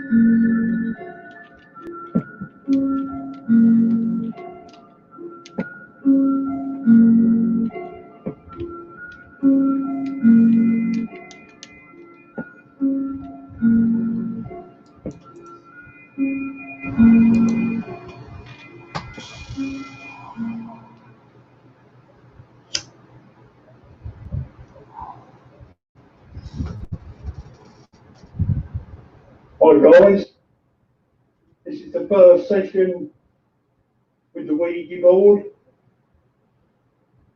the one that Joshy got me for my birthday. Now I've used these before on an organised ghost hunt in different places. There has been responses, but when you're doing it with people you don't know, you never know if it's other people moving it around, whether it's purposeful or not. So I'm going to have a go on my own. I'm in the apartment on my own, and we'll see what happens.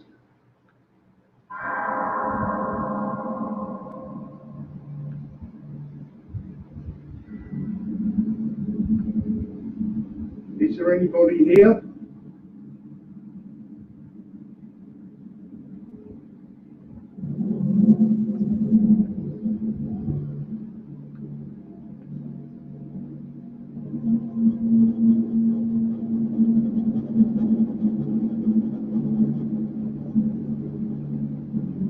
Are there any spirits in here?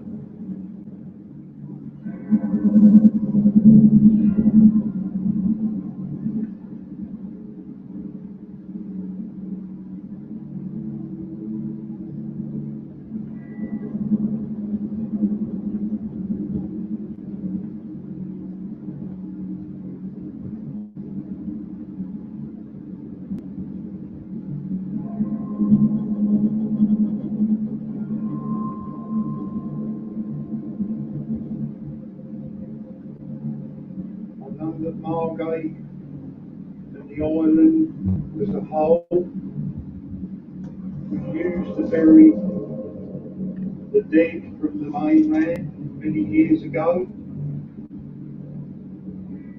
So is it possible my apartment is built on top of graves?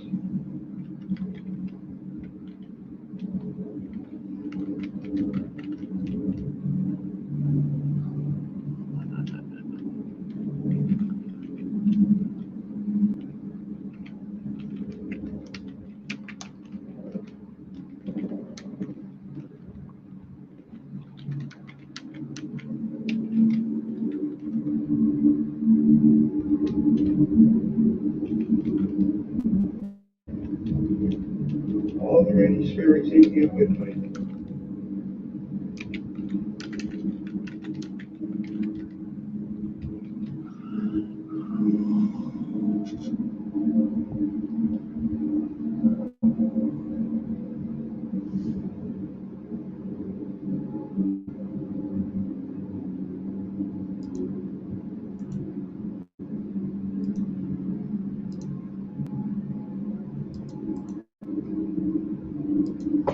If there's any spirits who'd like to communicate,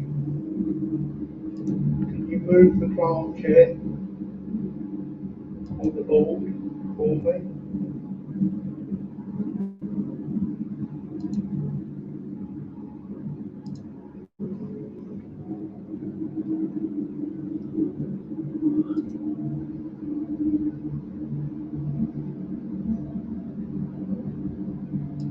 Are there any spirits in here with me?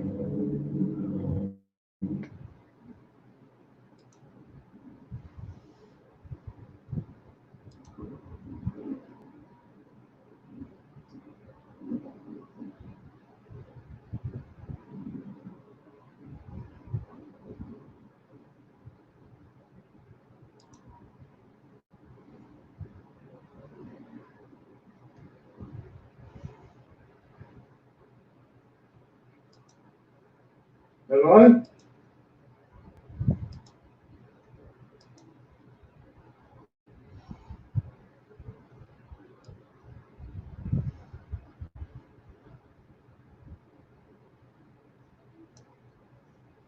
Guys, I can hear somebody shuffling about outside the door. Door's creaking. I've just seen the handle move, guys.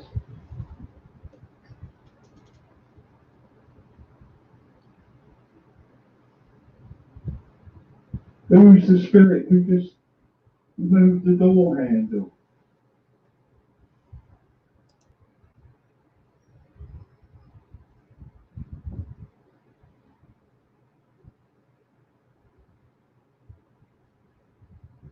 Okay.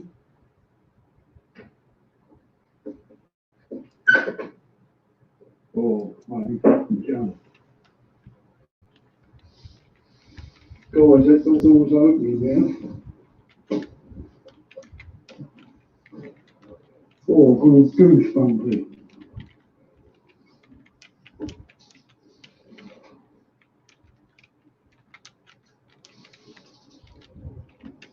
Oh, okay.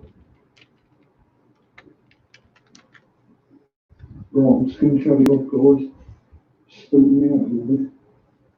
Catch you later.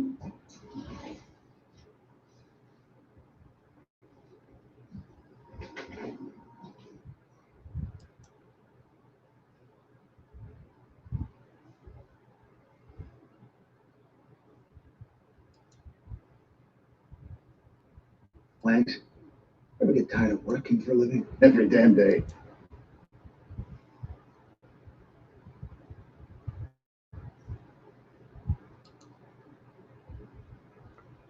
Yeah, that was a good dang video, bro.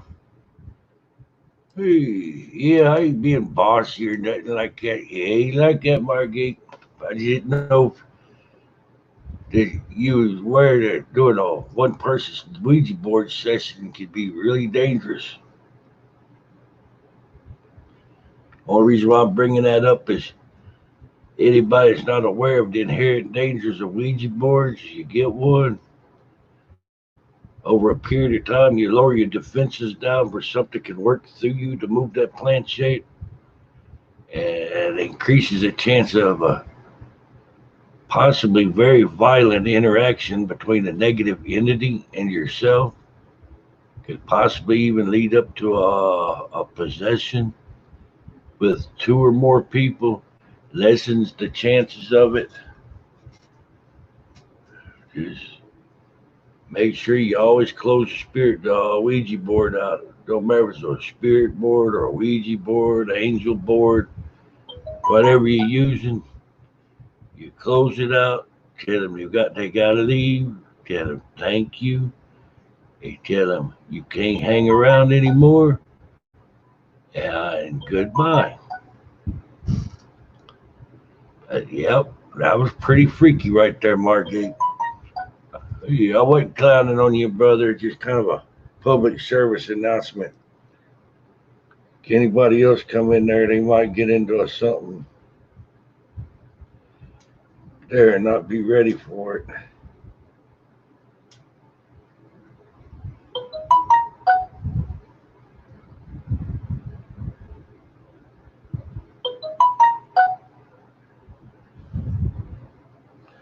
All righty. Yeah, bro. I do too. If you can't get to, uh, have be sitting on salt.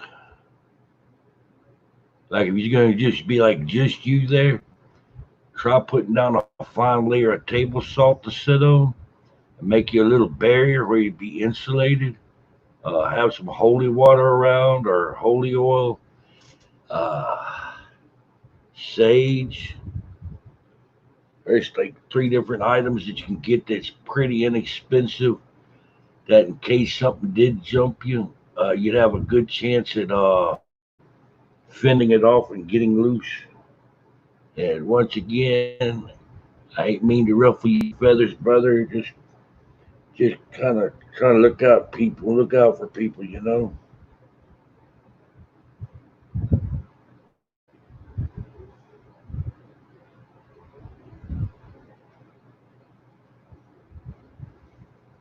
Yeah, that's it, bro. Finding some new places to look at. And,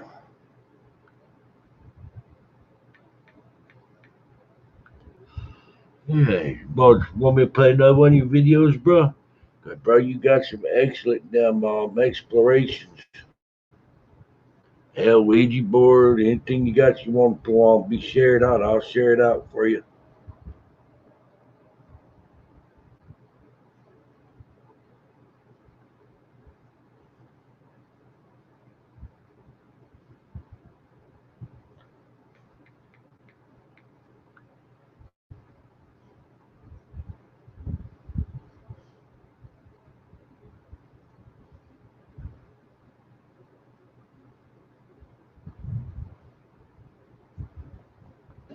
All right, you want me to play anything else of yours? Because if not, you haven't been on in a little while. I'll try to look out for you. I'll play something else for you if you want.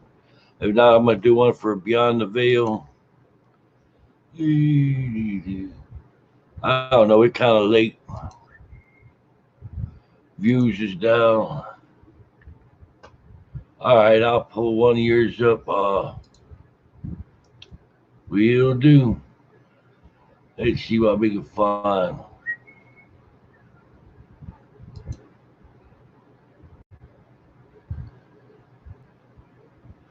Yeah, I'm looking for your channel.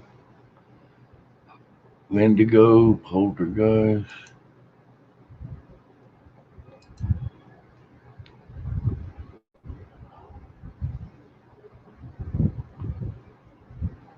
There.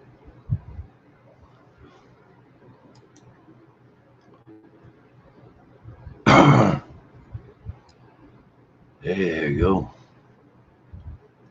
Yeah, I'll play one. We'll play one more of yours, bro.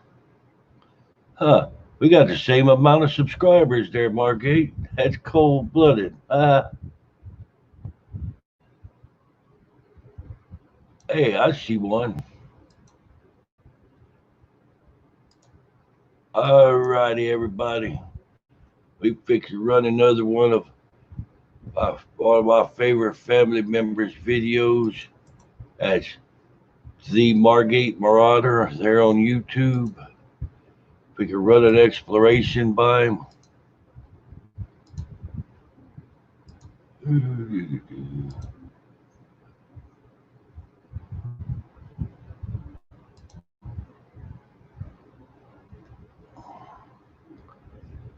I had to be, yeah. Let's see.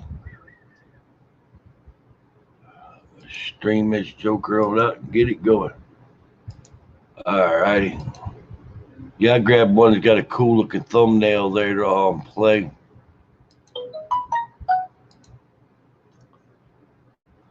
Got it streaming. Streaming and screaming, and let's do this. By God.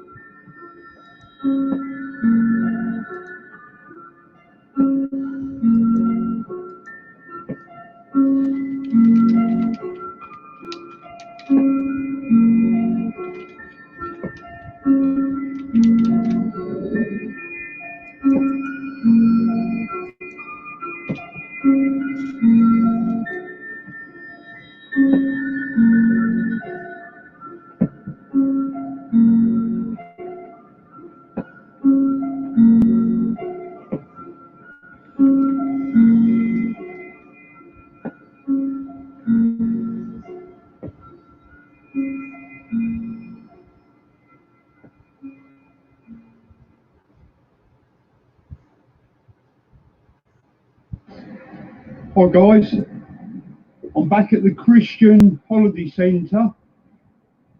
It's a cold, windy day, so I've decided not to work and to come back out here and see whether I can get in. This is my third visit now. Last time I came, security were here. So we're going to have a walk round, see if we can find a way in. I've got Josh alongside me.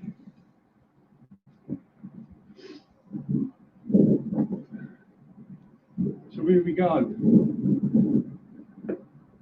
Looking for an entrance.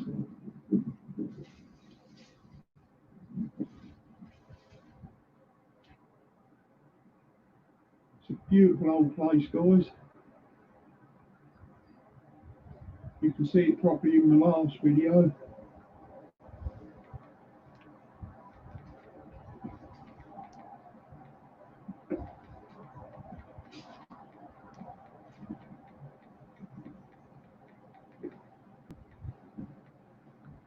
It's sitting these amazing grounds.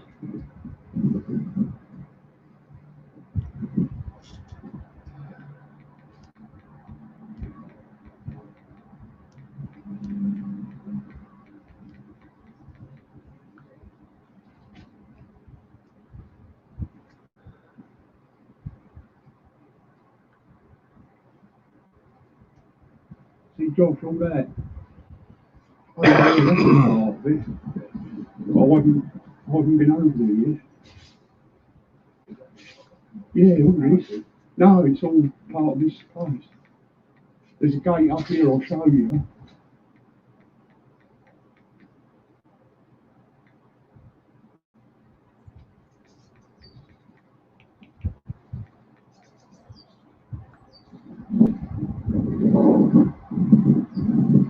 Looks like the gate's locked again, mate, so security was here last time, but they blocked it up again. Unless there's not a train on it this time.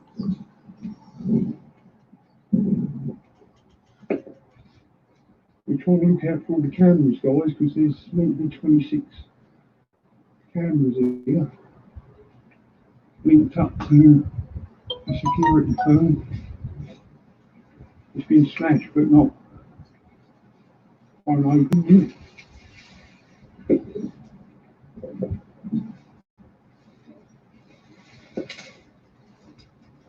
It's an alarm I've got.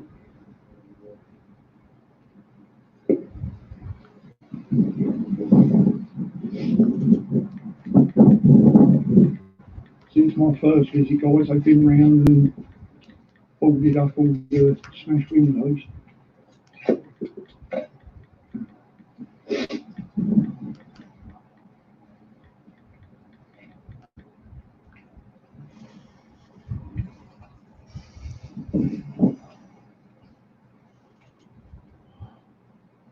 No.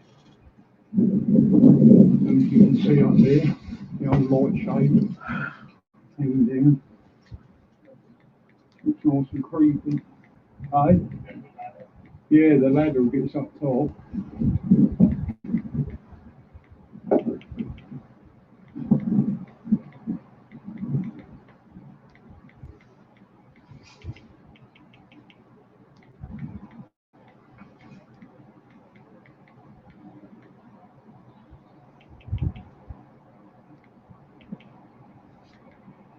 We're just looking doors everywhere.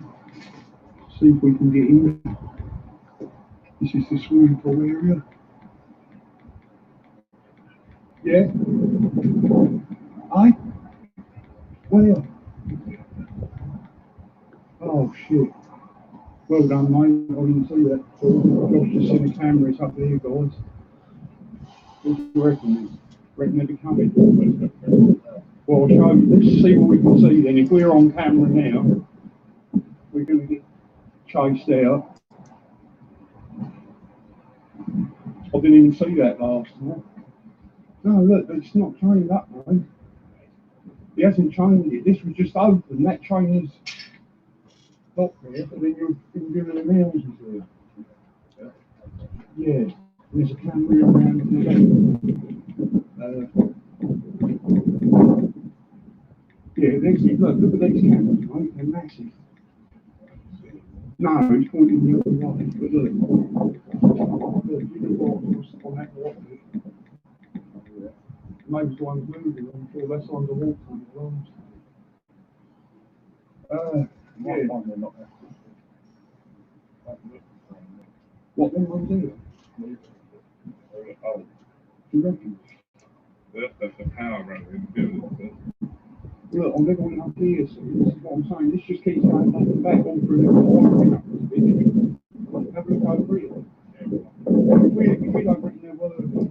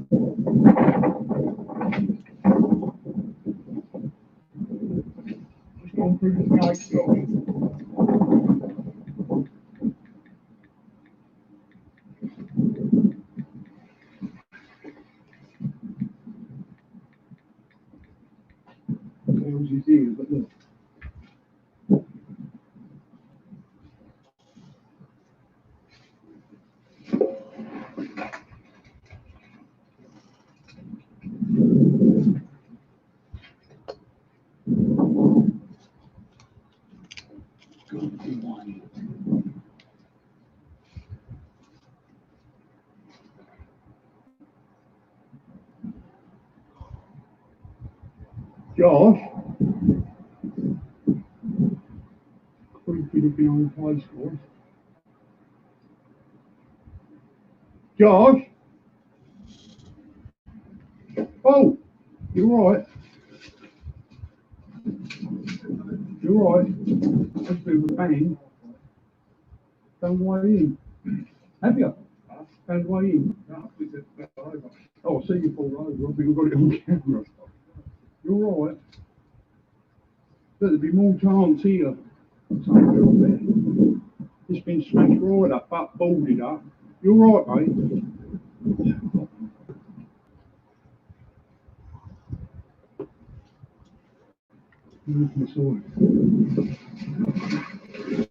Oh, look, all the furniture, computers. Mate, he's got to get away in here. You're right, mate. He's somebody's off the crane that we did. Have you?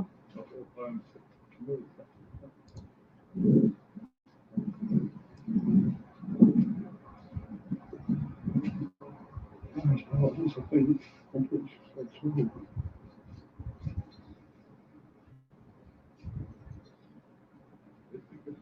Yeah, if you could get in it, mate, just a freshly bolted little nut. I mean, that's been up a few weeks.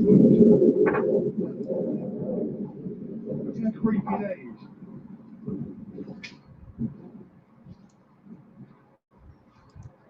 Hey, look, the top of the door's switched open. Yeah, look up there. Is it? Oh no, it's not. It's a curtain. Oh, it's a padlock, isn't it? Look at that, mate.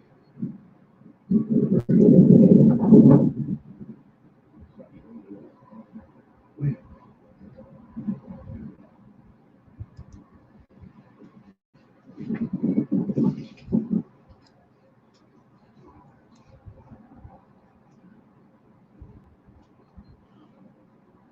Some creepy looking buildings here, guys.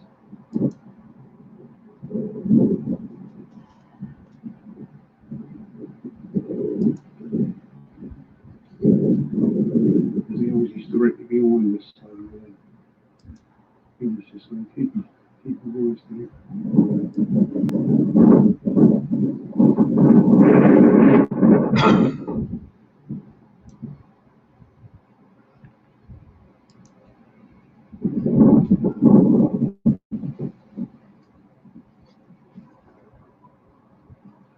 Josh, I forgot to put the wind filter on again, didn't I?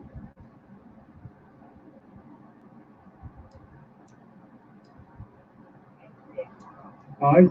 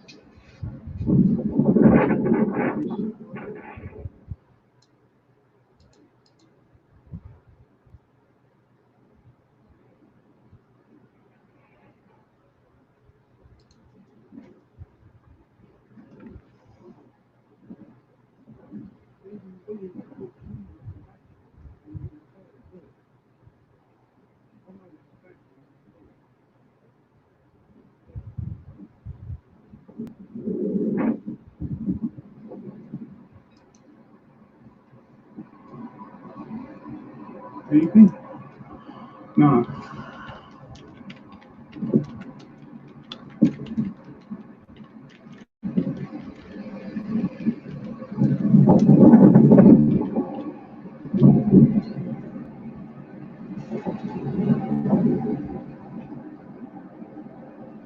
You know, you can hear this all right, guys.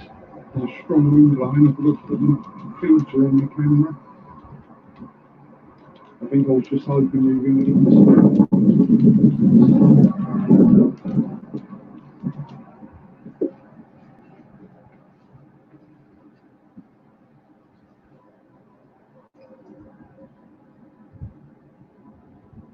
It's quite modern looking inside.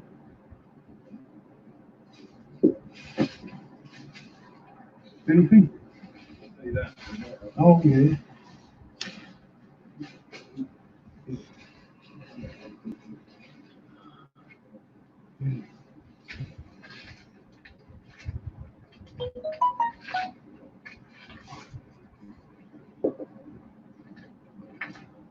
Dark in there.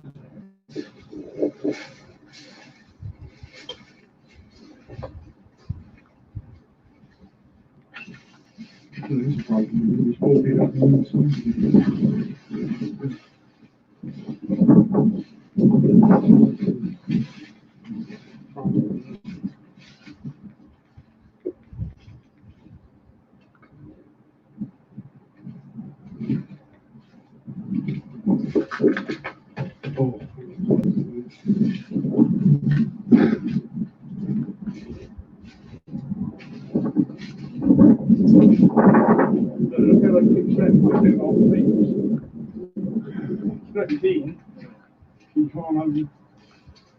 Oh, can you?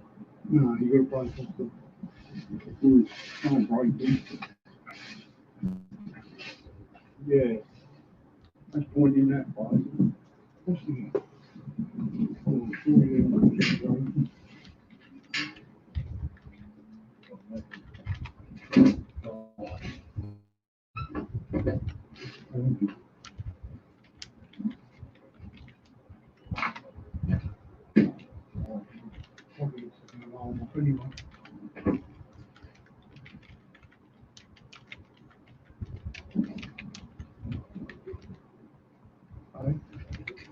Yeah, I'll see. Yeah, oh, here it goes. Is it bang? But yeah, guys, look, you can see the extent of this place. It's a massive few buildings.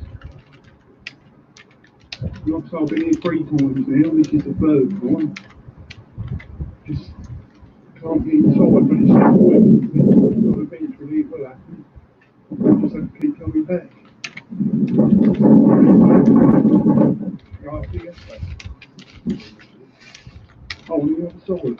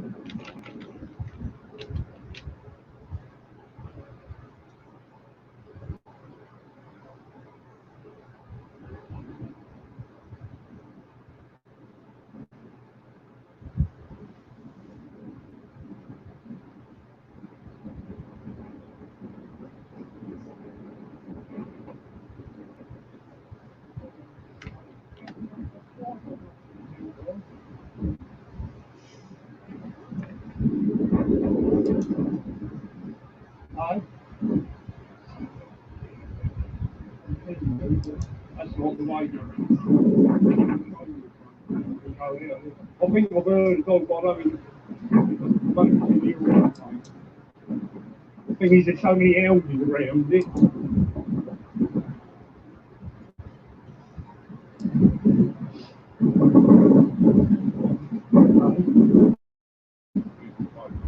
Yeah, you're right. And the other. Sorry, it's not building. 100 years old. Just over.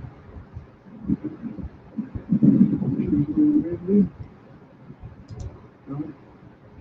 See, it's these top windows here. See the curtains? Well, as I walked by like this, I was filming something. Oh, I'll tell you what, it could have been someone looking. It was almost like someone was peeking behind the curtain at the bottom.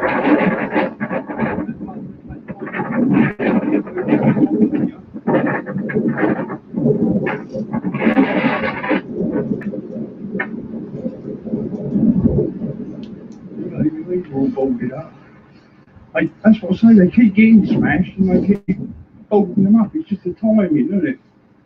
You get the timing right.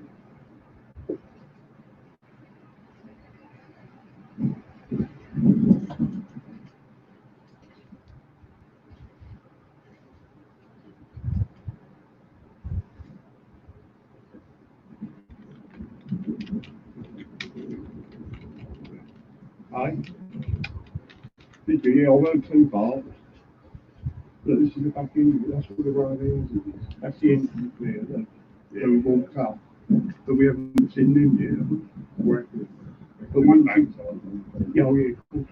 But once you go the end of this, you're under the big canvas in front. So, wish we had our way out there. No. Well, I say, we just come back another time.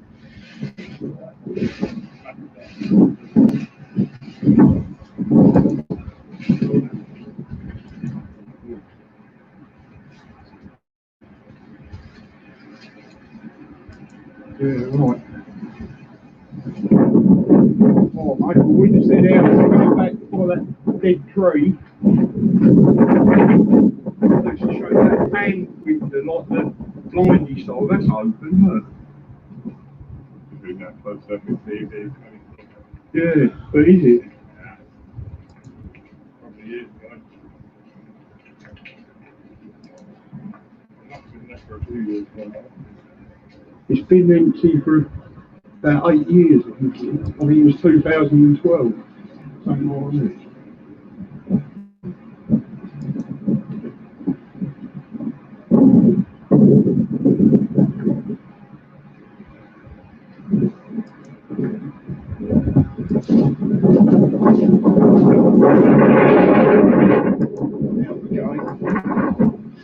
Still no way in. But it's one definitely worth keep coming back to.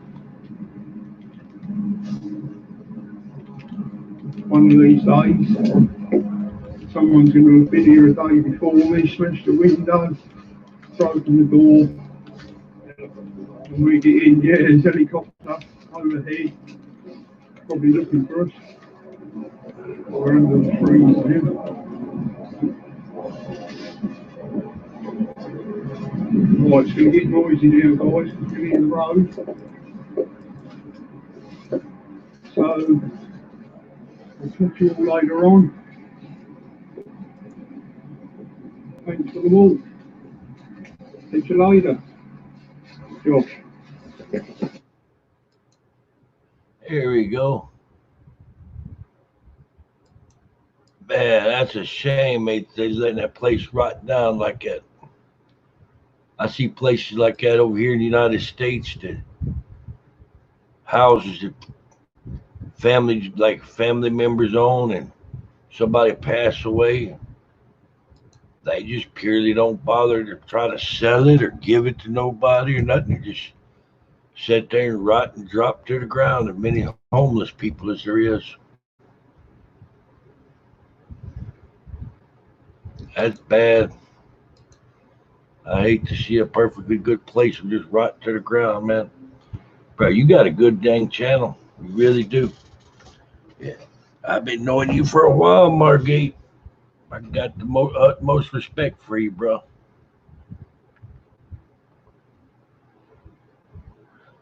That I've got you channel here on lockdown. I see about start playing your videos more. I needed that and your permission to set before I started playing them, because I'll never play something that I got the permission to play. Big place like that. You can start putting bunk beds up, like 2 to 4 people in a room on bunk beds or cots. They can get a lot of people off the streets.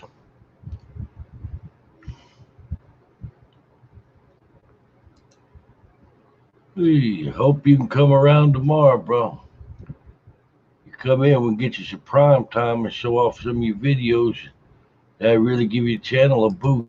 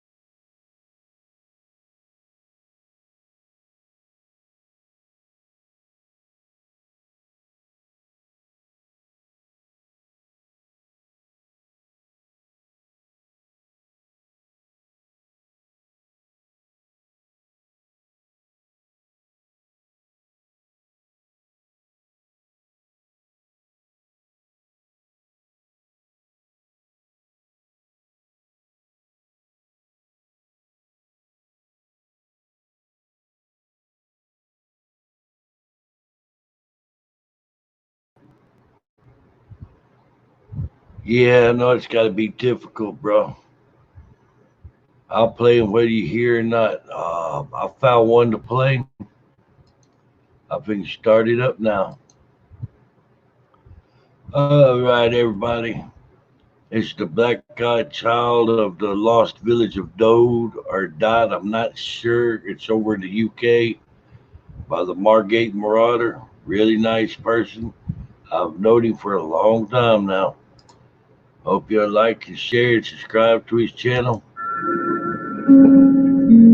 They definitely got some stuff there to keep you entertained.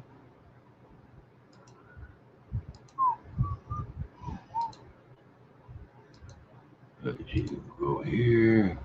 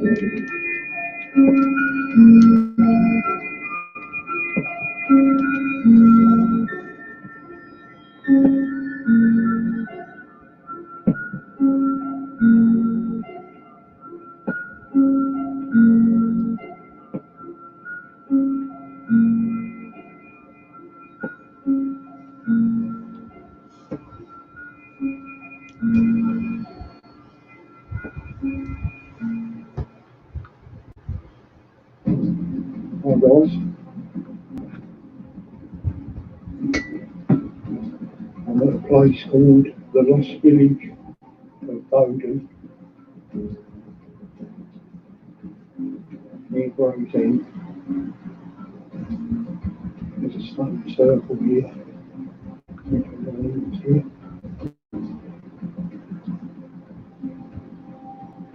One in the centre. This was once a village. It was wiped out in 1349. And all that's left of it is a church, which is in the distance there.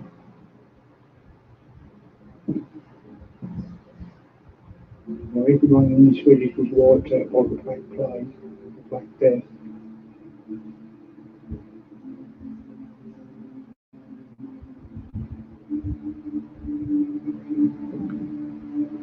Back then on the distance,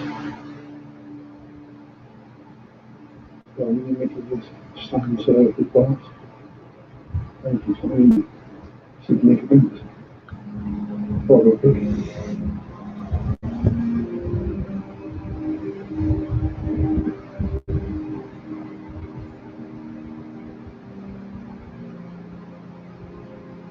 was one 7-year-old girl who lived beyond everybody else,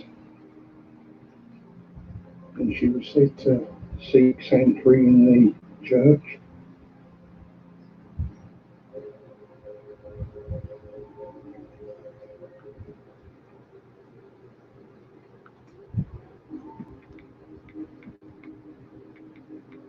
And supposedly now she haunts the place. She's a black-eyed child.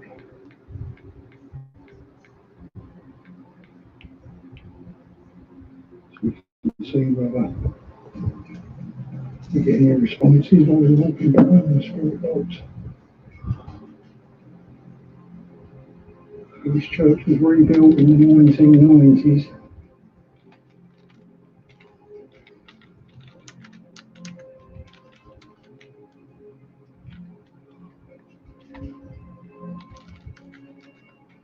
It's hard to believe it's the only thing left of the top of the village.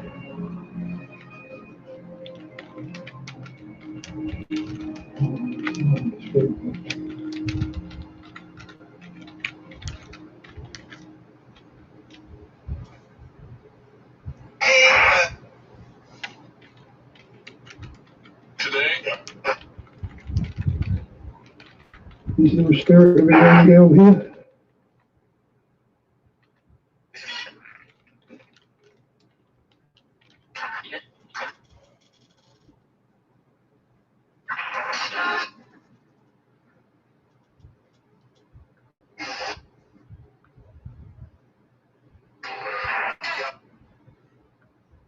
Are there any spirits here?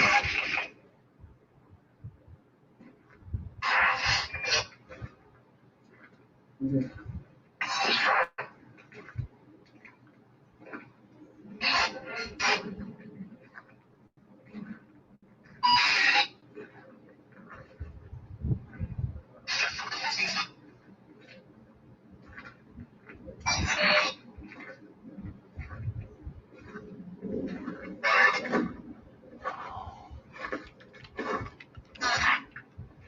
Yeah.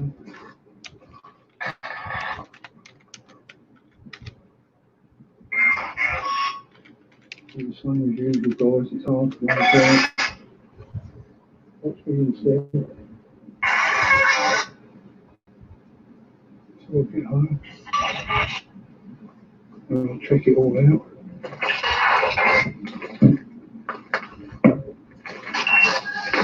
Are there any spirits here?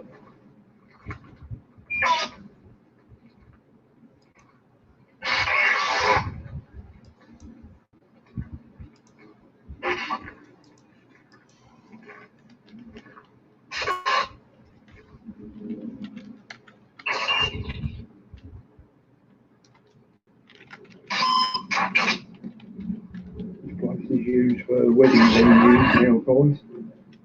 You can get married here. Right in the area. So it was once a village. No longer.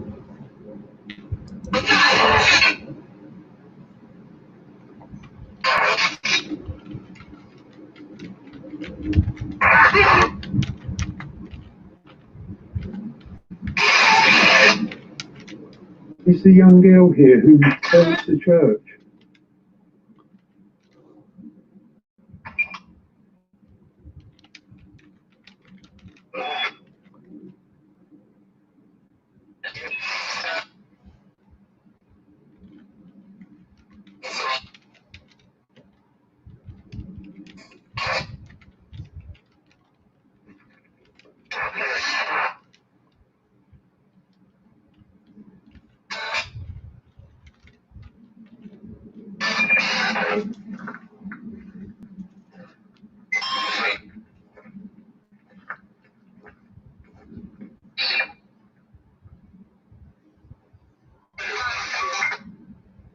No spirits? Anybody want to talk? Me. What's your name?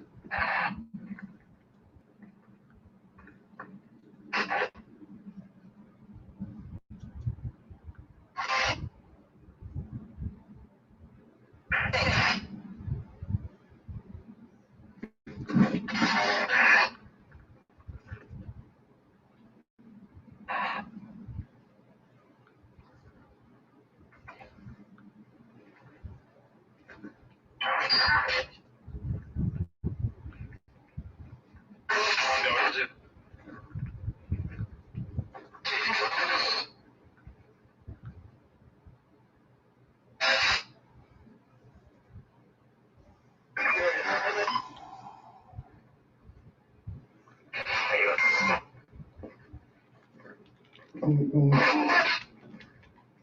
It was more fun to see it for the story. I'll check the spirit box when I close that. See what we've heard. Let me shut it off now.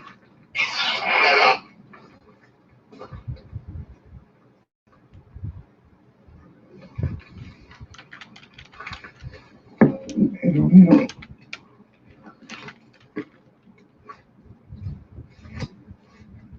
So it's in the middle of nowhere this place.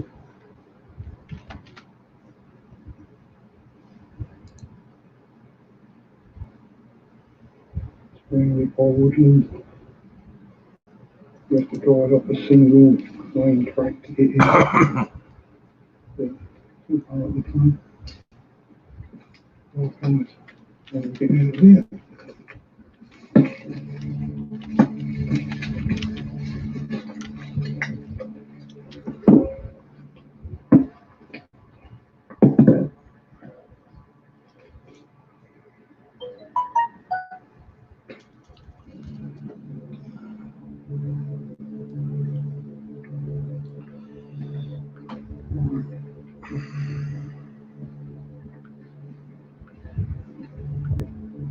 Single track road.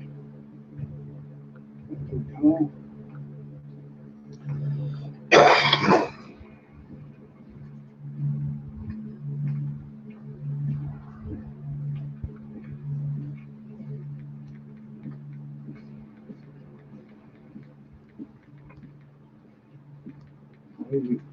Video on guys, just in case anything creepy happens in here.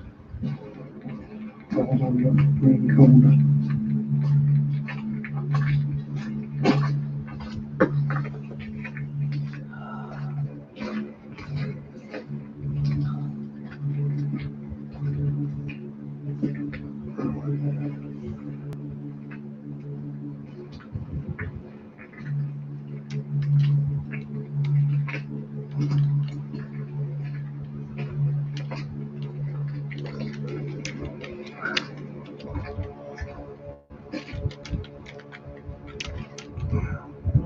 That was the last village of Davy, the haunted church. It was time to get home.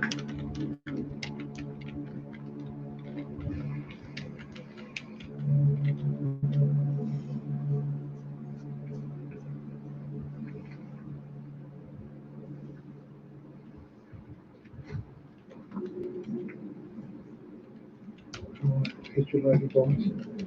Thanks for coming with me. See you all soon. Hey, that's another banger right there. Part of Margate Marauder. By God. I like that place, bro. I really did, Margate.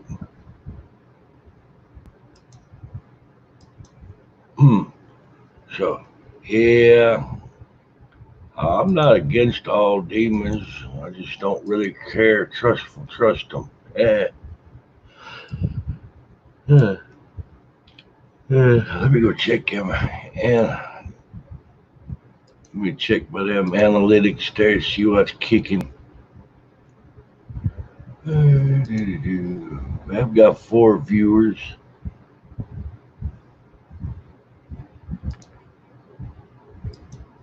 Alright.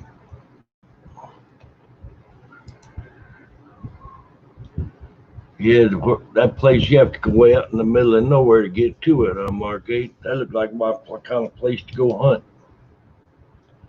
Hey.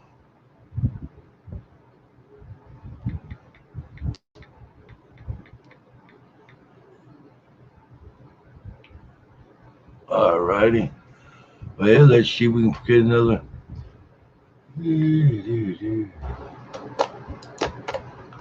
I'll find another one, I guess, there, by God. I think I had to be the last one. I'm gonna say, watch and see if we can try to figure this out. I'll shimmy.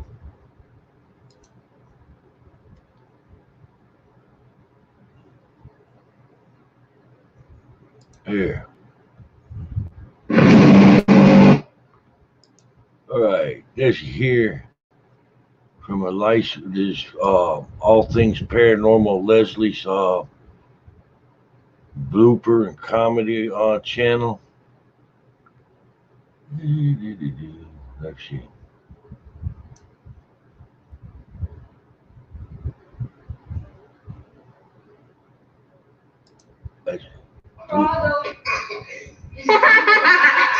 All right, let's get this loaded up. I'll play a couple of these. It'd be good for a laugh there, by God. Or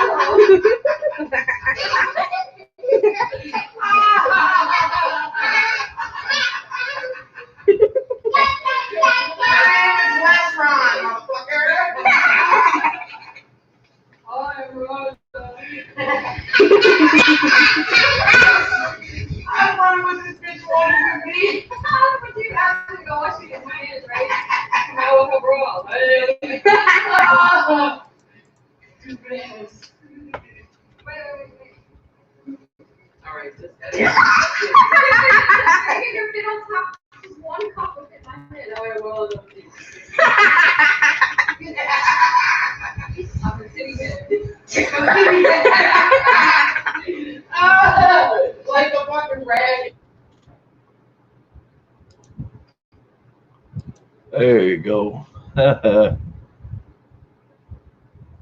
good to liven things up. All right, go. Run another one for you there, Margate. Well, thank everybody that subscribed to my channel tonight. To hit the like, the share, the sub button, smash that bell. Well, especially appreciate the ones that come in and checked out the content creators.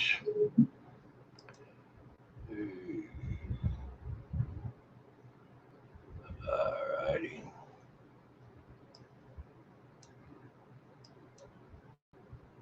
And now we go. Yeah, that's it. Laughter's a good thing, bro. It really is. All right, I'm gonna run another about the Margate Marauder. He got a really good little channel. Ain't so little actually, and it's definitely a good channel.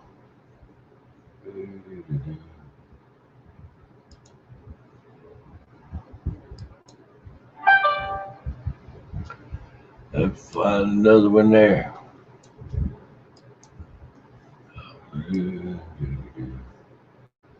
They look good.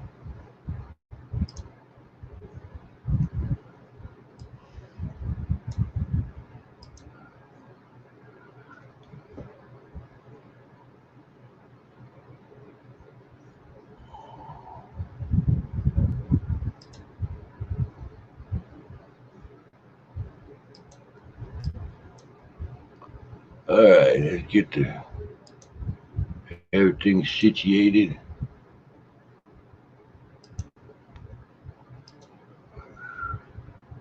And Margate Marauder coming up.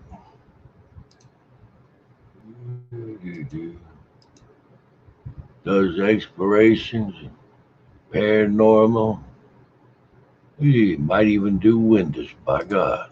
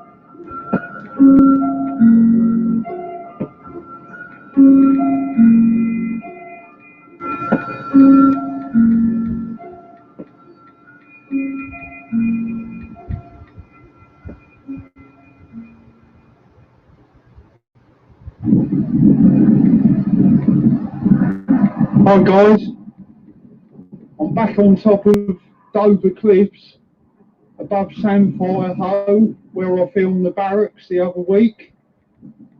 Well, I've done a bit more research and I found there are a few more World War II bunkers along the top of the cliff where I've probably walked 10 minutes from the barracks that I filmed a few weeks ago, heading towards Dover, and this is the first place I've come to, like I say, from World War II. These would have been the front line defences, guys, perched on top of Dover Cliff. It's blowing a gale again. I hope you can hear this okay. I'll just point down how high this is. You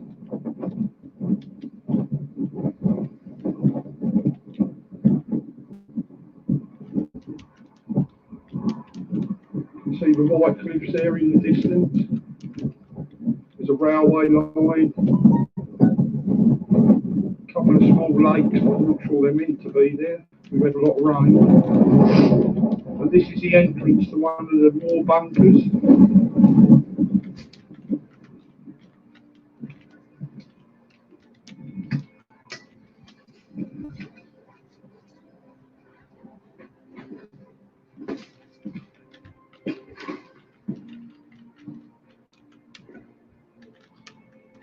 Obviously they'd have had guns mounted on these concrete pillars.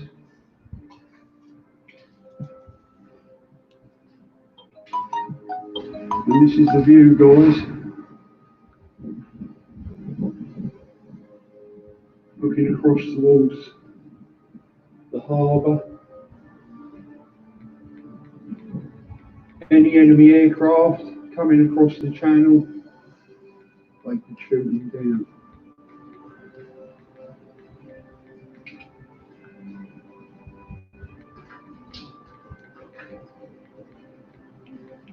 Steel girder, pretty rotten, holding up the concrete roof.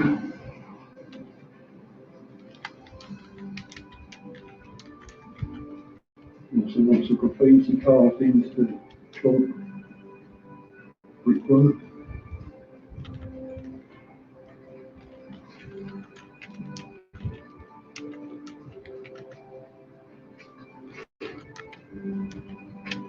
The metal supports have rotted away.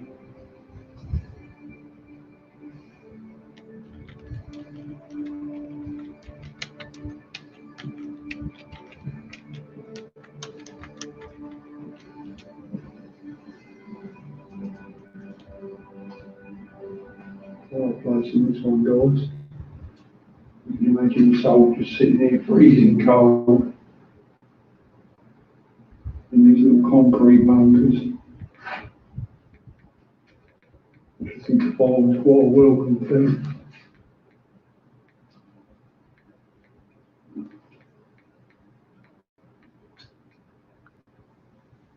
Okay, we come out of this one. There's another one just sort of adjoining it.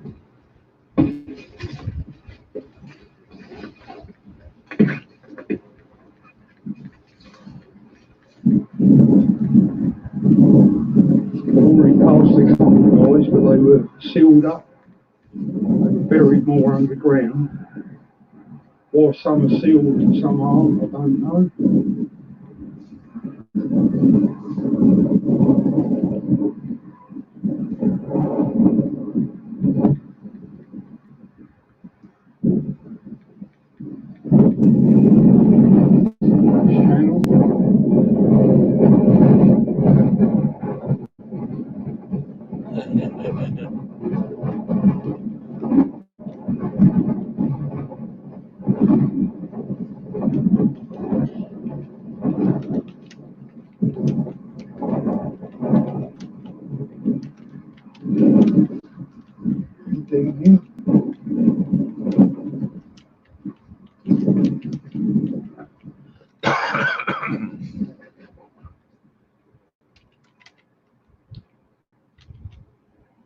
on concrete mount for something, but what I don't know.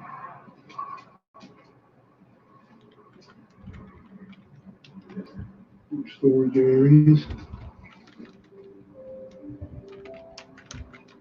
Probably for munitions. The walls went right over you guys.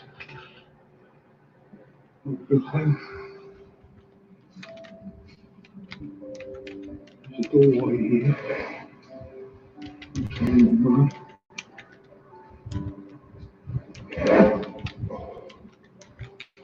Water.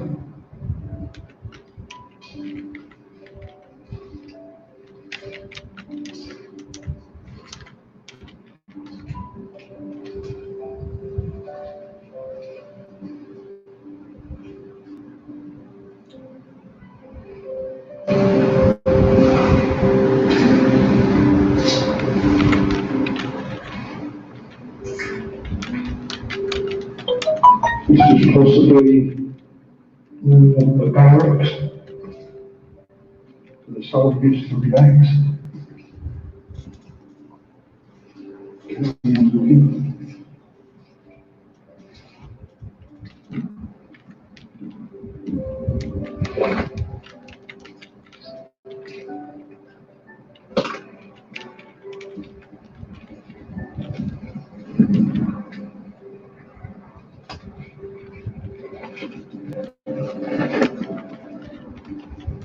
Little part above ground. Just really pick up this wall. Lay the camera down, guys.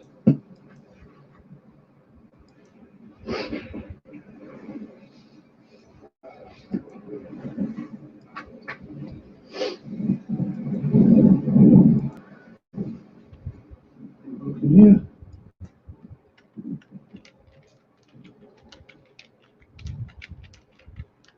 Everything's built to last with reinforced concrete ceilings or roofs. In case they were bombed, which they probably were.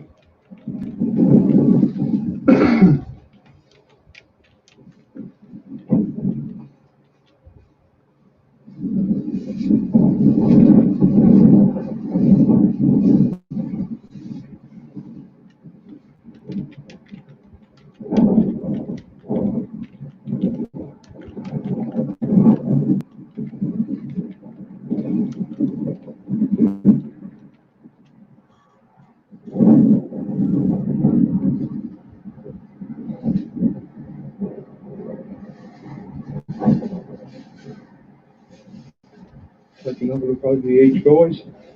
A little bit further along.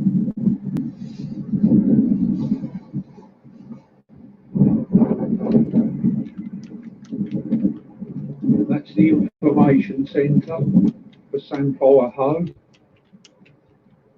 And that blue funny shaped thing is an old fashioned lighthouse. And the rest of this, like I say, it was all made up from the spoil from the Channel Tunnel. And it's been turned into a nature park. I don't know how well you can see, but there's cows grazing on the grass. Obviously the channel behind France in the distance, you can't see it because it's too cloudy. On a clear day you can. It's only about 22 miles, I think.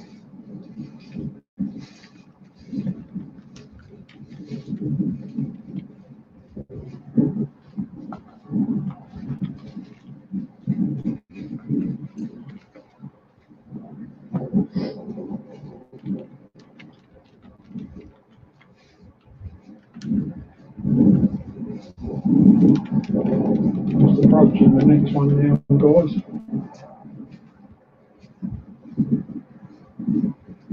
You can imagine during the Second World War how invaluable these places were. Frontline defences.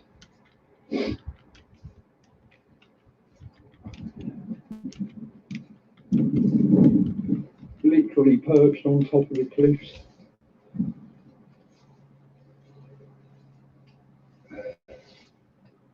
Yeah, Yeah, much the same as the last one. Walk the road in a way.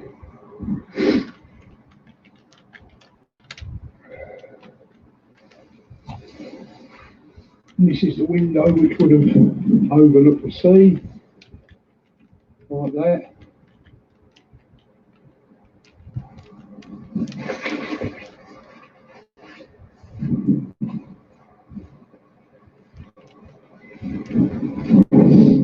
Right guys, I'm going to cut it there, and if I find some more, I'll start filming again. Cheers guys. Right guys, I've only walked for 2 minutes and I'll come to the next one. It's buried underground here. You can see some of the brickwork. So we just continue round. This is it all to my left. Buried under the brambles.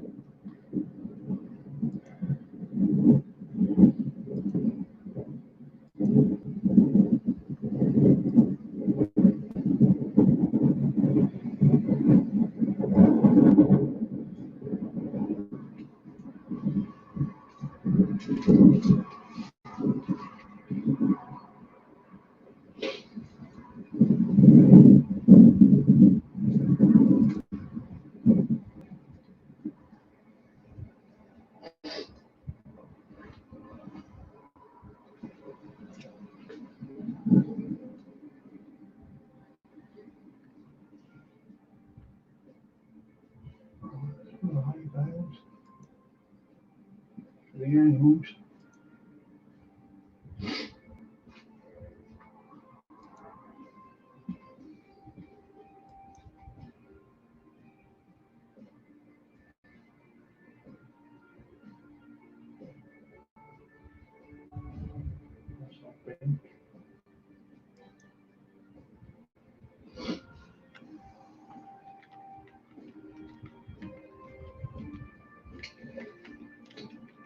It's like a farmer's using this guys for his animals.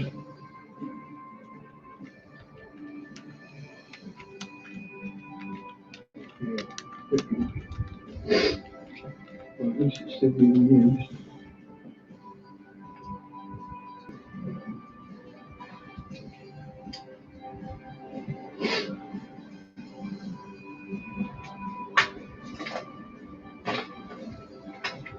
Yeah, same with the rest of it guys. It's all being used by the farmer.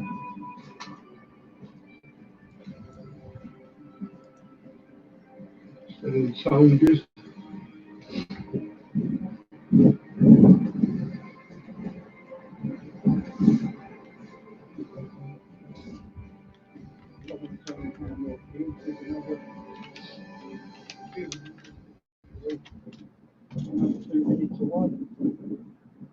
So I'll let you enjoy the view.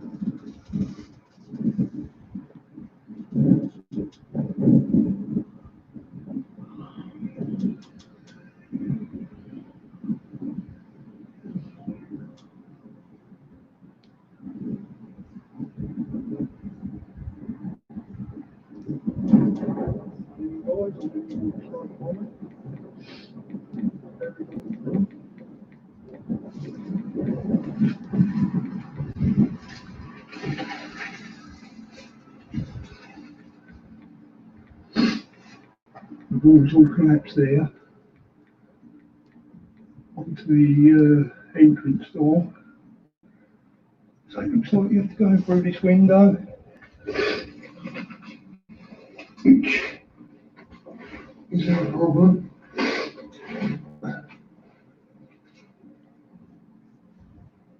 What's left of the old electrical boxes. And it's collapsed there, guys. And they've been right away totally that end. Broke off. I'll say there's a lot of weight though, because it's all reinforced concrete.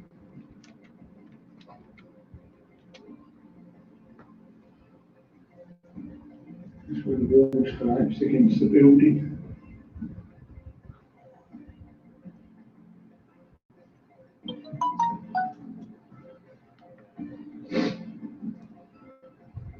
would have been the original entrance.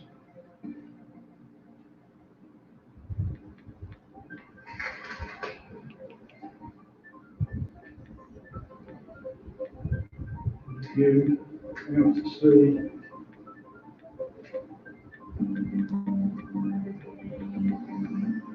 Once again.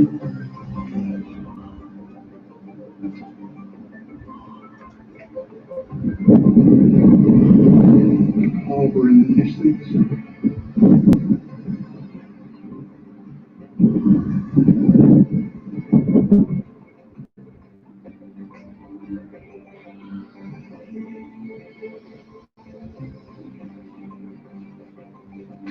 Right, just going to move the camera over while I get out.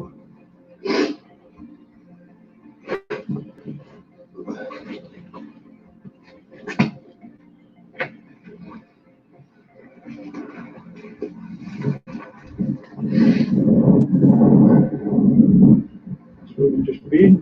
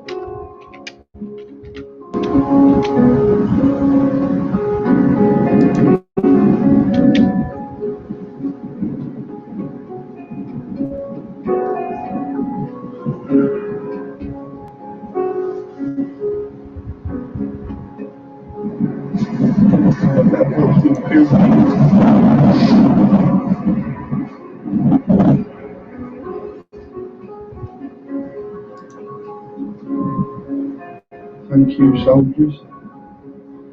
Nice gesture.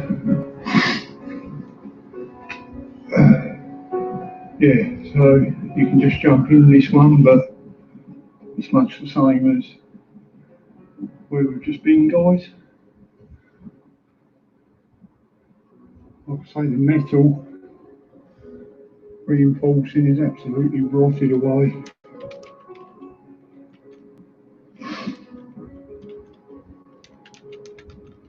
See right across there to the harbour. You can see the ferry coming into the harbour. It's a beautiful day, other than the wind. Just walk around the other side, see if we can get in. The back of it.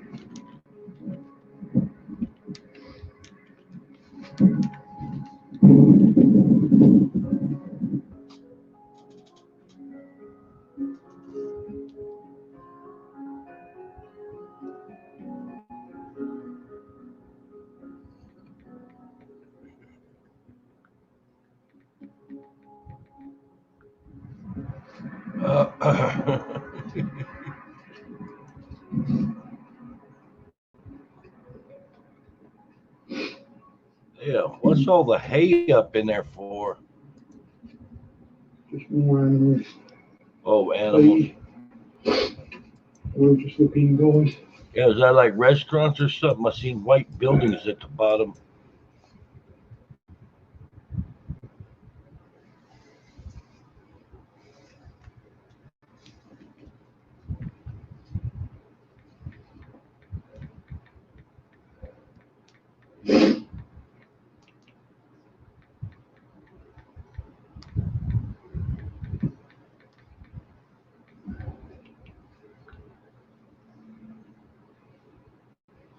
Right, that's that one. You have to excuse me, Stephen, it's freezing cold out here.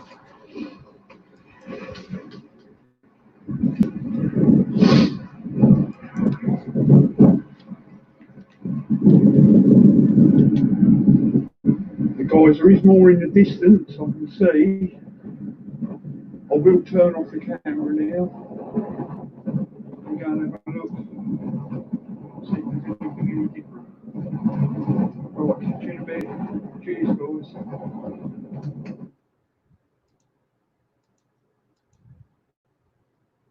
Well, that's another good video there, Margate. I like that, bro.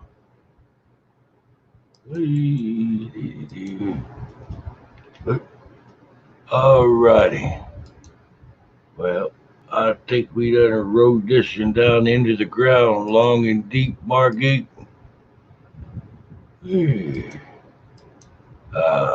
Glad, oh, bro, anytime, bro. We family. Family, Margate, done known each other for a good little while now. I'm tired. I got 3:21 in the morning here for me. I've still got this live stream to edit out. So I'm fixing to shut her down. Anytime you can come back, I'm definitely glad to see you when you come back around, Margate. Ooh, you make my day, man. Oh, I'll get some sleep in a little bit, bro. I'm retired. I'd say spend a couple hours, catch up on a little TV, edit this video out, sleep, get up about 12, 1 o'clock, get set up, start doing another live. Hell, I'm thinking about going doing another investigation. Yeah, thinking there tomorrow night I'll go back and give them damn demons hell for laughing at Athena dying. Oh, I'm gonna tell them about God. Alrighty, everybody. Want to thank everybody that showed up tonight. New subscribers, old subscribers. Your family. I love my family. And I appreciate y'all so much. Sorry about all this lockdown stuff that's going on. Hope they find a fix for this real soon.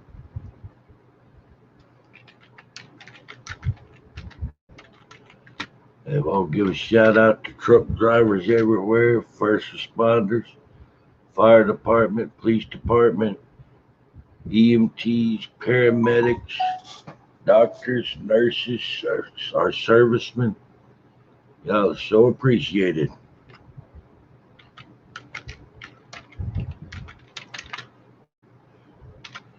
We done another one. Gotta shut down.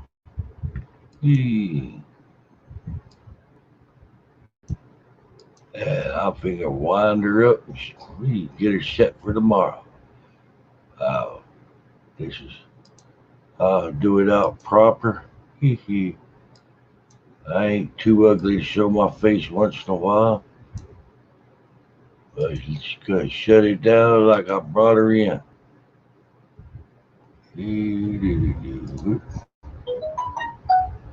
That's it, all the brave frontline workers. Bruh, I know a guy that had them all kind of tornadoes in Tennessee, and he volunteered. He's out there cleaning up, helping people that have got their houses destroyed. Man out there cleaning up stuff out there, and that thing mess going everywhere, you know what I'm saying? But all right. Have a good night there, Margate. We love you, bro. Love you like a fat kid love cake. By God. Hey, time to shut this one down, folks. Sleep well. Remember to eat it every day. Yeah, I'm talking about peanut butter. By God.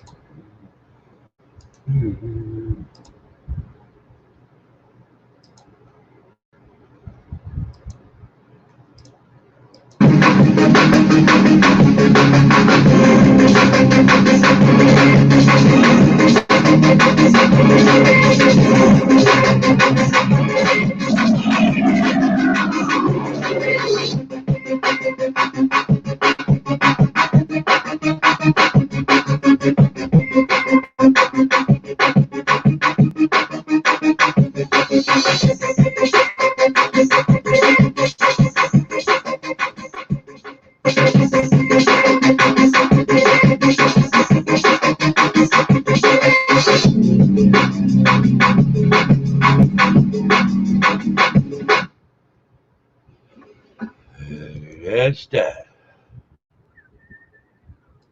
Have a good night, everybody, and I'll see you in a few.